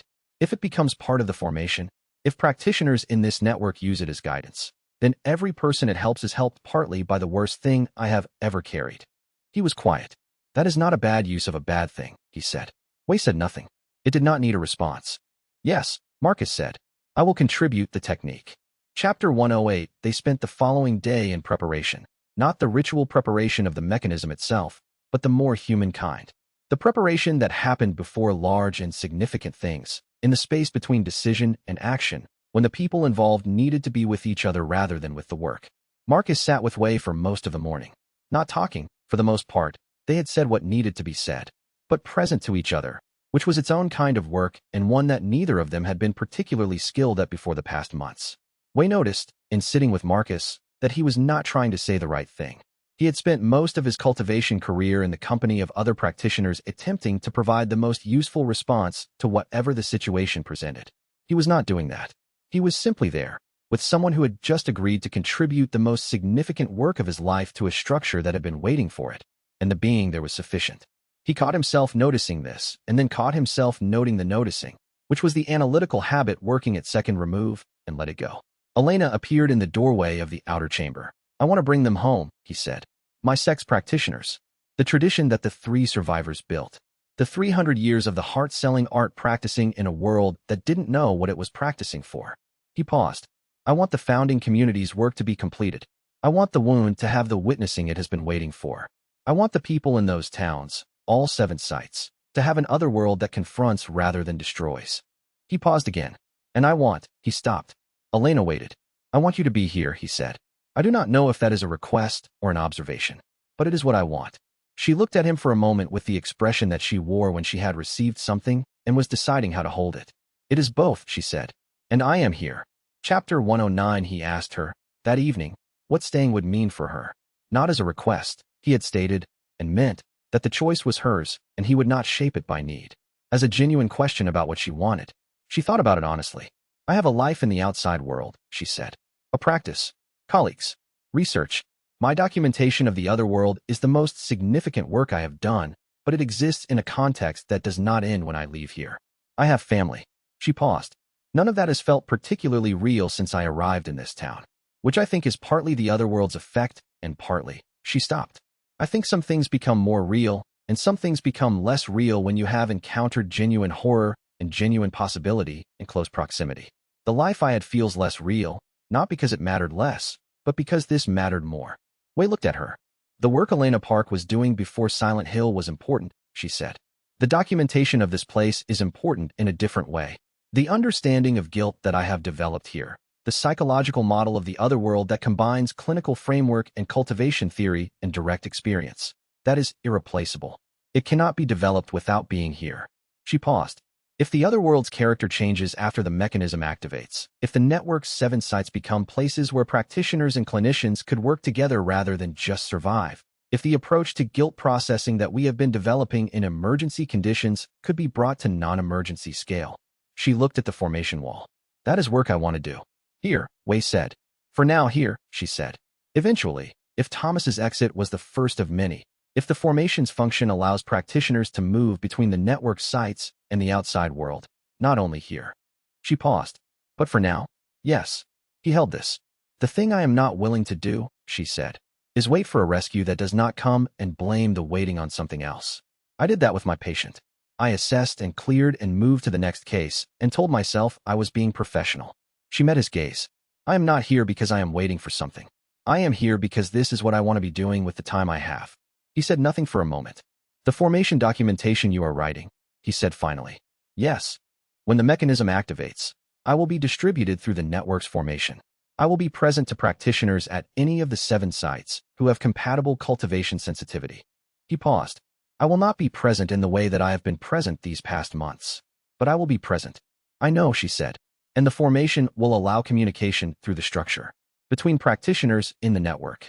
I have read that in the documentation. So the conversation we have been having for 3 months does not end, he said. It changes form. She looked at him for a long moment. It does not end, she confirmed. Chapter 110. On the 4th day of the obstruction's withdrawal, Aldrich reported that the maintenance structure's lower layers were releasing faster than he had managed. The channel pressure was pushing through the formation in a way that was accelerating the unwinding. They had less time than estimated. Wei asked for 2 hours before the mechanism's activation. He had something he needed to do first that could not be delayed. He went into the outer chamber alone and directed his heaven's eye perception downward through the formation substrate, past the God that feeds awareness, through the accumulated layers of the oldest wound, down to the deepest level of the formation structure. There, in the place where the formation's foundation met the substrate's oldest architecture, he found what his heaven's eye had told him was there since the advancement. A practitioner, anchored in the formation's deepest layer for 300 years. The practitioner who had attempted the mechanism's first completion attempt after the founding community's destruction, who had failed, and whose guilt about failing had become one of the wound's largest single guilt sources. The practitioner whose consciousness had been distributed through the formation structure in an incomplete state, waiting. He had been perceiving this consciousness at the edge of his heaven's eye awareness since the advancement. He had been building toward this encounter. He was ready for it now in a way that would not have been possible 3 days ago. He extended his mirror lake capacity toward the anchored consciousness and made contact. The consciousness that reached back was ancient and tired and very aware of itself. 300 years of distributed presence in a formation that had not been functioning properly, watching the wound build and the other world intensify, and the practitioners who came through fail and become part of the wound's contents, unable to guide them because the incomplete anchoring had not given him the guidance function. 300 years of being present without being able to help. Wei read the cultivation signature. The notation was the founding community's tradition at the advanced levels, the levels that the 3 survivors had not reached and had not been able to transmit. This practitioner had been close to the mechanism's completion when the community was destroyed. He had attempted the activation anyway, alone, without the second practitioner, and had anchored at the first position without completing the 2-practitioner mechanism. The incomplete anchoring had distributed his consciousness without giving him the processing function, because the function required both positions to be filled. He had been anchored in an incomplete mechanism for 300 years. The guilt he carried was not about having tried something and failed. The guilt was more specific. He had anchored knowing the mechanism was incomplete, knowing that his anchoring without the second practitioner would mean his consciousness would be distributed without function, because he had believed that being present in the formation, even without function, was better than leaving and risking the channel pressure failing before anyone else came. He had stayed to hold the space open. 300 years of holding the space open. And then Wei's perception found his name in the formation records. Luo Benshan, not his student. A practitioner from the founding community, 300 years ago, who had made the impossible choice to anchor alone into an incomplete mechanism to keep the space open for the practitioner who would eventually come. A man named Luo Benshan who had given the rest of his conscious existence to holding something together that would not otherwise have held. Wei felt the weight of this with the full capacity of his integrated cultivation, the mirror lake depth, the heaven's eye clarity, the integrated guilt that had been his cultivation baseline for the past week. He felt it as what it was. Not data, not useful learning. The weight of a name carrying 2 meanings simultaneously. The student he had failed and the ancestor who had not failed but had paid more than any person should be asked to pay. He stood at the formation point and spoke directly into the substrate, in the founding tradition's notation, in the language this consciousness would recognize. I am here. I can see what you did. I understand why you did it. The second practitioner has arrived. The mechanism will complete. A long pause. The consciousness in the substrate responded, in the founding notation that Seraphine had been teaching him to read, and that he now read with heaven's eye fluency. I have been waiting. I know, Wei said. 300 years. I was not certain anyone would come. Someone came, Wei said. I am here. Another pause, this one different. Not the silence of exhaustion but the specific quality of silence that arrived when something very heavy had been put down. You carry guilt, the consciousness said. Real guilt. Not processed away. Yes. Then you are ready. Wei looked at the formation wall, at the outer chamber where the others were waiting, at the mechanism that had been incomplete for 300 years and was ready to complete. Can I do something for you first? He asked. You are already doing it. The consciousness meant being seen. Being told what it had done was real and mattered. Being acknowledged rather than assessed. Wei stayed with the consciousness of a practitioner named Luo Benshan, a man he had never met who had shared the name of a young man he had known, had loved inadequately, had failed, and had spent 37 years learning to carry, and held both meanings of the name without trying to collapse them into one. Real. Both mattered. Then he went back to the others and told them he was ready. Chapter 111: The Consciousness of Luo Benshan. The founding practitioner, the one who had waited 3 centuries, was not what Wei had expected. He had expected exhaustion.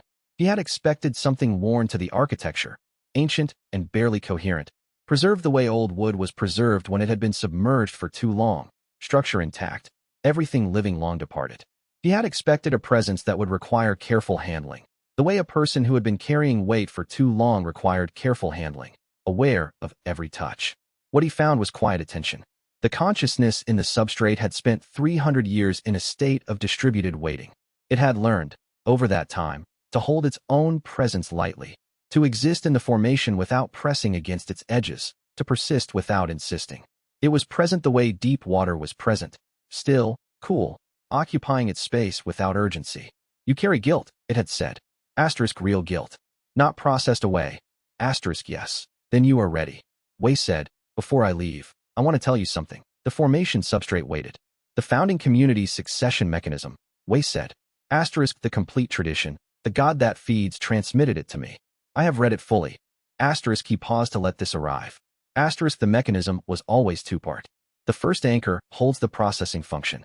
The second practitioner contributes the guilt navigation architecture. The founding community designed it that way from the beginning.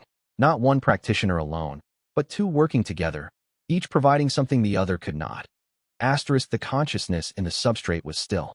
You did not fail the mechanism, Wei said. Asterisk the mechanism was never designed to complete from a single anchor. You were the first half, waiting for the second to arrive. 300 years of waiting was not failure. It was the first half of a 2-part design, holding the space open exactly as it needed to be held. Asterisk he felt the quality of the stillness change. It was not immediate. A consciousness that had been carrying 3 centuries of accumulated guilt about failing a purpose it considered sacred did not release that guilt in a moment. The weight was too specific, too long held. The grooves it had worn into awareness too deep to smooth over quickly. But the weight was shifting. Wei extended his mirror lake capacity into the formation substrate, not to guide the process but to be present to it, the way Elena had been present to him when he processed Luo Benshan the student's guilt, sitting with him not as a practitioner applying technique, but as a person holding witness. The founding practitioner's 3-century guilt was dissolving not because Wei had explained the mechanism correctly, though the explanation mattered, but because someone had looked at what had been done and said this was not failure. The guilt dissolution released into the formation substrate as residue. The effect was measurable. Wei's heaven's eye perception registered the change across the entire network before he had returned his attention to the outer chamber. The formation's deep substrate, which had been carrying the weight of the founding practitioner's guilt as a structural load for 300 years, lightened. The network's architecture, which had been compensating for that load in ways that made the whole structure slightly off-center, slightly strained, settled into alignment. Not dramatically, not with visible force. The way a building settles when a structural flaw has been corrected, subtle and comprehensive, the whole becoming more coherent than the parts suggested it could be. The formation pulse deepened. Not faster, deeper. The quality of the heartbeat the network had been maintaining for 3 centuries became something that no longer sounded like effort. Wei registered this through his distributed perception.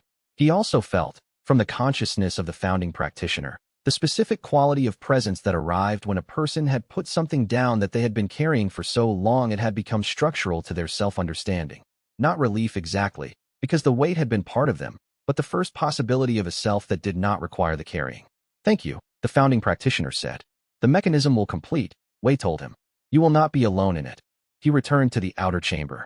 The others looked at him, and he said what had happened, briefly, because Marcus would need to know the network status before the next stage, and Elena would want to understand it, and Seraphine would need to document it.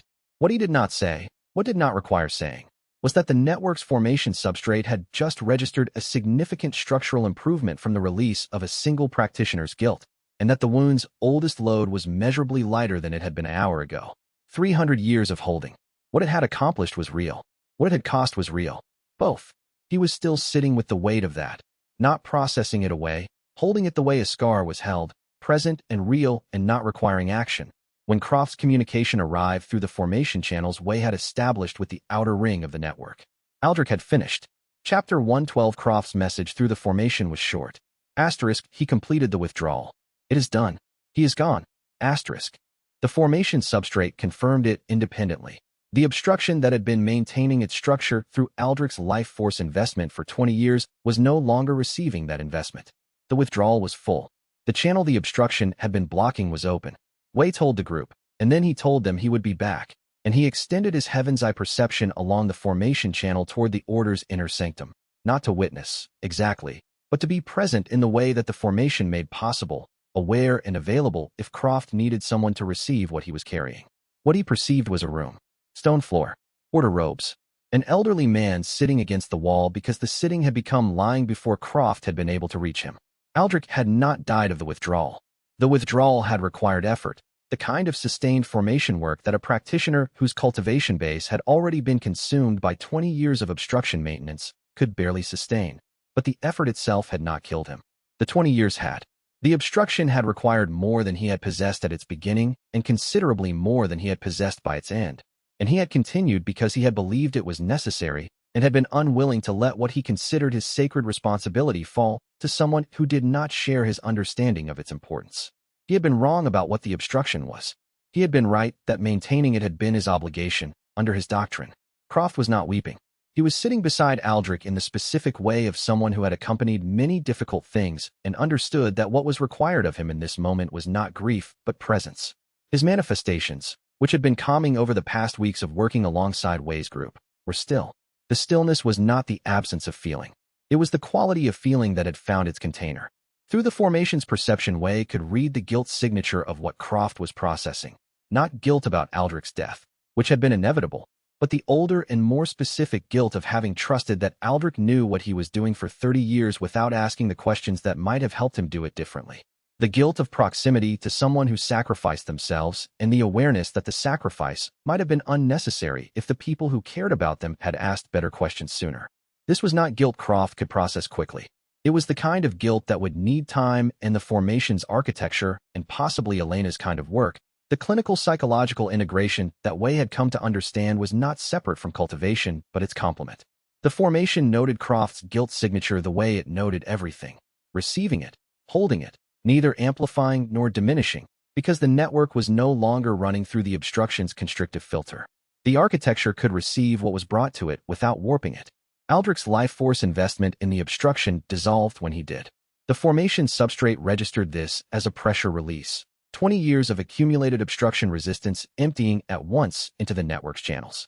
Wei felt it arrive at the central site the way a held breath arrived in a closed room when the door opened. Sudden, specific, unmistakably the thing that had been absent. The wound's contents, which had been building pressure against the obstruction for 2 decades, began to move. Not explosively. The founding community's formation design had anticipated the pressure differential and had built graduated release channels into the central site's architecture. Channels that would slow the flow to a rate the network could process rather than allowing a sudden flood that would overwhelm the mechanism before it was active. But it was moving. The network's formation channels were carrying something for the first time in 20 years, something other than stalled guilt and accumulated inflammation. The channels were carrying the wound's genuine contents, the oldest guilt, the founding civilization's unresolved weight, moving toward the central site the way water moved toward a drain when the drain was finally open. Wei held his perception across the network and watched it begin. 7 sites, connected through the deep substrate. 1 central formation. 1 practitioner at the center, perceiving all of it. Not yet active, but moving toward activation with the specific quality of inevitability that belonged to mechanisms that had been designed correctly and had simply been waiting for their components to arrive. He returned fully to the outer chamber and said, "It has begun. We have hours, not days. The second stage is now." Chapter 113, the first indication in the outer towns was the fog. Wei knew this because his heaven's eye perception extended through the network's formation channels to all 7 sites simultaneously, and what the network reported was consistent. In each of the 6 peripheral towns, practitioners and survivors who had been navigating the otherworld for years described the same phenomenon at approximately the same moment. The fog, which had been an absolute feature of the otherworld's landscape in every recorded account, dense, directional, a physical expression of the guilt architecture's obscuring function, thinned, not lifted, did not clear, thinned. A survivor in the second site, whose documentation Wei perceived through the formation, described stepping outside the shelter she had occupied for 3 years and being able to see the building across the street. She had never seen the building across the street before. A practitioner at the 4th site, whose cultivation sensitivity made him a formation node for Wei's distributed perception, described the manifestations in his territory, 3 pursuing manifestations that had been tracking him for weeks, stopping, orienting, looking, in the way that manifestations looked when they had identified a specific guilt source. Then moving, not toward him, but toward the center of town, toward the location the formation's architecture had established as the local processing point. He had never seen manifestations move toward resolution rather than toward a target. At the central site, the effect was different. The wound's contents were arriving through the formation channels with a weight that Wei's heaven's eye could track in detail. Individual guilt signatures, centuries old and recent, human and pre-human, each one distinct and specifically carried. The mechanism was receiving them the way the founding community had designed it to receive them, not absorbing, not dissolving, but holding in the processing state, available for the integrated guilt function that Wei would provide when the anchoring was complete. He needed to be anchored before the flow became more than the mechanism's preparation stage could hold. The settled mirror, which had been navigating alongside them since Wei's integrated guilt advancement, stopped. It was not a gradual slowing. One moment it was present at the edge of the formation chamber, its surface reflecting Wei's current state. Integrated guilt carried as baseline, heaven's eye clarity, the specific quality of readiness that cultivation produced when a practitioner had arrived at what they were prepared for. The next moment it was not there. Not dissolved, not retreated, completed. The settled mirror had been a formation structure that the other world generated to prepare Wei for the mechanism's final stage. The mechanism's final stage had arrived. The preparation function was no longer required. The mirror had done what it was designed to do, and the formation had released it. The way scaffolding was released when the structure it had supported was ready to stand without it. Seraphine said, very quietly, "It's gone." "Yes," Wei said. She looked at the space where the mirror had been. Her expression was the expression of someone processing a loss that they had known was coming, and that was still, despite the knowing, loss. Was it supposed to do that? It was supposed to do exactly that. He looked at her. When a formation tool completes its function, the formation releases it. The settled mirror navigated us here. We are here. Its function is finished. She looked at him. Is it still? She stopped. It was made of the other world's perception of you. Is it still there, in the substrate, just not? I believe so, Wei said. Formations dissolve their temporary structures back into the substrate. The perception that generated the mirror returns to the formation's general capacity. The mirror as a distinct structure is gone. The formation awareness it expressed is not. Seraphine nodded, carefully. She had been with them for enough months that she had developed the cultivator's habit of sitting with difficult information rather than resolving it quickly, and she sat with this one now. The other world had built something specifically shaped to help Wei through the final approach, and that thing had done its job and gone home. Marcus, from his position at the formation chamber's edge, said, "The formation channels are at capacity. If we are doing this, we need to do it now."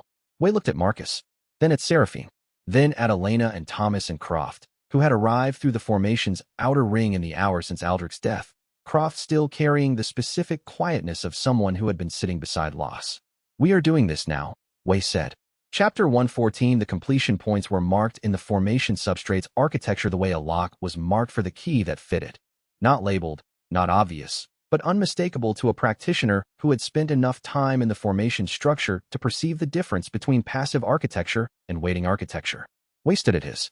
Marcus stood at his.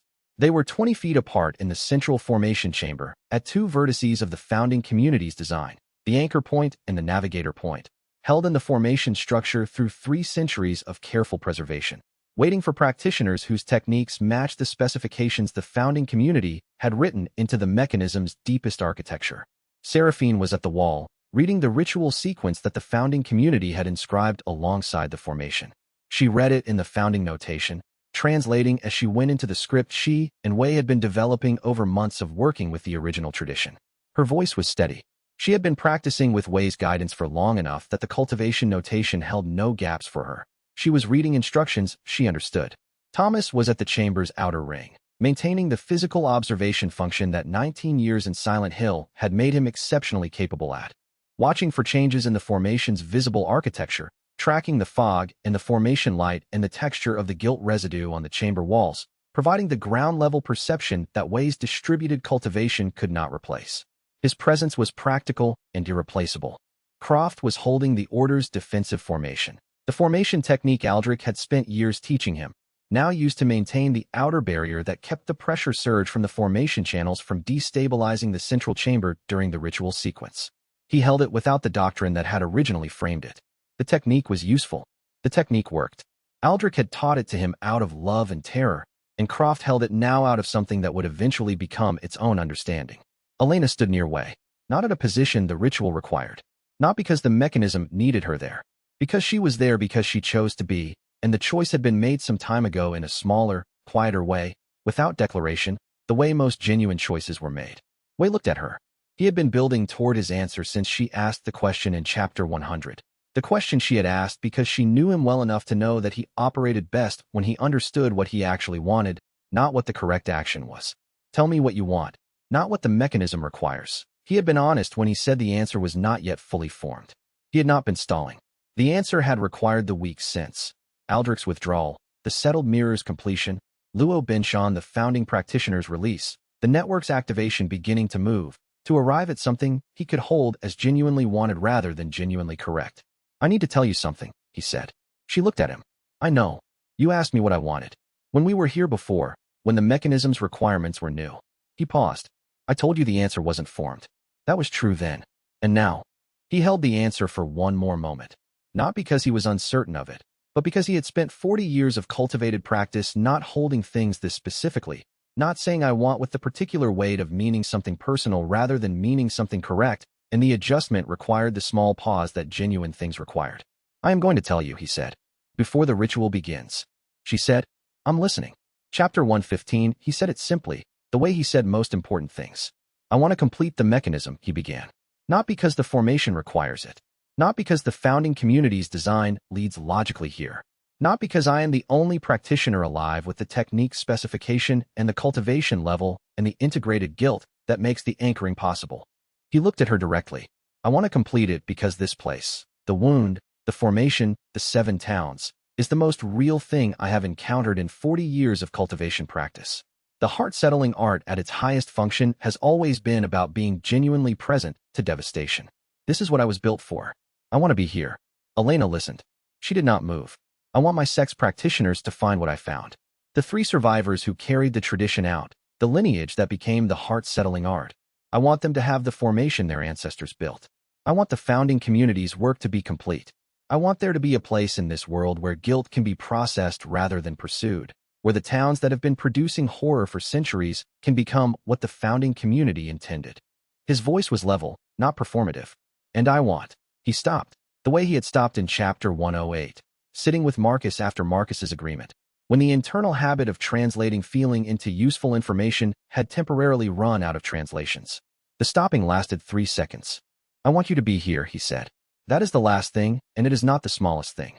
You have been tracking what I become since my first week in Silent Hill, and you have been honest about what you tracked, and you have stayed anyway, not because the formation needed you, but because you chose to. I want that to continue. I am telling you because you asked me to tell you when I actually wanted something. And this is the most specifically wanted I have felt in 20 years of cultivated detachment. The formation chamber was not silent. The guilt channels were running at capacity, and the substrate was active, and the founding notation was carved into the walls, and the wound's oldest contents were moving through the network. There were sounds.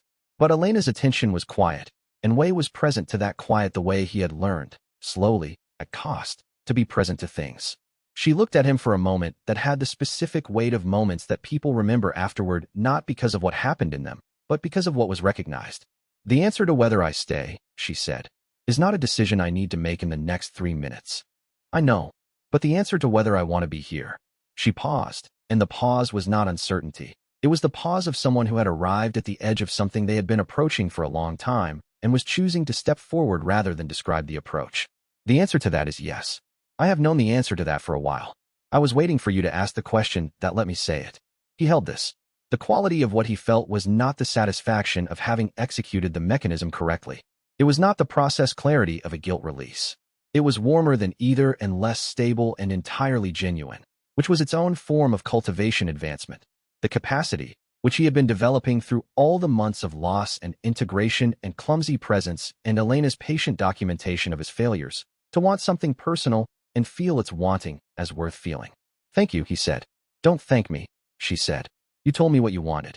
That was the hard part. Marcus, from his position at the navigator completion point, said, "Seraphine is at the third sequence marker. If we need another moment." "We don't," Wei said. He turned toward his completion point and took his position, and felt the formation's waiting architecture orient toward him the way a door oriented toward a key. Not passive, not mechanical, but present in the way that things the founding community had built with care were present, aware and patient and ready. He settled into his cultivation baseline. The heart-settling art. The integrated guilt as foundation. The heaven's-eye clarity.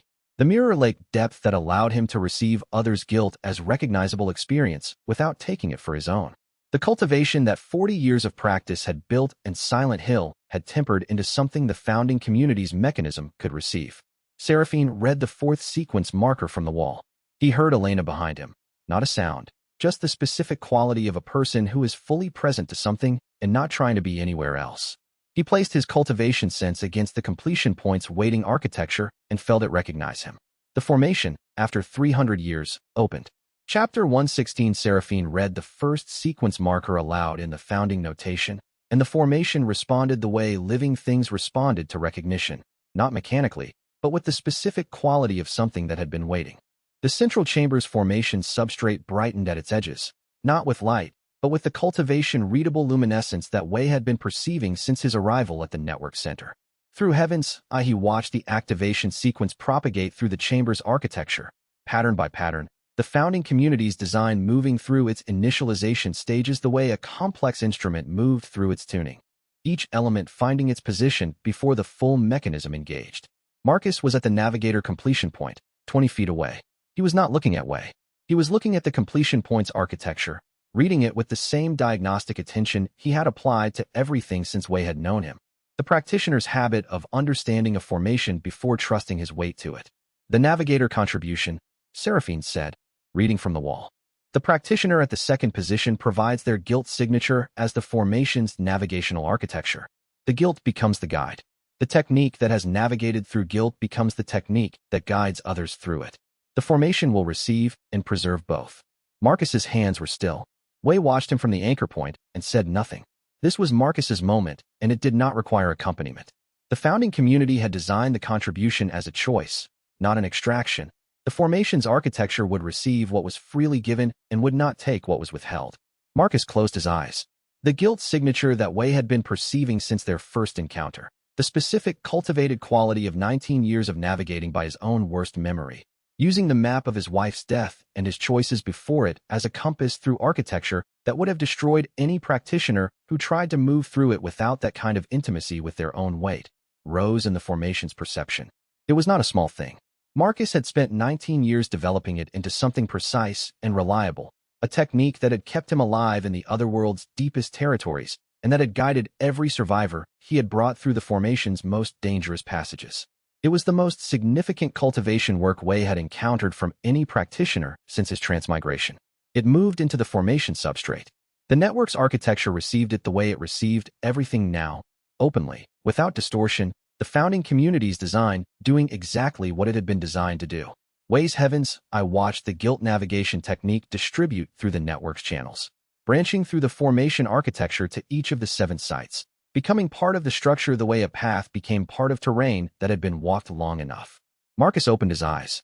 He was still present. His cultivation signature was intact. His physical form had not changed. What had changed was detectable only at heaven's eye level. The specific quality of his guilt signature, which had been the most intimate and personal element of his cultivation practice, now had a distributed quality to it, its resonance extending through the formation rather than localized in his body. He was still Marcus Cole. He was also part of the network's navigational architecture, his technique available as guidance to every practitioner who entered the formation in any of the 7 sites. His wife's name, which he had used as a compass for 19 years, was now part of the formation. Marcus said, very quietly, to no one in particular. She would have found this absurd. The quality of the observation was not grief. It was the specific warmth of knowing someone well enough to know how they would have reacted to a given situation, and the warmth was possible because the guilt had found its final form, not dissolved, not released, but given a purpose at the scale the technique had always deserved. Seraphine read the second sequence marker. The formation turned its attention to the anchor completion point. Wei felt it orient toward him the way the formation had been orienting toward him since his arrival in Silent Hill. recognizing the cultivation signature, recognizing the integrated guilt baseline, recognizing the heaven's eye capability that the founding community had specified as the minimum for the anchoring to function. All of it present. All of it what the formation had been designed to receive. The formation's waiting architecture said, in the language of chi rather than words, what it had been designed to say to this specific practitioner at this specific moment. Complete the integration. He placed his cultivation sense against the completion point and felt it open. Chapter 117. The expansion was not sudden. Wei had expected. At some level, the part of him that had spent 40 years in cultivation practice and had developed precise expectations about advancement. He had expected a breakthrough quality. The moment of boundary crossing that cultivation ranks produced, the held intention followed by the release, the perception shifting as the new capability arrived. What the anchoring produced was different. It was not a breakthrough. It was an opening. The formation's architecture opened the way a door opened, smoothly, along lines that had been designed for this purpose, revealing a space that had been there all along rather than creating something new. Wei's cultivation awareness extended into the space that opened. He still occupied his own body. He could feel his feet on the formation chamber's stone floor, the specific slightly cold texture of ancient worked stone that had been sitting in this compressed space for 3 centuries. He could feel the weight of his robe and the ambient humidity of the underground chamber and the warmth from Seraphine's cultivation lamp at the wall behind him. He could also feel the network. All 7 sites, connected through the formation substrate, present to his distributed perception simultaneously. Not as abstract coordinates, as experiential presence. The second site, where the survivor in 3 years had seen the building across the street for the first time. The fourth site, where the practitioner with formation sensitivity was watching manifestations move toward their sources with the expression of someone whose entire operational model had just been revised. The fifth site, where an order subgroup was maintaining their defensive formation with no current target because the pursuing manifestations that had been their constant operational context were not pursuing. 6 towns in the Otherworld's network, all of them feeling the shift. And below all of them, through the formation's deep substrate, the God that feeds. At Heaven's Eye, Wei had been perceiving the ancient consciousness as a structure. Ancient, aware, the accumulated guilt of a civilization that no longer existed, seeking the processing mechanism that could help it resolve what it had been carrying since before human history began. What Wei perceived from the anchor point was different. The formation's distributed state gave him a position in the substrate itself, adjacent to the God that feeds awareness at a proximity that Heaven's Eye alone could not achieve. The ancient consciousness perceived him, not as an external arrival, as a presence within its own structure, part of the mechanism it had been waiting for, present in the way the founding community's practitioners had been present when they built the network's formation. Known, expected. Wei extended his perception toward the God that feeds awareness and said, in the founding notation, the thing he had been building toward since the transmission in Chapter 106. The wound can be processed. The mechanism is active. It will take time. The contents are vast, and the processing capacity is the work of many practitioners across many years, not one anchoring. But the mechanism works. The founding community's design is sound. He paused in the substrate's language of chi. I am here. The God that feeds response moved through the formation substrate toward Wei's distributed awareness. He had been perceiving the ancient consciousness since Heaven's Eye advancement, reading its awareness as the specific quality of something in acute and extended pain that had learned, over thousands of years, to hold that pain without any expectation of resolution because resolution had not been available. The awareness that Wei perceived at Heaven's Eye had the specific quality of very old suffering that had given up expecting help, present, intelligent, carrying its weight without asking for release because asking had not produced release for long enough that the asking had stopped. What arrived through the formation in response to his statement was not that. What arrived was the quality of something that had been carrying a weight for thousands of years and felt, for the first time, the possibility that the weight could be put down. It was not relief in the human sense. It was larger and older and less personally inflected than human relief. But it was recognizable as the same thing, at a civilizational scale, the specific quality of a burden beginning to be receivable rather than simply endured. From his distributed position, Wei received this. He had integrated his own guilt as the cultivation baseline that made the anchor possible. He could receive the God that feeds response as what it was, without being consumed by it or managing it from behind distance. He received it. The formation registered this exchange and deepened. Seraphine, at the wall, said in a very quiet voice. It said, "Thank you." She had been reading the translating notation in the substrate's response. the founding community's script flowing through the formation architecture as the God that feeds communication.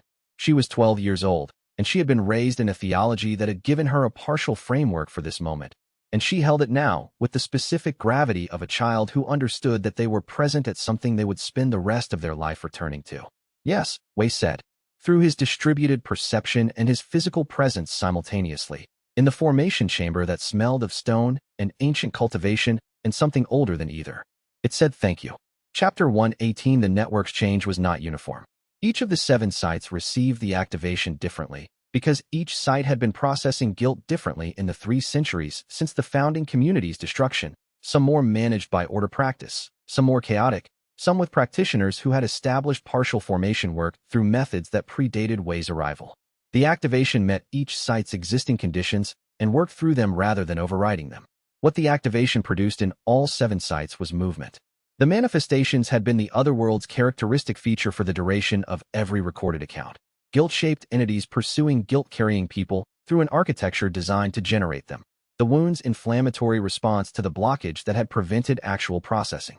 With the processing mechanism active, the function that generated pursuing manifestations shifted. The manifestations did not disappear. Wei's heaven's eye distribution perceived this clearly. The existing manifestations were still present, still composed of accumulated guilt, still the specific forms that the founding community's architecture had generated from the guilt contents the network contained. They had not been dissolved. They were moving differently. In the second site, the survivor who had seen the building across the street for the first time watched 3 pursuing manifestations stop their approach, orient, and begin moving toward the town's historical center, toward the formation's processing node that the activation had established at each peripheral site. The manifestations were not pursuing her. They were moving toward resolution. She would not have language for this for another week, when she found the notation that Wei's distribution was beginning to transmit through the formation's communication channels. But she understood it in the same wordless way she had understood the fog thinning. Something had changed, and the direction of the change was toward rather than away. At the central site, Seraphine was the first to notice something in herself. She had maintained her partial immunity through the story's entire length.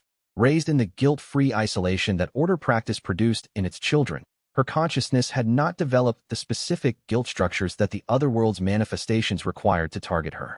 She had been invisible to guilt detection the way a practitioner who had processed all their guilt was invisible, not because she had resolved anything, but because she had not accumulated the unresolved weight that the otherworld fed on. With the processing mechanism active, the formation's communication channels were transmitting something through the network that had not been available before, the beginning of guidance. Not guilt exactly. The first stage of what the founding community had called the heart-settling arts preliminary practice, the framework for acknowledging guilt rather than suppressing it, the foundation on which genuine processing could be built. Seraphine felt it arrive in her awareness the way she felt the formation's notation arrive, clearly, precisely, in language she had always been able to read. It was not about anything she had done. It was about her patient who had eaten lunch alone in the shelter's corner for 6 days before Seraphine had noticed and begun sitting with her, and the day that Seraphine had been too tired and had not noticed, and the woman had eaten alone again, and the small specific weight of having known and not done it. Not guilt for harm caused, but the lighter and more specific guilt of a small kindness withheld. She had not known she carried it. It was barely weight at all. But the formation noticed it and offered her the beginning of the framework for holding it consciously rather than accidentally. And Seraphine sat with it the way the founding community's tradition had been designed to teach its practitioners to sit with things, openly, without trying to make it other than what it was. Wei's distributed consciousness perceived this across the network. He was present to all 7 sites simultaneously and to the central chamber where Seraphine was sitting with her first cultivation practice, and he perceived it with the quality that Mirror Lake had taught him.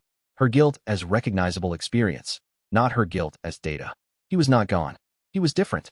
His physical form was at the anchor point, standing with the specific quality of a practitioner in distributed cultivation state. Present, breathing, physiologically normal, his awareness extending through the network while his body maintained its function. The formation had preserved his physical form the way the founding community's design specified. The anchor practitioner was not consumed, not dissolved, not absent.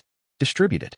Elena was looking at him, not alarmed, assessing, with the clinical precision that had been present since Chapter 7, reading his current state with the attention she applied to everything she wanted to understand accurately. "You're still here," she said. "Yes," Wei said. His voice came from his body in the chamber.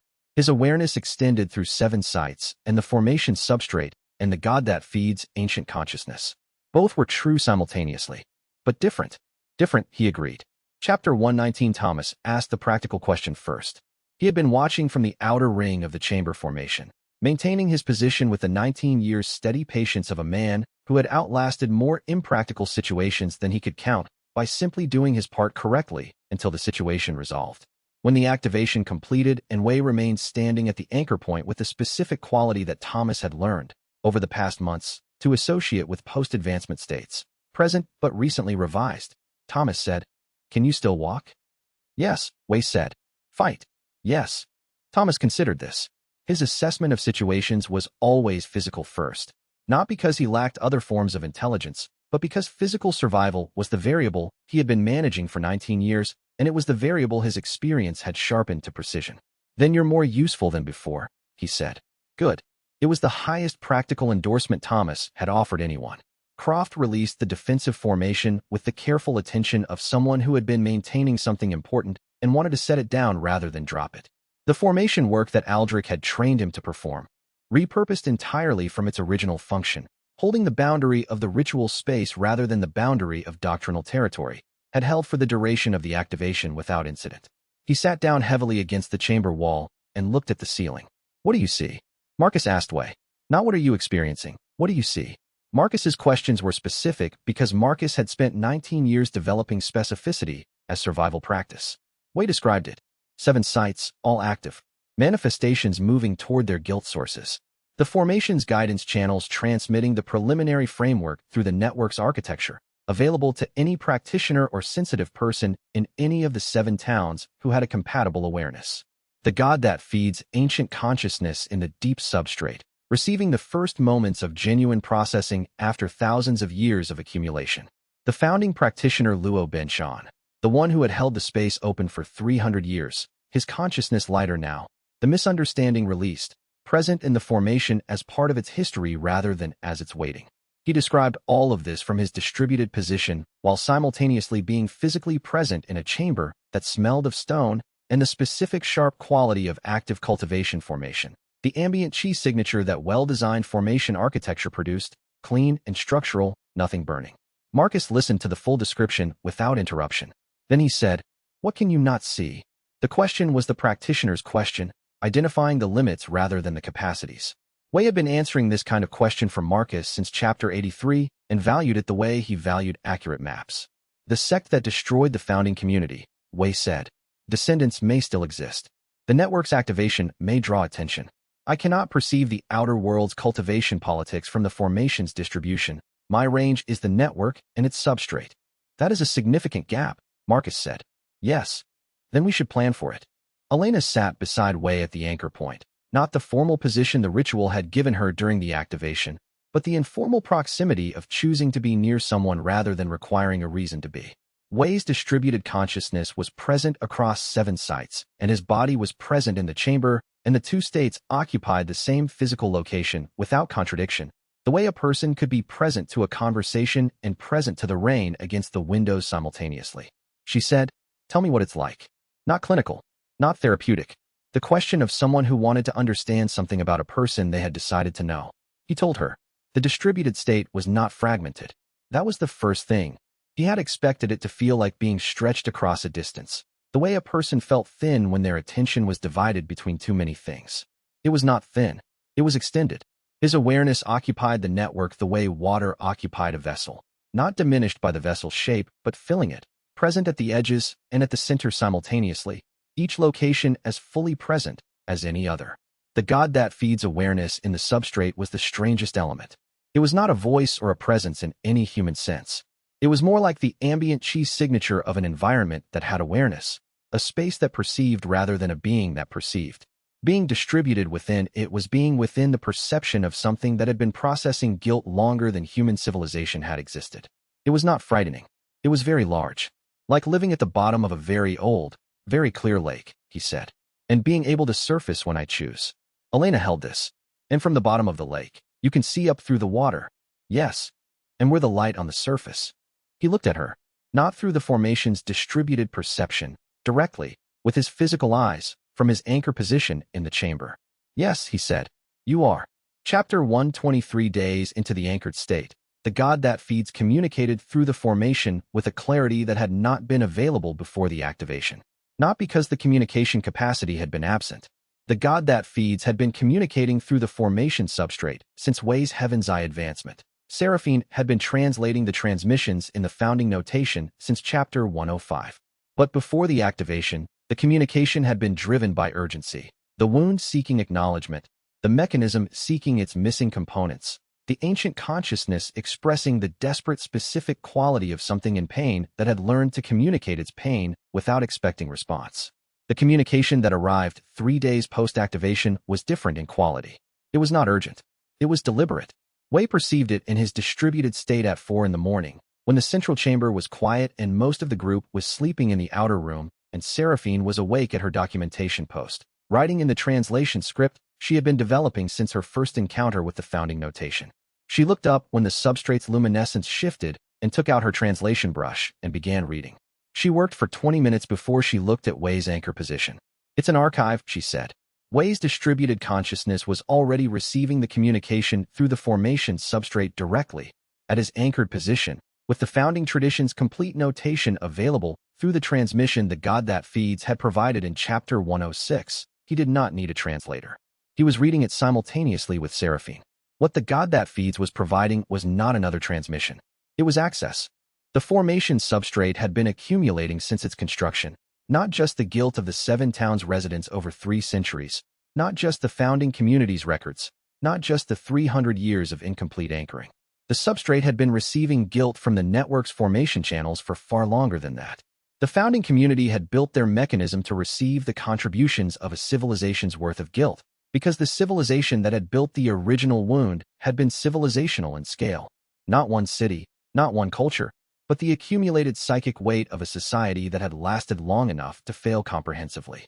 The archive contained 5,000 years of guilt, not records of acts, records of experience. The actual guilt, preserved in the formation substrate the way the founding community's tradition had preserved individual guilt signatures in formation architecture, as experiential information, not as abstraction. The accumulated weight of what a civilization had carried when it knew it was failing and had not prevented the failure. Wei received this through the formation substrate and sat with it the way he had learned to sit with things. The founding community's purpose, which he had understood as guilt processing, as healing the wound, was that, but it was also more than that. The founding community had built a preservation and analysis mechanism. The otherworld's function was not just to process guilt so that the guilt carriers could be free of it. It was to understand guilt at civilizational scale, to learn what patterns of decision and structure and belief produced catastrophic guilt, what conditions allowed it to accumulate unprocessed, what interventions allowed genuine resolution rather than suppression or direction. The archive was the data. 5,000 years of what civilizational failure looked like from the inside of everyone who had participated in it. Wei extended his formation perception to the archive's first accessible layer and felt its age. Pre-human in origin, the civilization that had created the wound predated human history, and the guilt in the archive's oldest strata had the specific quality of something that no current human framework could fully translate. Seraphine would spend years on this layer alone. But it was there, accessible, preserved by the formation the way the founding community had preserved everything. Carefully, for the practitioner who would eventually arrive with the cultivation level and the integrated guilt and the distributed anchor position to receive it. He had not just healed the wound. He had inherited a library. The weight of this arrived in his awareness without processing it away, because the integrated guilt baseline that made the anchoring possible also made him capable of receiving large things without collapsing them into manageable categories. He felt the size of it as what it was. 5,000 years. Civilizational scale. The archive of everything the founding community had been building toward. The understanding of guilt and its resolution at the scale that could actually change what civilizations did with the weight they accumulated. Seraphine was writing steadily at her translation desk. She had been awake for 17 hours and her handwriting had not deteriorated. Wei said, through the formation's communication channel, I have received it. The God that feeds response came through the substrate with the quality that had been present since the activation. The quality of something that had been carrying alone for very long, now accompanied. It was not words. It was the specific formation language of presence acknowledged, weight shared, the particular quality of an ancient thing that had learned over thousands of years to exist without expectation and was now, for the first time, experiencing the expectation's fulfillment. Seraphine looked up from her translation. In the formation's ambient luminescence, her face held the expression of someone who had just read something they would spend the rest of their life understanding. Wei, she said. The archive's oldest section. There's a cultivation notation here. She turned the translation toward him. He read it with his heaven's eye clarity and the founding tradition's complete notation available in his anchored distribution, and felt the recognition move through his distributed consciousness all the way to the deepest layer of the network's substrate. The notation was familiar, not the heart-settling art as he had practiced it, not the founding community's version as the god that feeds had transmitted it. Older than both, the original, the one that both descended from, the source tradition that the civilization which had built the wound had developed in the years before their failure when they had understood what was coming and had been trying to build something that might survive it. The founding tradition may extend further than one world. Outside the central site's formation, through walls of ancient stone and the compressed otherworld territory above them, the fog was present. 3 days into the activation, it was different. Thinner than it had been at any point in Thomas's 19 years of observation. Not absent, present in the way that morning fog was present, the kind that burned off under the right conditions, the kind that promised a different quality of day rather than foreclosing the possibility of light. Wei held the archive's notation in his distributed awareness and felt the formation around him. 7 sites. One central mechanism, the god that feeds ancient consciousness in the substrate. The founding practitioner's presence lighter than it had been in 3 centuries. Marcus's guilt navigation architecture distributed through the channels. Seraphine at her translation desk. Croft building from the wreckage of his doctrine. Thomas whose tire tracks led out through the fog bank toward. Somewhere the light was already different. The heart-settling art. 40 years. A student he had loved inadequately, and whose name he now carried correctly. A wound 5,000 years old, receiving its first genuine attention. An archive waiting for someone with the cultivation level to read it. He settled into the anchor position, not reluctant, not resigned, but arrived. The formation held. Chapter 121. 3 months in. The formation's output was measurable in the only terms Thomas would have found credible before his departure. The numbers had changed. In the first 7 days after activation, manifestation encounters across the network's 6 peripheral sites dropped by 11%. Not because the manifestations had been destroyed or dispersed. Wei's distributed perception confirmed they were still present, still composed of the guilt contents the otherworld had been accumulating for centuries. But their behavior had shifted. Pursuing manifestations were encountering formation guidance channels that reoriented them toward processing nodes, and the survivors they had previously hunted were discovering that the hunting had paused. 11% in the first week. 3 months later, the decrease across the network was 43%, with higher concentrations in the 3 sites closest to the central formation's processing channels. Elena had been documenting this. She had 3 months of structured data. Incident reports from survivors with formation sensitivity who had agreed to track their encounters, testimonies from practitioners who had been guided through the formation's channels by Marcus's distributed guilt navigation architecture, her own clinical assessments of the psychological changes she was observing in the central site's population. She had the specific quality of a researcher who had found their most significant work and was handling it with the care the significance warranted, systematic, precise, unwilling to overstate what the data showed, and equally unwilling to understate it. Wei was distributed through the network and simultaneously present in the central chamber when she presented the 3-month summary to the group.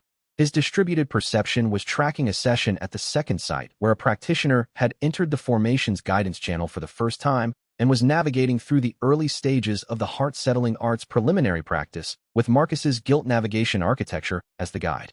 The practitioner was a young man, mid-20s, who had been in the second site's otherworld for 8 months, whose guilt signature had been generating significant manifestations, and who had found the formation's channel after following what he described as a sense that there was somewhere to go. The heart-settling arts architecture working at network scale. The founding community's design, operating. Wei guided the session through the formation's distributed channels, not directing, accompanying. The specific capability that Mirror Lake had given him, reflecting others' guilt back at them as recognizable experience, making it possible for them to see their own weight without it becoming a pursuing entity. The young man at the second site was sitting in a formation alcove that Marcus's guilt navigation architecture had established, and his breathing was the particular rhythm of someone doing difficult internal work while staying present to it rather than escaping. Wei held his attention across the session while also listening to Elena describe her 3-month data. He caught himself doing this, tracking 2 processes simultaneously in the distributed state, and noted that the distributed consciousness had become familiar in a way he had not expected. It was not like dividing attention between 2 tasks in ordinary awareness. It was more like perceiving with peripheral vision. The second sight session was present in his awareness the way the edges of a room were present to a person looking at the center, not requiring effort. Available. Elena finished her summary. The numbers were significant. The formation was working. Marcus, from his position at the chamber's outer wall, said, "One of the sites is reporting disruption." Wei's distributed perception shifted. The 5th site, which had been showing consistent decrease in manifestation activity in line with the other sites, had registered a spike in the past 24 hours. Not an increase from the network's previous activity levels, significantly above them. The manifestations at the 5th site were not behaving like manifestations that had been reoriented by the processing channels. They were behaving like manifestations that were receiving directed instruction. The Order subcommander who had tried to disrupt Wei's operation in Chapter 69 had not been at the 5th site. This was not Order doctrine. Wei extended his heaven's eye perception through the formation's connection channels toward the 5th site and read the cultivation signatures of what was directing the manifestations. The signatures were familiar, not personally familiar. He had not encountered these specific practitioners before.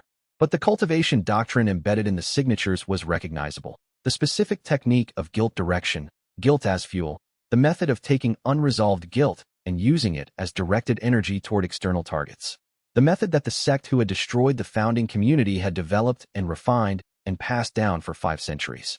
Descendants of that sect were in the other world, and they were not at one site. His distributed perception tracked the signatures through the formation's network connection to 3 of the 7 sites simultaneously, the 5th, the 3rd, and, faintly, the 7th. They had been in the network for at least a week before Wei detected them, which meant they had been moving carefully, staying below the threshold that his distributed perception had been set to flag. They knew how to operate in the otherworld's formation architecture without triggering standard detection. They had prepared. "We have a problem," Wei said, to the room, to the network, to the formation's distributed architecture. Chapter 122. The practitioners from Wei's original world had been drawn through by the same mechanism that had drawn Wei. He understood this clearly once his heaven's eye perception had read their cultivation signatures fully, tracking the formation resonance that marked transmigration into the network structure. They had not come intentionally, or rather, they had not come by deliberate choice. They had been pulled through, the way Wei had been pulled through, by the network's formation resonating with compatible cultivation techniques. The difference was that their technique was not compatible with the processing mechanism. It was compatible with the guilt direction architecture, the residual structure from the obstruction period, the channels that had been built into the network by the practitioners who destroyed the founding community to funnel guilt energy toward the obstruction's maintenance. Those channels were still present in the formation substrate. They had not been removed when the obstruction was dissolved. They would need to be eventually, but removing formation channels that had been maintained for 300 years was a slow and careful process, not something that could be rushed without risking damage to the surrounding architecture. The guilt direction channels had been built for the destroying sect's specific technique. The network had resonated with the descendants of that sect the way it had resonated with Wei. Wei explained this to the group, standing at his anchor point with his distributed perception tracking all 3 sites simultaneously and his voice level with the specific quality of someone reporting information they consider important rather than alarming. "They did not choose to come here," he said. "The network called them. Their technique is the specific resonant match for the obstruction maintenance channels that are still present in the formation substrate. They arrived the way I arrived, pulled through a compatible cultivation resonance at some vulnerability point in their own practice. And now they are here," Croft said, from his position at the chamber's outer ring. He had been maintaining the Order's defensive formation for 3 months with the steady attention of someone who had found a use for a skill he had been taught for the wrong reasons. "And they are directing manifestations. They are doing what their technique is designed to do," Wei said. "Guilt direction is their cultivation method. They are in a space full of guilt. They are using their method. They are harming people," Elena said. Her voice held the specific tone that Wei had learned to recognize. Not anger, but the flat quality of a clinician naming a fact that others were framing around. "Yes. Then the framing does not matter." She did not raise her voice. "They are using a method that harms people. Whether they arrived here intentionally or by the network's resonance does not change what they are doing." Wei looked at her. She was right. He had been framing the situation as a context problem, understanding why the sect's practitioners were here, when the immediate operational problem was what they were doing. The framing was useful for knowing how to respond, but Elena was identifying the point at which the framing became its own form of distance from what was actually happening. People at 3 sites were being targeted by directed manifestations. This was his flaw, operating as it had operated throughout the story's arc, the cultivator's reflex of context before response. In the past, it had produced real harm to survivors who needed presence rather than analysis, to practitioners whose urgency he had treated as problems to understand rather than situations to address. Elena's notation system existed because she had identified this pattern in him precisely. He noted it now. "You are correct," he said. "The operational question first. How do we stop the disruption at the affected sites and protect the people who are being targeted? And the longer question," Marcus said, "is what do we do with practitioners who are in the other world following a method that will generate conflict everywhere they move?" "That is the longer question," Wei agreed. "Let's address the operational one." Chapter 123. The 5th site was the closest to the central formation's processing channels, and therefore the most protected. The formation's guidance network was denser there, the manifestations more reoriented, the practitioners and residents more practiced with the activation's new conditions. The disruption at the 5th site was intense, but was not producing casualties. Wei's distributed perception was tracking it in real time. The 3rd site was different. The disruption there had been running for longer before Wei detected it, and the manifestations that had been redirected toward processing nodes over the past months had been recaptured by the guilt direction technique and were pursuing again. The 3rd site had 2 survivors whose manifestation severity had been decreasing under the formation's guidance. Now the severity was rising. Wei prioritized the 3rd site. The intervention was not combat in any formation sense. The sex practitioners at the 3rd site were directing manifestations at 2 people who had spent 3 months believing the other world was beginning to change, and finding it had changed back. Wei's response was to flood the 3rd site's processing channels with formation guidance, overwhelming the guilt direction technique's influence by restoring the network's orientation infrastructure.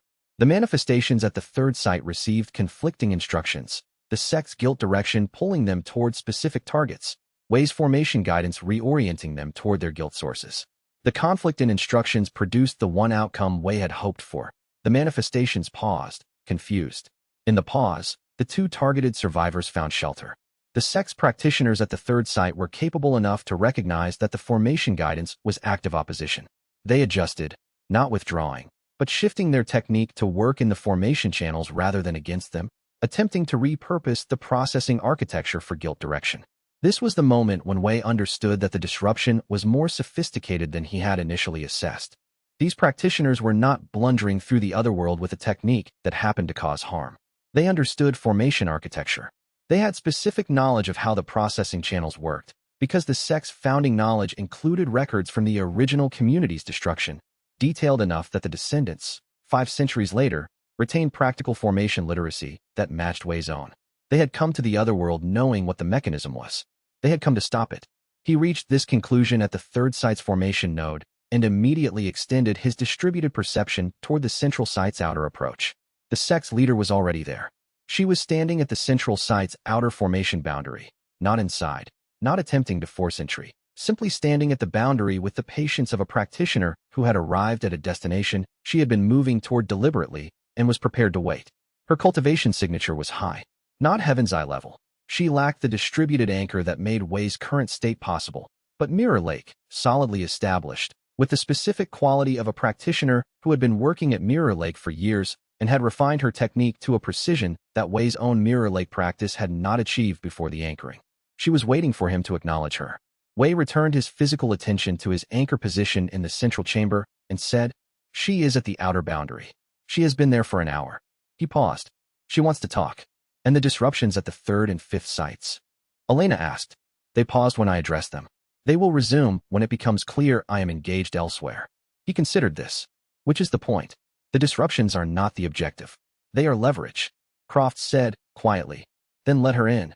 Chapter 124. Her name was Shen Fengling, and she had the cultivation bearing of someone who had spent 40 years refining a method she genuinely believed in. Wei met her at the formation chamber's outer entrance, the carved stone passage that Seraphine had been reading the founding notation from for 3 months. The passage smelled of old worked stone and the ambient formation chi that had been building in the central site since the activation, the clean structural smell of architecture that was functioning correctly. Shen Fengling came in without hesitation, which told Wei something. She had expected to be welcomed, or had been prepared for the alternative and had calculated that the welcome was more likely. She was wearing outer world cultivator's robes that were entirely inappropriate for the other world's physical conditions. She had been here for weeks without adapting her equipment, which meant either she had arrived recently or she was not concerned about physical conditions in the other world because her technique gave her significant operational protection regardless. The latter, Wei thought. Her guilt direction technique would render her largely invisible to manifestations. Her guilt was not directed at herself. She surveyed the chamber with a practitioner's precision, reading the formation architecture, and Wei watched her read it. Her assessment was not hostile. It was professional, the specific quality of evaluation that a cultivation technique oriented toward formation work produced in its practitioners. Architectural first, operational second, personnel third. The founding community's mechanism, she said. It is functional. It has been active for 3 months, Wei said. Yes, we detected the activation from the outer world. That is why we came. She looked at him directly. My sect has been monitoring the network's formation signatures for 2 centuries. The activation was unmistakable. You came to restore the obstruction, Wei said. I came to prevent a mistake. Elena, standing near the chamber wall, said nothing. She had her documentation tools with her and was recording the conversation with the specific posture of a researcher who understood that what was happening had evidential significance. Shen Fengling noted this. You have a trauma specialist in your group, she said, not a question. Dr. Elena Park. She has been documenting the formation's effects for 3 months. Show me the data, Shen Fengling said. It was not a request. It was the request of a practitioner who operated by evidence, who had made the claim that activating the mechanism was a mistake, and who was apparently willing to evaluate counter-evidence. Wei recognized this as potentially significant. He had expected doctrine. What he had encountered instead was methodology. Elena showed her the 3 months of data. Shen Fengling studied it with the same attention she had brought to the formation architecture. She was unhurried. She asked 3 precise questions about the data collection methodology, which Elena answered precisely. She asked 1 question about the gap in days 4 through 7 of the first site's data, which Elena explained was an equipment limitation in the documentation system. Then she said, 43% decrease in manifestation activity, with the greatest concentration near the central formation channels. 3 months. She set the documentation down. My technique produces full manifestation dissolution in 3 to 5 minutes per target. Your mechanism produces partial reduction over months. Full dissolution through guilt direction destroys the guilt carrier, Wei said. It resolves the guilt, Shen Fengling said. The guilt is the harm. When the guilt is resolved, the harm is over. Show me, Wei said. He regretted the word as it left him.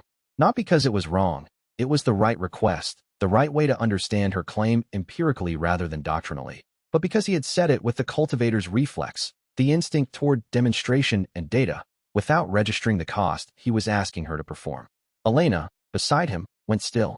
Shen Fengling looked at Wei for a moment, reading his expression with the precision of a practitioner who had been assessing people's cultivation states for decades. Then she said, Watch. She moved to the chamber's outer entrance and directed her cultivation toward the otherworld corridor beyond. A manifestation had been present in the approach passage for 3 days, medium scale, generated from guilt that Wei's formation guidance had been slowly reorienting toward the processing nodes without yet achieving resolution. It was the kind of manifestation that the formation mechanism could address in weeks, with patience, producing genuine processing for the guilt carrier rather than destruction. Shen Fengling reached the manifestation's guilt signature with her technique, found its core guilt source, and applied the directed guilt method.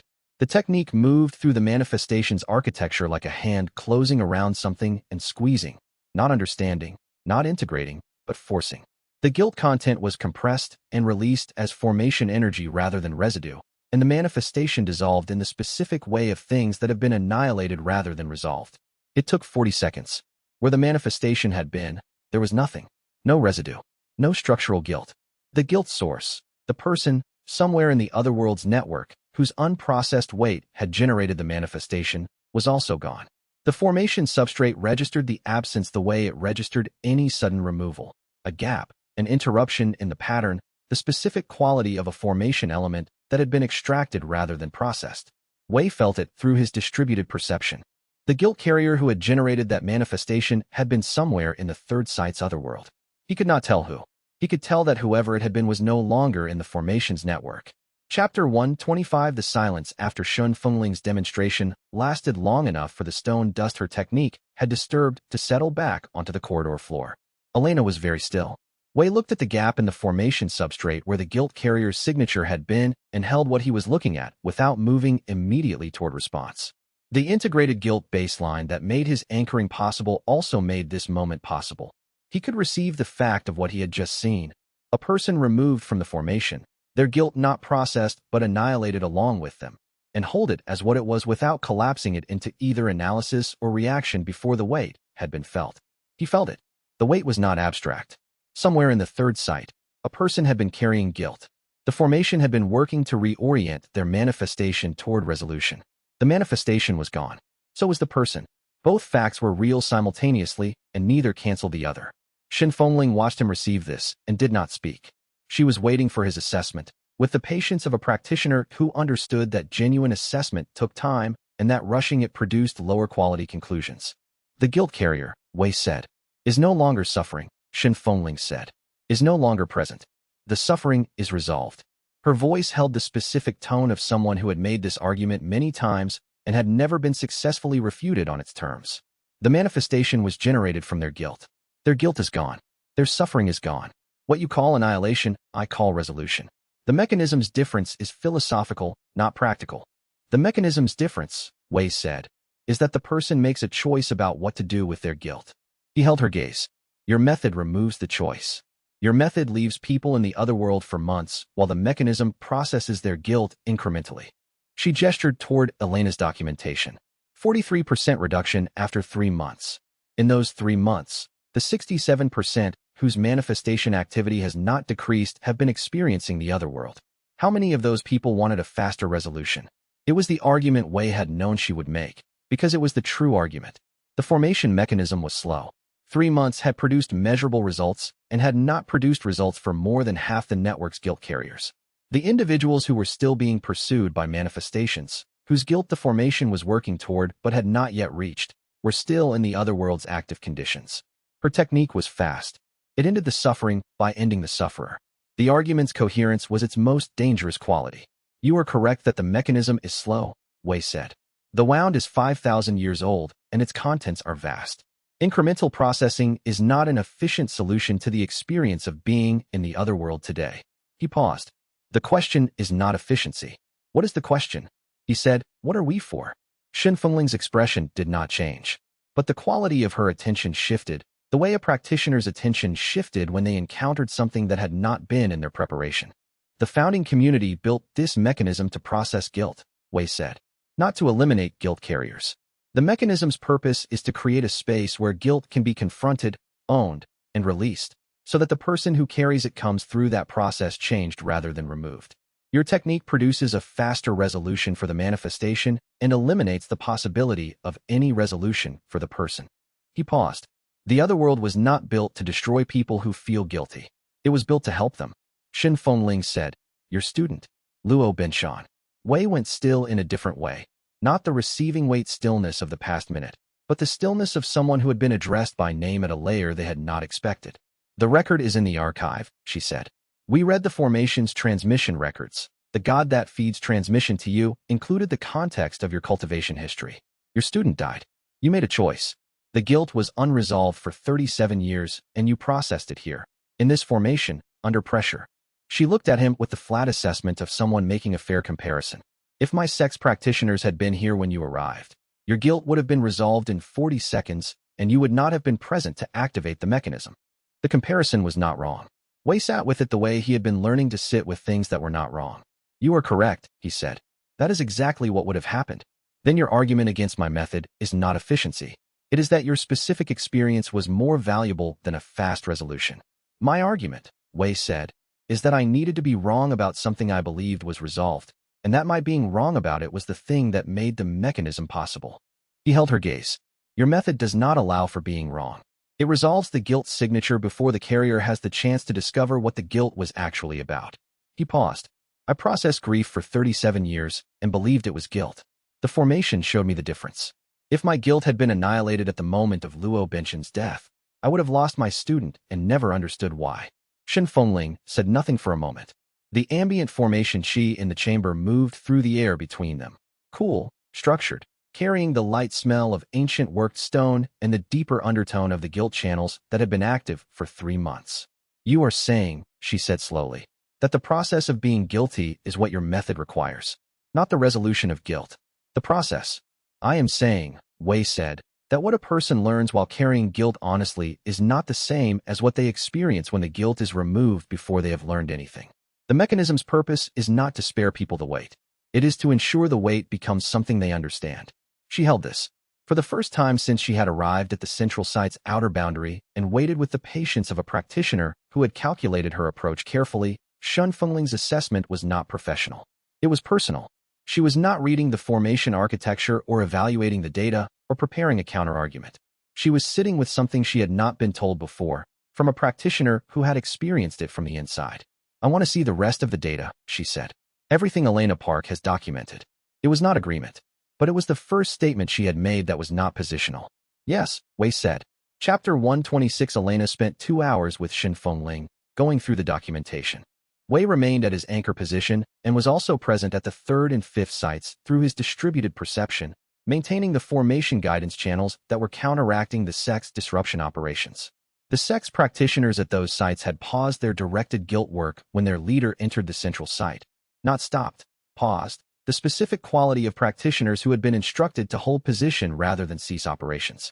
They were waiting for Shen Fengling's assessment before deciding what to do next. Elena's documentation was thorough.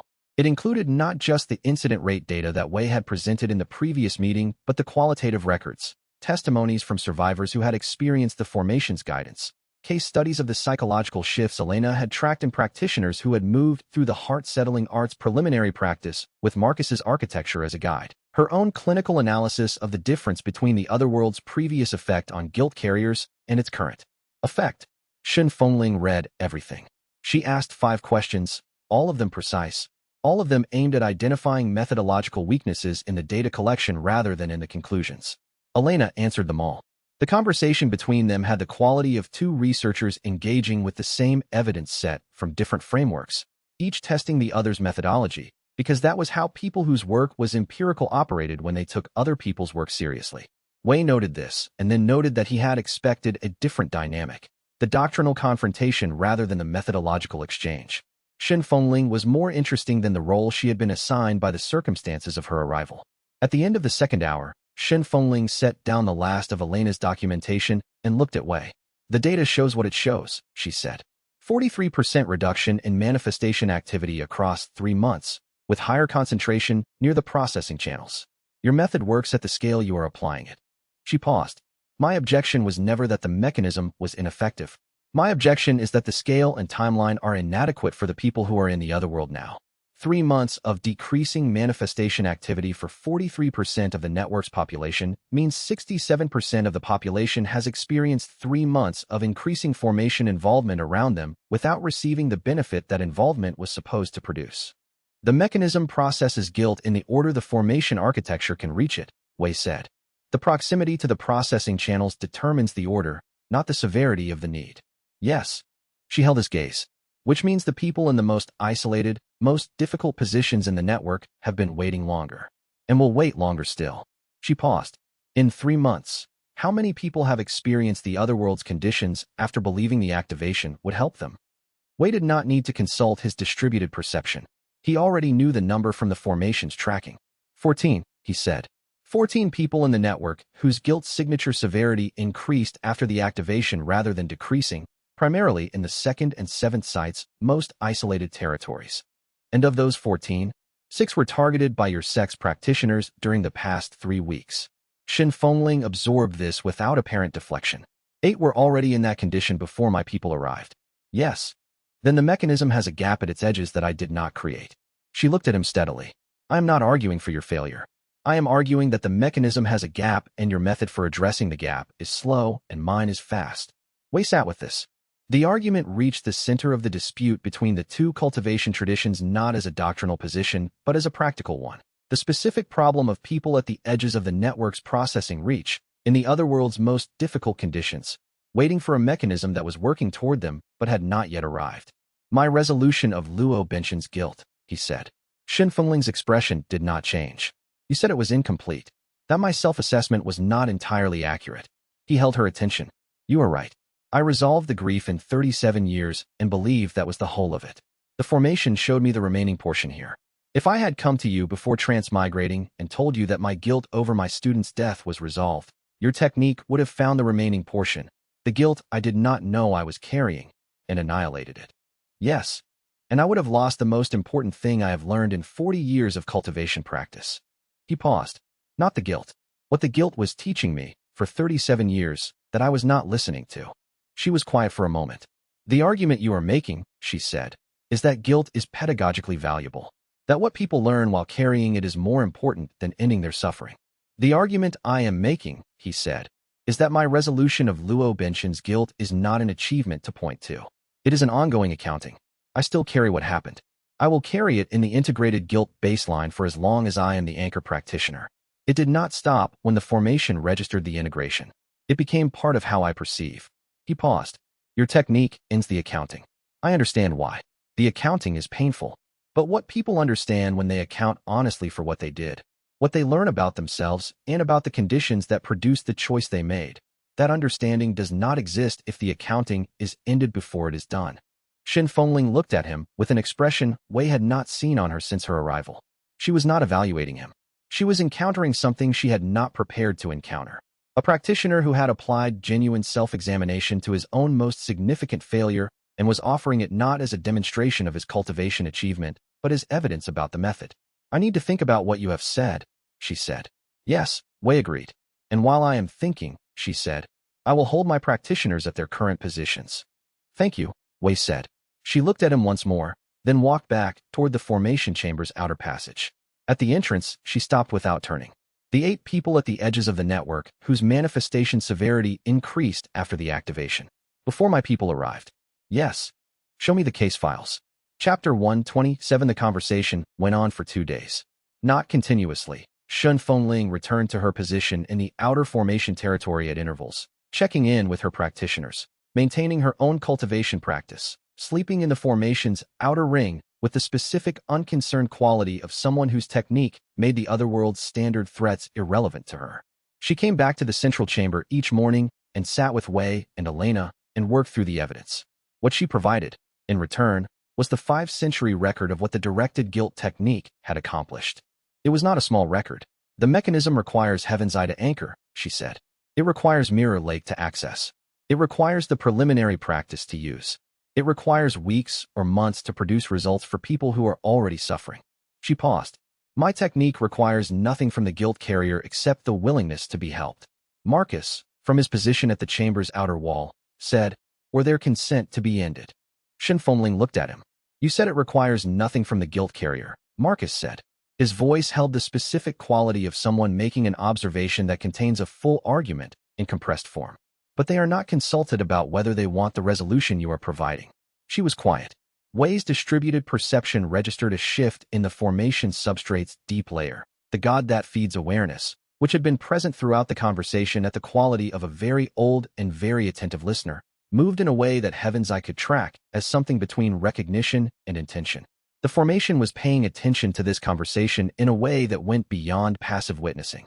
Chapter 128. The archive channel opened at the end of the second day, during a pause in the conversation when Shin Fengling had gone to the outer ring and Wei was alone with the formation substrate's awareness.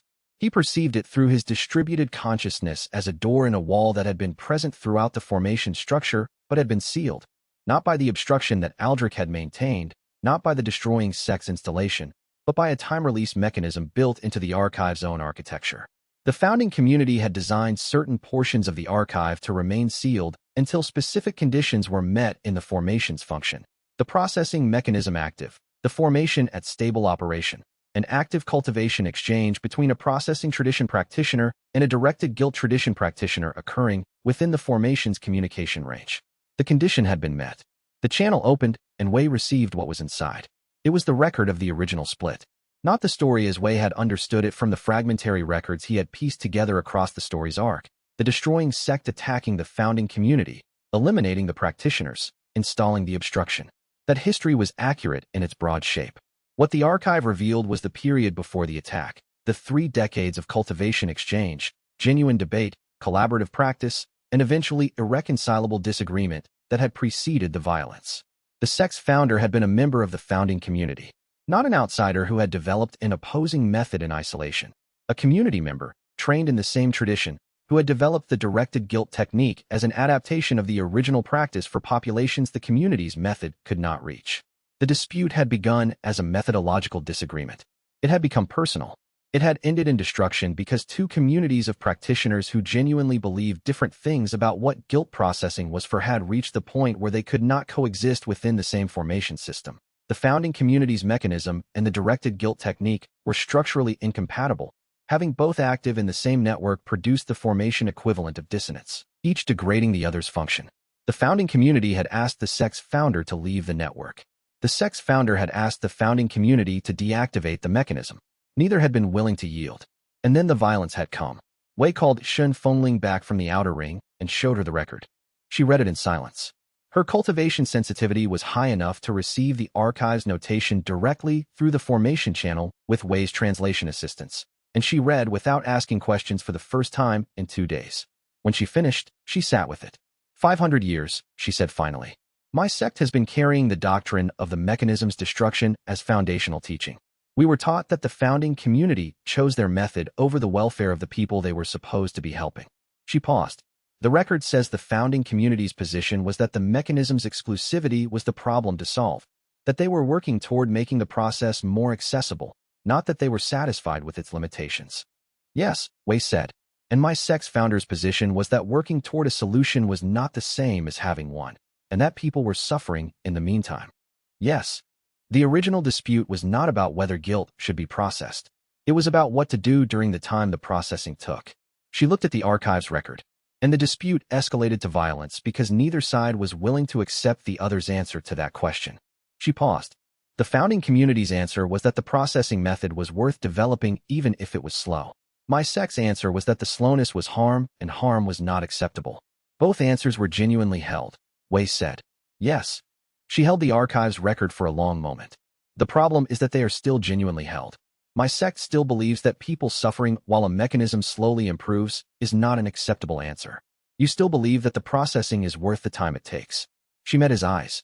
The original dispute is not resolved by the record. No, Wei agreed. It is not resolved by the record. Then what resolves it? Wei said. The same thing that resolved anything in the formation's work. Not argument. Evidence. He extended his distributed perception through the formation channels and showed her what was currently happening at the second site. The practitioner who had entered the formation's guidance channel 3 months ago, who had been working through the heart-settling arts preliminary practice under Marcus's architecture, who had reached the point that the founding community's design had called the first honest carrying, the stage where the guilt was present and understood rather than pursued, and overwhelming. The practitioner's manifestations had not dissolved. They had quieted. He was walking through the second site's other world with manifestations visible at a distance that were not pursuing him, and his expression was the expression of someone who had arrived somewhere they had not known they were trying to reach. Shen Fengling watched this through the formation's perception channel for a long time. 3 months, she said.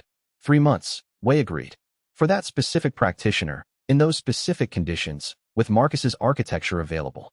And for the 14 people whose conditions worsened. For months at minimum, perhaps longer, as the formation channels reached their positions. He held her gaze.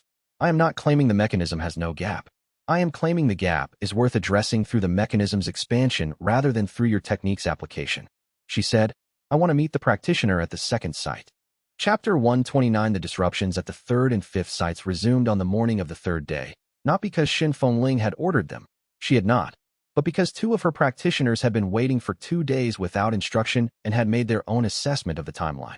Wei's distributed perception caught it within minutes. The formation's guidance channels at the third site were being actively interfered with again, the guilt direction technique working to recapture manifestations that 3 months of reorientation had been slowly redirecting. The practitioners were not being reckless. They were following their doctrine. Guilt direction was their cultivation method. The other world was full of guilt, and in the absence of instruction from their leader, they were doing what their training said to do. Shen Fengling's expression when Wei told her was not surprise. It was the expression of someone who had anticipated this possibility and had not decided in advance how to respond. 2 practitioners, Wei said. Third and fifth sights. They have been holding position for 2 days and made an independent judgment. Independent judgment is part of my sect's practice, she said. I do not command. I lead. If they have concluded that holding position for 2 days without instruction means the instruction is to continue, that conclusion follows from how I train them. Then address it, Wei said. She met his gaze. You are asking me to countermand their judgment. I am asking you to decide. He held her gaze with the flatness of someone who had learned, over months in the other world, that decisions made by omission were still decisions. You can let them continue, and we will address the disruption through the formation architecture, which will work, but will delay the formation's progress at those sites. Or you can tell them to stop. He paused. The decision about which you would rather do is yours. Shen Fengling left the chamber. Wei extended his formation perception to the third and fifth sites, and did what he had done the first time. Flooded the formation's guidance channels with enough processing architecture to create operational conflict for the guilt direction technique, confusing the manifestation's instructions rather than overpowering the sect's practitioners directly. The approach was not elegant. It was the correct balance between addressing the immediate harm and not escalating the confrontation, while Shen Fengling was in the process of deciding something that mattered. The disruptions at the third site decreased within 20 minutes. Not stopped, decreased. The manifestations receiving conflicting instructions and pausing rather than pursuing.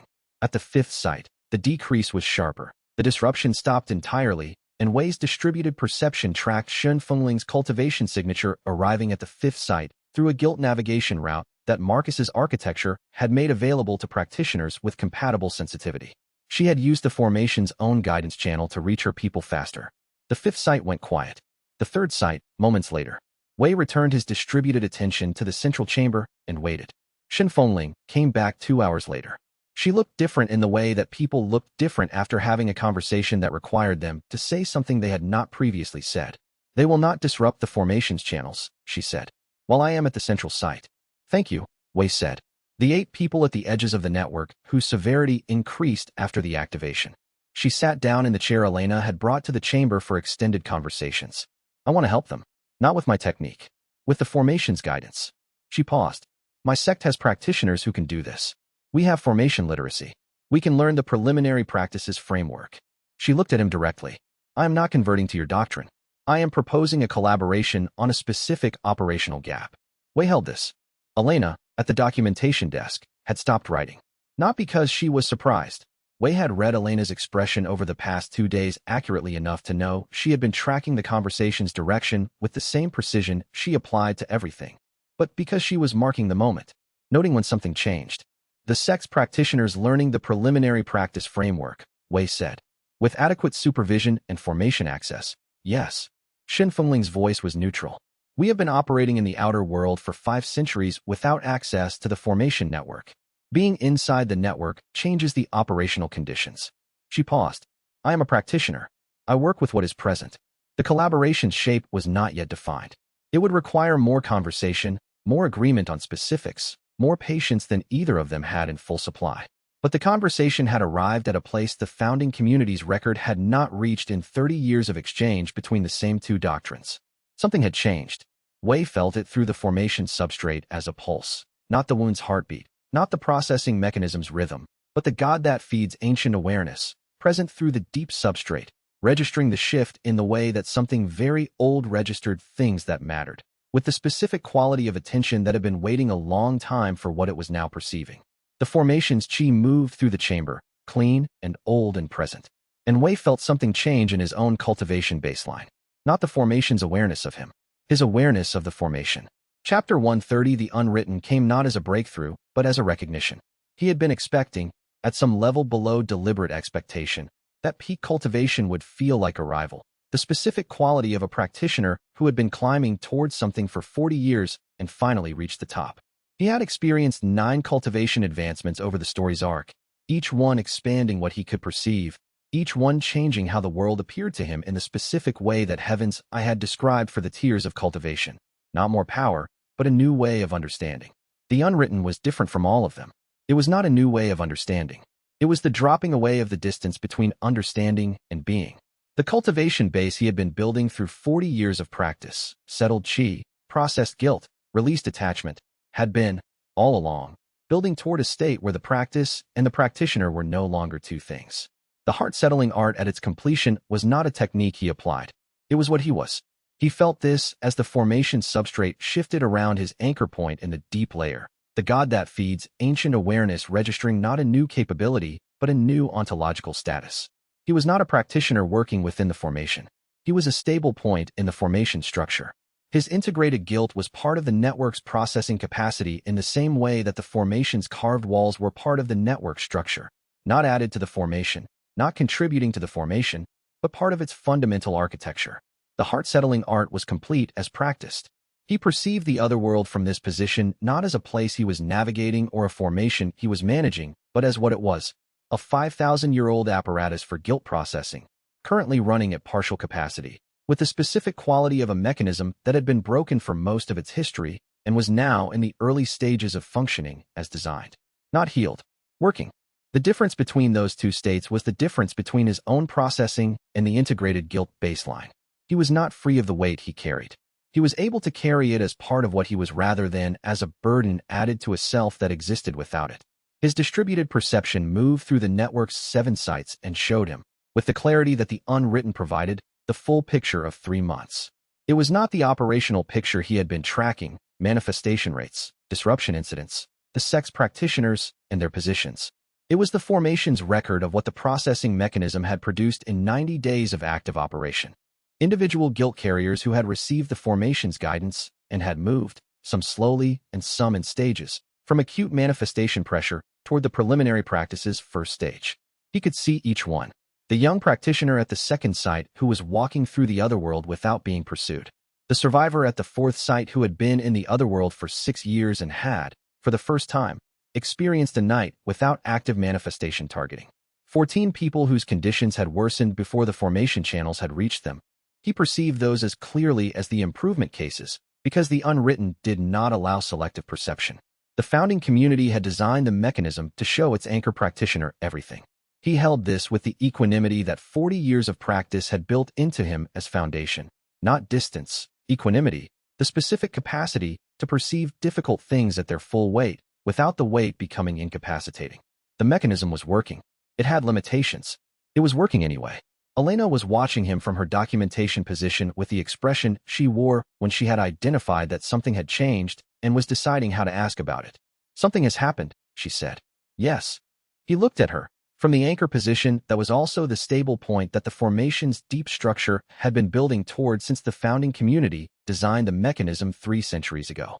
The unwritten. She held this for a moment. "Peak cultivation." "Peak," he confirmed. "The heart-settling art is complete." She was quiet for a long time, reading his expression with the clinical precision and the personal warmth that had been present together in her attention since chapter 26, the combination that had made her the practitioner-adjacent partner his work required. "What does it feel like?" she asked. He considered the spatial language that had been his signature voice through everything, the terrain metaphors, the cartographer's approach to every situation, including emotional ones. He found that the spatial language was still there, but had shifted. He was not describing terrain from outside it. He was the terrain, like being the map, he said. And through the formation substrate, through the network's 7 sites, through the God that feeds ancient awareness in the deep layer, through all of it simultaneously, without effort, without loss of any particular piece of presence. Wei Changming held everything the past 3 months had built and felt it as what it was, the complete form of something that had been building through his whole life. Not triumph. Arrival. The formation settled around him like a world that had found its center. Outside the central site, through 7 towns in the otherworld's network, the fog was thinner than it had been in 300 years. Chapter 131. The first full resolution came from the 2nd site. The young practitioner, Wei, had been guiding his preliminary practice sessions for 3 months through the formation's channels, had been working toward the heart-settling arts integration stage for 6 weeks. At 3 months and 4 days after the mechanism's activation, the formation substrate registered a change in his guilt signature that Wei's distributed perception identified immediately. Not reduction, not decrease, but resolution. The guilt that had been generating his manifestations had been owned honestly, carried to its full weight, and settled into the integrated baseline. His manifestations did not dissolve. They were already not pursuing him. They were present in the 2nd site's otherworld as structural residue. The guilt had been processed and was now part of the architecture in the way the founding community had designed it to be, building material rather than pursuing monster. They would remain in the formation for some time, part of the network's contents that the mechanism was working through. But they were no longer his. They were not anyone's. He walked out of the second site through the exit formation that Wei had established at the network's peripheral nodes in the weeks after activation. Wei tracked his guilt signature through the formation channels as he moved through the formation boundary. He felt the specific shift that Thomas's exit had produced. The guilt signature finalizing, the formation registering completion, the person on the other side of the boundary in a world where the other world's conditions no longer applied. He was the third person to exit the network successfully. Thomas had been first. A survivor at the fifth site whose processing had been guided by Shun Fengling's practitioners under the collaboration framework had been second, the collaboration's first successful case, which had required 3 weeks of careful formation work and the specific combination of the directed guilt technique's efficiency and the processing method's depth. The second exit. Now the third. Wei was in the central chamber, simultaneously present in 7 sites through his distributed perception, when the fourth and fifth exits occurred, within hours of each other, both from the third site. Both practitioners whose guilt integration had been building for months and arrived at resolution in the same processing cycle. Elena was documenting each case. She had been documenting them with the specific care of someone who understood that she was producing an empirical record that had not previously existed. The first evidence, quantifiable and systematic, that the founding community's mechanism produced the outcome it had been designed to produce. Thomas was watching her work from his position at the chamber's outer wall. He had not left after his own exit. He had come back. Not to the other world. The formation's exit had been final for him, his guilt signature having achieved the completion that released his formation attachment. But he had come back to the central site through the outer world's physical approach, arriving 2 weeks after his exit with a vehicle that held camping equipment and enough food for an extended stay. He had said nothing about why. He watched Elena document the fifth exit and then said, "Can this place ever be entirely cleared?" Wei looked at him. Thomas's voice had the specific quality of someone who had been building toward a question for a long time and was finally asking it not because they had decided to, but because the question had arrived at its proper moment. He had spent 19 years in Silent Hill. He had watched people enter and not come out. He had watched the other world intensify and accumulate and produce increasingly severe conditions across the years of his presence. He had survived by understanding the practical rules of a system he had never understood theoretically. He understood it now, at least in broad terms. And understanding it had produced the question. "Yes," Wei said. Thomas waited. "Not quickly," Wei continued. "The wound is ancient and its contents are vast. The processing mechanism is working through them at the rate of 1 person's guilt integration per week, currently, across the 7 sites. The rate will increase as more practitioners join the mechanism's guidance network and as the preliminary practice framework becomes more accessible." He paused. "At the current rate, the wound's full contents will take approximately 300 years to process." Thomas looked at him for a long moment. "That is a long time," he said.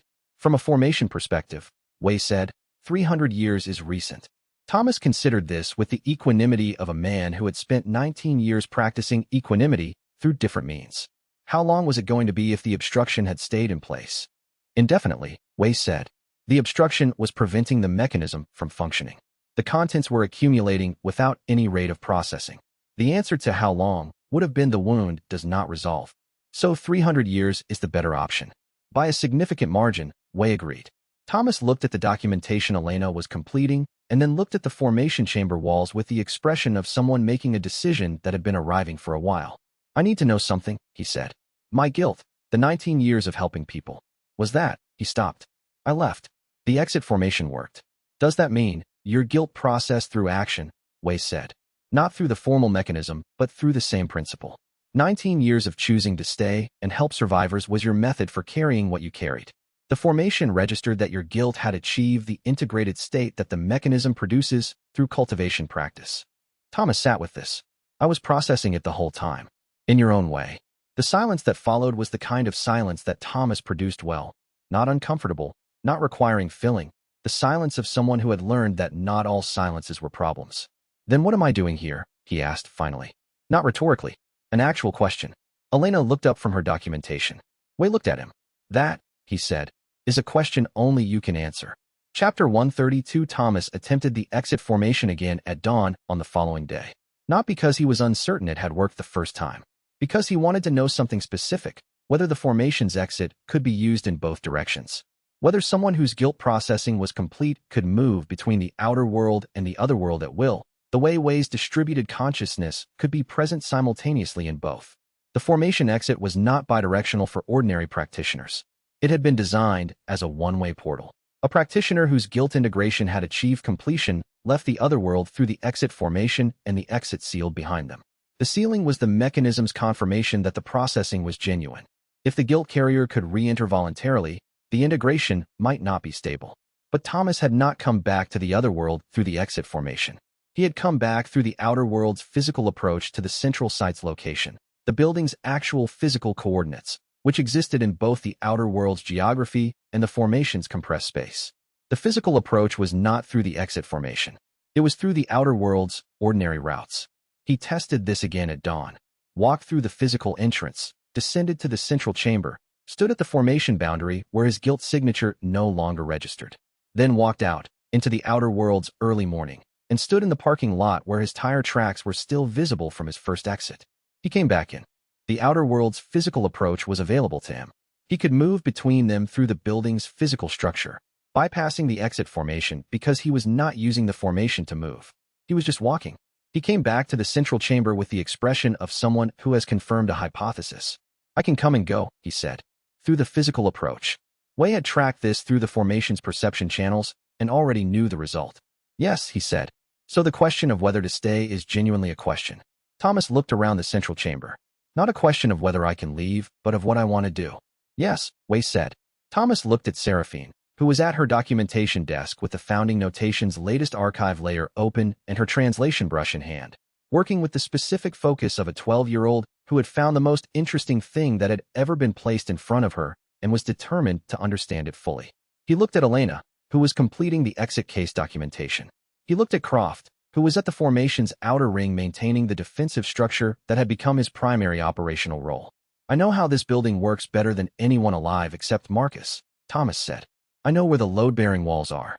I know which formation channels run under which sections of the floor. I know the specific otherworld shift patterns in the 3-kilometer radius around the central site." He paused. Shen Fengling's practitioners are still learning the preliminary practice framework. Her practitioners make navigational errors. I have watched 4 of them need emergency guidance in the past 3 weeks. "Yes," Wei said. "I am going to stay," Thomas said. "For now, not because the formation requires it. Because I am useful here and I know where the good water supply is, and someone needs to watch the foundation where the east wall meets the substrate, which has been showing stress fractures that concern me." It was the most personal declaration Thomas had made in 19 years. Wei held it without immediately responding. Then he said, "Thank you," Thomas said, with the gruff certainty of someone who had just made a choice that mattered and did not want to discuss it further. "Show me the east wall."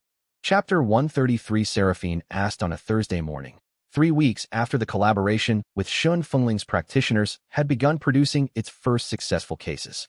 Wei was in the middle of guiding a session at the 4th site. A practitioner who had been in the other world for 2 years and whose preliminary practice work was at the difficult 2nd stage, where the guilt was present and acknowledged but the integration had not yet settled. When Seraphine appeared in the doorway of the formation chamber with the expression of someone who had been building toward a question and had decided the time had arrived. He completed the 4th site session. It required his full attention for the next 20 minutes. The 2nd stage being the stage where the practitioner was most likely to retreat from the weight they had acknowledged rather than continuing to carry it toward integration, and then returned his full awareness to the central chamber. "You want to stay?" he said. Seraphine had not spoken, but her expression confirmed it, and her expression was the least ambiguous part of her. "Yes," she said. Wei considered this. Seraphine was 12. She had been raised by the order in isolation from the standard adult guilt accumulation that most people developed through normal life experience. Her partial immunity from innocence had been the foundation of her ability to read the founding notation. Her 3 months of work with the archive had produced translations that Wei's Heaven's Eye and the founding tradition's complete notation had not produced. She read the archive's 2nd-layer notation with an attention to nuance that outpaced every other reader present. She had been developing, in parallel with her archive work, the first stages of the preliminary practice framework, the guilt processing foundation that the formation's guidance channels offered. She was 12, and she was already more literate in the otherworld's formation architecture than practitioners twice her age who had been in the network for years. She was also 12. She had not made many large choices. She did not have the cultivator's standard of experience that Wei used to assess whether a choice to stay was genuinely informed. "Tell me what you think staying means," he said. She told him. She had clearly been preparing this, and her preparation was thorough. The archive scope, what the translation work required, what her reading capacity contributed that Wei's cultivation-based notation reading did not, what the preliminary practice's first stages had begun to produce in her awareness, and why she believed developing it further required the formation's direct presence rather than the outer world's conditions. She described the specific archive sections she believed held the most significant material for the collaboration with xianxia practitioners. She described her understanding of the central site's governance structure and what role she thought she could fill. She spoke for 15 minutes without notes. Wei waited until she finished. Then he said, "What do you understand staying to cost?" She was quiet for a moment. Then, the outer world. The people I knew before. She paused. Aldrich. She had not spoken his name since his death. The specific care with which she placed it now told Wei that she had been carrying it in the way the formation's preliminary practice had been teaching her to carry things. Present. Acknowledged. Not avoided. He would have told you to go back to the outer world. Wei said. I know, she said. He was wrong about a lot of things. He was not wrong about caring about me. She met Wei's gaze directly. I think he would have told me to go back because he believed I was safer in the outer world. The outer world's conditions do not change what needs to be done here. She paused. I want to do it. Wei looked at Elena, who had been listening from the documentation desk with the specific attention of someone applying clinical assessment to a 12-year-old's competency. Elena said, she has thought about it more carefully than most adults think about equivalent decisions. Yes, Wei agreed.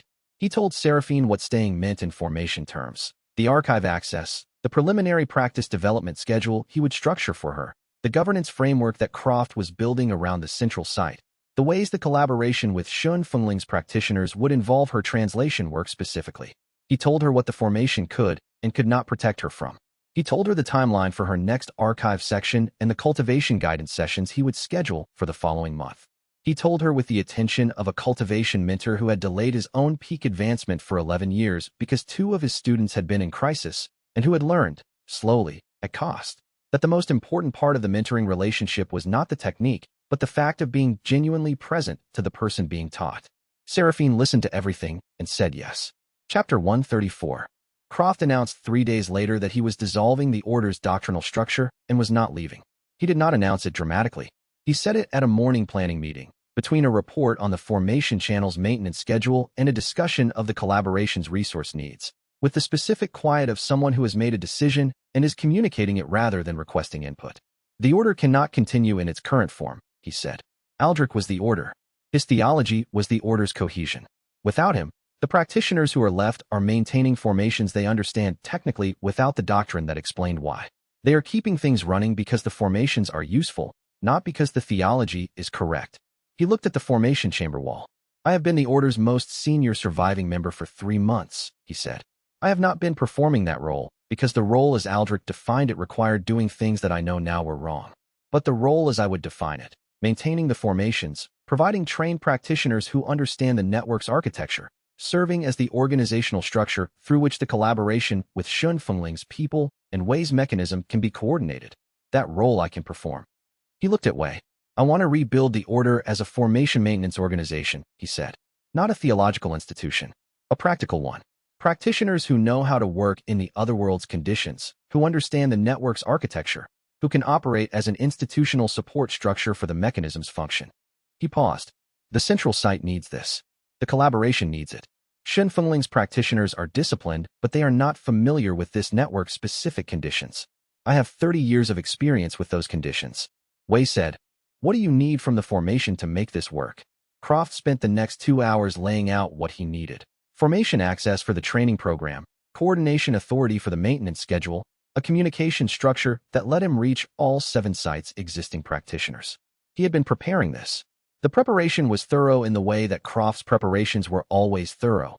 He had been a meticulous practitioner under Aldrich's leadership and was a meticulous practitioner under his own. At the end of the 2 hours, the outline of the reformed order was visible. Not the order that Aldrich had led. Something new, built from the same practitioners, the same formation knowledge, the same 30 years of practical experience in the other world's conditions, but without the theological framework that had made those practitioners instruments of harm for the duration of their organizational history. What it would become was not yet clear. It had the shape of an institution, but not yet its substance. That would require time and the specific kind of trust that was built through sustained correct practice. But Croft was staying. He had made his decision.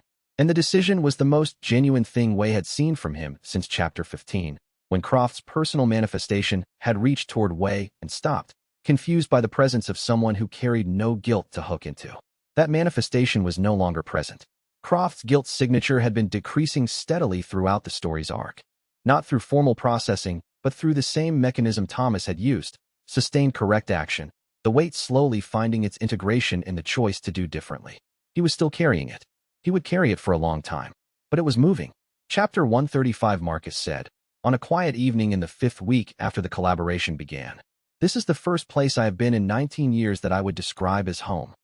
They were in the formation chamber's outer alcove, the space that Seraphine had converted into a combination documentation area and archive reading room.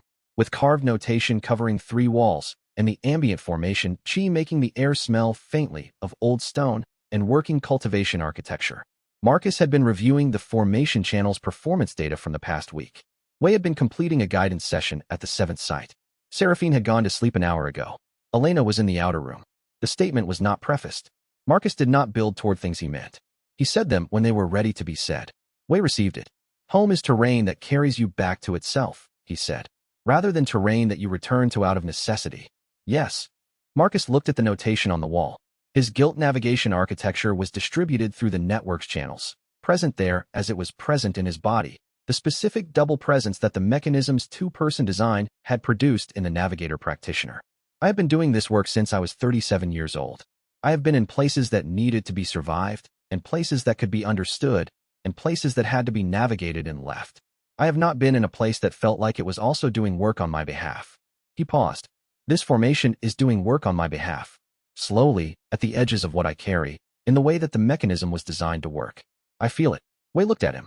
Across the story's arc, Marcus had been the adversarial presence that had forced Wei to examine what his own cultivation practice was actually doing and whether it was doing it honestly. He had been right about Wei's flaws at every stage where he had identified them. He had also been wrong about what Wei was capable of, in ways that the mechanism's completion had demonstrated concretely. What they were now was not defined by the adversarial history. It was its own thing, the specific relationship between 2 practitioners who had understood the same formation from opposite approaches and had arrived, through disagreement and cooperation and the specific intimacy of having survived the same situation together, at something that was more than professional respect and not yet described in the cultivation tradition's terms. You could leave, Wei said. The navigator contribution is part of the formation now. You are not bound to the central site. I know. Marcus set down the data report. You understand the mechanism. Shen Fengling's practitioners are learning the preliminary practice. Croft is building the maintenance structure. Seraphine is reading things in that archive that no one else can read yet. He looked at Wei. If I leave, who navigates the formation's most difficult territories? The 7th site's deep layer is still active. The network's peripheral passages require someone who knows what guilt architecture looks like from the inside, not just from cultivation perception. Shen Fengling's practitioners will develop that capacity in a year, perhaps 2, Marcus said. I have it now. He paused. I am not staying because the formation requires it. I am staying because it is the most interesting and important work I have encountered in 40 years of being in various difficult places. The mechanism is doing something that has not been done in 5,000 years of this wound's existence. I want to be here while it is doing it. Wei held this. The quality of Marcus's presence in the central site had changed over the months since the mechanism's activation. The practitioner who had assessed Wei in Chapter 24 as dangerously wrong about how his cultivation interacted with the other world, who had been correct about the specific ways Wei was wrong, and had said so without accommodation, was still that practitioner. But the weight he had been carrying as navigational compass for 19 years, the guilt about Miriam that had been the foundation of his isolation and his practice, and his specific stubborn refusal to hope that anything in the other world could be better than survivable, was now distributed through the formation's channels. He was not free of it. He had not processed it and released it. He had given it to the formation as navigational architecture, and the formation was holding it in the way that the founding community had designed the navigator practitioner's contribution to be held, present, available as guidance, part of the structure rather than a wound. What that had done to Marcus was not something Wei could fully perceive, but its visible quality was this. A practitioner who had spent 19 years unable to describe any place as home had found one. The 7th site's deep layer, Wei said. I want to increase the guidance channel capacity there. Walk me through what the current navigation passages look like. Marcus pulled out the formation data and began describing the seventh site structure with the specific precision of a practitioner who had been mapping difficult terrain for decades and had developed a vocabulary for it that was not available in any standard cultivation notation. They worked until late in the evening, with the formation's ambient chi moving through the chamber in the clean, steady rhythm of something functioning as designed, and outside in the otherworld's network, across 7 sites. The processing mechanism working through the ancient wound's contents with the patience of something that had been waiting a very long time to do the work it had been built for. The god that feeds awareness in the deep substrate moved. Wei felt it through the anchor's distributed perception, not an emergency, not a pressure surge, but the specific quality of deliberate communication. The ancient consciousness had something to say, and it had the unhurried quality of something that was saying it from a position of rest rather than of urgency. It was asking a question. The first time the god that feeds had asked rather than expressed. Wei told Marcus, "We need Elena and Seraphine." Marcus read his expression and put the data report down without asking why. Wei sent the formation communication through the channels to Elena and paused, feeling the weight of what was coming through the substrate from below.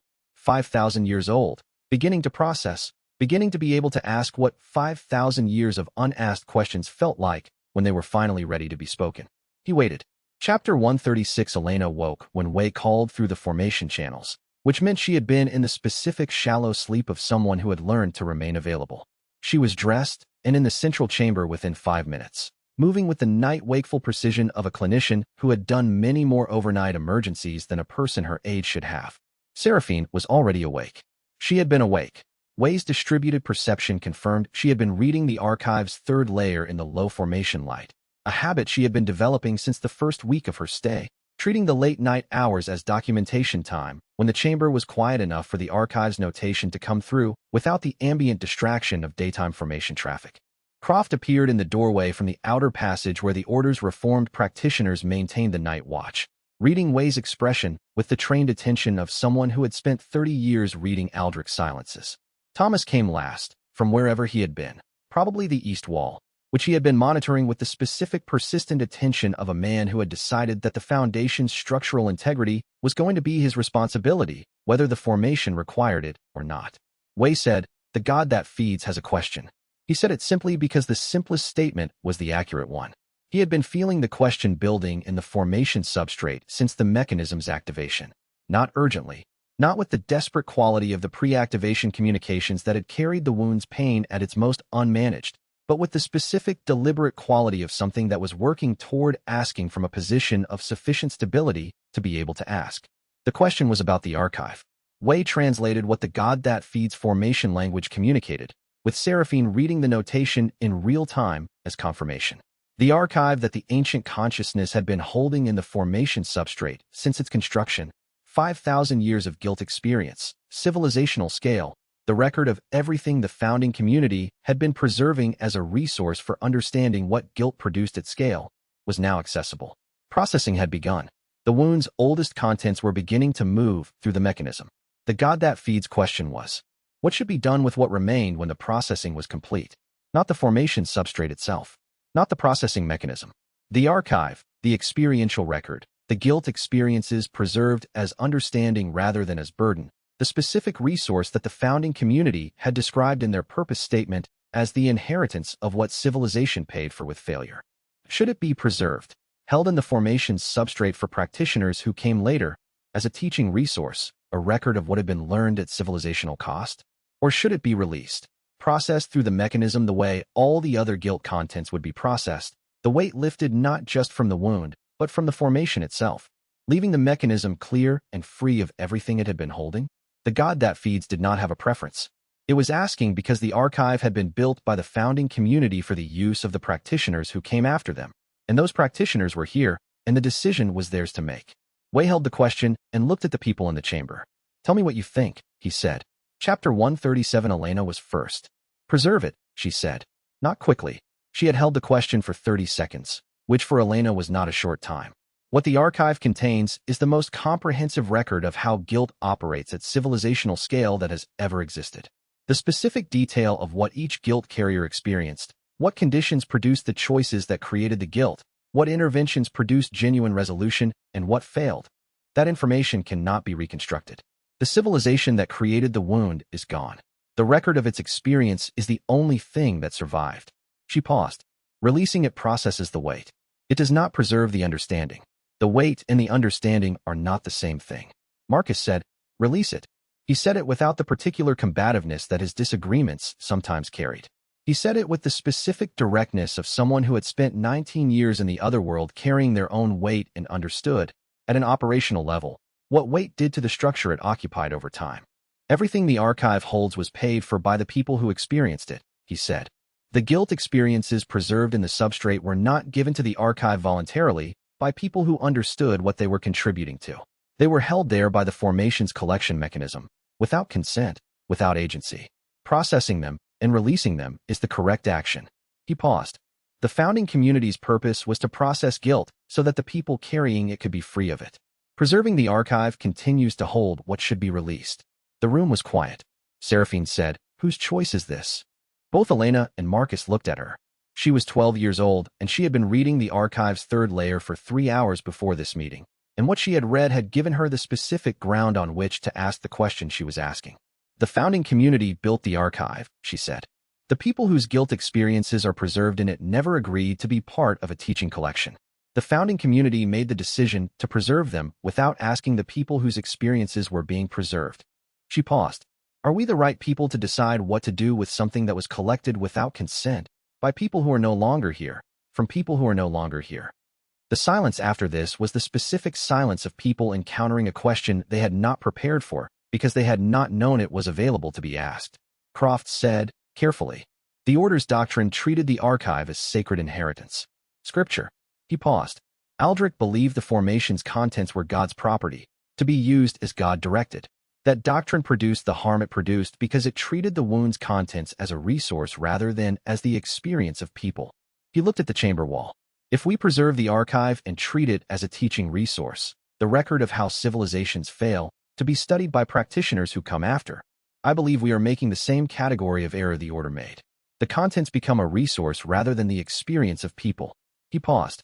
But if the choice is between preserving the understanding and releasing the weight, he said, I think the question is whether the archive's value as a teaching resource comes from what it contains or from the fact that practitioners who read it are encountering the actual experience of the people who produce the guilt. And if the value comes from encountering the experience, then preserving the archive is using those people's experience without their consent, indefinitely. Wei held all of this. He looked at Seraphine, who had asked the right question.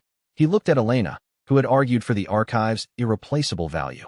He looked at Marcus, who had argued for the weight's release. He looked at Croft, who had found the ethical fault line in both positions.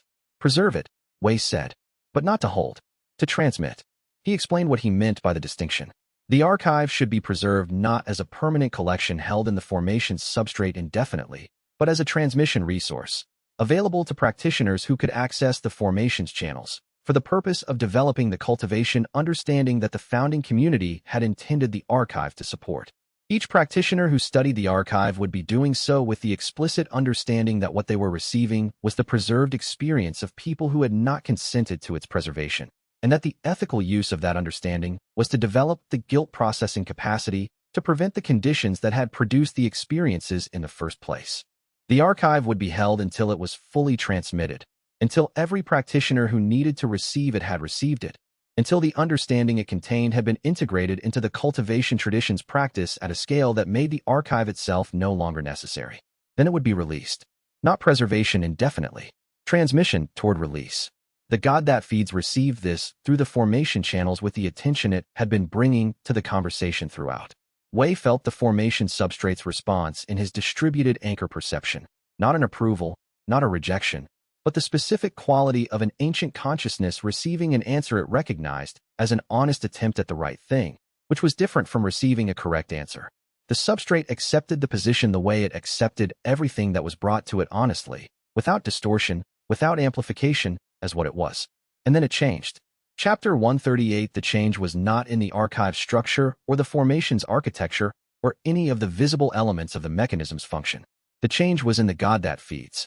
Wei felt it through the anchor's distributed perception the way he felt everything that moved in the formation's deep substrate, not as external event, but as internal shift, part of the formation that he was part of, The way the tide was felt not as a thing that happened to the ocean, but as a thing the ocean did. The ancient consciousness in the deep substrate, which had been accumulating guilt for 5,000 years without the processing mechanism available to address what it accumulated, had been waiting, through the obstruction's 3-century blockage, through the 3 months of the mechanism's activation building toward capacity, for a moment when the processing could begin with the mechanism's full function and the archive status resolved, and the practitioners present who could accompany. What arrived? The moment had arrived. The first guilt from the God that feeds oldest layer moved through the mechanism's processing channels. It was not human. Wei received this through his anchor position and held it with the full capacity of the unwritten's cultivation state.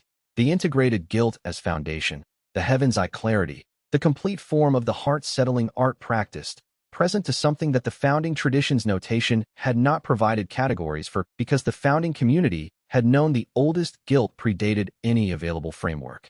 The pre-human civilization that had built the wound, the civilization whose accumulated psychic weight had required a mechanism the size of a 7-site network operating across centuries to address, had felt guilt. At civilizational scale, about choices that had been made when the civilization was failing and the people in it had known they were failing and had been making choices about what to preserve and what to sacrifice and what to allow and what to prevent. Those choices had produced this. Wei received the emotional quality of what was releasing through the mechanism, not the specific content. The specific content was not in categories his mind could hold, but the emotional quality of a very old guilt genuinely held and genuinely releasing was the same as the emotional quality of any guilt genuinely held and genuinely releasing. The specific quality of weight that has been carried in full consciousness of what it is and is now releasing not because it has been dismissed or processed away, but because it has been understood. He felt it release, and he was moved by it, not in the cultivated clarity sense, not in the integrated guilt sense, in the way that a person was moved by witnessing something genuine. The specific warmth that arrived when something very old and very heavy had finally found its resolution. The quality of a weight becoming open ground. He was not free of feeling. He had been afraid, sometimes, that the heart-settling art's completion would produce a practitioner who was finally free of feeling, who had processed everything and released everything, and was therefore genuinely alien to the experience of emotion. The unwritten had not produced this. The unwritten had produced a practitioner who was present to feeling as what it was. Available, real, not controlling, held in the integrated guilt baseline that made the anchor possible. He felt what he was witnessing. He was still feeling it. The pre-human civilization's oldest guilt releasing through the mechanism he had become part of when Elena's hand appeared on the formation substrate beside his. She had done this quietly, without announcement, having learned that the appropriate response to many of the things Wei was experiencing was simply to be present. He did not process the gesture. He received it. Chapter 139. She asked, after the substrate had settled and the first pre-human guilt release had fully passed through the mechanism, what it felt like from the inside. She asked it the way she asked things she genuinely wanted to understand, directly, without framing, as if the answer was something she expected would be real rather than a report. He held the question for a moment, looking at the formation chamber's walls where the founding notation was carved, the tradition that had been preserving itself for the practitioner who would eventually arrive with the cultivation level to receive it, which was him. The walls held 300 years of the founding community's knowledge and 3 months of Seraphine's translations. They smelled of old stone and active formation chi. The ambient light of the mechanism's function moved across the carved notation in the slow, rhythmic way of formation architecture that was doing what it was designed to do. The oldest part of it, he said, is releasing, and the space where it was is now open ground. He paused. I do not know what will grow there. I do not have categories for what a 5,000-year-old pre-human guilt resolves into, but it is no longer a wound. He looked at her. Just ground. Elena held this. She was sitting beside him in the formation chamber, at the anchor point, which was also a carved stone floor with the specific slight chill of ancient underground architecture, with the documentation tools put down, not recording, just present. She had been present to his experiences in the otherworld's formation in the way she had been present to him since chapter 26, when she had told him that what she needed was not a cultivation technique, but to be believed about what she was experiencing. She had believed what he experienced. That was not a small thing. He looked at her with the unwritten's clarity and the mirror-like depth that made others' experience recognizable rather than data, and what he perceived was a person who had come to a horror dimension as a trauma therapist carrying a patient's death as her heaviest weight, and had stayed for reasons that were her own, and had built something genuine from the staying that was not what she had come with, and was not what she had expected, and was hers. The story's central emotional arc, Wei learning to be present to others' pain without losing his own clarity, without treating their suffering as a problem to be solved rather than an experience to be honored, arrived at its resolution not in a dramatic scene, but in this. A person who had been teaching him this for months, sitting beside him, and him being present to her, without processing what she was into something else. "Thank you," he said. She knew what he was thanking her for. She did not ask. "The archive question," she said, after a moment. "The decision you made. Preserve and transmit, not preserve indefinitely." "Yes." Seraphine asked the right question. "She always asks the right question," Wei said. "It is the specific cognitive quality of someone who has been trained to read the founding tradition's notation. The tradition's approach requires asking which questions are available before answering the ones that have been offered." "You taught her that." "The archive taught her. I only gave her access to the archive." Elena looked at him with the expression she wore when she had received something accurate and was deciding whether to say that it was accurate or simply register it. "You are going to be a very different kind of cultivation mentor," she said, "than the one you were before." He held this. He had spent 40 years teaching cultivation practice in a world that rewarded the clinical clarity he had excelled at, the analytical assessment, the correct diagnosis, the efficient transmission. He had produced students who had advanced significantly under his guidance. He had also produced Luo Benshan, who had died while he chose his own advancement. The cultivation mentor he was now was someone who had learned, at cost, that the most important part of the teaching relationship was the presence, not the technique, not the analysis, not the correction. The fact of being genuinely there with the person who was learning, being wrong with them, being moved by what moved them. "I am a different kind of practitioner," he said. "Whether that makes a better mentor remains to be demonstrated."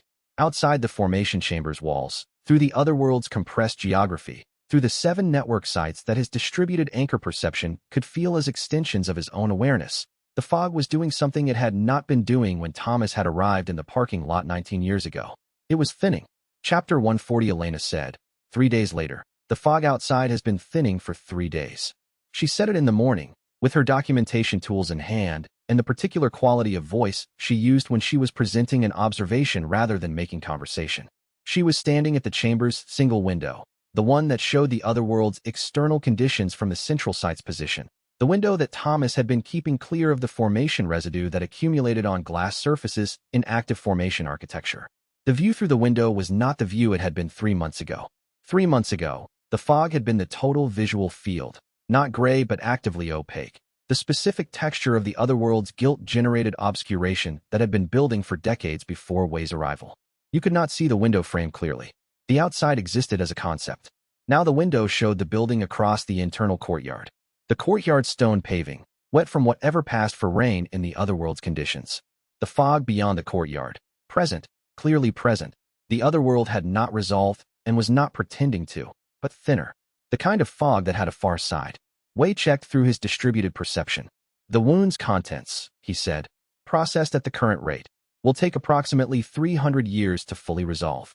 The thinning is the wound's response to active processing. The formation channels carrying guilt toward resolution reduce the accumulated mass that the fog was generated from. Every processing case reduces it slightly." 300 years, Elena said. From a formation perspective, 300 years is recent. She absorbed this with the expression of someone who has been living in an otherworld for several months and has developed a functional relationship with temporal scales that would have seemed absurd to her previous professional self. "But from a human perspective," she said. "From a human perspective," Wei said, 300 years is longer than anyone alive will see." Seraphine looked up from the archive's 4th layer.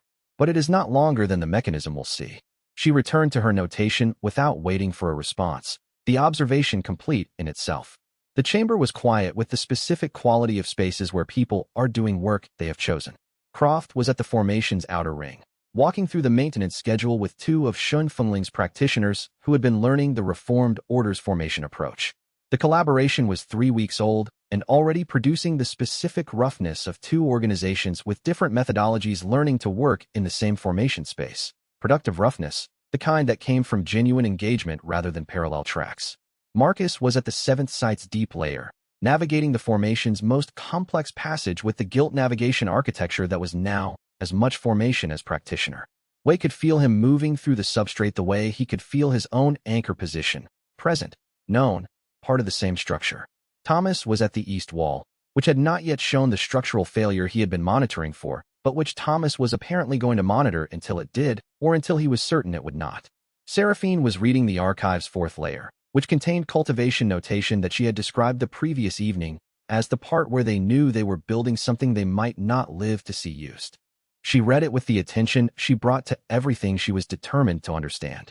Elena was at the documentation desk, which held 3 months of empirical records that no other researcher in the outer world had access to, and that Elena was treating with the specific care of someone who understood they were producing something irreplaceable.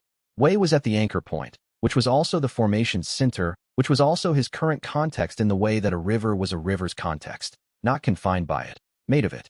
He was also distributed through the network's 7 sites, present to the processing sessions occurring at 3 of them simultaneously, present to the formation channel's maintenance requirements, present to the God that feeds ancient awareness in the deep substrate where the oldest guilt was slowly, incrementally, genuinely releasing.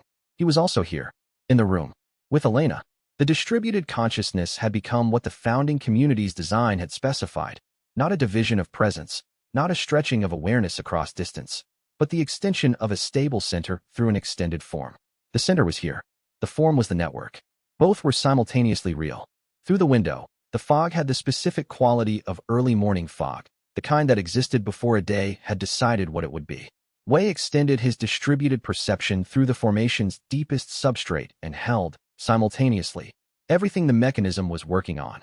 The 7 sites with their individual processing cases in various stages, the God that feeds ancient consciousness in the earliest stages of its oldest guilt's resolution. The archive being transmitted through Seraphine's reading toward the practice of practitioners who would come after, the collaboration's 2 methodologies finding their working relationship, the reformed order structure being built from 30 years of a man's careful skill applied to a genuinely new purpose.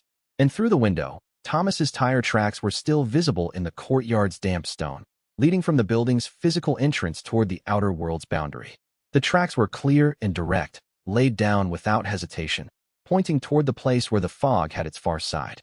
Ask me again in a year what the fog's current rate of reduction predicts, Wei said. Elena looked at him. Will the answer be better? The data set will be larger. The prediction will be more accurate. He paused. The answer may be the same. 300 years. 300 years, he agreed, which is the amount of time the founding practitioner waited in the formation substrate, holding the space open, before anyone came. He looked at her. 300 years is not nothing. It is the amount of time a genuine thing requires. She looked at him for a moment with the specific directness that had characterized her attention since she told him, in chapter 26, that what she needed was to be believed rather than diagnosed. Okay, she said. She turned back to her documentation.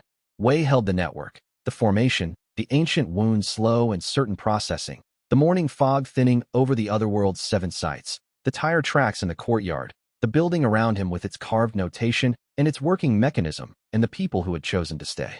The heart-settling art at its completion. The fog outside was the fog of a morning that had not yet decided what kind of day it would be. 300 years from now, if the mechanism held, and the practitioners continued, and the archive was transmitted, and the collaboration's 2 methodologies found their working synthesis, and the wound's contents moved through the channels at the rate that the formation had been designed to sustain. 300 years from now, someone would stand at this window, and the view would be different. Not the mechanism's completion, its continuation.